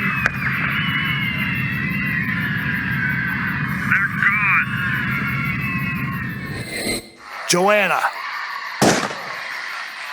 Broden. Kylie. Michael. Jude. West. Becky. Just today. Who will we lose tomorrow? Found a map to the amusement park in a dead man's pocket. I really hate to be a douche, but I've got less than 36 hours to get back to Markway. You're not a douche, Kenneth. We still think of you as an amiable jackass. Thanks. General Yang is a douche. Roger that. Well, let's see here. Slim Shimmer's amusement park and racetrack. 100 acres of good, clean Christian fun. So, how do we get into this kingdom of heaven? Blow a hole through the fence? Skydive? Hey, there's a ski lift or sky ride, about 100 yards along the ridge. Affirmative. It's called the Rapture. The loading platform is boarded up. Not surprising. It runs down the mountain, then over the fences, and the Trail of Triumph train tracks. And now, HG World presents The Googies, Chapter 9.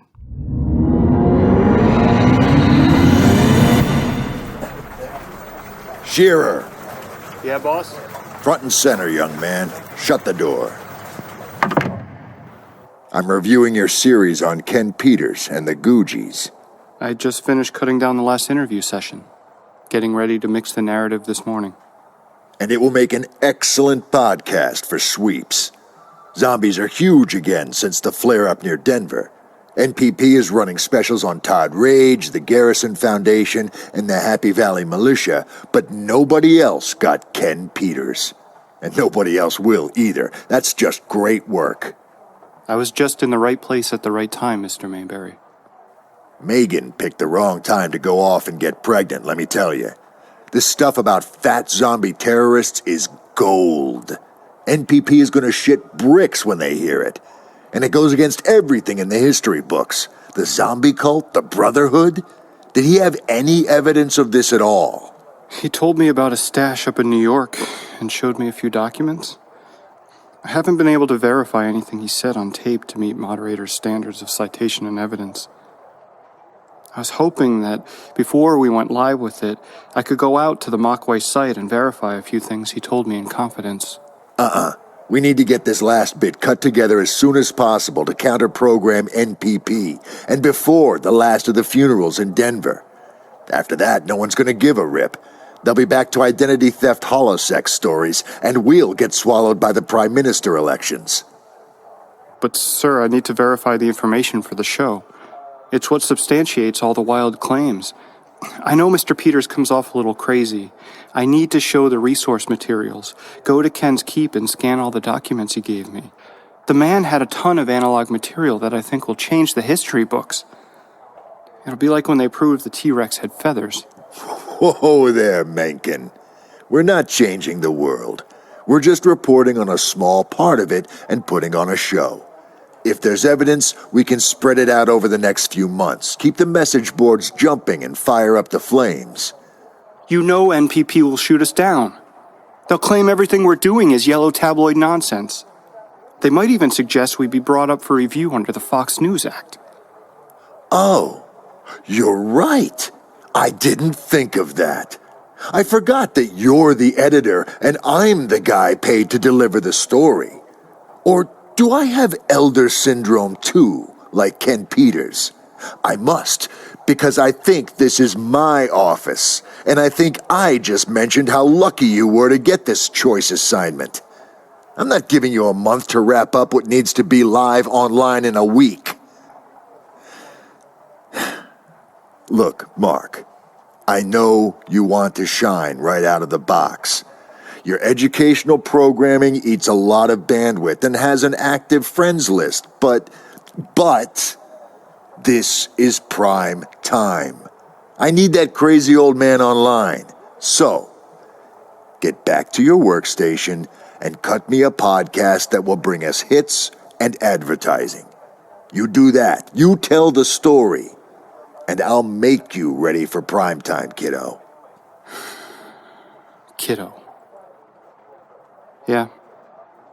I'll make it happen. I know you will. Well done, Mark.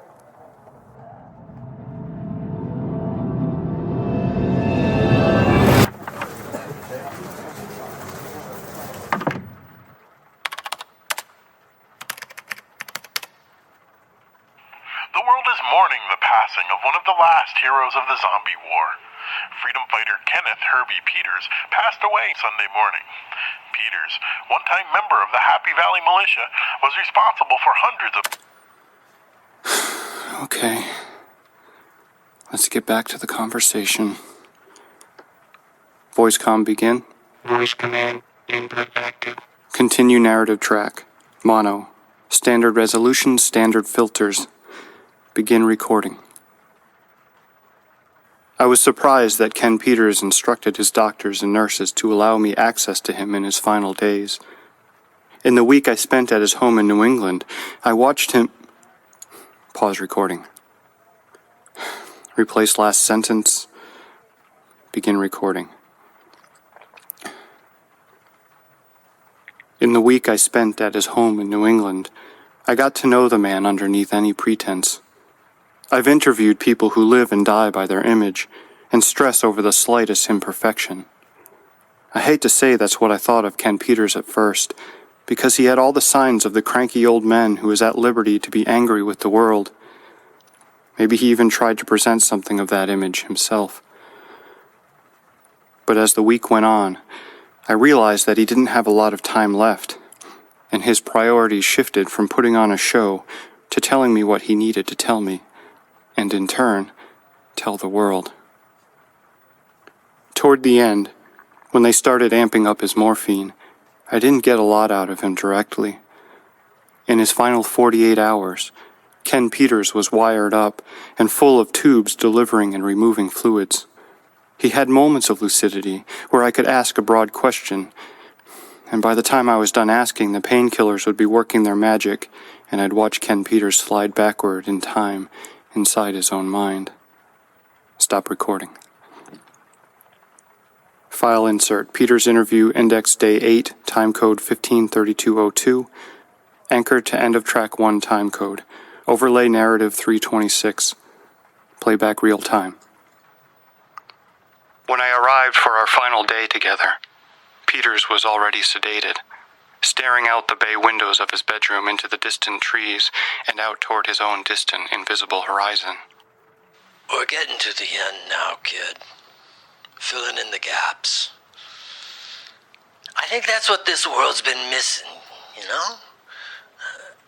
I think the taste of that time has been washed away by a lot of goddamn good intentions. Anytime you're ready, Ken.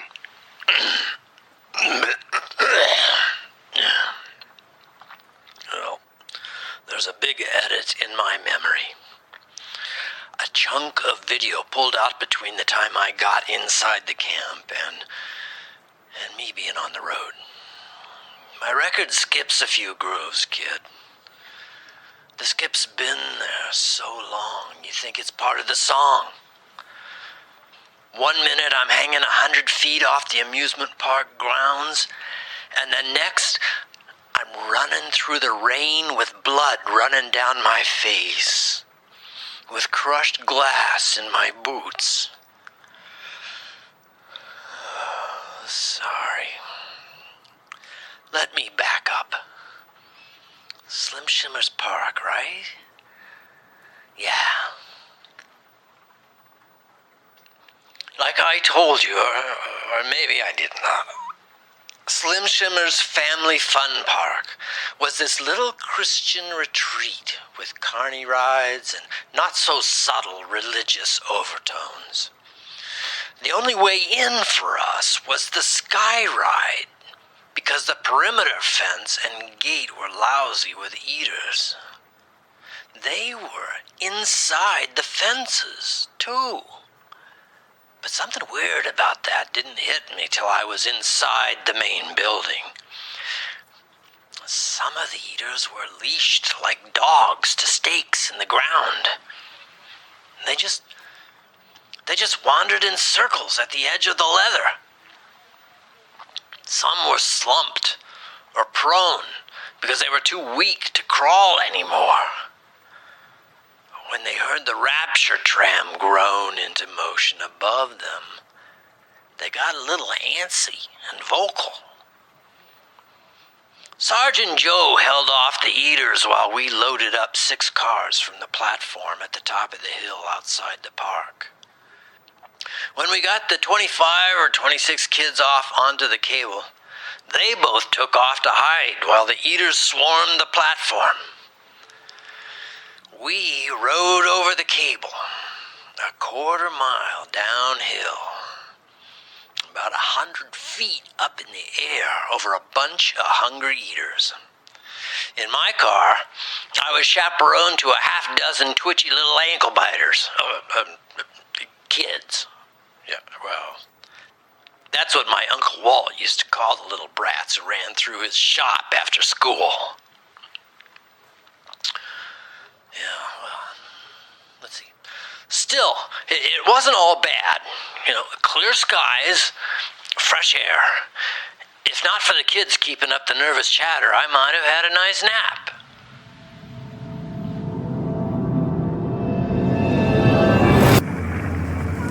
General McGinnis? Over. Uh-oh. Grant invoked rank. That's not good. Go ahead, Major. Permission to throw Dickhead over the side. And why would you want to egress Mr. Yang, Mr. Grant? General Principal, sir. Not yet. While Dr. Vesta supports your idea, we may need his keen intellect and dazzling social skills when we greet our hosts. At least his passcodes. Keep sharp for any sign of hostility. Likely to start screaming when we get inside the unloading area up ahead. Understood. Sarge signals she's going to the high ground and trying to secure the 972. How about those eaters inside the perimeter? I thought this place was secured. We'll deal with all that in a bit. Heading into the dark, spooky place. McKenna's out.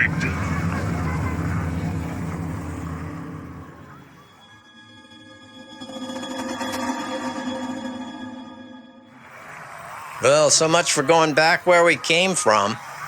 Looks like the loading area is full of eaters. I hope Joe got out of there. Mister, why did we stop? I don't know, kid. I think they're probably trading secret handshakes and making sure we're not infected. I'm scared. I don't want to fall. You're not gonna fall, kid. I know how you feel, though. But they can't get us. If we stay quiet, they'll wander off. Is my mom and dad in there? In the amusement park? Probably not, kid. There's Daddies outside. I don't want to go inside that place. The Daddies will be in there, too. Nah. We heard from the people who run this place.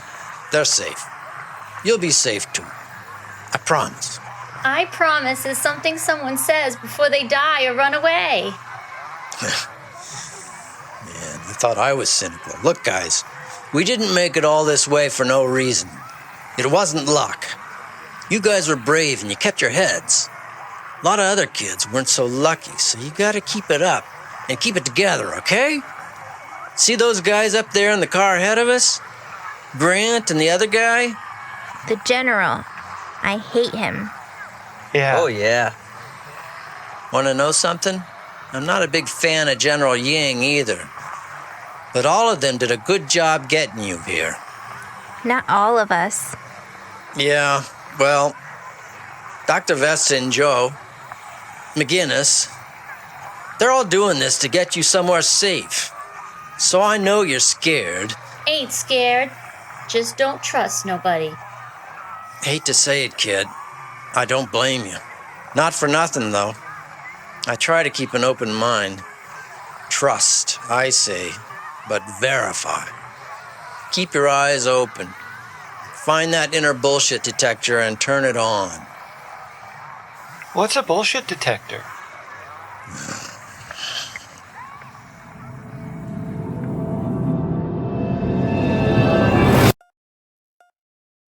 What's a bullshit detector? It's a sort of psychic tingle, like Spider-Man's danger sense. You do know Spider-Man, right? Yeah, of course. I minored in American mythology. Of course you did, Pumpkin. It's that cynical little voice that makes you second-guess yourself a half second after you are irrevocably committed to a decision. It's the smile of someone who likes you just a little too much. Shakes your hand a little too long. I'm a journalist, Mr. Peters. I get that a lot. We just call it common sense. Well, in my day, that sort of thing wasn't so common. One thing I like about your generation is that you don't take what you get as rote. A man's word means something again, because your parents had to contend with a lot of dishonest, dishonorable fuckers out there on the road. Which brings me to the next diabolical fuckhead I met out there inside Slim Shimmer's house of fun. I had no idea they had their hands in all the medical research the UN had been doing up until the collapse. General Order 1, Genetic Inoculation and Eugenics. Googies. Fucking Googies were the remnants of all the best drug labs, the CDC, the World Health Organization, all wrapped up in a lunatic cult, whatchamacallit, a flour tortilla. Yeah, like a big, crazy medical burrito. Yeah. I don't know what I was expecting from this place, but it was brilliant putting it inside an amusement park. Outside, they let the dead walk along the paths and wander the midways. It kept the crowds outside the gate from swelling and dissuaded refugees from trying to get inside. The most brilliant piece of this sick little strategy was that this Slim Shimmer's Christian amusement park wasn't just a research station and refugee camp. No, it was a farm. The park itself was a pasture for their livestock. The Walking Dead. Well, I decided to keep an eye on Dr. Vesta while her would-be boyfriend got interrogated by the Geek Squad. She seemed to know where she was going, looked confident enough, but didn't seem to mind me tagging along, especially with the Tech-9 strapped to my shoulder. They didn't disarm you? The twerps in lab coats saw my Mockway badges and tags, so they waved me through. My understanding was that McGinnis and Grant were suspect because they came across Ying's old camp and raised all kinds of holy hell. They were not of the body, you might say. Eventually, the local brain trust realized they needed the muscle, and Mickey and Grant became real friends to these folks. But there were some tense moments, too. Anyway, I followed the doc down into the access tunnels that ran under the park, the ones used to resupply shops and restaurants without putting a bunch of trash bins and trolleys up on the park streets. We wound up in some sort of medical bay. Cleaner than the tin can Doc described living in, and a hell of a sight better than the titty bar we holed up in the night before. Vesta recognized the big black guy staring the hell out of a computer terminal. White lab coat, big glasses, a week's worth of beard, a dirty New York Jets cap on his head. He struck me as a guy trying really hard to look smarter than he was. Like a guy better suited to beating the shit out of smaller guys trying to take his spot on the work truck. His name, if I remember right, was...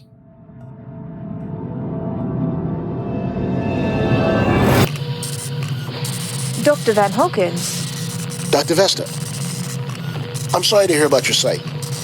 For the civilians, I mean. Please bear with me. I've got a lot of paperwork to wrap up in very short order. Can you believe it? It's the end of the damn world, and I still have to file reports on the most ridiculously unimportant matters. Yes, well, this is Mr. Peters. Ken. Welcome. You a scientist as well? No, I'm a driver and part-time babysitter. Good to know. We could use someone good with kids. Not sure how good I am. Hope I don't have to turn pro. A place for all, and all in their place. Welcome, Ken. There. Another 10 minutes of explanation distilled into 3 hours of big words and scary numbers. Now, how are you both? We've had quite a journey. I wish I could tell you I saved significant research, Doctor. Would it surprise you at all that we're all working on roughly the same things? The leadership expected something like what happened to your site somewhere in the system. So I have a lot of your work backed up for you.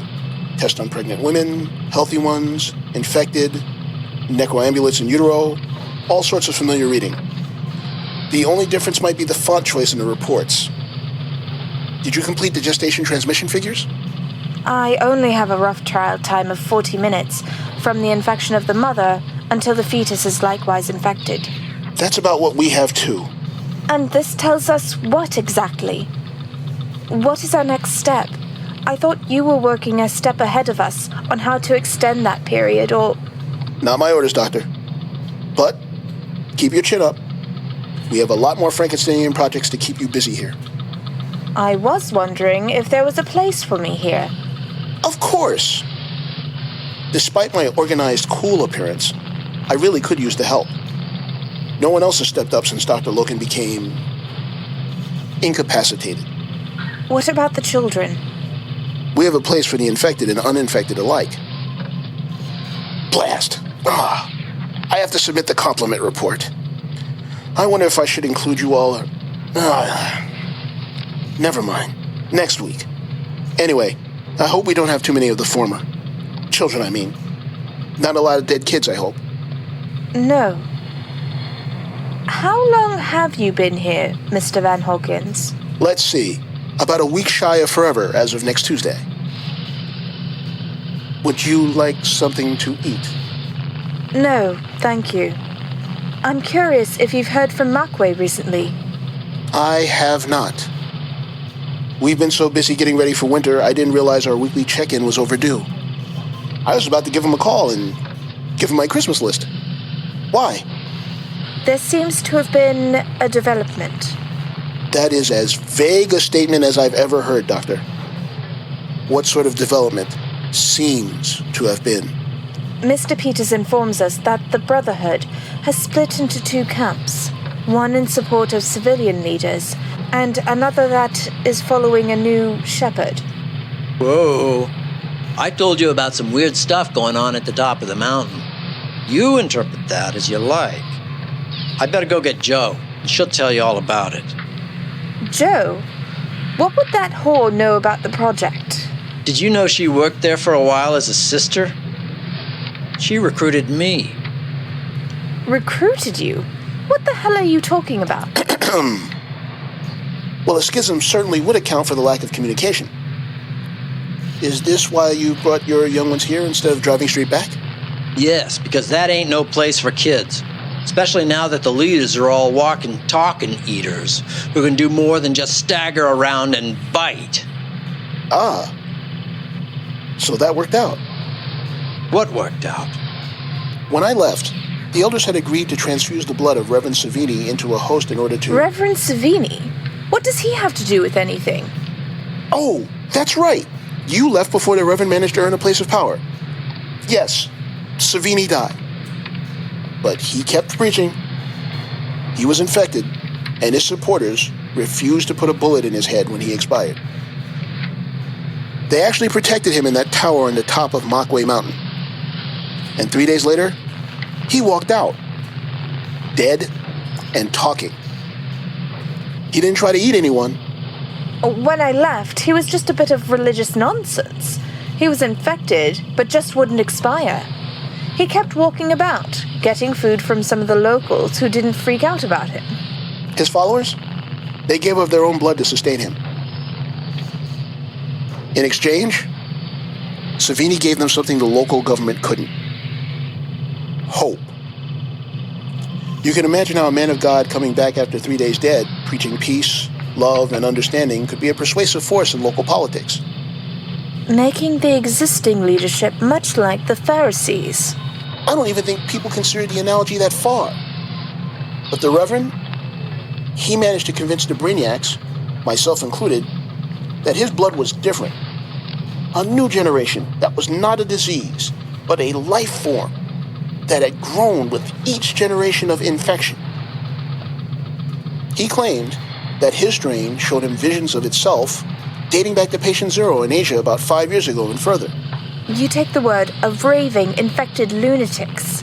When they recite details from confidential patient files and about 7 other impossible things? Yeah, I tend to take some heed. He's right. I've seen this. You have? A few generations down the line, yeah. There's this big chamber, and a bunch of pasty, naked fat guys are all trying to be worthy enough to get an infection injection from the Shepherd Gourmand, he said his name was. I watched it happen. And you realize that what you just said makes absolutely no sense, right? It's what you're talking about. Savini's blood. That makes perfect sense. If the infection outlives the body, how can the infection survive and continue teaching the gospel? Put it in... a new body. Dr. Hawkins. All this research about natural resistance to the infection. Perhaps, instead of looking for key defenses, the Mockway researchers are looking for more receptive candidates. A more compatible type of host. Like I said, none of that makes any sense. We're supposed to be fighting the infection. Actually, Dr. Vesta, there's probably something you should see. Keep in mind, the important thing is that we have the room and the supplies to support your children. We needed some new blood, so to speak. What is it you're working on here? Surviving, frankly. I haven't done any hard research in months. We had an outbreak of chickenpox, widespread food poisoning, 3 appendectomies in as many weeks. Am I any closer to that mythical cure? No. But we're all healthier mice in a cage.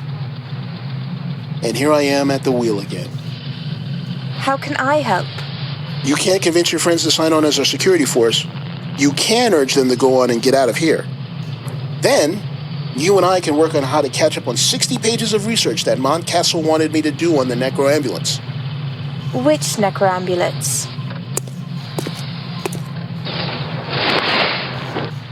What the hell? Meet our lucky contestants, Rocco, Polo, and Solo. Looks like Quarlo there didn't survive the last round. You're still experimenting on eaters? Inside the fences? Of course. I'm not going to experiment on them in the wild. I take it that you weren't working on anything like this. No, nothing like this. Dr. Mavis, would you have someone dispose of Mr. Quarlo there and find me a Mr. or Miss Torgo? Dr. Vesta, you seem uneasy. Rest assured we're quite safe in here. No, I'm sure we are, but these subjects, they're all children. Teenagers, but yes. Accelerates the results. Where did you get them? There's a catalog over by my computer. They offer free shipping if you buy them in packs of 6. Where do you think I get them, Doctor? Outside the fences. We're 10 minutes from a college town. I can trap and transport any number of undergraduate cadavers I need. From what I hear about your old camp, that would be more than just a scientific attraction. I've got to get back there. Why? Hold on one moment. Wait. You're saying that the surviving scientific community, entrusted with the eradication of this infection, the same group that has been tasking us with doping and testing living beings in the hope that their sacrifice might save lives, has been using our research to do what exactly? You know, until just now, I never really stopped to consider that. Funny. They're perfecting their relationship with their infection, taking on the memories and abilities of each new generation. And you people have been feeding the Googies info on living people. I've got to get out of here. What did Dr. Montcastle say about this? Brother Montcastle thought it would represent an opportunity to learn about this infection. Savini was able to provide valuable data to me and the others. When his body got too weak to communicate, he asked for a volunteer to carry out his work. Some idiot ex-ranger was willing to take some of Savini's blood, and I thought that would be very bad. Apparently, I was right. I took a job out here and thought things worked out, since we kept getting supplies and orders each week. You seem rather calm and rational about this. I might want to give Montcastle a call. Montcastle left the camp weeks ago by now. He ran off after killing one of the brothers in front of me and Joe. Maybe he suffered a lapse of faith himself. Unbelievable. You're welcome to leave at any time, Mr. Peters. I don't doubt that you know more about us than you let on. I don't know why you're here, but you were very intent on seeing my lab, and you were very clear about your knowledge of the Brotherhood. You're here for a reason you may or may not realize.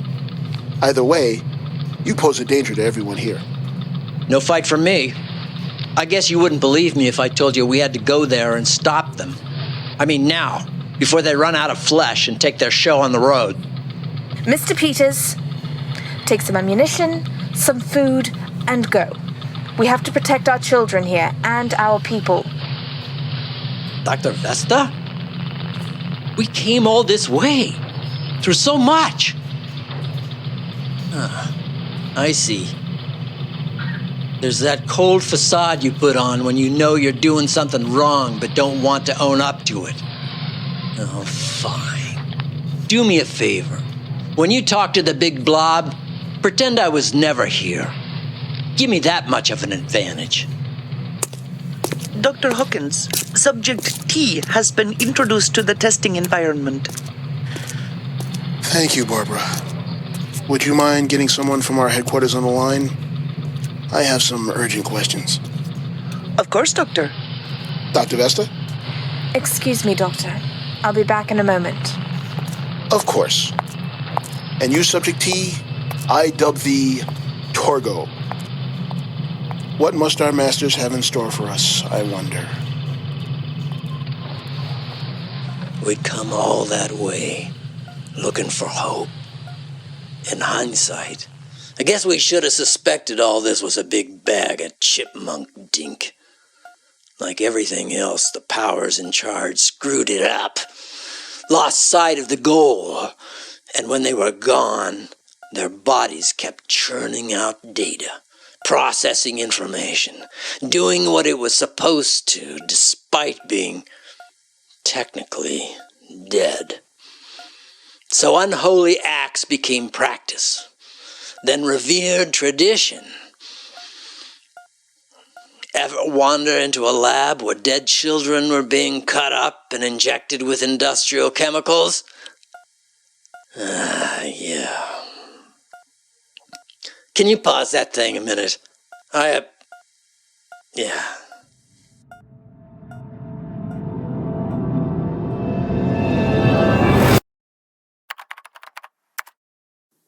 Record transitional narrative. The historical records have very little on Reverend Savini, most from the refugee databases and folklore of the period.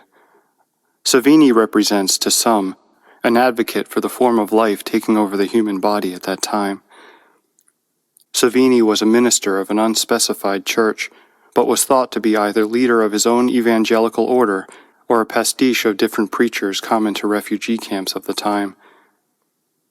Savini's point was to remove fear of a disease by replacing it with the idea that it was an intelligent form of life sent by God to enhance the human condition and bring about symbiosis between its kind and ours.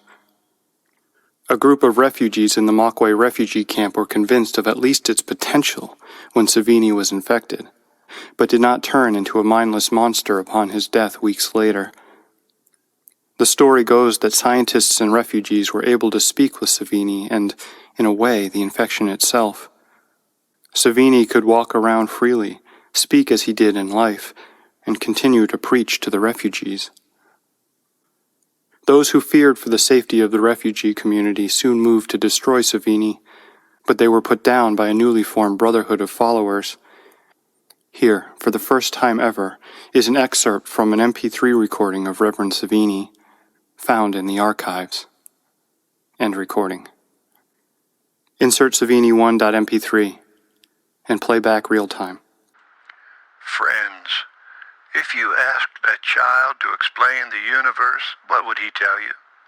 Would he say that it was a gulf of lonely space, interrupted by tiny embers burning in an airless ever night? Would the child understand the great dark, calculate the infinite, speak to the incalculable depths and span of time?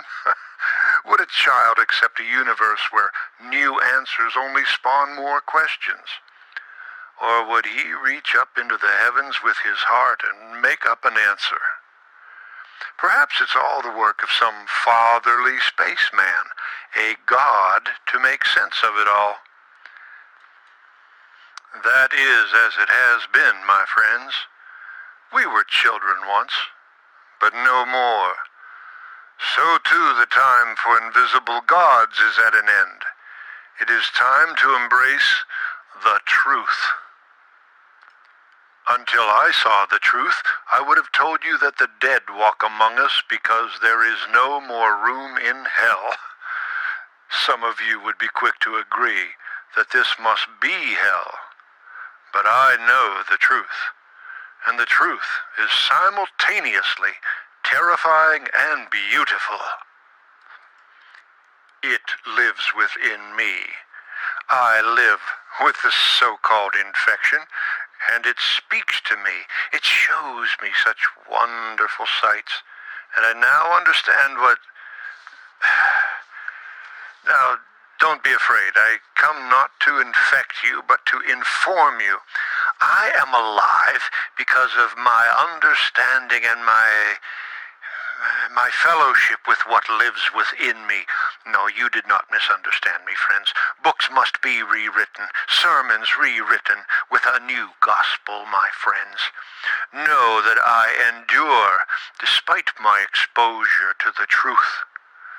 The pain and sorrows of death enveloped me, and the flames of hell got a hold upon me, and I found trouble and sorrow.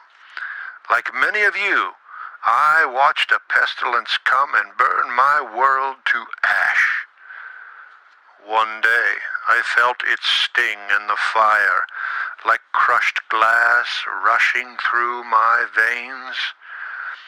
And I fell upon my knees, cried out in the name of my God, O Lord, I beseech thee, deliver my soul. But it was not God that answered me.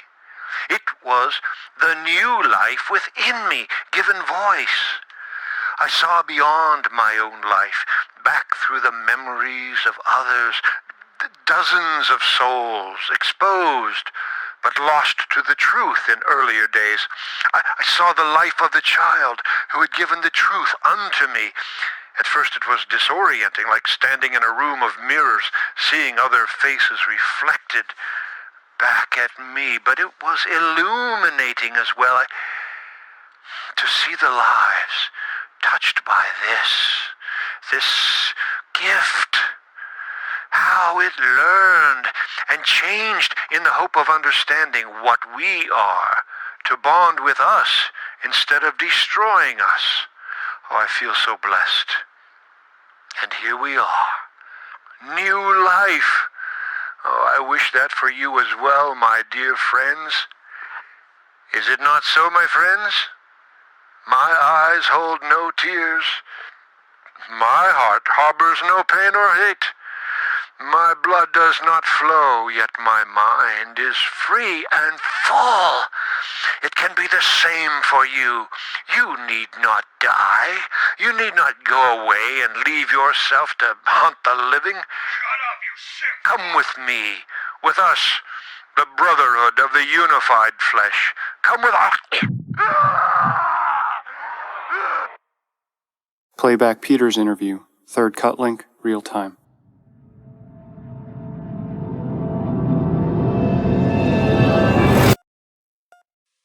Ken, are you okay?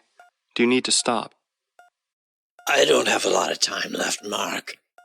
And what you're hearing ain't the regularly accepted story. Thinking eaters? No. Running, thinking, reproducing, dreaming eaters, floating across the lake. What? Oh, sorry, kid. You know, every time I think the eaters are the bad guys, somebody does something to remind me that human beings are the biggest bunch of batshit crazy assholes possible. An eater is simple.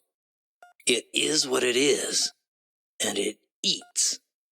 It breeds.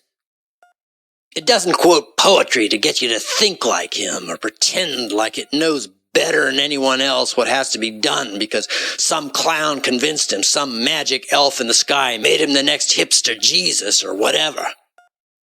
I'm not sure where there's a mental state that would prepare someone for that kind of thing. Where you walk into a room and find little plexiglass prison cells with eaters inside. Not a scrap of cloth between the lot of them. They weren't dirty outdoor walkers either. These were clean ones. I don't think Vesta realized she was in a converted kennel. And when she did, other things were top of her priorities.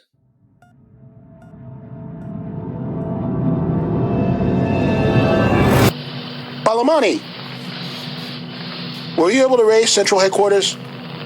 I'd like to confirm or deny some of the things I've been hearing. Not on the medical channel. I was about to try the 911 frequency and the chat protocol. Do it. I need to know how much, if any, of what they're saying is accurate. Hello, is someone receiving? Hello? Central, this is Barbara Sarasvatsi, Site Beta Medical Office. Oh. Hi. We were wondering why the computer was beeping. How are you? Who is this, please? Oh, let's see. Site Beta Medical. Barbara. I am Brother Archer. How may I serve you today? What's his problem? What is your current situation? Barbara, we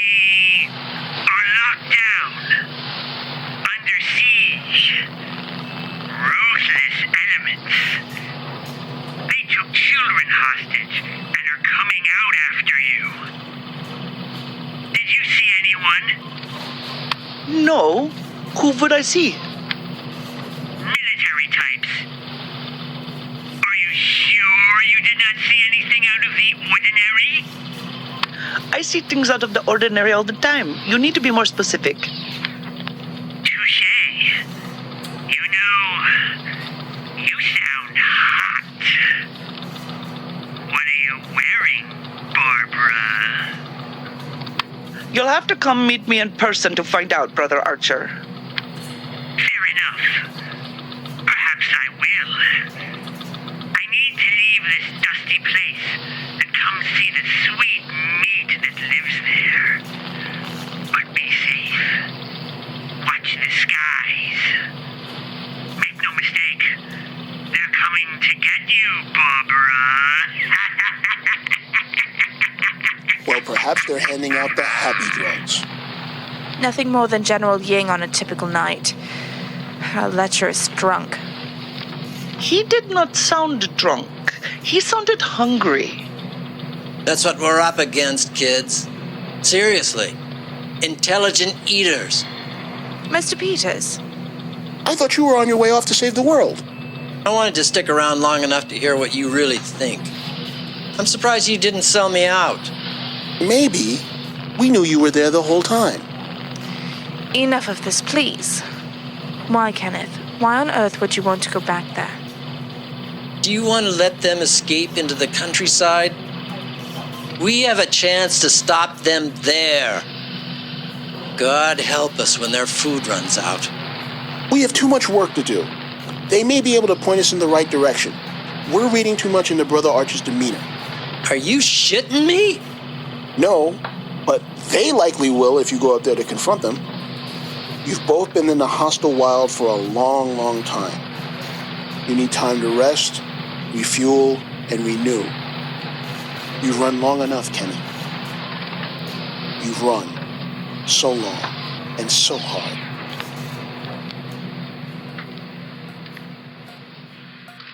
That didn't happen. What?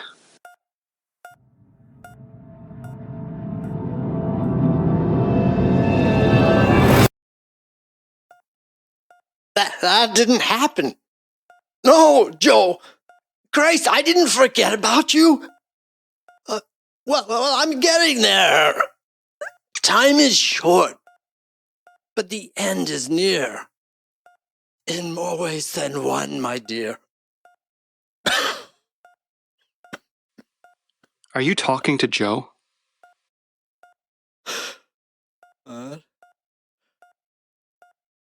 She's been here a while, boy. She likes the patio overlooking the trees. That's where her daughter plays. They can never be together, you know. But from there, Joe can watch little Skya dance among the trees.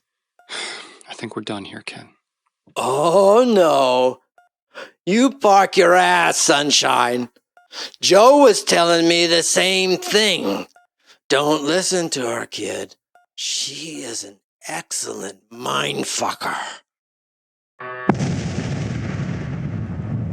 What the hell is that? Skipping grooves, Kenneth? What? Move! We're under attack. How the hell? Where am I? Where's the dock? You took a blow to the head. You have to keep moving. Grooves on a record. Things exploding. For a second, I thought I was on top of some great castle, looking out at a siege in progress. Terrible dragons breathing firebolts of lightning, volleys of arrows. Then through the swelling and blurring, I made out the usual suspects peering out through gaps in the stone. I fell down on a stack of rough shingles and tried to get my shit together. Who are they, Ying? Do I know every nut job with a rocket launcher and an RV? Only the ones with inflatable girlfriends. Damn it, silicone. And that thing saved your lives, don't forget. We've got to stop them. They're going to take down the fences to get in. No, they'll stop and tell us to open the gates.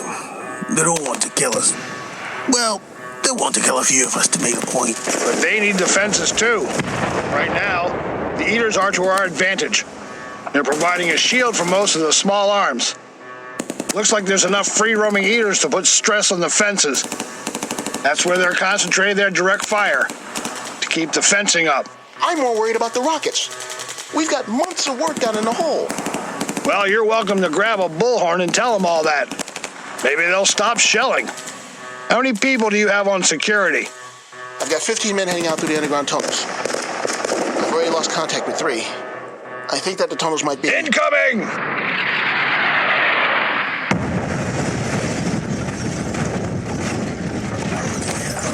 Grant, rendezvous code go? Negative, boss. Let's wait for Act 2, and we hear from them. Doctor, we have wounded in the barracks. Building 2 was hit. 3 men down and the building is compromised. The dead will keep the Eaters occupied.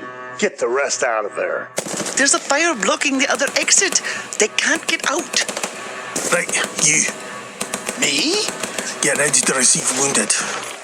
Dr. Vesta, you know the drill. Got it. Peters, Yeah? you steady enough to cover us? No. But I'm steady enough to go with you.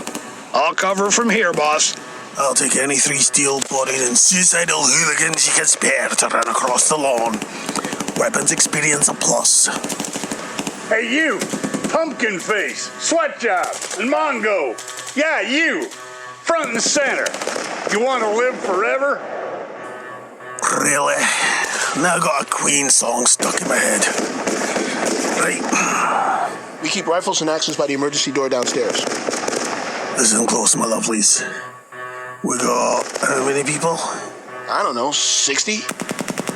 60 people counting on us. You lot grab as many arms as you can comfortably carry. Barracks B is here on the tourist map. We're going to sprint up Resurrection Road to the rolling Rapture ride, turn right and follow the Holy Ghost through the gardens of Gethsemane. Keep sharp in there. Nasties can be hiding in the olive grove and not of the Roman variety.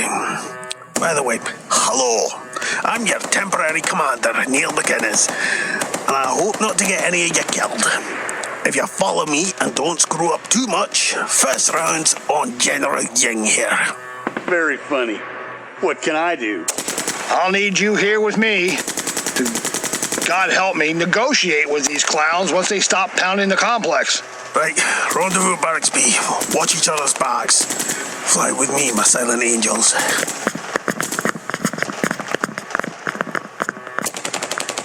Dr. Vesta, we planned for the triage in the next building over. We can reach it through the underground. But I'll need your help setting up. Barbara? Yes, Doctor. How is the motor pool? I haven't heard a status report from them, but there was another report of smoke from that building. Come on, Doctor, we need to get ready.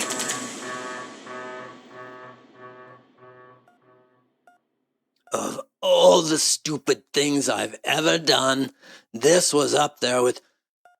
Well, I'll get to that.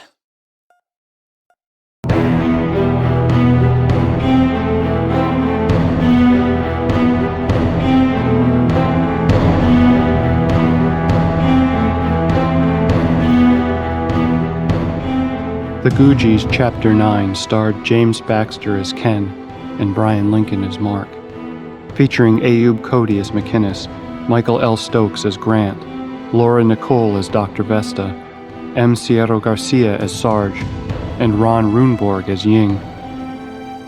Featuring Orenthal Hawkins as Dr. Van Hawkins, and Julie Hoverson as Barbara, with Brian Lincoln, Adam Lincoln, and Kathy Bowler as kids' voices, and special guest Jim Crutt as Brother Savini. The episode was written by Jay Smith, show running and editing by Brian Lincoln, sound effects, sound design, mixing, and mastering by Michael L. Stokes. Musical direction by Michael L. Stokes, featuring original music by Michael L. Stokes and Kevin MacLeod, used courtesy of the Creative Commons license. HG World is a production of 3015 North Studios, with content used with permission under the Creative Commons license.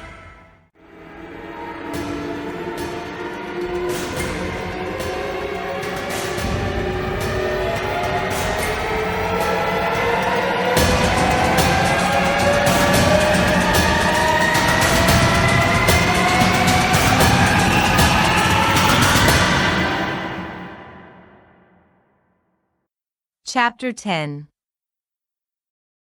HG World presents The Googies, Chapter 10.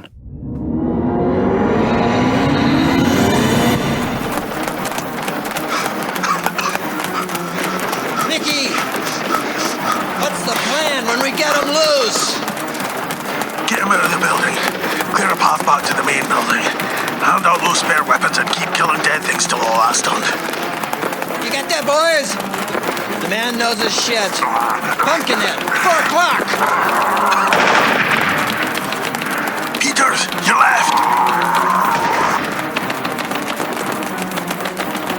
Bugger! Incoming!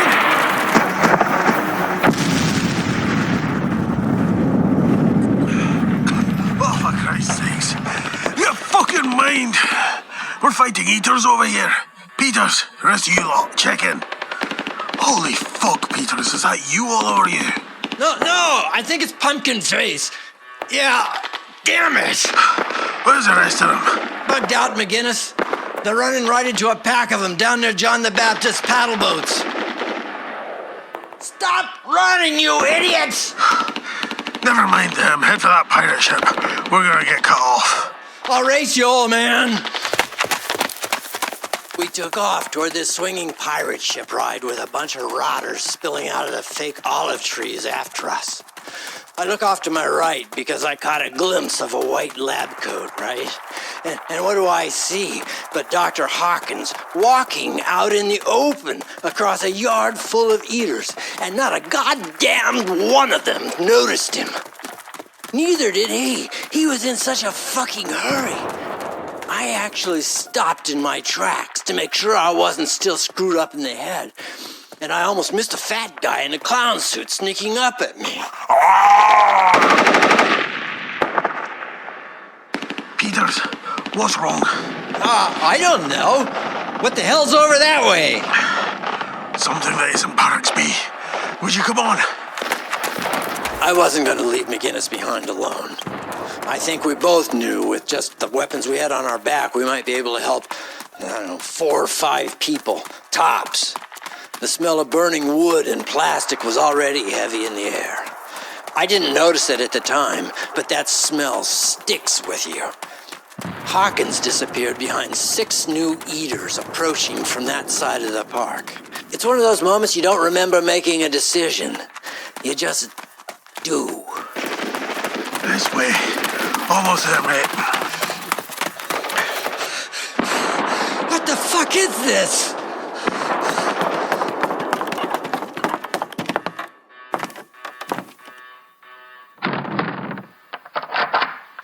What the fuck is this place? Welcome about the flagship of the Crusades ride. Please keep your arms and legs inside the boat through the entire ride. It's a control booth? What the fuck?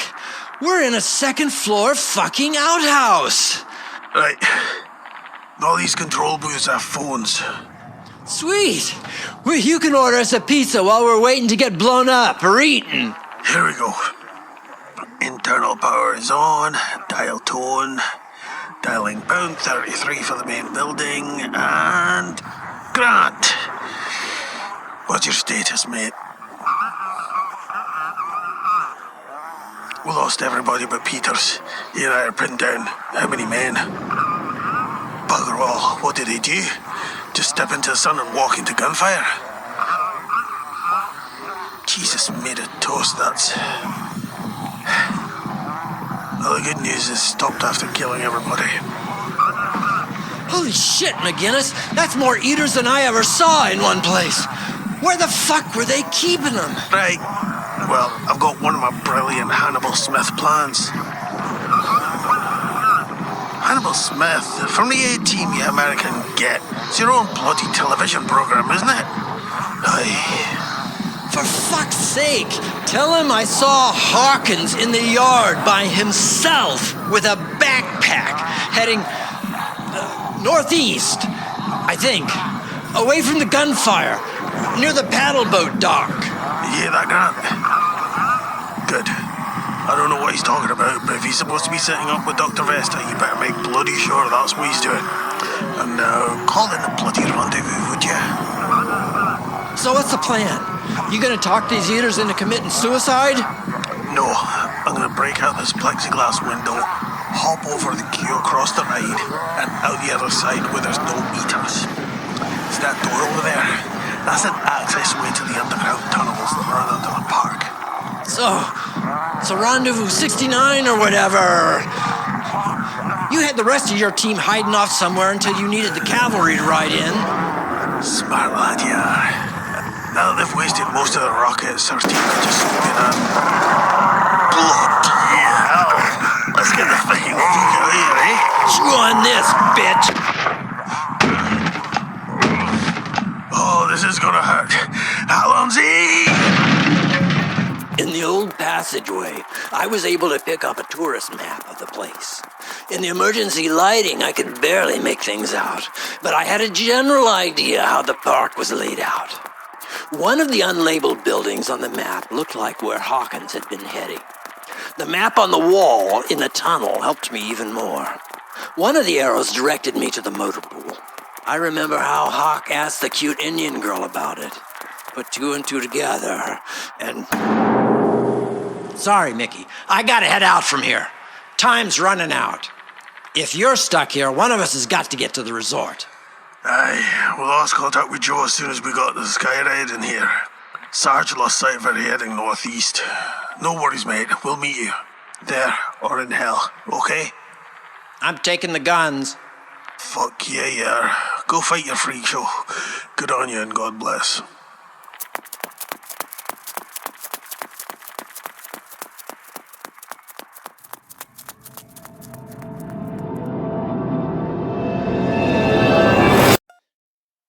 The next part I learned about a little later from Little Mouse hiding in the shadows. Remember how I said I saw Hawkins wandering across the yard? Well, I wasn't hallucinating. I thought I was until I got to the motor pool. But as we were hanging out at the Pirates of the Afterlife ride, Dr. Vesta was on her own weird little trip.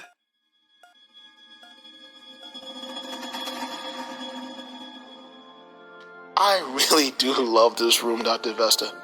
It's so confused in its religious imagery.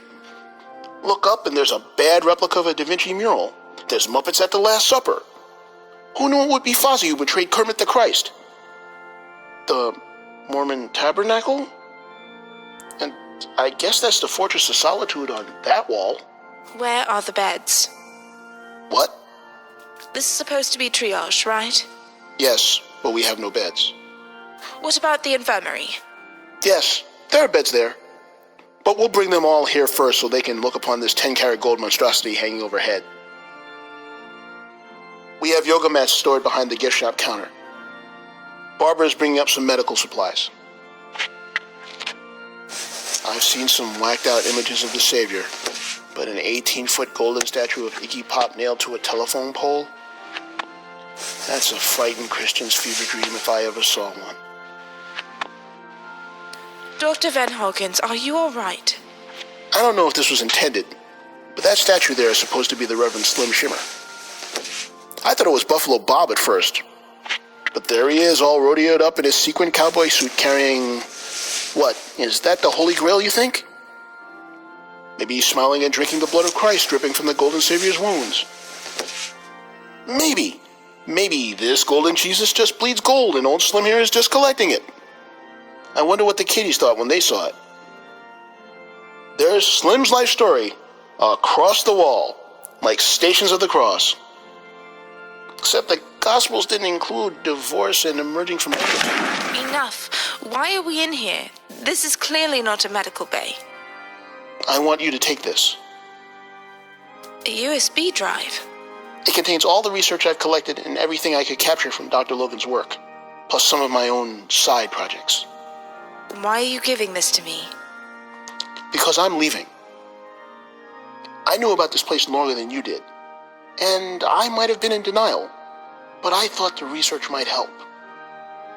But it's become clear that we're not here for the same reason we started, and we need to destroy everything. Wait, were you just going to walk out of here? Or did you know this attack was coming? We've been working with outside groups for a while. We provided medical attention in exchange for supplies and fresh test subjects that matched the Googies specifications. When I heard you were coming, I knew it would be good for them to come in, destroy the lab, and leave bodies behind as evidence.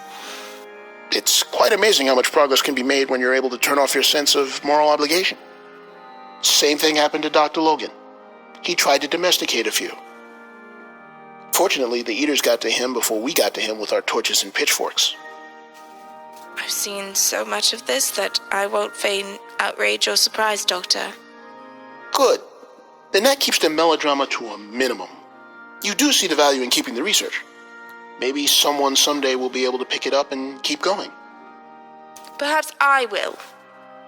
You need to get out of there too. Those are not good men to be around. You should see the way they looked at Barbara last time we had wounded in here.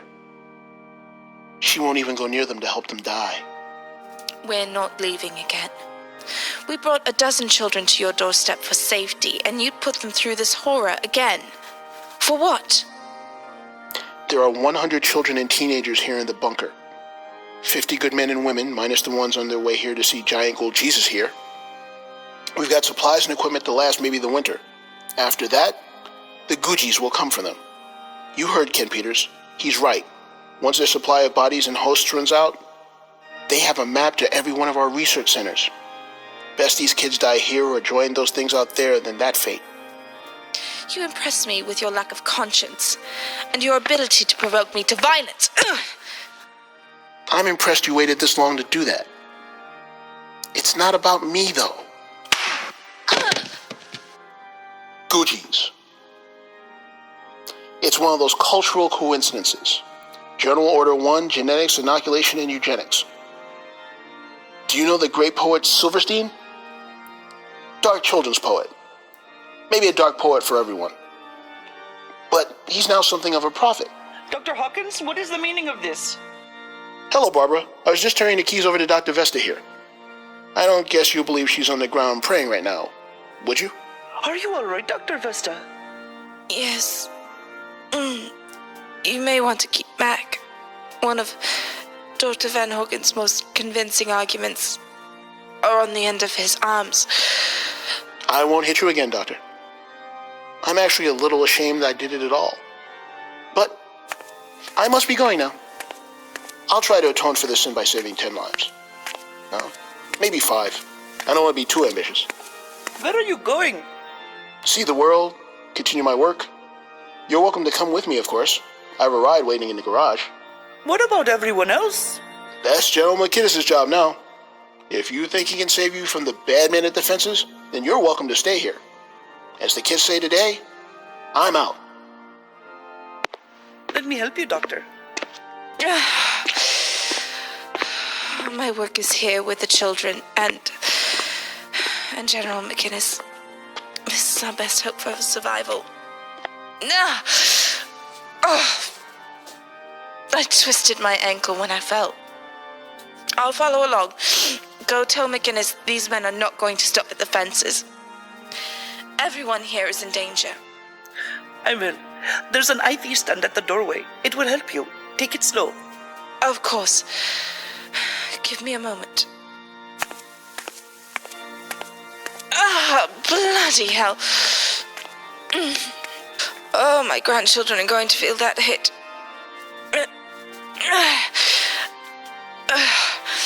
Couldn't bring the stand over here, could you?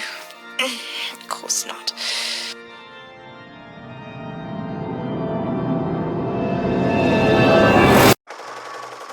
Okay, I've had enough of this. Playtime's over, kids. What's with the white flag? You're surrendering? Shut your hole, jackass. It's a sign of truce, not surrender. Watch and learn. Look up there. Where? See? There's the parachute. Landing perfectly. I love this part. What is that? Ring, ring, ring. Telephone from God. It should be ringing right now. See them? They don't know what to make of it. Why would they shoot a ringing telephone at us? Excellent question, you low-sloping four-headed bastards. Now answer the goddamn phone. There you go. It's not going to blow up. I'm waiting for you to pick up the phone. Ring, ring. That's it. Hello, good sir. This is your opposition commander. How are you this fine fall day? Ah, no small talk. Good. I hate that spit. Listen, my name is Major Aloysius Grant of the United States Army. And as a courtesy, I am informing you that your troops are pointed in the wrong direction. If you had clue number one about military tactics, you'd be prepared for something called a flanking maneuver. Now I realize you boys might associate that with some sordid solo nocturnal activity, but it's really a snazzy little operation. Hold, please. Is the PA system working now? Yep. Here's the microphone, Patton. You still there, mutton chops? Please tell me you speak English. You're not some post-apocalyptic mutant who talks in grunts and farts, are you? Oh, that's not very nice of you. Let me talk to your boss then, mouth breather. I got no time for punks. Oh, you are the boss. Yes, I see that now by the way you thump your chest. I take it that means I do not have your surrender? Wow, that's unfortunate. One moment. Sergeant Wake? Yes, Major. Good to hear your voice, darling. Your target has been painted. Light him up, please. Roger that, Major. Okay, I get your eloquent point, good sir. No, Dr. Hawkins isn't here. Why?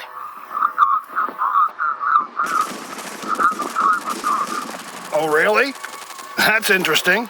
I'm pretty sure one of your rockets took him out, so I'm sorry to say the deal's off. Oh, and here's the part where you become a cautionary tale. Grant out. Sometimes when these things go off, the feedback is deafening. Best put the phone down. What's that? One of Great Britain's best contributions to the war effort. It's 10 pounds of explosive on a homing signal hidden inside that phone. Long story about it, but the short version is...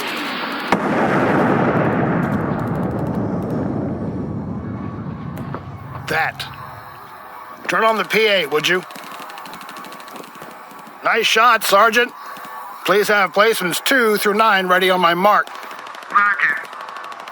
Hello, evil marauders. Major Grant here. I seem to have blown up your commanding officer. Listen, I know you're down to about 10% of your ranged weapons, so I want to take this opportunity to mark this occasion by offering you a chance to surrender. Mark. Hey, that was good. And I want to introduce you to the rest of our family, incoming courtesy of the United Nations Necroambulate Disposal Detail, the finest zombie killing unit on the planet.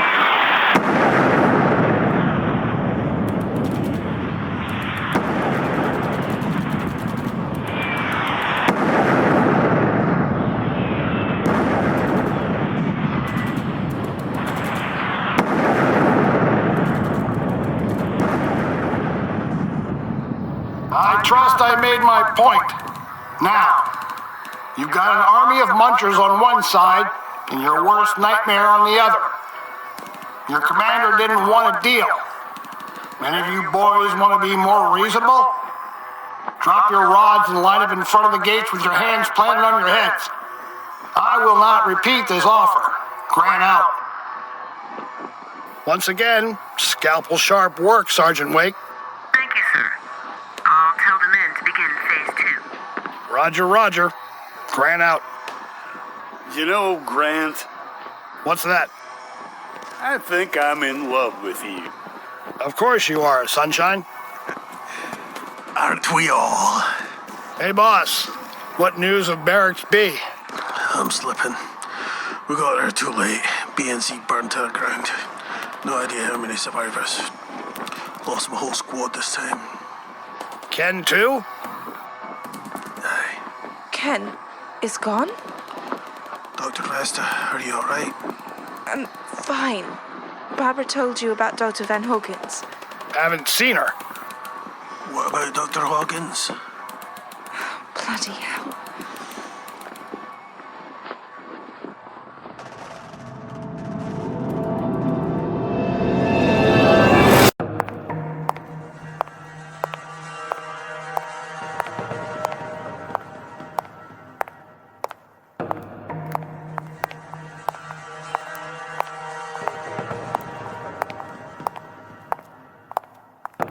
Dr. Hawkins, wait. I can't stay here. I can help. Barbara! Yes, I believe you can. Come on. You know, I've appreciated your help. You've helped save a lot of lives in this place. I'm sorry to see it go. Why are you leaving then? These new friends could help us. When you were young, remember those feelings you had thinking there was someone under the bed, hiding in your closet, maybe peeping into your window, waiting for you to go to sleep? What are you talking about? That's what I am, Barbara. I'm the boogeyman. I'm the one that watches, plans, and waits for little children to go to sleep and let the monsters come. Then I play with knives and chemicals, all for the Googies. You know the poem? He called them Googies. No need to split hairs. Come along and I'll sing it to you. The Googies are coming, the old people say, to buy little children and take them away. We have to cross the yard to get to the motor pool. It's dangerous out there. For you? Come along.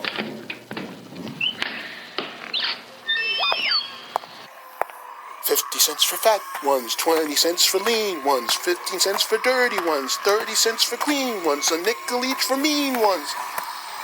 Doctor, what are you doing? Oh my God. The Googies are coming and maybe tonight to buy little children and lock them up tight. Blah, blah, blah, blah. Porky ones, dorky ones, sassy ones, brassy ones. I forgot the middle part. Come, join me, Barbara. No? Oh, well. Better close that door then. Bye-bye.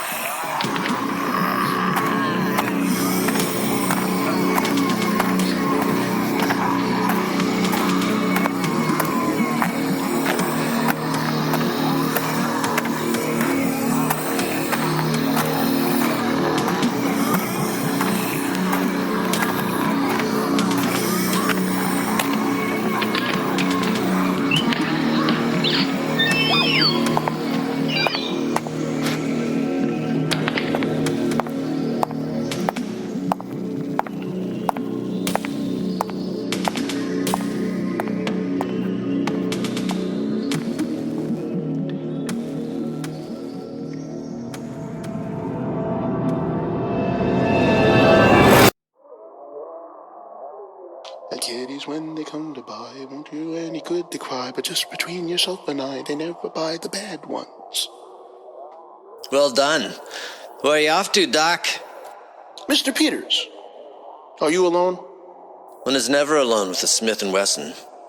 I thought I saw you dancing across the compound. I thought you were prepping for incoming. Nope, I'm preparing for an outgoing. Would you care to join me? You're pretty good in a fight, and I could use someone like you. Come on. Take a look around. You know what's about to happen. What they're up against. They need a good doctor like you, and you're turning your back on them. Your ability to quote from the Book of Lucas does not persuade me, young Jedi. You can shoot me, and I'll be of no use to anyone.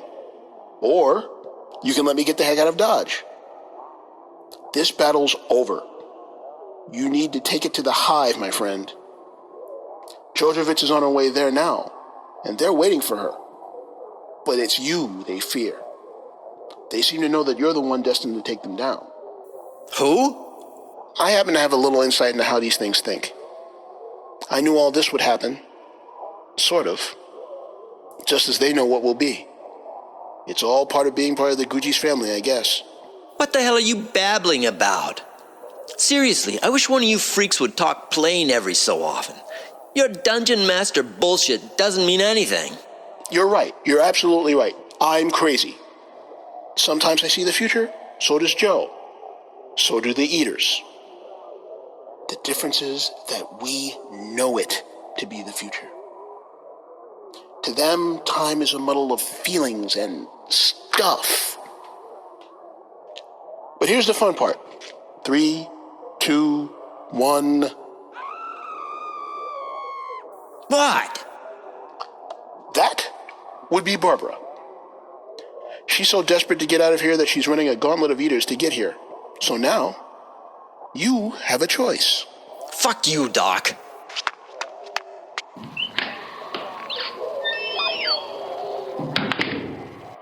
Hey, rat bags! Over here! Whew. It's easy to predict the actions of a good man.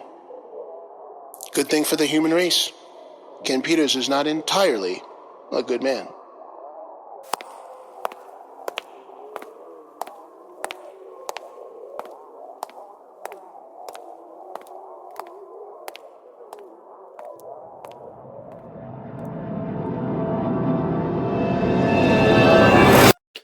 And something like that was a natural choice. 5 minutes, 10 bullets, and one pretty Indian girl rescued. She held her own, too.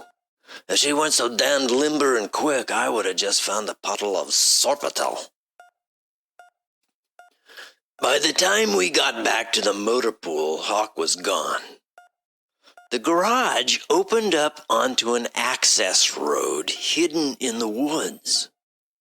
If Hawk had been a real bastard, he could have just let the pirates in that way and been done with it.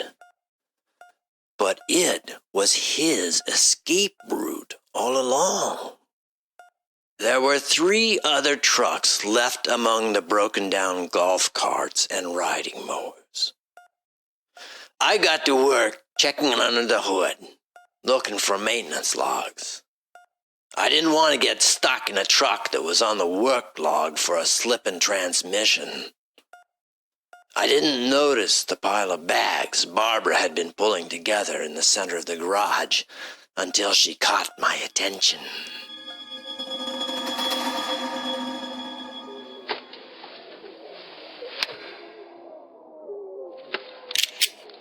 Take me with you, please. First, pointing the gun at me makes saying please unnecessary. Second, this place is safer than where I'm going. You're going to the main camp, are you not? Yep. Walking, talking, thinking Eaters. I don't care. I know the immediate area and where Hawkins left supplies. Please, I don't want to be here when the pirates get here. You'd leave everyone behind, wouldn't you? Isn't that what you're doing?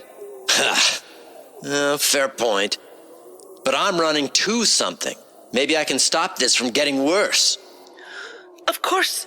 I have a laptop full of research. I think if we go to the main laboratory, we may be able to do something about all this. Seriously? You seem more interested in getting away from the big bad guys out here. There may not even be a lab. I believe they're still working. They have to be, with all the data we have been receiving and all the material they have been sending. Please, let me help.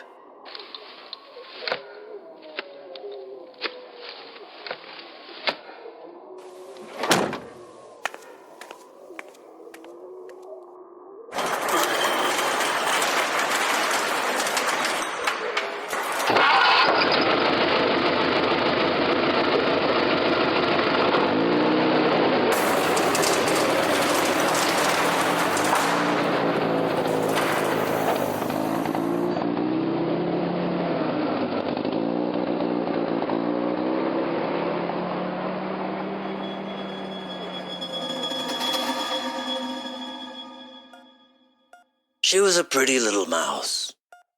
I guess I needed something pretty nearby after all that ugly. Balamani Sarasvati, from a small town somewhere in India. Tiny thing.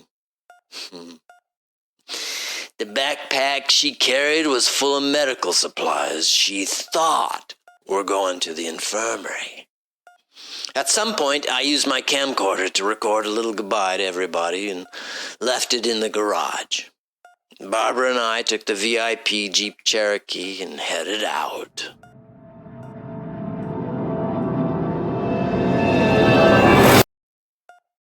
And that's all I know about the Slim Shimmer Park incident anyway. I felt bad leaving them, but history paints a pretty picture of all them folks. Well, the folks that deserved it anyways. But I never understood how Dr. Hawkins was able to walk through the eaters without being an eater. Even one of the more intelligent ones. He had a pulse and was healthy. It never mattered if you were just infected. If you had fresh meat and a beating heart, they'd keep eating you till your heart stopped and the process took over. And then there was the road. I knew Joe had gone on to Markway. She was loyal to McGinnis and crew, but married to the resort. I wouldn't see her again until she wanted me to. That's how our relationship worked, after all. Mark, you've been staring at my pee bag for a while now.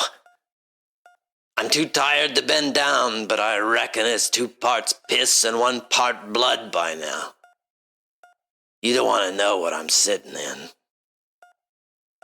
Time's almost up, and I think this is the last lucid moment I'll have. At least I hope so. It's hard keeping up my air of awesome, sitting here in my own bleed out. Should I get the doctor? He knows. He gave me a pat on the head. Here, do me a favor and push that red button on my IV stand. Yeah. Buy the ticket. Take the ride. Oh, yeah. Oh, that's nice. Okay. Now the part you've been waiting for. How I, Kenneth Herbie Peters, took on the living dead and kicked their puffy white heads in. You ready, Freddy? Are you sure you're okay? Christ, you are not helping my momentum. Stop being my nurse. You're not qualified. Be a writer. Got it, go.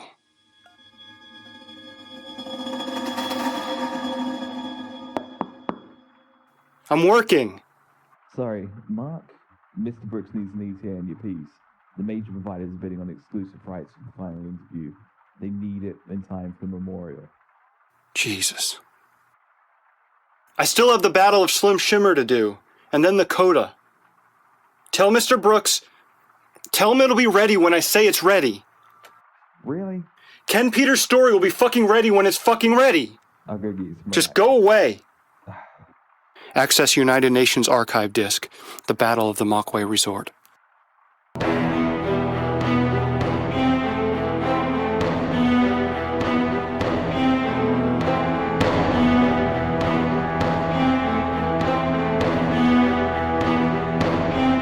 The Googies, Chapter 10, starred James Baxter as Ken and Brian Lincoln as Mark. Featuring Ayub Cody as McInnes, Michael L. Stokes as Grant, Laura Nicole as Dr. Vesta, and Ron Roomberg as Ying. Featuring Orenthal Hawkins as Dr. Van Hawkins, and Julie Hoverson as Barbara, with Chris Clendenning as an intern, and Kim Giannopoulos as Wake. The episode was written by Jay Smith. Show running and editing by Brian Lincoln. Sound effects, sound design, mixing, and mastering by Michael L. Stokes. Musical direction by Michael L. Stokes, featuring original music by Michael L. Stokes and Kevin MacLeod. Used courtesy of the Creative Commons license. HG World is a production of 3015 North Studios, with content used with permission under the Creative Commons license.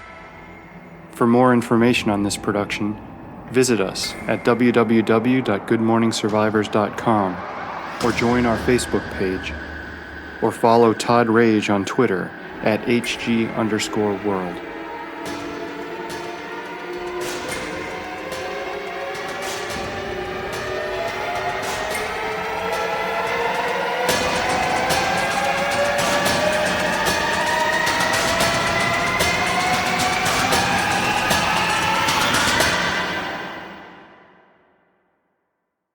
Chapter 11. HG World presents The Googies, Chapter 11.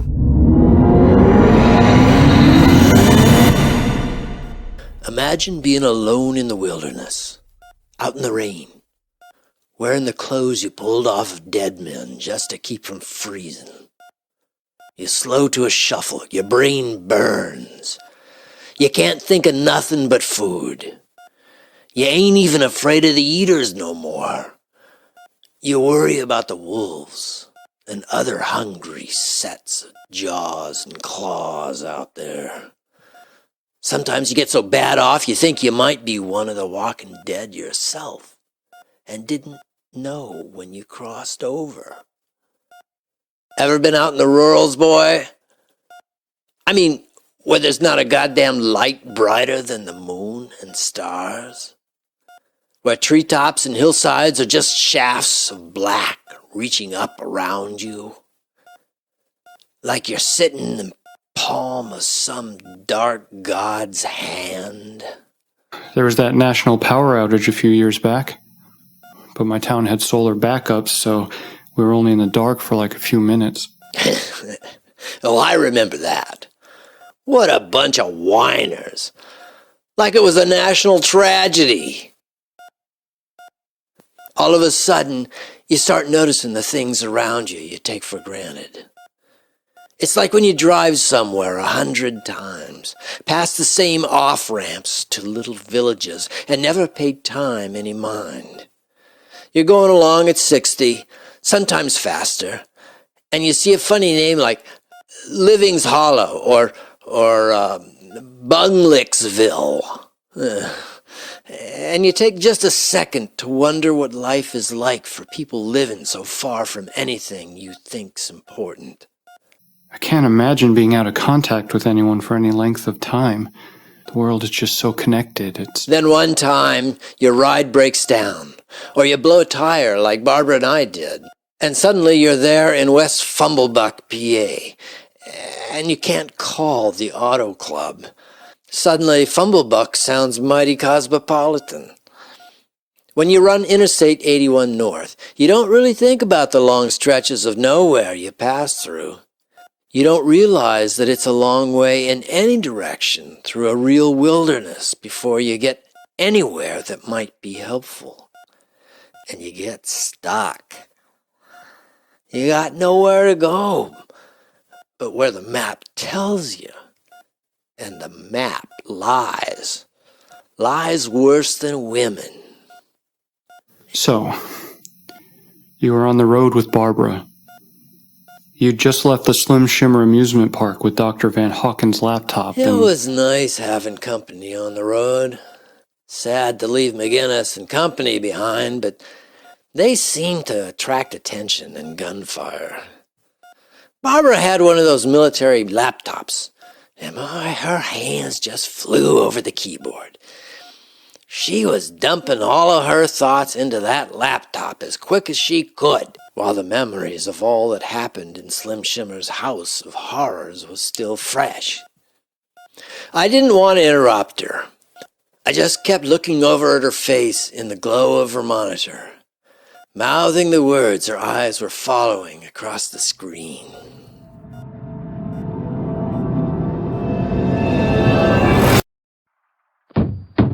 Shearer! Shit. Stop playback. I'm still working. Open this door. You won't pick up your extension.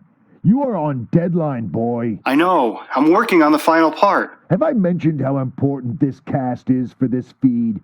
To your continued success at this station? Open this door now. I want to see what you've got so far.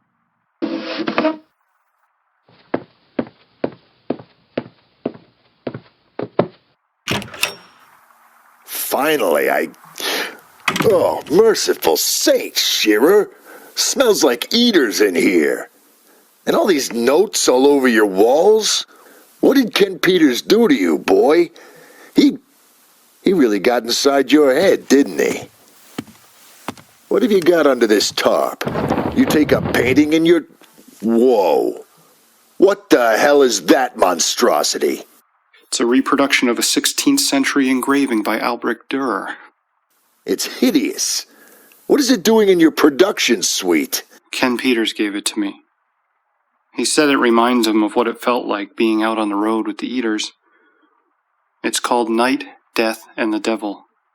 The print is actually much bigger than the original engraving. Can you believe every millimeter of this etching was done by hand?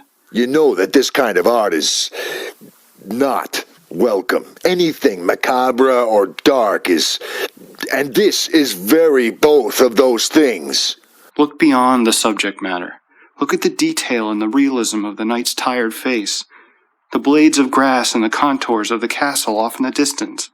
The way the knight's lance weighs on his shoulder as he leads his horse past the embodiments of temptation and misery. Take it home. I don't want to see that sort of filth here. It's ugly. The world's had enough ugly. He says this is a reminder of what really lives behind every airbrush smile and all the pastel-painted facades along Main Street. You're talking heresy, son. You've gotten too close to your subject, and he's rubbed off on you. That's the point. We inherited a world he helped make, he helped save. We never talked about him until the Eaters showed up in Denver. We wouldn't make any note of his death if that hadn't happened.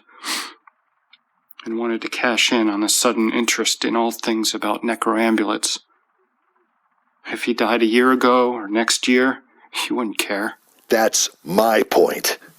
This story needs to be told now, while people really do care, while those wounds are still open and weeping.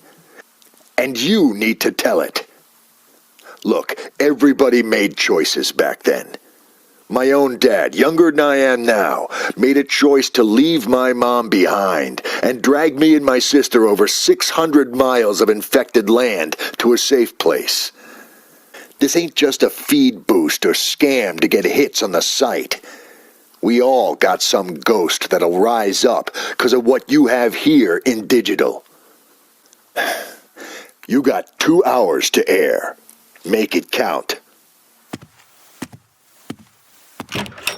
I'm putting the first 3 parts out live and on time. If this part ain't done on time, you and me are going to be working the lake, scouring the bottom for waterlogged eaters. Get me? Yes, sir. Thank you.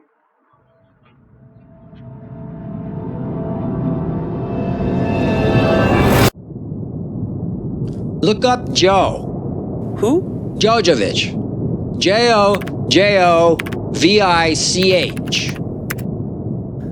There are a few links. The first is of Brother Castle, hyperlinked Sister Joe.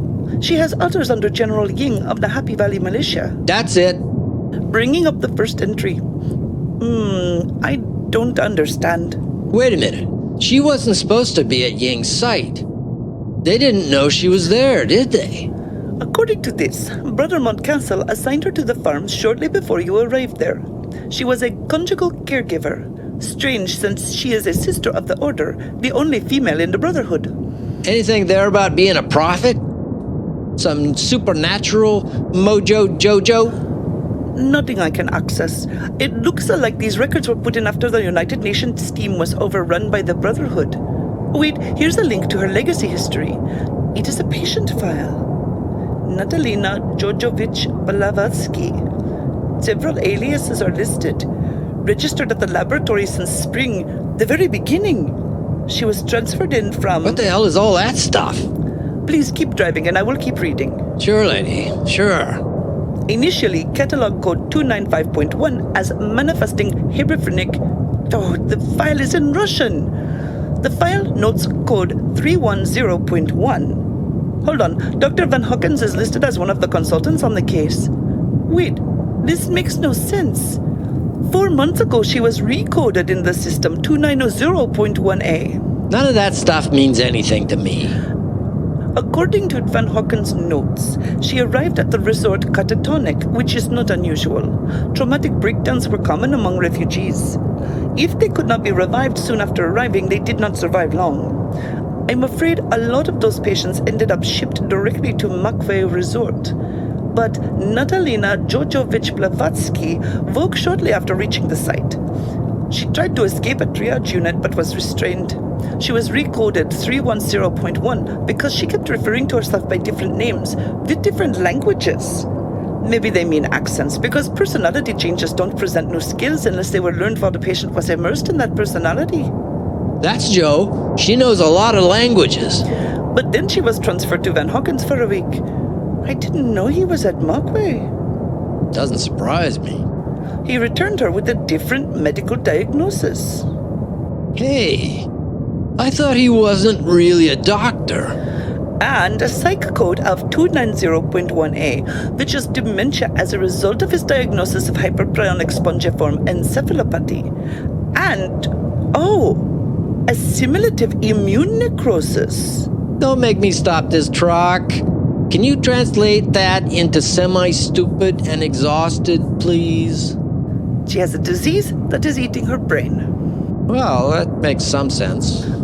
And she is infected with eater blood. Don't you see? She has dementia that is the result of prions attacking her brain. But she didn't have the condition before Van Hawkins tested on her. And she has the infection that turns people into the Walking Dead. It is 100% fatal. She should not be functioning. But she is. Maybe the codes are wrong. No, the research is here too. Brother Mountcastle corroborated the diagnosis. I don't understand how this person could possibly be alive. Trust me, Barbara, she is. And she's headed back to Mockway.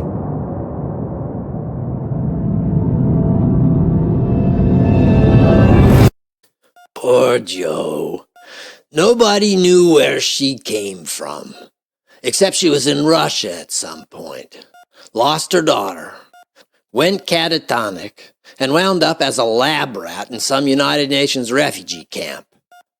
At some point, our man Reginald Van Hawkins showed up and either saw something the size of my nurse's ass that everybody else missed, or he infected her. Infected her?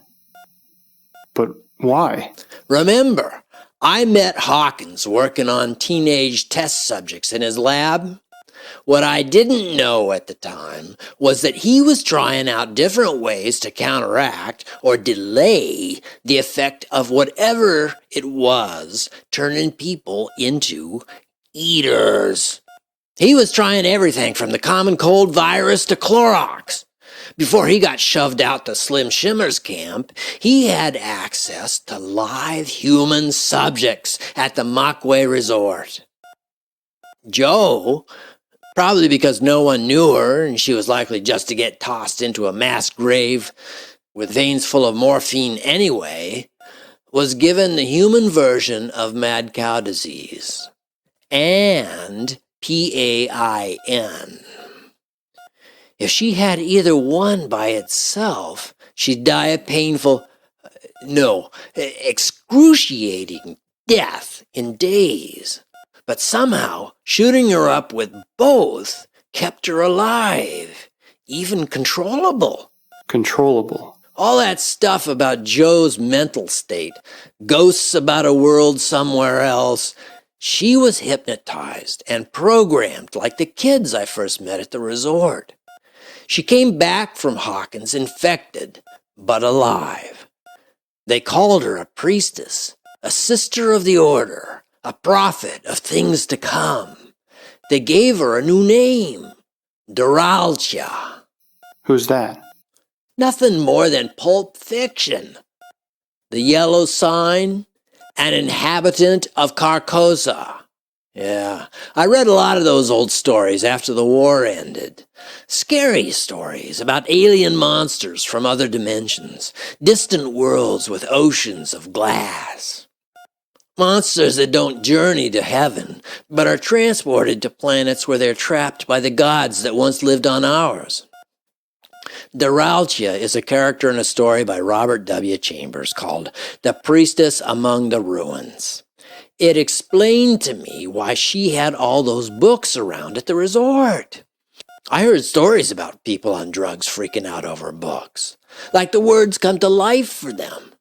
Crazy people just lose their shit reading a Game of Thrones or Lord of the Rings and think they're on some fucking quest to return some enchanted dildo to a frost giantess on Mount Fuckamy. It was brilliant, though. Because the eaters were getting smarter, learning to use the brains of their hosts, scientists tried everything they could think of to control them. By making the eater part of her brain think that it was a dark priestess or part of a plan to eat all brains, they succeeded in controlling an eater. At least partly. The rest of Joe was just all messed up by their work. Which is why she defied the Brotherhood, I thought you said. She did, until Shepherd Gourmand began spreading his infection to his choice of brothers. That's when the Reformed Brotherhood was born. She led me away from that site to find an army, rescue other test subjects from Ying's camp, then from her creator, Van Hawkins. Then she led me back to confront the monsters controlling it all. Barbara went on with the details, writing everything important into a notepad. She translated some of the stuff for me. We made our way at a good clip until the sun dropped behind the mountains. The northeast corridor of Interstate 81 was pretty grisly, even during the day. I convinced Barb it was a good idea to take an exit ramp, and we made camp at Big Daddy's gas and repair shop, outside Appalachian Armpit, PA. We had some stale snacks for lunch, loaded up on coffee beans, beef jerky, and raided their parts closet. We parked our ride inside the garage in its only empty bay, next to an old black cargo van that looked like the one they had on the A-Team. I know, it's before your time. Well, it had more room, and since the mess under the hood said it wasn't going nowhere, we were able to power the laptop off its battery and bundle ourselves up in the back. If the eaters showed up, we'd hear about it with enough time to load back into our truck and roll through anything blocking our way back to the highway. It was cozy. The only downside was that neither of us had showered in probably a week. But for some reason, Barbara didn't seem to mind. What was Barbara like? Balamani Sarasarava, or some kind of shit. I can't remember. Quite the charmer. She went on talking about prions and metagens and a bunch of things I probably wouldn't have understood even if she spoke perfect English. But she was pretty to look at, even if it's just in the glow of her laptop screen. She had these big brown eyes you see on Disney characters, and the kind of lips that would move a lonely man to distraction. Which, being a lonely man in the back of a van, well, she and I had a nice little supper of canned something, and she kept me entertained with fun facts about Joe and the Brotherhood.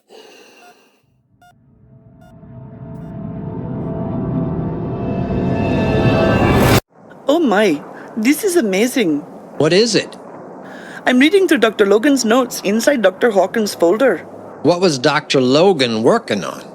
Training and domestication. No, I was hoping you'd say like angry birds making eaters into pets. Really? Not quite. More like beasts of burden. He was trying to pacify them and teach them basic tasks. Huh. Beasts of burden. Tell you what, Barbara, I'm going to turn in. Tell me a story while I try to sleep off some of the highway. Of course. As the condition is passed from one host to another, it learns more and more. Dr. Logan thought that eventually all of these monsters would be able to take over a living body before it died. So in other words, these dead things would no longer be dead. They'd be... what? Viruses in human suits? Reverend Savini was the perfect test case. Stone dead, but somehow his brain remained intact. The sample infections showed to be so different than the samples tested by the CDC that they were almost a different species. 1 million years of evolution in 18 months. So why aren't they all like that? Maybe Like some people are gifted, perhaps some colonies of infection are more responsive and adaptable than others. Like the Mozart of walking corpses. Or we might have made it worse by keeping people alive in hospitals for weeks before they finally expired, giving the infection time to learn more about its host. Who knows? Hawkins was testing on eaters in the lab right before he left. What was he working on if he just planned to torch it all and run? It looks more like he was trying to torture the things than cure them. Still, there is a lot of data here about how the condition advances. Perhaps we can build on his work. What was that? Shh. Something is on the roof. I don't think so. The wind blew over a ladder, probably leaves or something up there. I checked. There's no way in from the roof. Relax.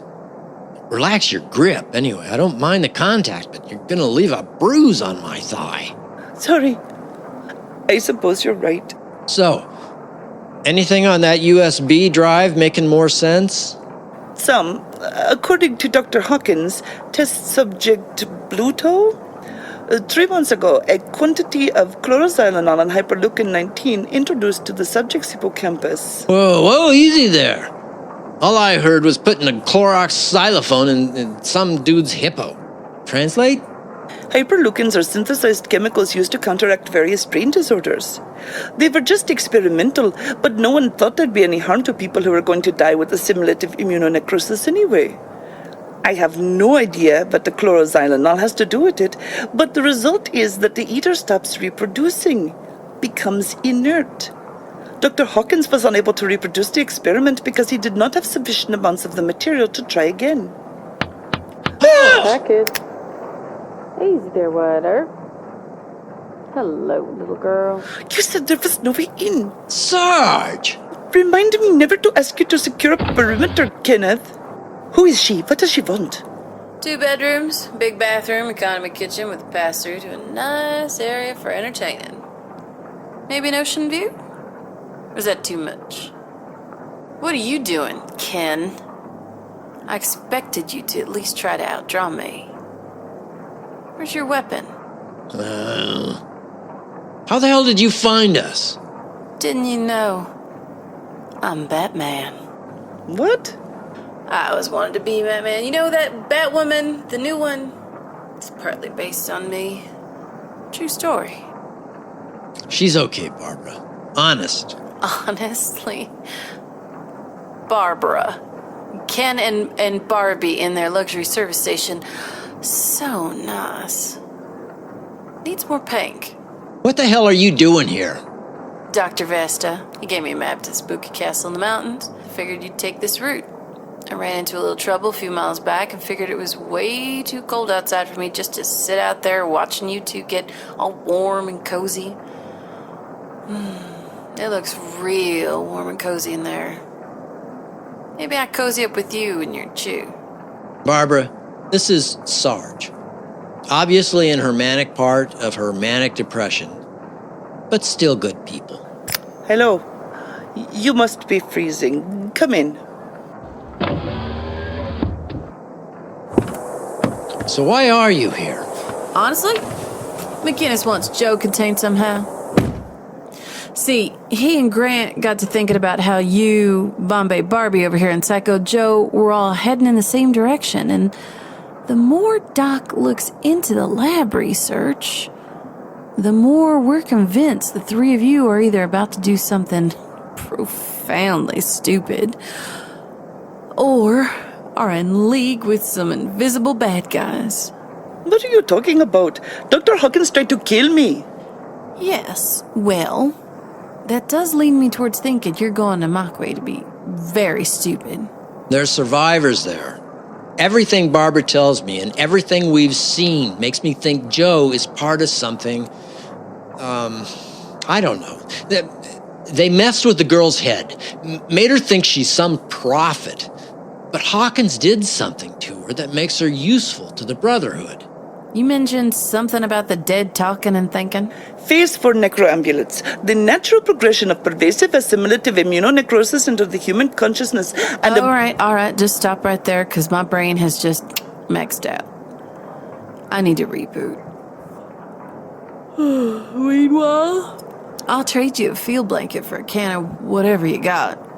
There's a bag up in the front passenger seat with fresh water and beef jerky. Excellent. What's it like out there? Sucks. You sure you want to keep going?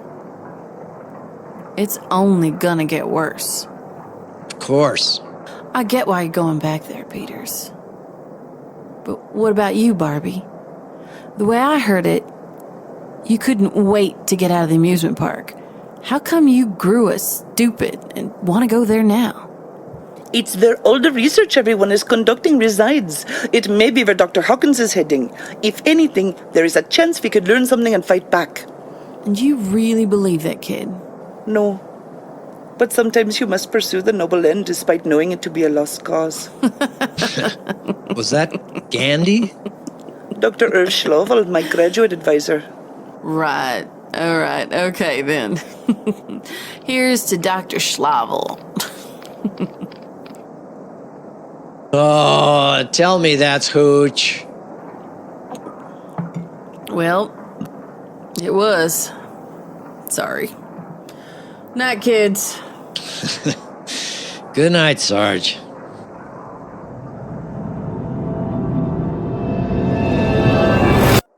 It was a long night. I think Barbara understood that I needed shut-eye in order to drive the next day, but the poor kid wasn't used to being outside sturdy walls. The sheer terror of it, plus the surprise visit from Sarge, just sucked every last bit of energy out of her. She didn't fall asleep so much as pass out, poor kid. I don't blame her. Me, I couldn't sleep. I was pissed that I'd missed a way into the garage, so I took a few laps around the station. A few times I heard eaters staggering by, half frozen in the night. The wind kept our scent hidden, but it also made me jump with every tap of a branch against shop glass, the snapping of a tattered flag, or a poster flapping and clacking against the wall outside. The convenience store part of the station was mostly shop glass, and the front door I had to barricade by throwing a big wooden candy display in front of it. Funny, all the candy, all the smokes, condoms, tools, and stuff were gone. But the open register was loaded. The safe under the counter locked. I could get behind the counter and get a good view of the pumps and street. I missed a slump laying up against the diesel pump. He wasn't a threat because his lower half was just a smear on the concrete. And he only had one arm. But I was getting more upset by the things I was missing right in front of me. The clouds were hustling pretty fast across the sky, and while I couldn't see the moon, its light shifted and swelled and faded like the beam of an inconsistent searchlight. At one point, the moonlight rose like a theater spot on this withered old woman in a light-colored tracksuit walking up the road in her bare feet. Her wig was bloody and shifted to one side. She moved slow, with her right arm dragging behind her, pulling her top half backward as her bottom half kept her moving on down the road. I soon realized this was because she was dragging an anchor behind her, specifically a small ball of bloody fur. Not sure if it was a big cat or a small dog or someone's wild toupee, but she kept a hand on that leash and soon disappeared into the shadows. Next thing I knew, the sky was the color of a good punch to the face, and I could smell coffee. Coffee. Christ, it was the most amazing smell. Grounds from the service station's break room, boiling over a field burner. There's a whole patch of travel I don't remember, except for being told that I'd said the same thing 4 times, forgotten what I'd been told or whatever. Driving 18 hours under constant stress, without thought of eating and having to be reminded to drink, second and third guessing every little decision. You gotta understand that was life on the road for most people in those days, and I had just come around to that experience. I kept up my game face. Well, I tried to.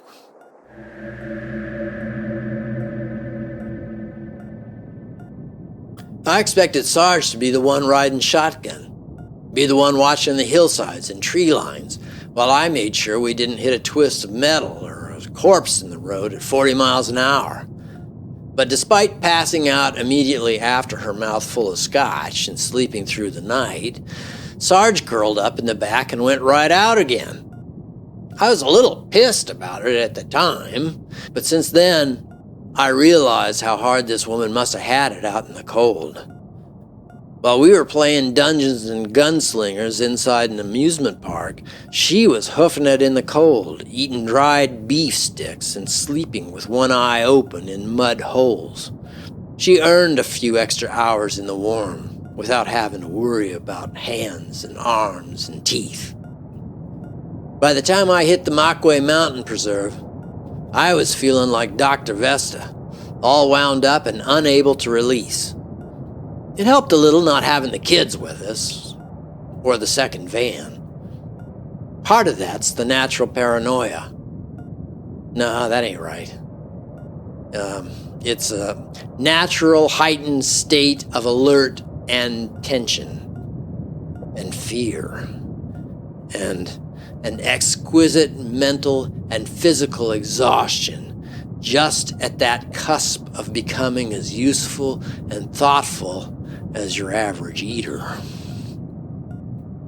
Well, the closer we got to the resort, the more treacherous and narrow the single lane was.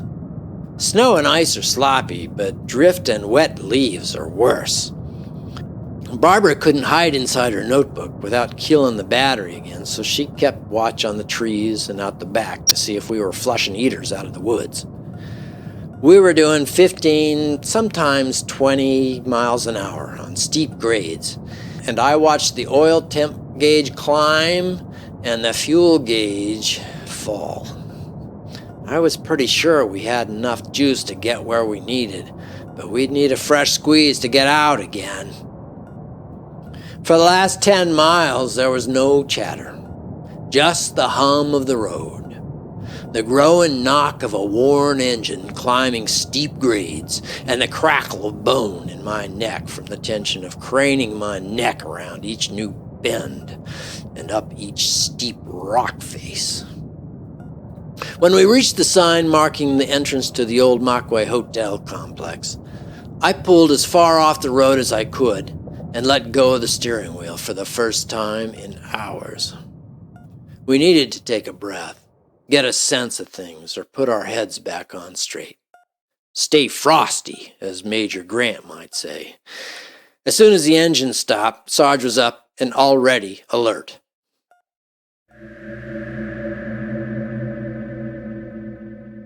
Okay, ready to go. Where are we and where are we going? Morning, sunshine. The relocation center and laboratories are up that road.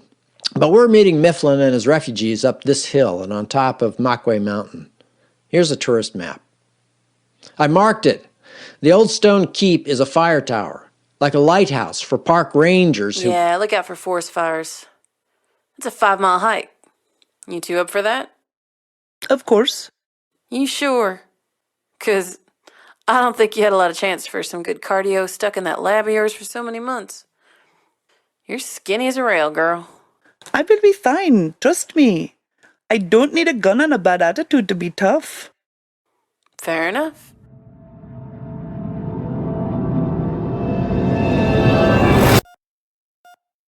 We'd burned most of the day getting to the hiking trail. I didn't want to camp out in the car on the road, and the only other site even remotely secure was at the end of the trail. Besides that, I couldn't shake the feeling that it had all gone wrong already. Part of me couldn't think of any good reason why the bad guys didn't just eat their hostages and go out looking for more.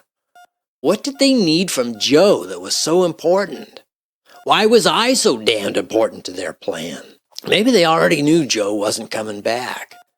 The road kept my mind off those things, but the trail, that's when my brain started working hard. We were traveling slow but steady. Any hungry eater had a chance to hear us and wander out onto the trail from the trees. But it wouldn't be so easy for them to navigate the steep slopes on either side of the trail without us noticing. We came across a couple of bodies in the woods, but we didn't take the time to investigate them. They weren't the kind of dead you had to worry about. After checking my little map 3 times, Sarge asked if I wanted her to take point. She was sharper and didn't need the map to find our objective. That put me at the back of the party and alone with my thoughts. At one point, Sarge stopped and signaled for us to stop and get low.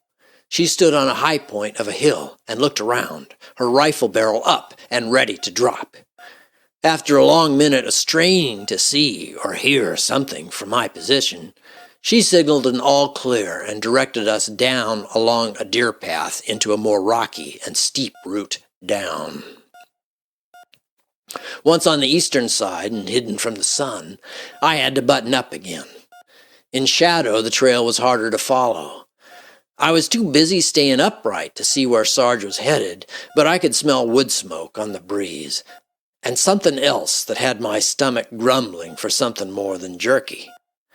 Barbara and I both had trouble keeping our feet, but we came out into a clearing without seriously fucking ourselves up.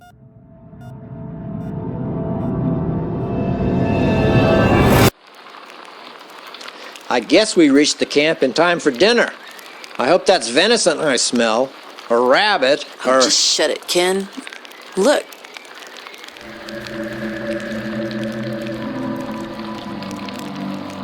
Coming around the corner and out of the trees, I expected to see dirty, patched-up tents and folding chairs.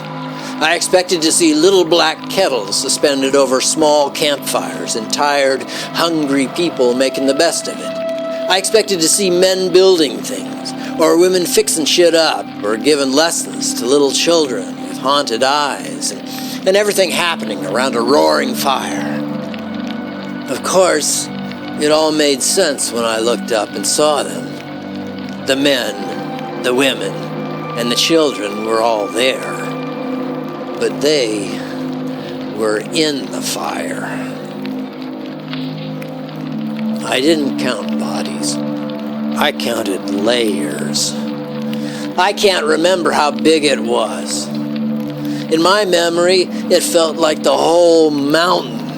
The bodies were thrown into a pile on top of a bed of limbs and branches, broken fence posts, anything else that could burn, even some shit that wouldn't. It wasn't an impressive pillar of flame either. It barely covered all the remains. It lapped at the bodies, tasting rather than consuming the dead. We got closer, and I saw that there were still 3 or 4 bodies on the grass surrounding the bonfire. A trail of blood and crushed grass showed how the bodies were moved and thrown onto the pyre. Each of the remaining bodies took 1 shot to the forehead, and signs they'd been chewed up pretty good by the eaters before then. I stood in the heat given off by the burning dead and considered, for just a moment, how wonderful it would feel to just rush up to the fire and leap into it. And then a strong hand crossed my shoulders and a warm body drew close to me. Sarge put her chin on my shoulder. Instinctively, I put an arm around her waist. That's what you do at a funeral.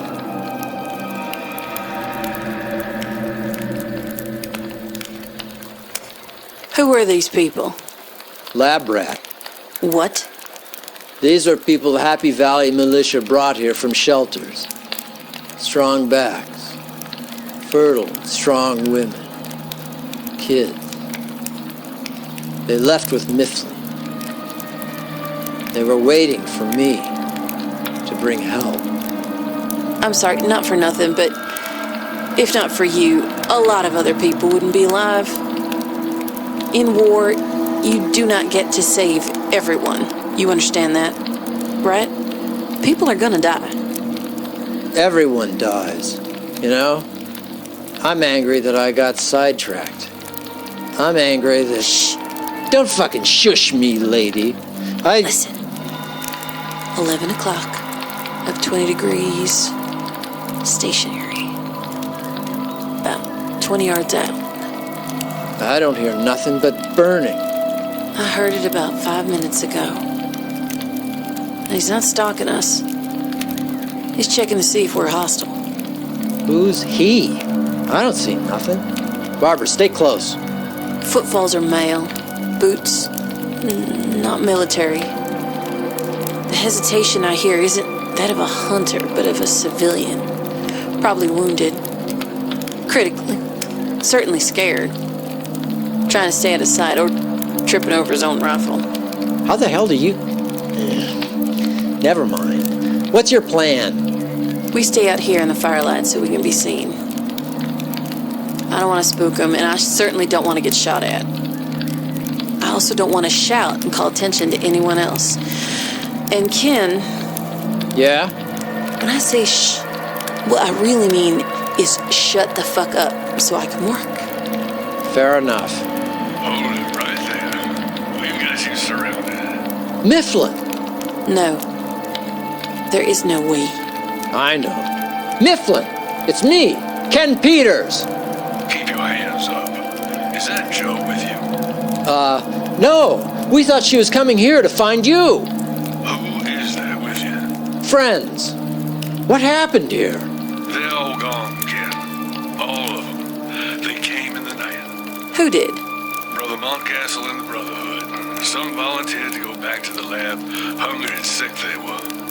Others put up a fight. Then the Eaters came. I don't know how many escaped. Where's your boy, Mifflin? Where's Tate? Gone. Damn it. This can't be all of them.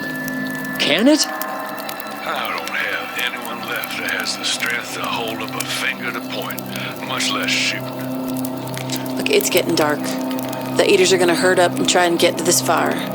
I don't think Barbara's doing very well either. Keep an eye on her. Mifflin, we've got to get away from here.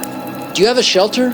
Can you make it to the keep? Come on, follow me, quietly.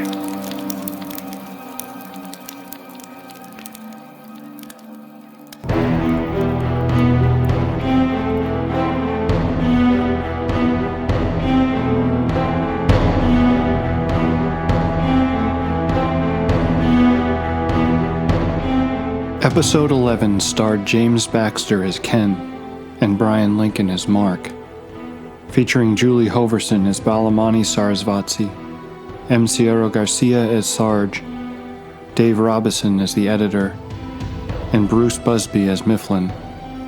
The episode was written by Jay Smith, showrunning and editing by Brian Lincoln, sound effects, sound design, mixing, and mastering by Michael L. Stokes.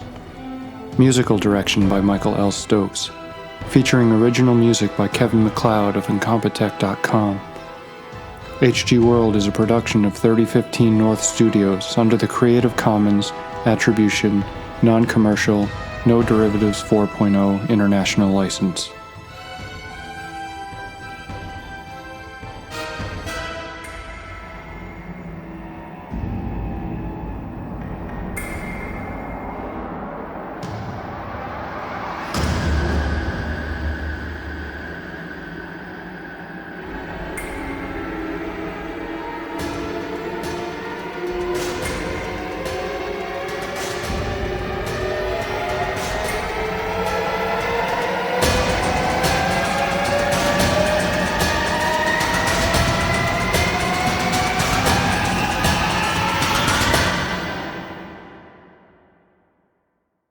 Chapter 12. And now, HG World presents The Googies, Chapter 12.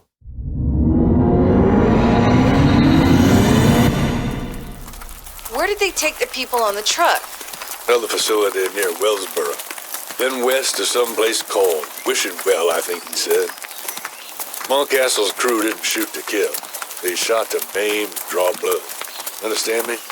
Slow down the eaters, who might be following them. That's why you were burning them. Damn. I didn't burn them alive. I know, What was I going to do? Some of them crawled or limped off. Most went into shock, and, well, I'm sure God and me will have little talk about what I've done. But don't you judge me, Peters. Don't you dare. Okay, easy there. I don't want you taking a tumble down these rocks. No, I wouldn't want that.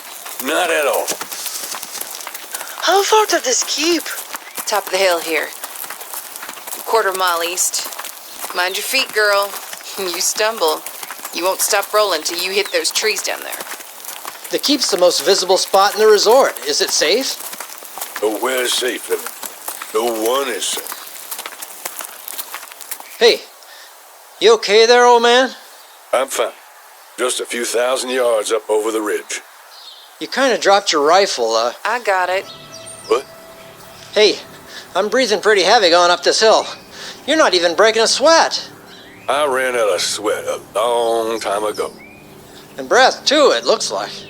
I am powered by the will of God. He's one of them. One of what? We have to get back to the keep. When did you get bit, Miff? I don't remember. It isn't important. We have to keep working. What is going on? He's dead but does not know it. You will come with me, or I'll shoot the both of you. Wait, where's my rifle? Mifflin, man, it's okay. We'll follow you up. Lead the way. Are you kidding? He is going to turn any minute. I'm not so sure he hasn't already, Sarge. Just keep back. Just keep an eye downhill and to the right. I'm watching for movement from above and left. They're watching. Hell, they may have spies. I know they are here, but I cannot see them. Did you bring Joe? I told you, I don't know where she is. I feel it, too. She's very close. I see the top of the keep. Think you can make it, Mifflin? Of course. My work isn't done until Joe tells me so.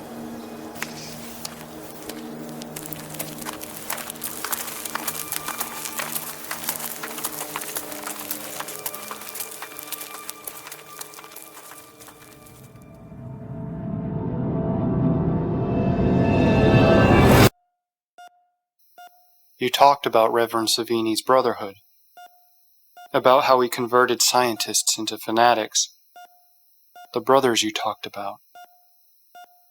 Archer, Morrison, Reddick, Butch. They left with Montcastle. No. When you talk about the Brotherhood, you're talking about one of two. The ones you're thinking of are not the original brothers, the disciples of Pastor Savini. No, you're thinking of the Reformed Brotherhood. The living followers of Savini drew the line at converting unwilling human beings into whatever the fuck they'd become as part of their warped little ceremony. Once Shepherd Gourmand II pulled Morrison, Archer, and those fuckers into play, the Brotherhood became less a, hey, let's all be friends and coexist, and more a, hey, let's pick which of the survivors we want to breed with and which half we want to eat. Hold on. The original Brotherhood was responsible for... You're mistaken, Ken. You're saying the founding fathers of our government... did what they needed to do to get the fuck out of here before things got really bad. But those murders... Yeah, well... they took some women and children with them. In the process, they torched all the land vehicles left on the grounds. But it didn't matter. The Blob and his friends were still there. At least for the moment. We had no idea how many living, breathing human beings were still trapped in the main building, in their laboratories or dungeons, hiding out in the labyrinth beneath the old hotel. What about Mifflin? What was wrong with him? He was dead. He just didn't notice it yet. He kept saying Joe was haunting him. He could feel her around him somewhere in the woods. The problem with Mifflin was that he was wrapped up in the clothes of dead men. Mifflin stripped some of the bodies down to keep warm when the temps dropped. I couldn't tell if he was hurt or if he just took a dirty, bloody shirt off someone he tossed in the fire. But he was pale, waxy, and stiff. When he dropped his rifle and kept walking, I knew he wasn't long for this world. In a way, I was kind of happy for the poor guy.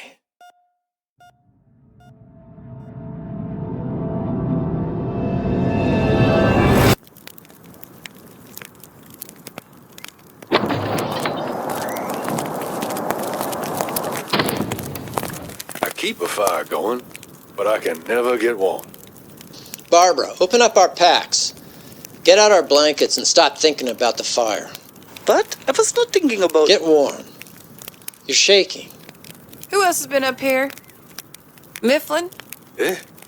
Some of the survivors were here until they went away, wherever they were going. Hell, heaven, Wellsboro.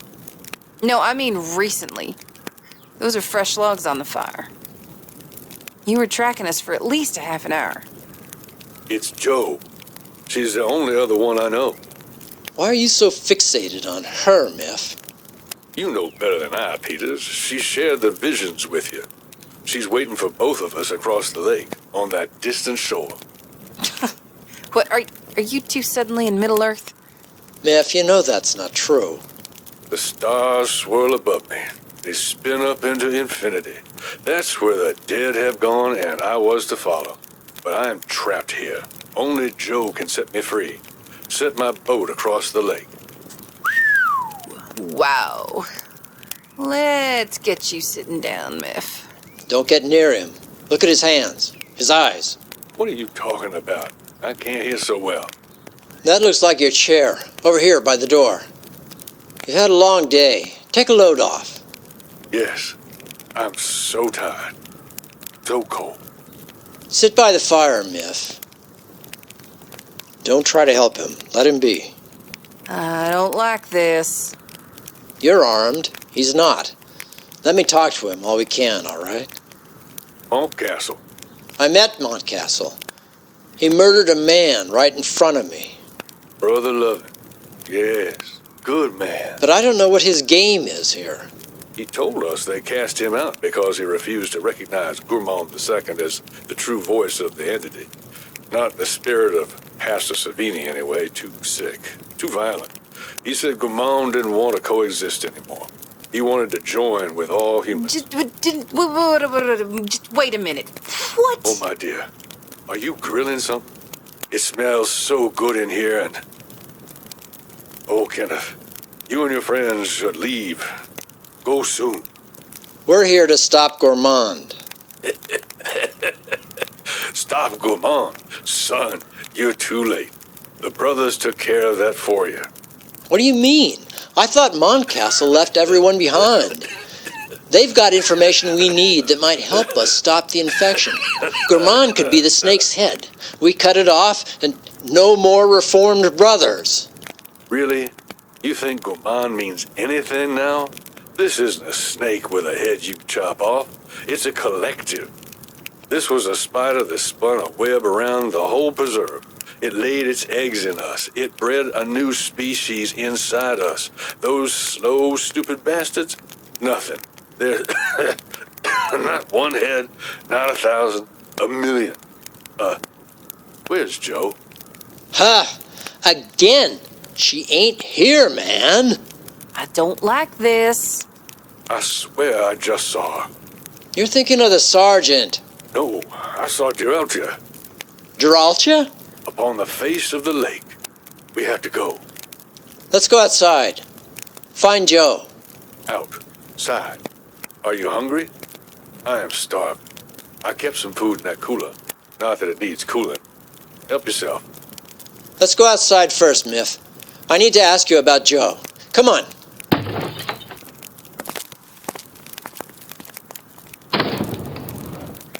Barbie, can you explain to me what I just saw?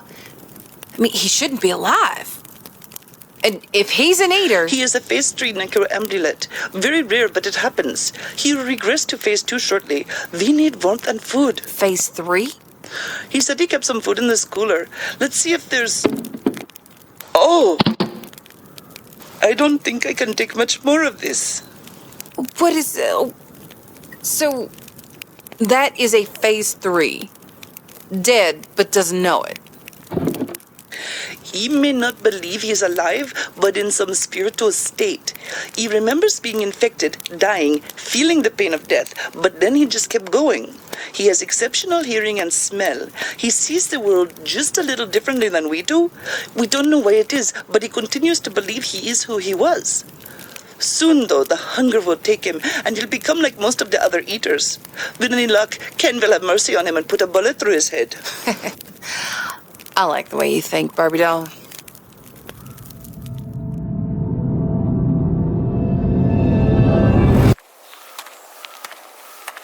Joe, I know you're out there. I know you've been watching me. Show yourself. Please.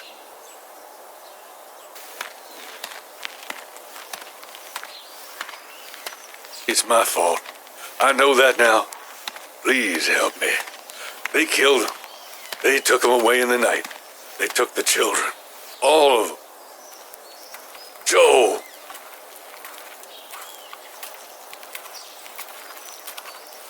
Hello there, Joe. Hello.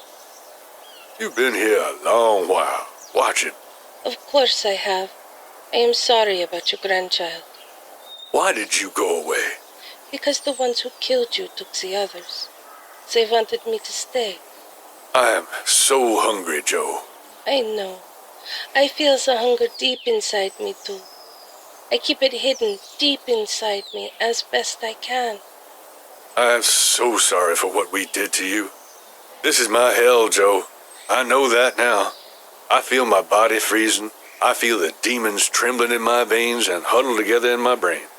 They are too weak to control me, but they whisper. They whisper thoughts. I am starving, Joe. The whispers never stop. The urge will only grow even as your muscles tighten and snap. You will see through your eyes, though they will swell and burst. You will hear them and the hunger. You will not stop until you are dust. I am so sorry. The things I looked away from, the things I allowed to happen to you, I was so proud when you returned to us. I was happy they called you the Chosen One. I thought maybe they'd stop hurting people, stop the torture and the horrors.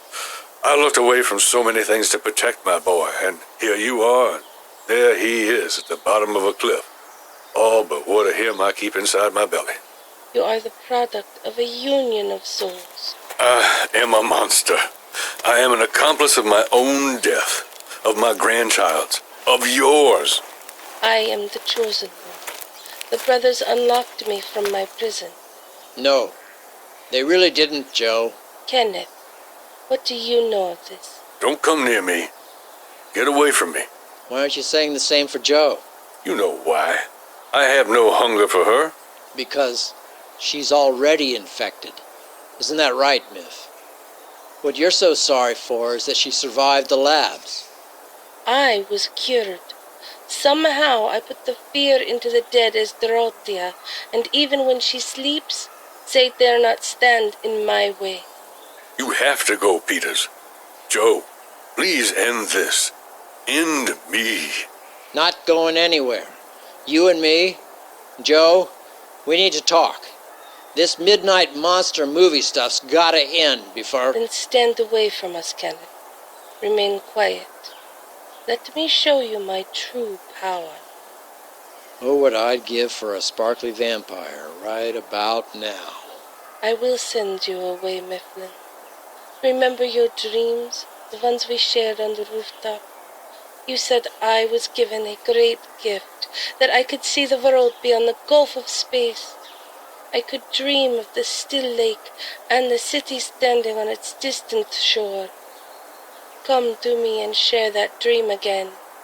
Come and be with your children. Be with your friends. Or where are you, my love? Crossing the lake, inside my boat. I want to look down into the water. No, you must not. Leave behind those things that you cannot change, or you cannot save them. I need to know if my boy is there. He is not. He waits for you on the far shore. Listen. I hear them. I hear them. The boat will not move. Dream of them standing on the distant shore. They are pulling you toward the lamplight on the shore. I see them. I see them all. I will give you this gift, a gift of the ancients, perfected by the Brotherhood, a kiss from the elder gods who lived across the Hyades in the ancient and endless land of Carcosa. Starlight. Whispers. Fading. You will leave your body now. Let the boat carry you. Let the arms of your loved ones fold over you and hold you. You will feel warm again. Yes. Thank you, Joe. Thank you. Thanks.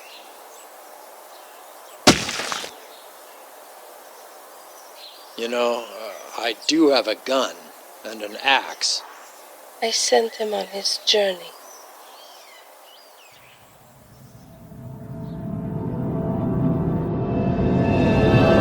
There are moments in life when your brain just, breaks. You need to take a moment. Your nurse has been glaring at you for about 10 minutes now. Let her. I like it when women stare at me.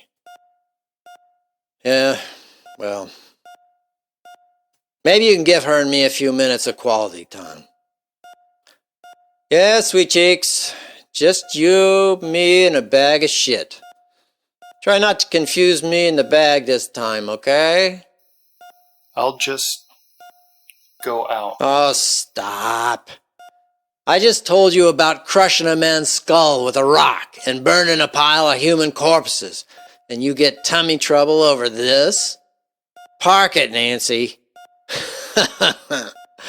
I can't believe I had to tell you what a cheesesteak was. And the look on your face when I did. Wow. It's uncommon to see people eating meat. Even talking about it is uncomfortable for a lot of people. Before the world turned into a bowl of slop, we had these kids called vegans.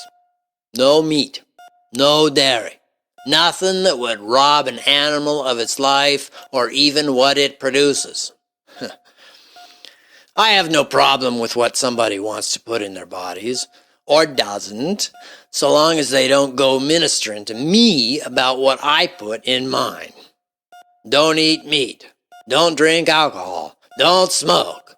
Don't put your thing into other things without a lead tally coat.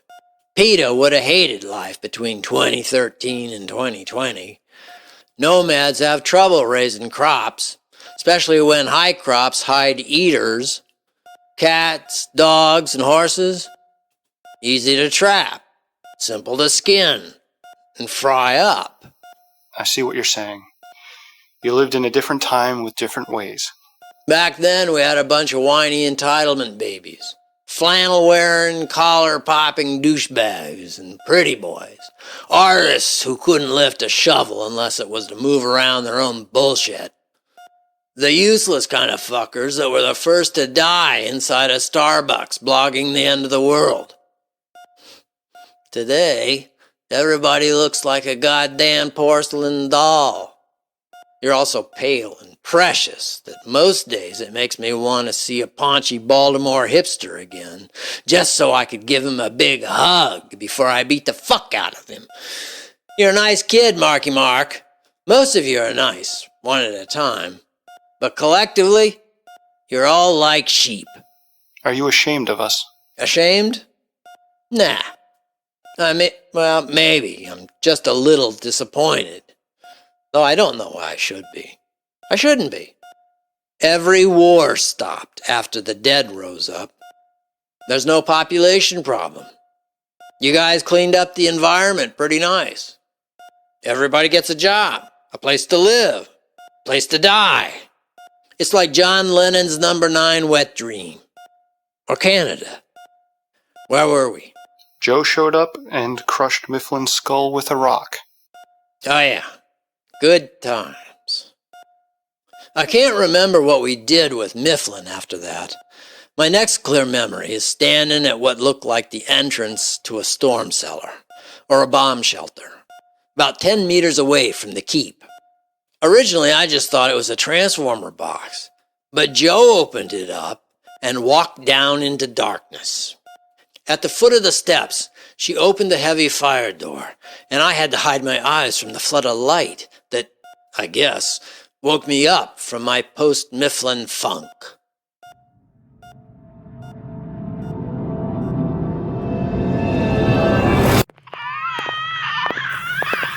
What the heck is all this? They are survivors. 4 of the women are pregnant, 2 have newborns. The 7th lost her child to the eaters. I had hoped the woman you brought from the site could have helped them with the injured and the sick, and those 3 men in the back. Men? Just kids, it looks like. They are trying their best, but they are starving and exhausted. In the room beyond that door are 20 more lost souls. Fever, pneumonia, dysentery. They keep them away from the children and the mothers. The rest of those who made it are out all on the pyre. The attack wiped out all of the food and the supplies. At least they will all have clean well water now. If I'd stayed behind with you, they would certainly all be dead. When I arrived, they were all in hiding in the keep. Mifflin was killing the injured and the infected before dragging them down and stacking them up like cordwood for his fire. You didn't kill him then? First, I didn't know if he was really dead. Then I needed to see if he was working for Shepherd Gourmand or the brothers. But they were long gone. Mifflin was just a dead man who didn't know it. He had no ties to any of them. He would talk to the bodies as he took them, apologize to the injured as he cut them open and ate from their bellies.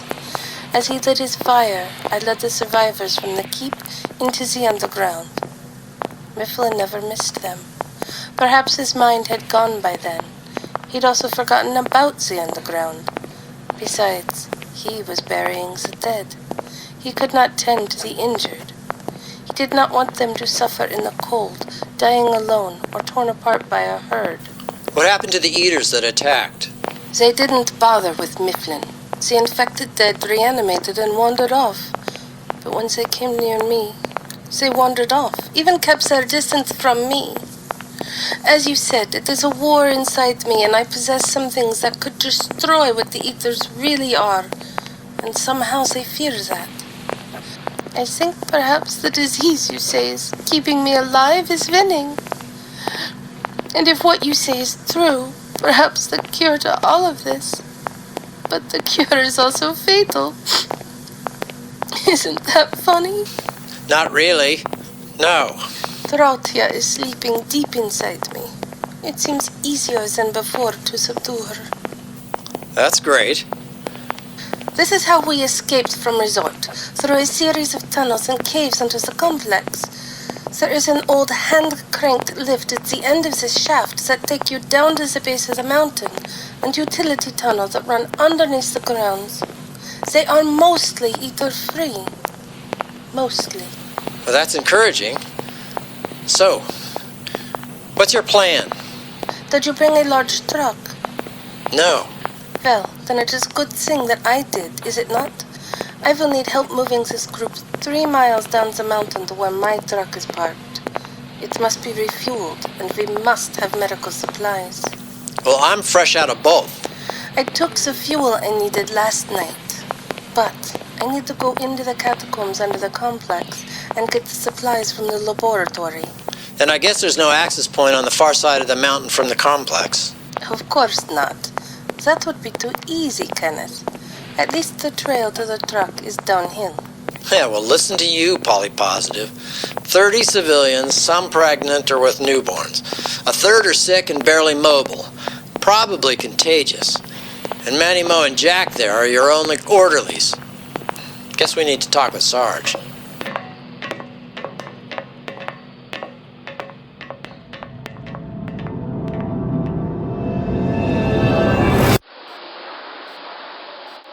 The next morning, wow, I didn't want to crawl out of the shelter. Dark, cold, warm. The fire was out, but the air was cool, not freezing. We lay on a bed of wool blankets and under down and cotton comforters salvaged from the resort. The wind whistled through broken glass in the observation deck above us. Sometime in the night, Barbara unwrapped herself and wiggled her way into my arms. For warmth, of course. Sarge moved a little closer, but she had her own kit, and I guess she was used to stopping wherever she dropped. I thought, if I was going to die that day, then the gods gave me an excellent wake-up call. It was a long moment of comfort and peace. My Christmas morning, I guess, for all the crap and misery thrown our way. When Barbara stirred, I thought the moment had gone. As soon as she opened her eyes, she'd realize where she was and move. But she didn't. She opened her big brown eyes and looked up at me as comfortable as you please, and even pressed into me a little closer before closing her eyes again. The little smile on her lips, it felt like walking downstairs to the smell of fresh coffee. Of course, all things must pass. None of life's dreams can last, as the old man says.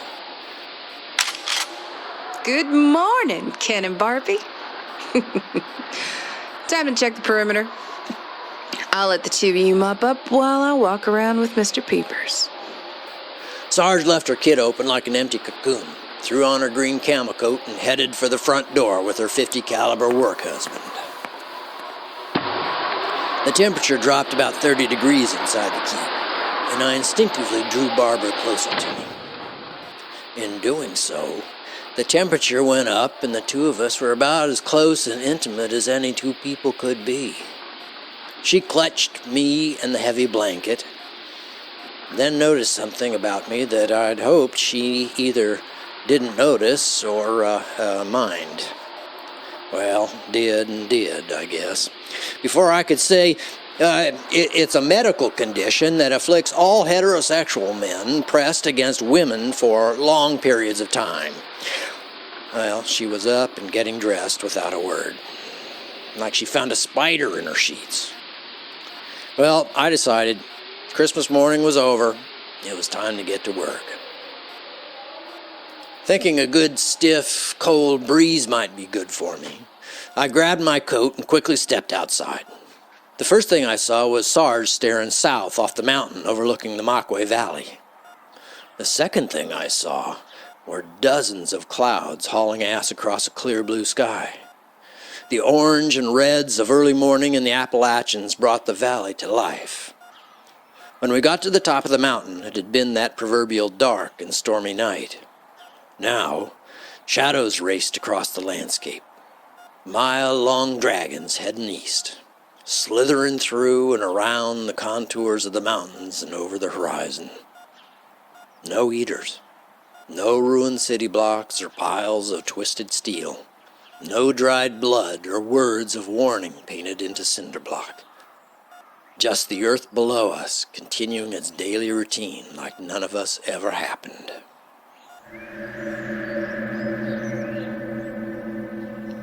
Wow. Now that's something to write into a memoir, huh?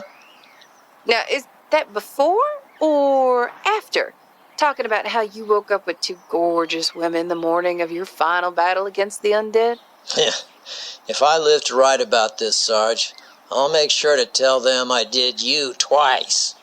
So long as I'm the one who broke you, you can say what you want. I'll write how I took both of you within an inch of your lives. Now, you begged for that last inch.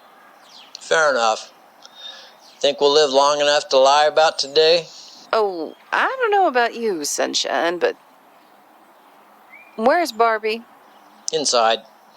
I guess we should do something about Mifflin, huh? Why? Is his body in the way of something? No, but the man deserves to be buried or burned, something.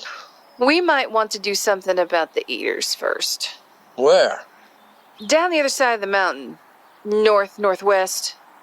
along the fence at the end of the riding area. I'm guessing 100, 2.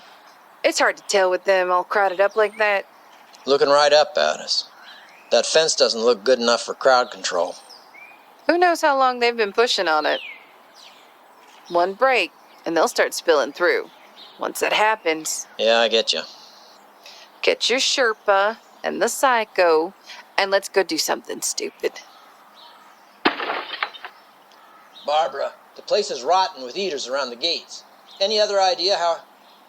Barbara? Where? Oh, great.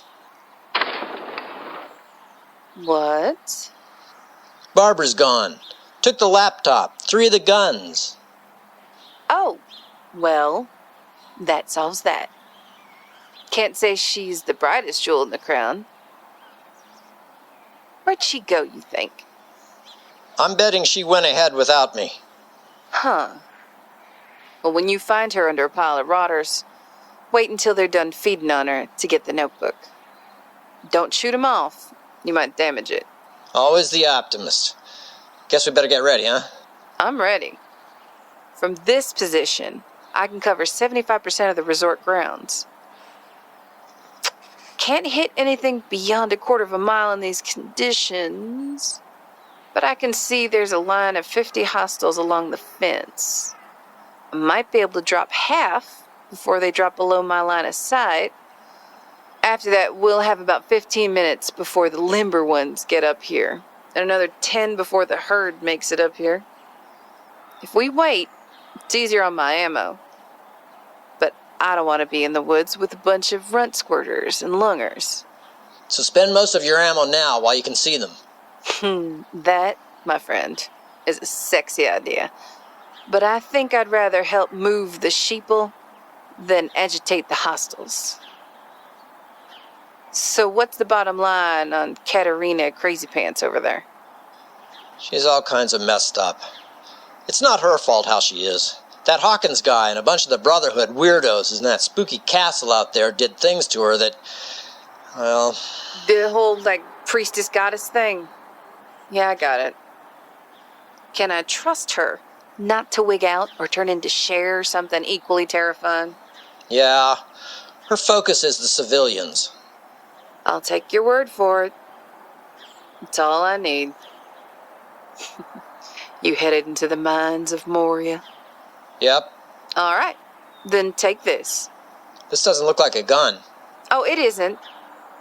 It's a voice data uplink. Plug it into a USB, and it's set up to communicate with the boys back at Slim Shimmer. Any information you find in there, we want it. Okay. And whatever's on her notebook, too. If you gotta pry it out of her cold, dead cleavage, we want it. I think you are crazy, but the boss wants the info on your Phase 4 eaters. How can you say that after seeing Mifflin? Do you know how many people I've seen like him? Not dead, but dead. Ever heard the expression, if you can't beat 'em, join 'em? I was inside there. I know what I saw. Oh, right. When you were drugged up and repeatedly hit in the head. Oh, and dreaming about a big lake and space. Why are you so hostile? I'm hostile about everything, friend. I thought it was part of my charm. No sense going into the tomb wondering what you're gonna find. You're sure? I have a pretty good idea. Best case, bodies and things eating bodies. Worst case, a bunch of isolated skeletal test subjects that we don't have a way of moving. Sometimes it's best to scrub the mission and call in the evac. You're trying so hard to be an asshole about this. The plan is this. There are no more seats on the bus out of Spooky Town. You come out alone or with Barbie, no more. Once the first eaters hit the top of the range and everybody's on board, we head out. They are my priority. We will do our best to stick around, but for the supplies and the information. But don't expect me to save you. Oh, you're adorable. You know that, Sarge? You know you love me. I hate you so much. I want to make you love me just so I can crush your soul. Ha! Tell you what, when we get out of there and save the world, you can sleep with me and leave me in the middle of the night and never call. What's happening with the eaters? Oh, hey, Tutti Frutti's up. Hey, Joe, we got eaters all lined up down the mountain. Okay. My best guess is that the fence will buckle in the next 2 hours. Are you people ready to move out? We need to get your civilians out and down. I thought Barbara was helping, but I just looked in on the people we have isolated, and she wasn't there. I thought she doubled back, then I missed her tending to one of the pregnant women. Nope, she went inside. I'm going in after her. Dumbass. If we don't find the supplies we need, we won't make it very far. I dumped my gear so I can fit as much as I can in here. If I get back and you're gone, I'll just repack what I can and head south until I can reach you by radio again. Be careful, darling man. The world has a shortage of good men. Don't let this place bury one more. Listen to Sarge. She knows what she's doing. So do we. The music swells. Frame wipe to the big chase scene. Come on, Natasha. Let's go find Moose and Squirtle.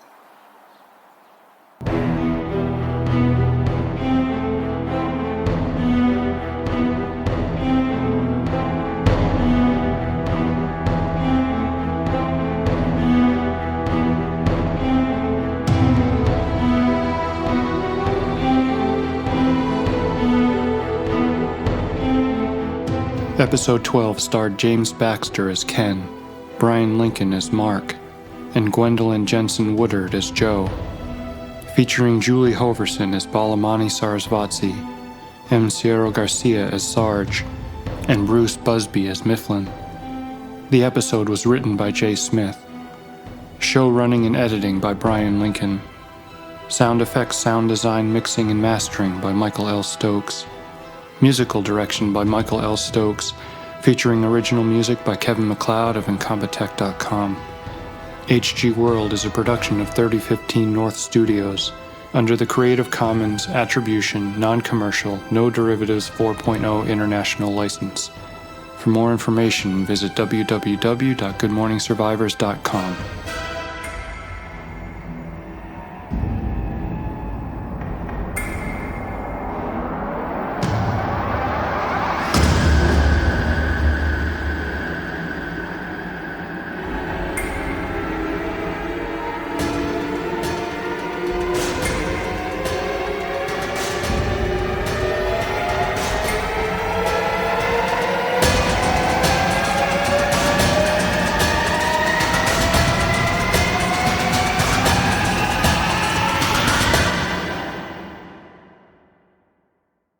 Chapter 13.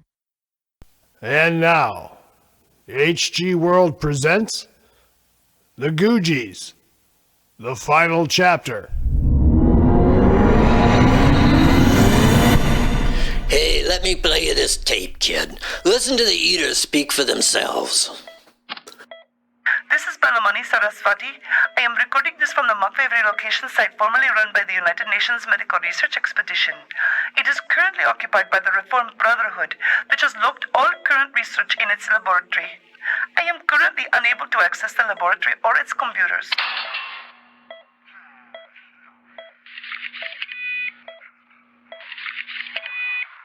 Mifflin's card does not work. They must have locked him out.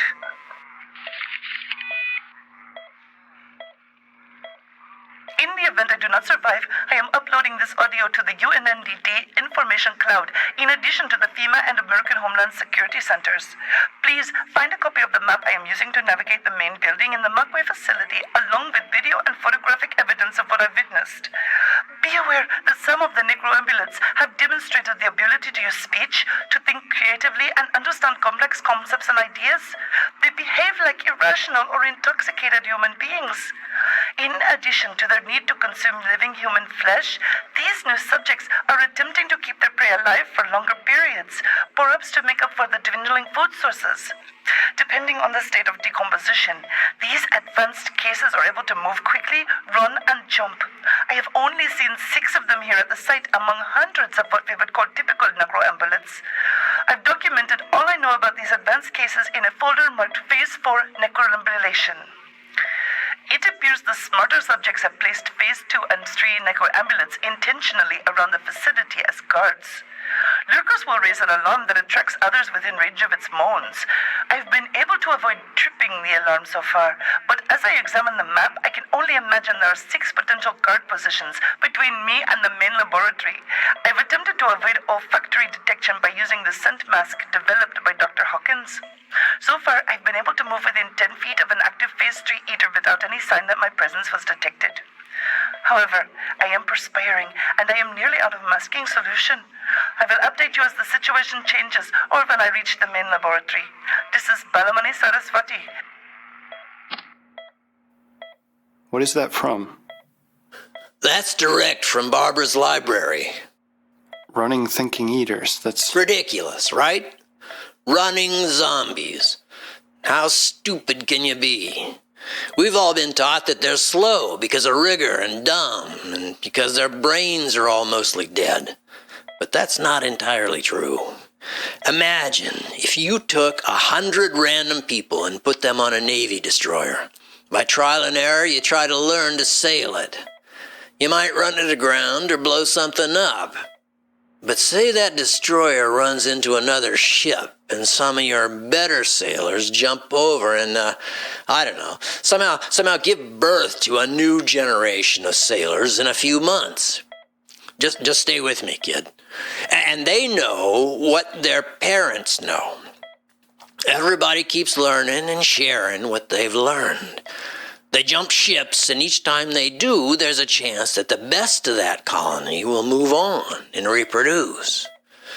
Imagine, then, 50 or 100 generations of learning how the human body works. They learned how to infect our bodies. They learned how to take over our motor functions and preserve our dead senses. Eventually, they learned how to keep the brain talking to the body and moving on its own. Took over the speech centers and kapow. I assume you have proof. I have proof that reasonable people would accept. But once the powers get a hold of it, you'll look like a flat earther or a moon landing denier. But Balamani, Barbara, poor girl, she at least had the sense to hit record on her media device. I always wondered why no one ever mentions this in the archive. Balamani Saraswati, one of the biggest heroes of the zombie war, and she's a footnote in a textbook. Don't believe me, I'll give you the files.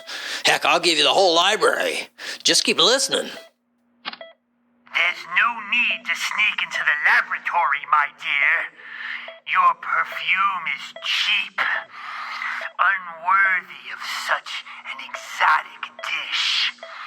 Perhaps my dumber brothers cannot tell, but to me, it smells false and drew me straight to you. But now, oh, that smell. Now I smell you. I want to bathe in this false stink so I can... Oh, that is so... What are you? Man or beast? The man was a beast before me, my dish. Fear is the only thing that excites me now. Other than meat. Feeling your body change, smelling your revulsion and your terror is like Christmas dinner. I am called Brother Archer. I will call you Christmas meat. I just want to understand you. How fascinating. I just want to eat you. I'm that simple a being. If that was all, you would have indulged yourself like your brutish brothers. What do you want? My belly is full, Had I known living meat was in my pantry, I would not have settled for the anemic chicks we keep to feed on. Tiny chicken wings without flavor. Cold and raw. Tasteless. You keep people here? I want to wake them up. Shake some flavor into them. But, of course, we keep cans in the pantry. Flesh in the freezer. Blood. Stay back, I am armed. Your heart pounds and your chest rises and falls. A boiling stew of flesh and blood. You will not make it out of here alive. Your pistol makes big bang bang, and all the pretty deadlings will come to see delicious Christmas meat. Would you rather they come tear a share of breast and thigh from you? Slap up your giblets and gobble your gizzard? Or would you like to see our kitchen? Your kitchen? The lab, my sweet Christmas goose. I don't wish to sour your meat. If you go, I won't let you be harmed. If you do not go, I will be very sad to let such a feast spoil. Perhaps you'll end up like me and share your secrets. Perhaps not, and I can send you out to the fences like a good little guard dog. You may take all the time you like to decide. I love how the sweat trickles down your neck, how the veins throb and your eyes water. Dark and juicy you are, my feast. Dark and tasty. Take me to your lab, Brother Archer. I would be honored to see your work. Delivered to us like Friday pizza night. Sleepy time chicks. What were you before you were infected? Asleep. Like them. Unaware of so much. Bound by bad ideas. Afraid of a world I didn't understand. But you understand it now. What were the bad ideas? Seems silly-nilly, Tasty Cake. You are a good brain. What might be nice is if I carve up your plumpest parts, slice them into steaks, sew up the stumps, and bring you over so you can see what we see. So much to show. We were limited, trapped inside the meat. Soon, someday, somehow, maybe with your brainy brain, we don't have to die. Maybe live together? Timeshare the body? I wonder if I had this much passion for other things in life. I never been this hungry. I see. You do? I wonder. You recognize this place, you do? Yes, the other research facilities look like this. Yes, computation machines. Typey on them. Think important thinks and poke the dead with sticks and needles. I came down looking for a snack. You're looking in the tasting rooms. I taste dread. That's a new flavor. I like it. What do you dread, tasty one? What's in there? I see shapes. You know what's in there. Would you like me to turn the lights on them? No. Let me show you them. Oh no, there are so many. We keep the whole children in this one. They're sleeping with Jesus in there. Music and sleep. Blood is frozen, not fresh. Flesh is tough, not tender. And the ones we've snacked on are kept in the leftover fridge. How many of them do you have in there? All of them.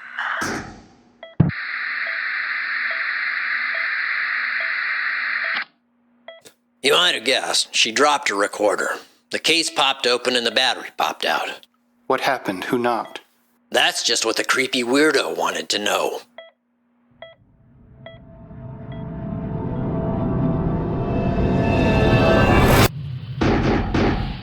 What's this? Who knocked? I don't know. I'm not expecting company. Who is it? Candygram. What? Telegram. What's a telegram? Flowers? What is this tomfooleriness?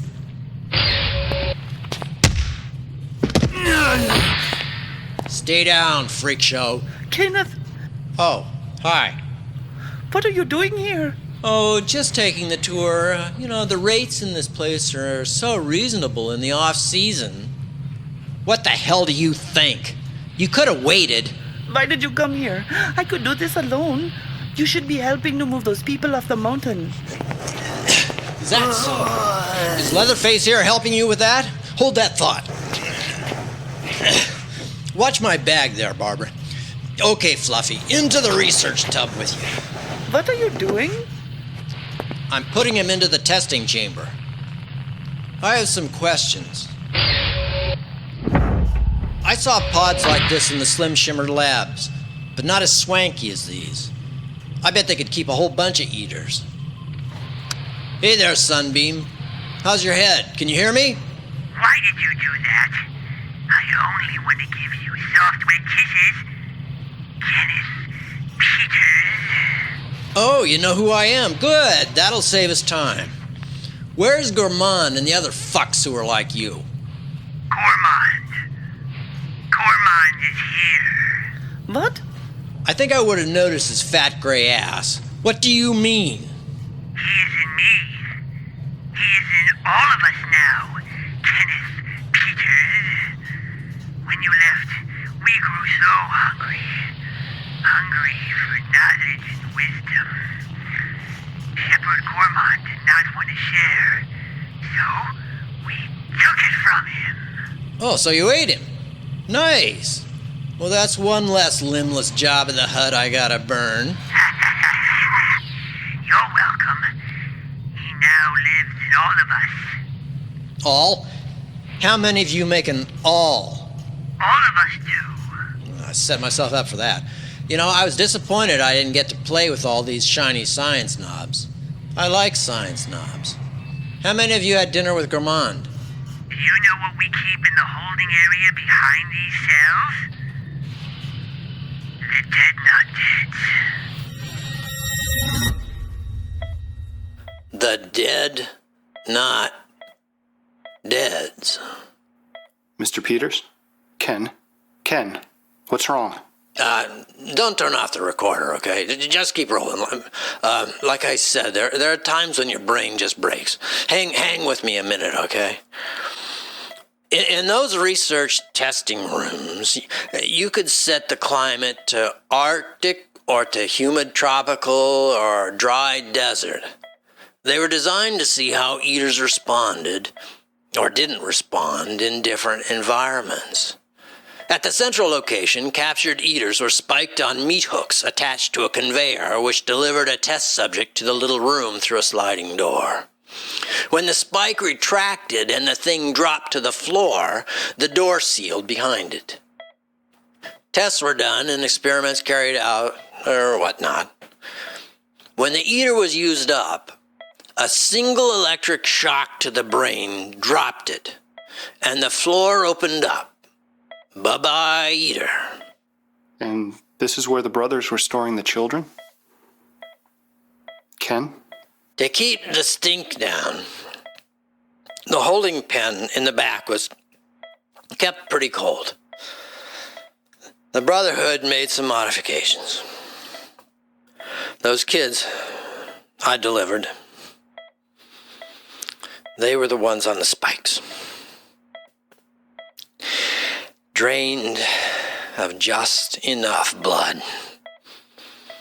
What you heard on the tape there, you have to understand that. Take your time, Ken. I am, goddammit. The site tested living people, too. It's not like the Brotherhood had the market on atrocities. Even before I drove that goddamn truck up there and handed those kids over. People like Joe and Loving, Mifflin, Montcastle, they gathered up all the little throwaways they could find. All the lost little boys and girls still in shock over losing Mommy and Daddy to the monsters. They took them in. Promised them they'd be all right. And then they decided which ones could be educated to be good brothers, and which ones got a needle in one arm with the infection, and some horrible random cure into the other. There was no shortage of eaters to test, but they were so goddamned hell-bent on finding a cure. Sure, guys like Ying found fresh young men and women, druggies and crazies to shoot full of shit. But they focused on kids.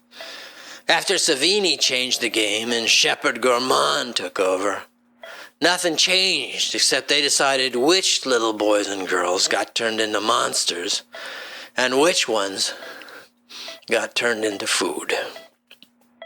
Instead of undead subjects swinging on a hook, waiting their turn in the box, the Brotherhood kept their meat on ice, brain dead.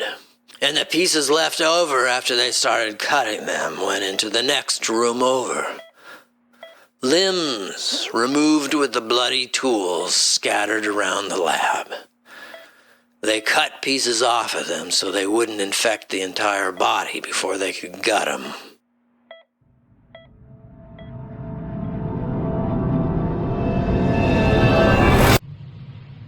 tastes like frozen food. I like mine fresh. Fresh is better. Go on. Look in the freezy place. Go on, go on, go on, go on, go on. They're so sleepy back there. Cold and juicy, juicy, juicy, juicy. It just occurred to me that giving the test subject a microphone is not a good idea. Unless you were testing on the living. You're not saying... If you're going to stay here, stop standing around and help me with this work. What are you doing? Don't you understand that any serious research being done to stop the dead is kept here in this central server? All of us out there, Dr. Vesta, Dr. Hawkins, Dr. Handsome, everyone else, all their work is collected here. And it was crap. You told me that Hawkins was working with furniture polish and cholera. That's just the grasping at straws. All those tests dating back to the start of the epidemic, all the research conducted by the governments of the world, the United Nations, all those agencies and minds. It's all here with a blueprint of the plan to stop things. What plan? The plan that ended when the Brotherhood took over this facility and started listening to Savini and then the Shepherds. Gourmand, those other subjects, the ones that could talk. If you don't want to help me, then get out of here. But I could use help getting out when I'm finished. But I'm not leaving until that time. Well, I came all this way to get you, and I'm just stupid enough to think you know what you're doing. We don't got a lot of time, kiddo. I think half the eaters in this place followed me into the tunnels. We can get out the other side.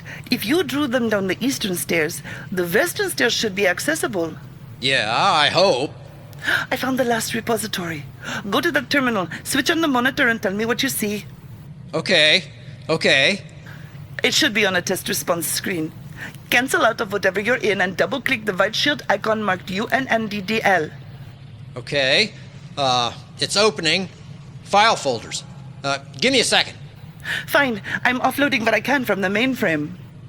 I have everything that all the remote sites were working on, with dates going back a year. I have 2 main folders going back 2 years. That must be the research done here. How big are the files? No idea. But this is a lot of... Wait! Here's a folder marked outgoing. Where does it go? Until I figure out how to open it, I'm going to say out. Let's see. Double click the folder. They tripped the first file. You think? Okay, forget it. Keep working. Clicking upload. Sat link options. Oh, crap. Numbers. My arch nemesis. We meet again. I'm copying the manifests, inventories, and complements to my jump drive along with whatever else will fit. We can go through it all later. Great. McGinnis! I've got about 50,000 pages of awesome reading for Dr. Vesta, but I need access to your library in space, that cloud thing. I'll give it to Dr. Vesta. I'll take it. Crap! What? It's in Arabic. What? I opened the outgoing folder and everything is in pretty calligraphy. Subfolders too. Can anyone there read Arabic? What's in Arabic? All the outgoing files. Hell, I'm just gonna upload them. I need your access digits. Parity, password. And quick, because I'm down to one tripwire and a steel door before the locals get to us. I'm at the local research console. I can fish it out of here if you give me the password. Barbara, what's the password? Busy. I've keyed the mic. Just shout it. Download sequence 1, code 1-1A. You get that? Understood. Password accepted. I need you to hold your position for 20 minutes. That's not right. 20 minutes? Unless the Eater's got a union break coming up, that's not happening. Sorry, 5 minutes. Variable connection speed. 15 minutes. I'll give you a phone number in a moment. Wait. Are those testing and research files? Yeah. Every other Happy Valley militia site with a research lab uploaded its work here. This could be massive, Kenneth. I'm going to queue them to upload as well. Hold out as long as you can. Why? I don't need to crank the computer. It's doing fine on its own, which is more than I can say for us in the next few minutes. With the amount of data and inconsistent connection speed, I may need you to reset the connection. I'm sorry, but think of all the lives that we sacrificed to bring us. Yeah, the goddamn Death Star plans. Barbara, you don't need to stay here. Yes, I do. Don't be a hero. I'm not. I have no more bullets, and you need the bag of medical supplies I gathered up. That's a big bag.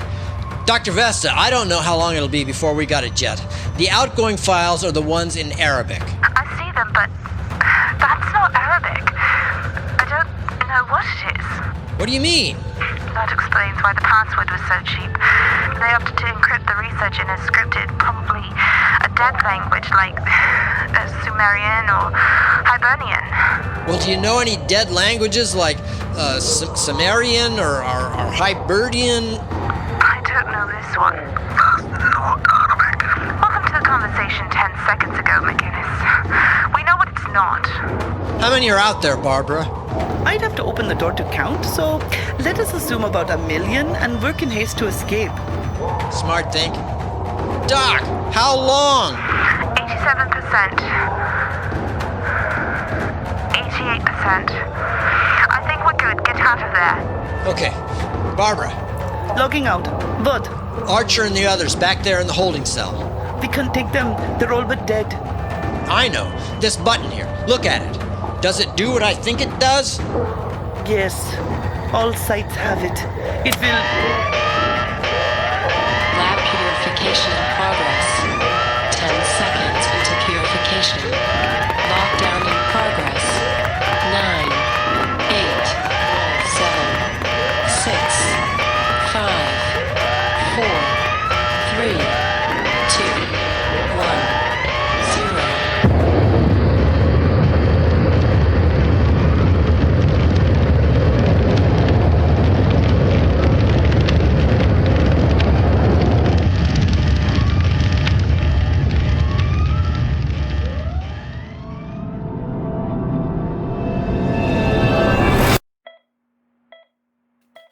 I know for a fact that the Eaters managed to open the door before the lockdown was complete.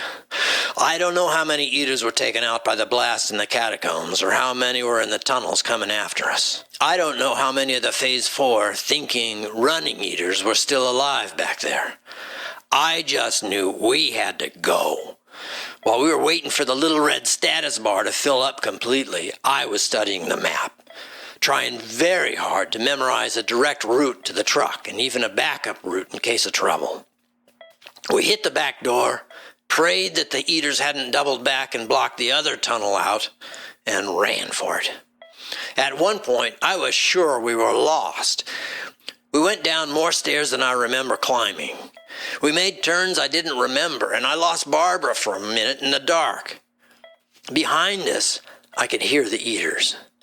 I never knew how far back they were from us because the narrow stone tunnels carried their moans and groans so well. I thought they were all around us, reaching out from just beyond the next turn or connecting tunnel.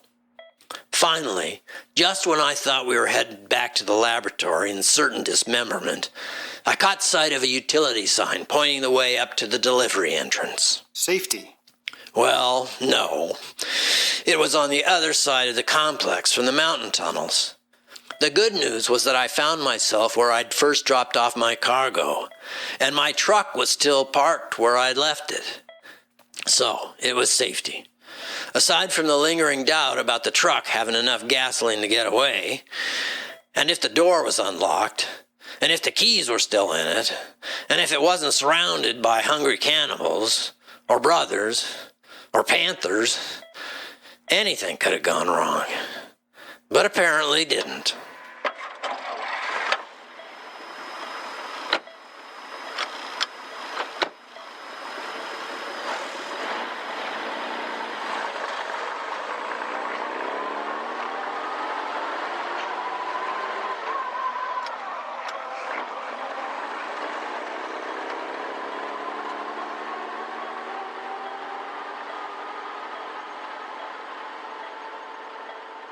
Barbara and I stayed together for a little while after that.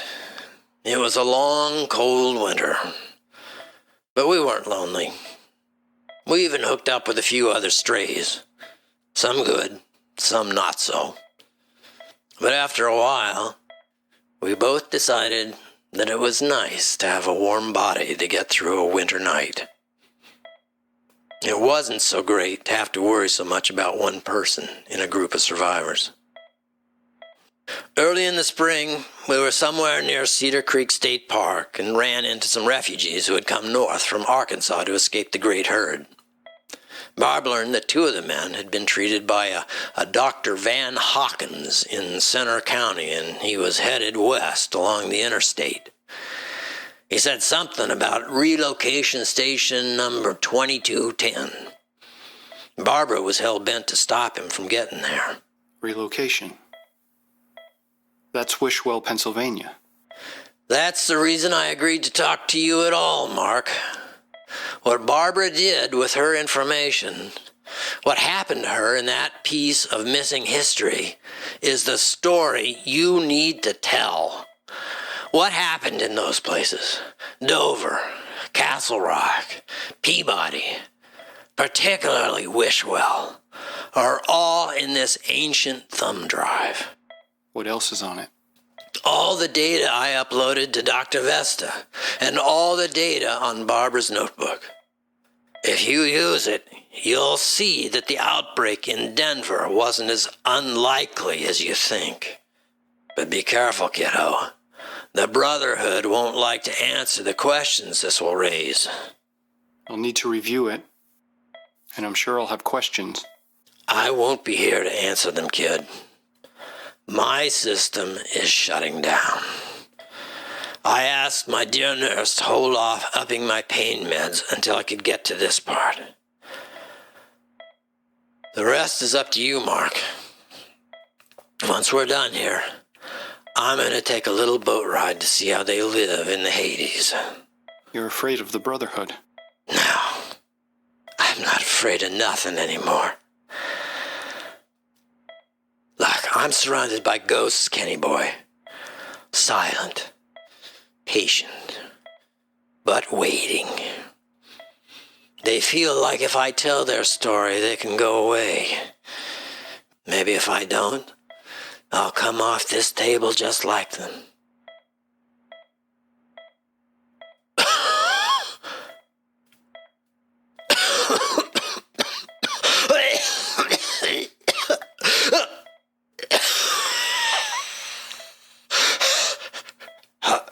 How about you? What? Want to see a ghost?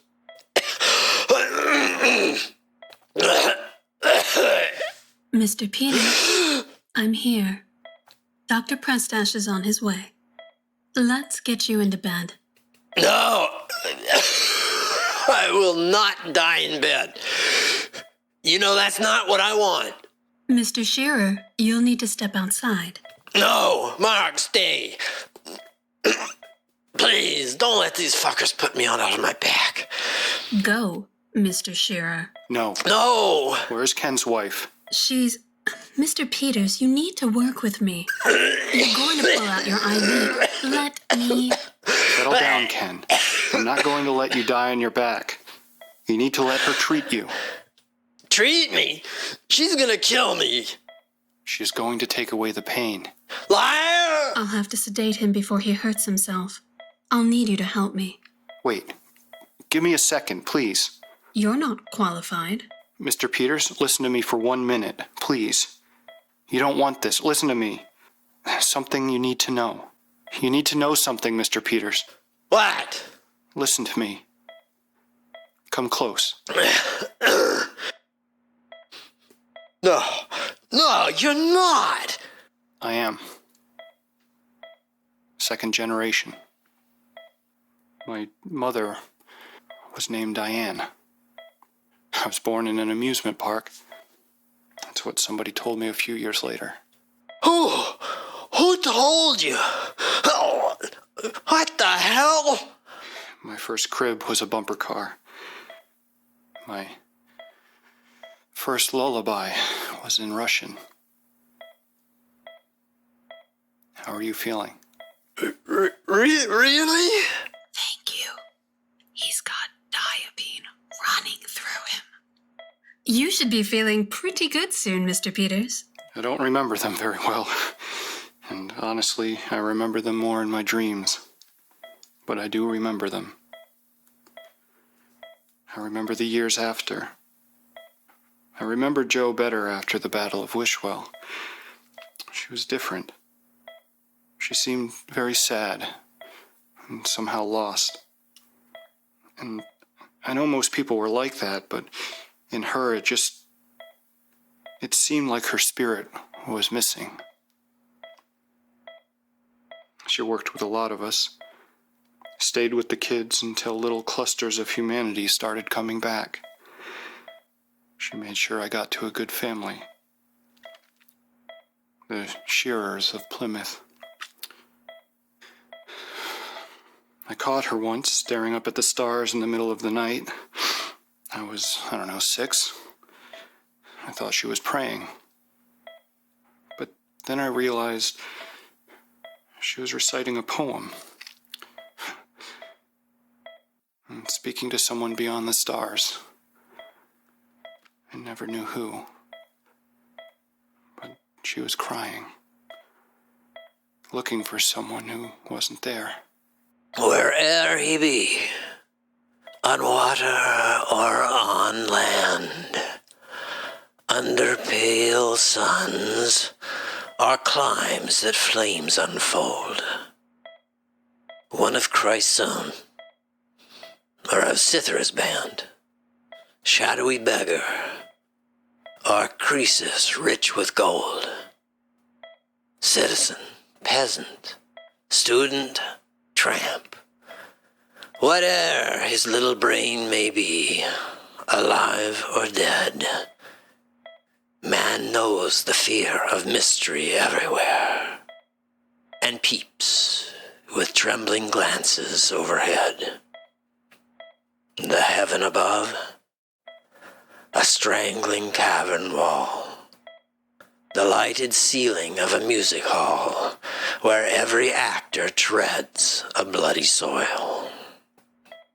The hermit's hope, the terror of the sot, the sky, the black lid of the mighty pot where the vast human generations boil. I learned that one, just like you asked, darling.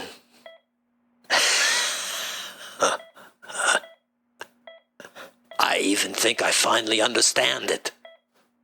How are you feeling, Mr. Peters? Like you just injected me with liquid Pink Floyd. Hey, listen. I said some mean things to you over the last whatever. It's all right, Mr. Peters. I understand. I wasn't talking to you, Nurse Pokestick. I'm talking to my guest. Mr. Shearer is not here. The interview is over. Not him. Her. Who? Oh, of course, Mr. Peters. If you see someone sitting there, then let me go fetch something for the two of you to drink. Do you remember that day?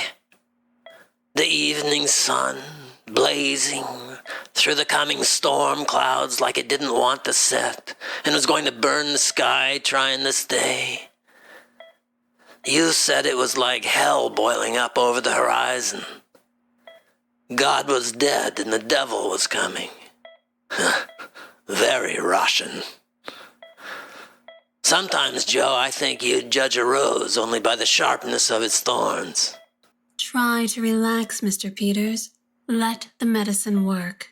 All these years and you still look the same. Did you meet Mark Scherer? He's telling our story. I've only said nice things about you. You are of many layers. I know. People talk about us like we talk about Lewis and Clark, or like we went to the moon. Isn't that funny? So, what is it? You only come to see me when there's bad news, Joe. Oh, darling, that is just a matter of perspective.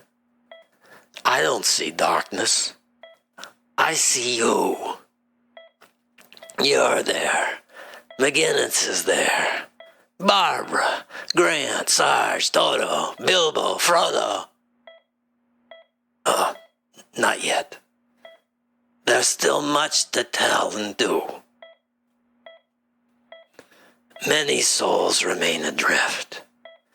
They sink and spend eternity reaching for what they were afraid to take. Their fingers slide along the bottom of my boat. They reach forever, and I need only reach your far shore.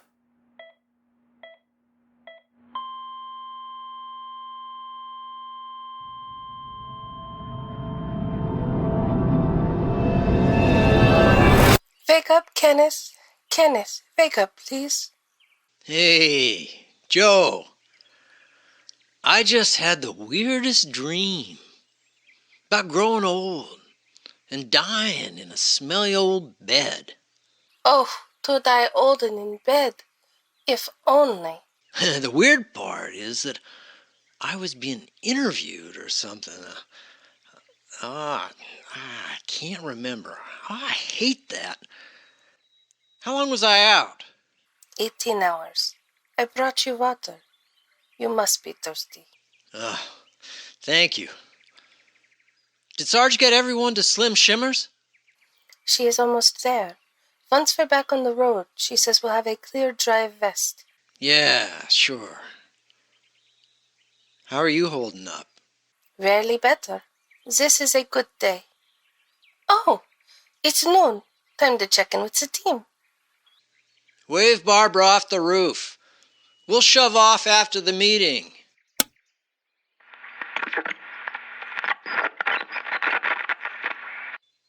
Good morning, Slim Shimmer. Kenny, me boyo. Glad to hear you coming back to us. We were just talking about you. Oh, I'm just coming back to drop off the crazy Russian lady and those supplies we picked up in Sykesville. Grant was about to tell us something he discovered about the files you uploaded. Go ahead, Grant. Hey, everybody. I took a look at the outgoing files. The language. I know. Until we figure out what it is, they aren't useful to us. It's Elvish. What? The ancient language of elves in Middle-earth. I don't know what dialect yet, but it's a derivative of Quenya. How the bloody hell do you know that? Because I'm awesome. Elves? What the bloody hell are you on about? Makes perfect sense. The way you guys described the script, I thought it might be Klingon, but it's definitely a special Quenya language. It's not just a cute font they use, but it's coded that way. Did you guys get the encryption key for this? Hang on. You're seriously telling me there's an elf language? Many, in fact. And one thing keeping us from a possible cure or entire global crisis is J.R.R. bloody Tolkien? It is, but without the key, it has to be translated manually. You speak elf? He asks, expecting a very strange answer. I don't speak it, but I can translate it.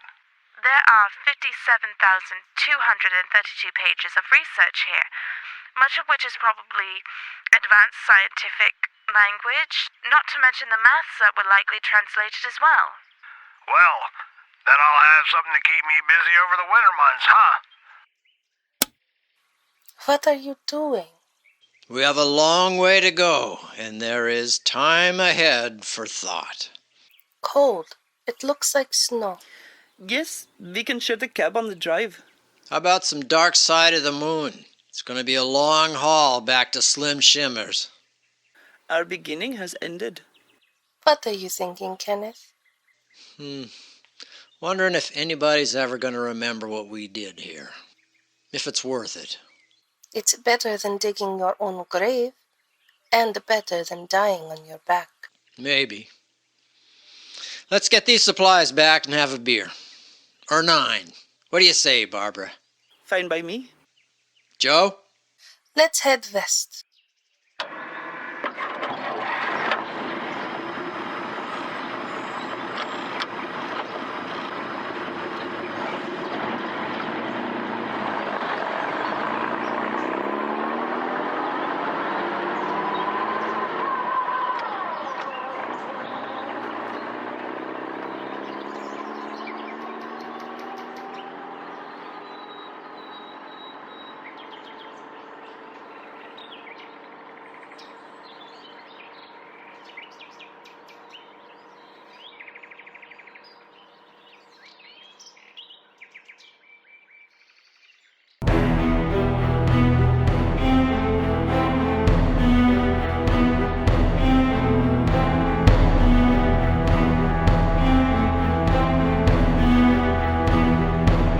Episode 13 starred James Baxter as Ken, Brian Lincoln as Mark, and Gwendolyn Jensen Woodard as Joe, featuring Julie Hoverson as Balamani Sarasvatsi, Ayub Cody as McInnes, Michael L. Stokes as Grant, Laura Nicole as Shiva Vesta, Eric Avedissian as Archer, and May Sally Rogue Pax as the nurse.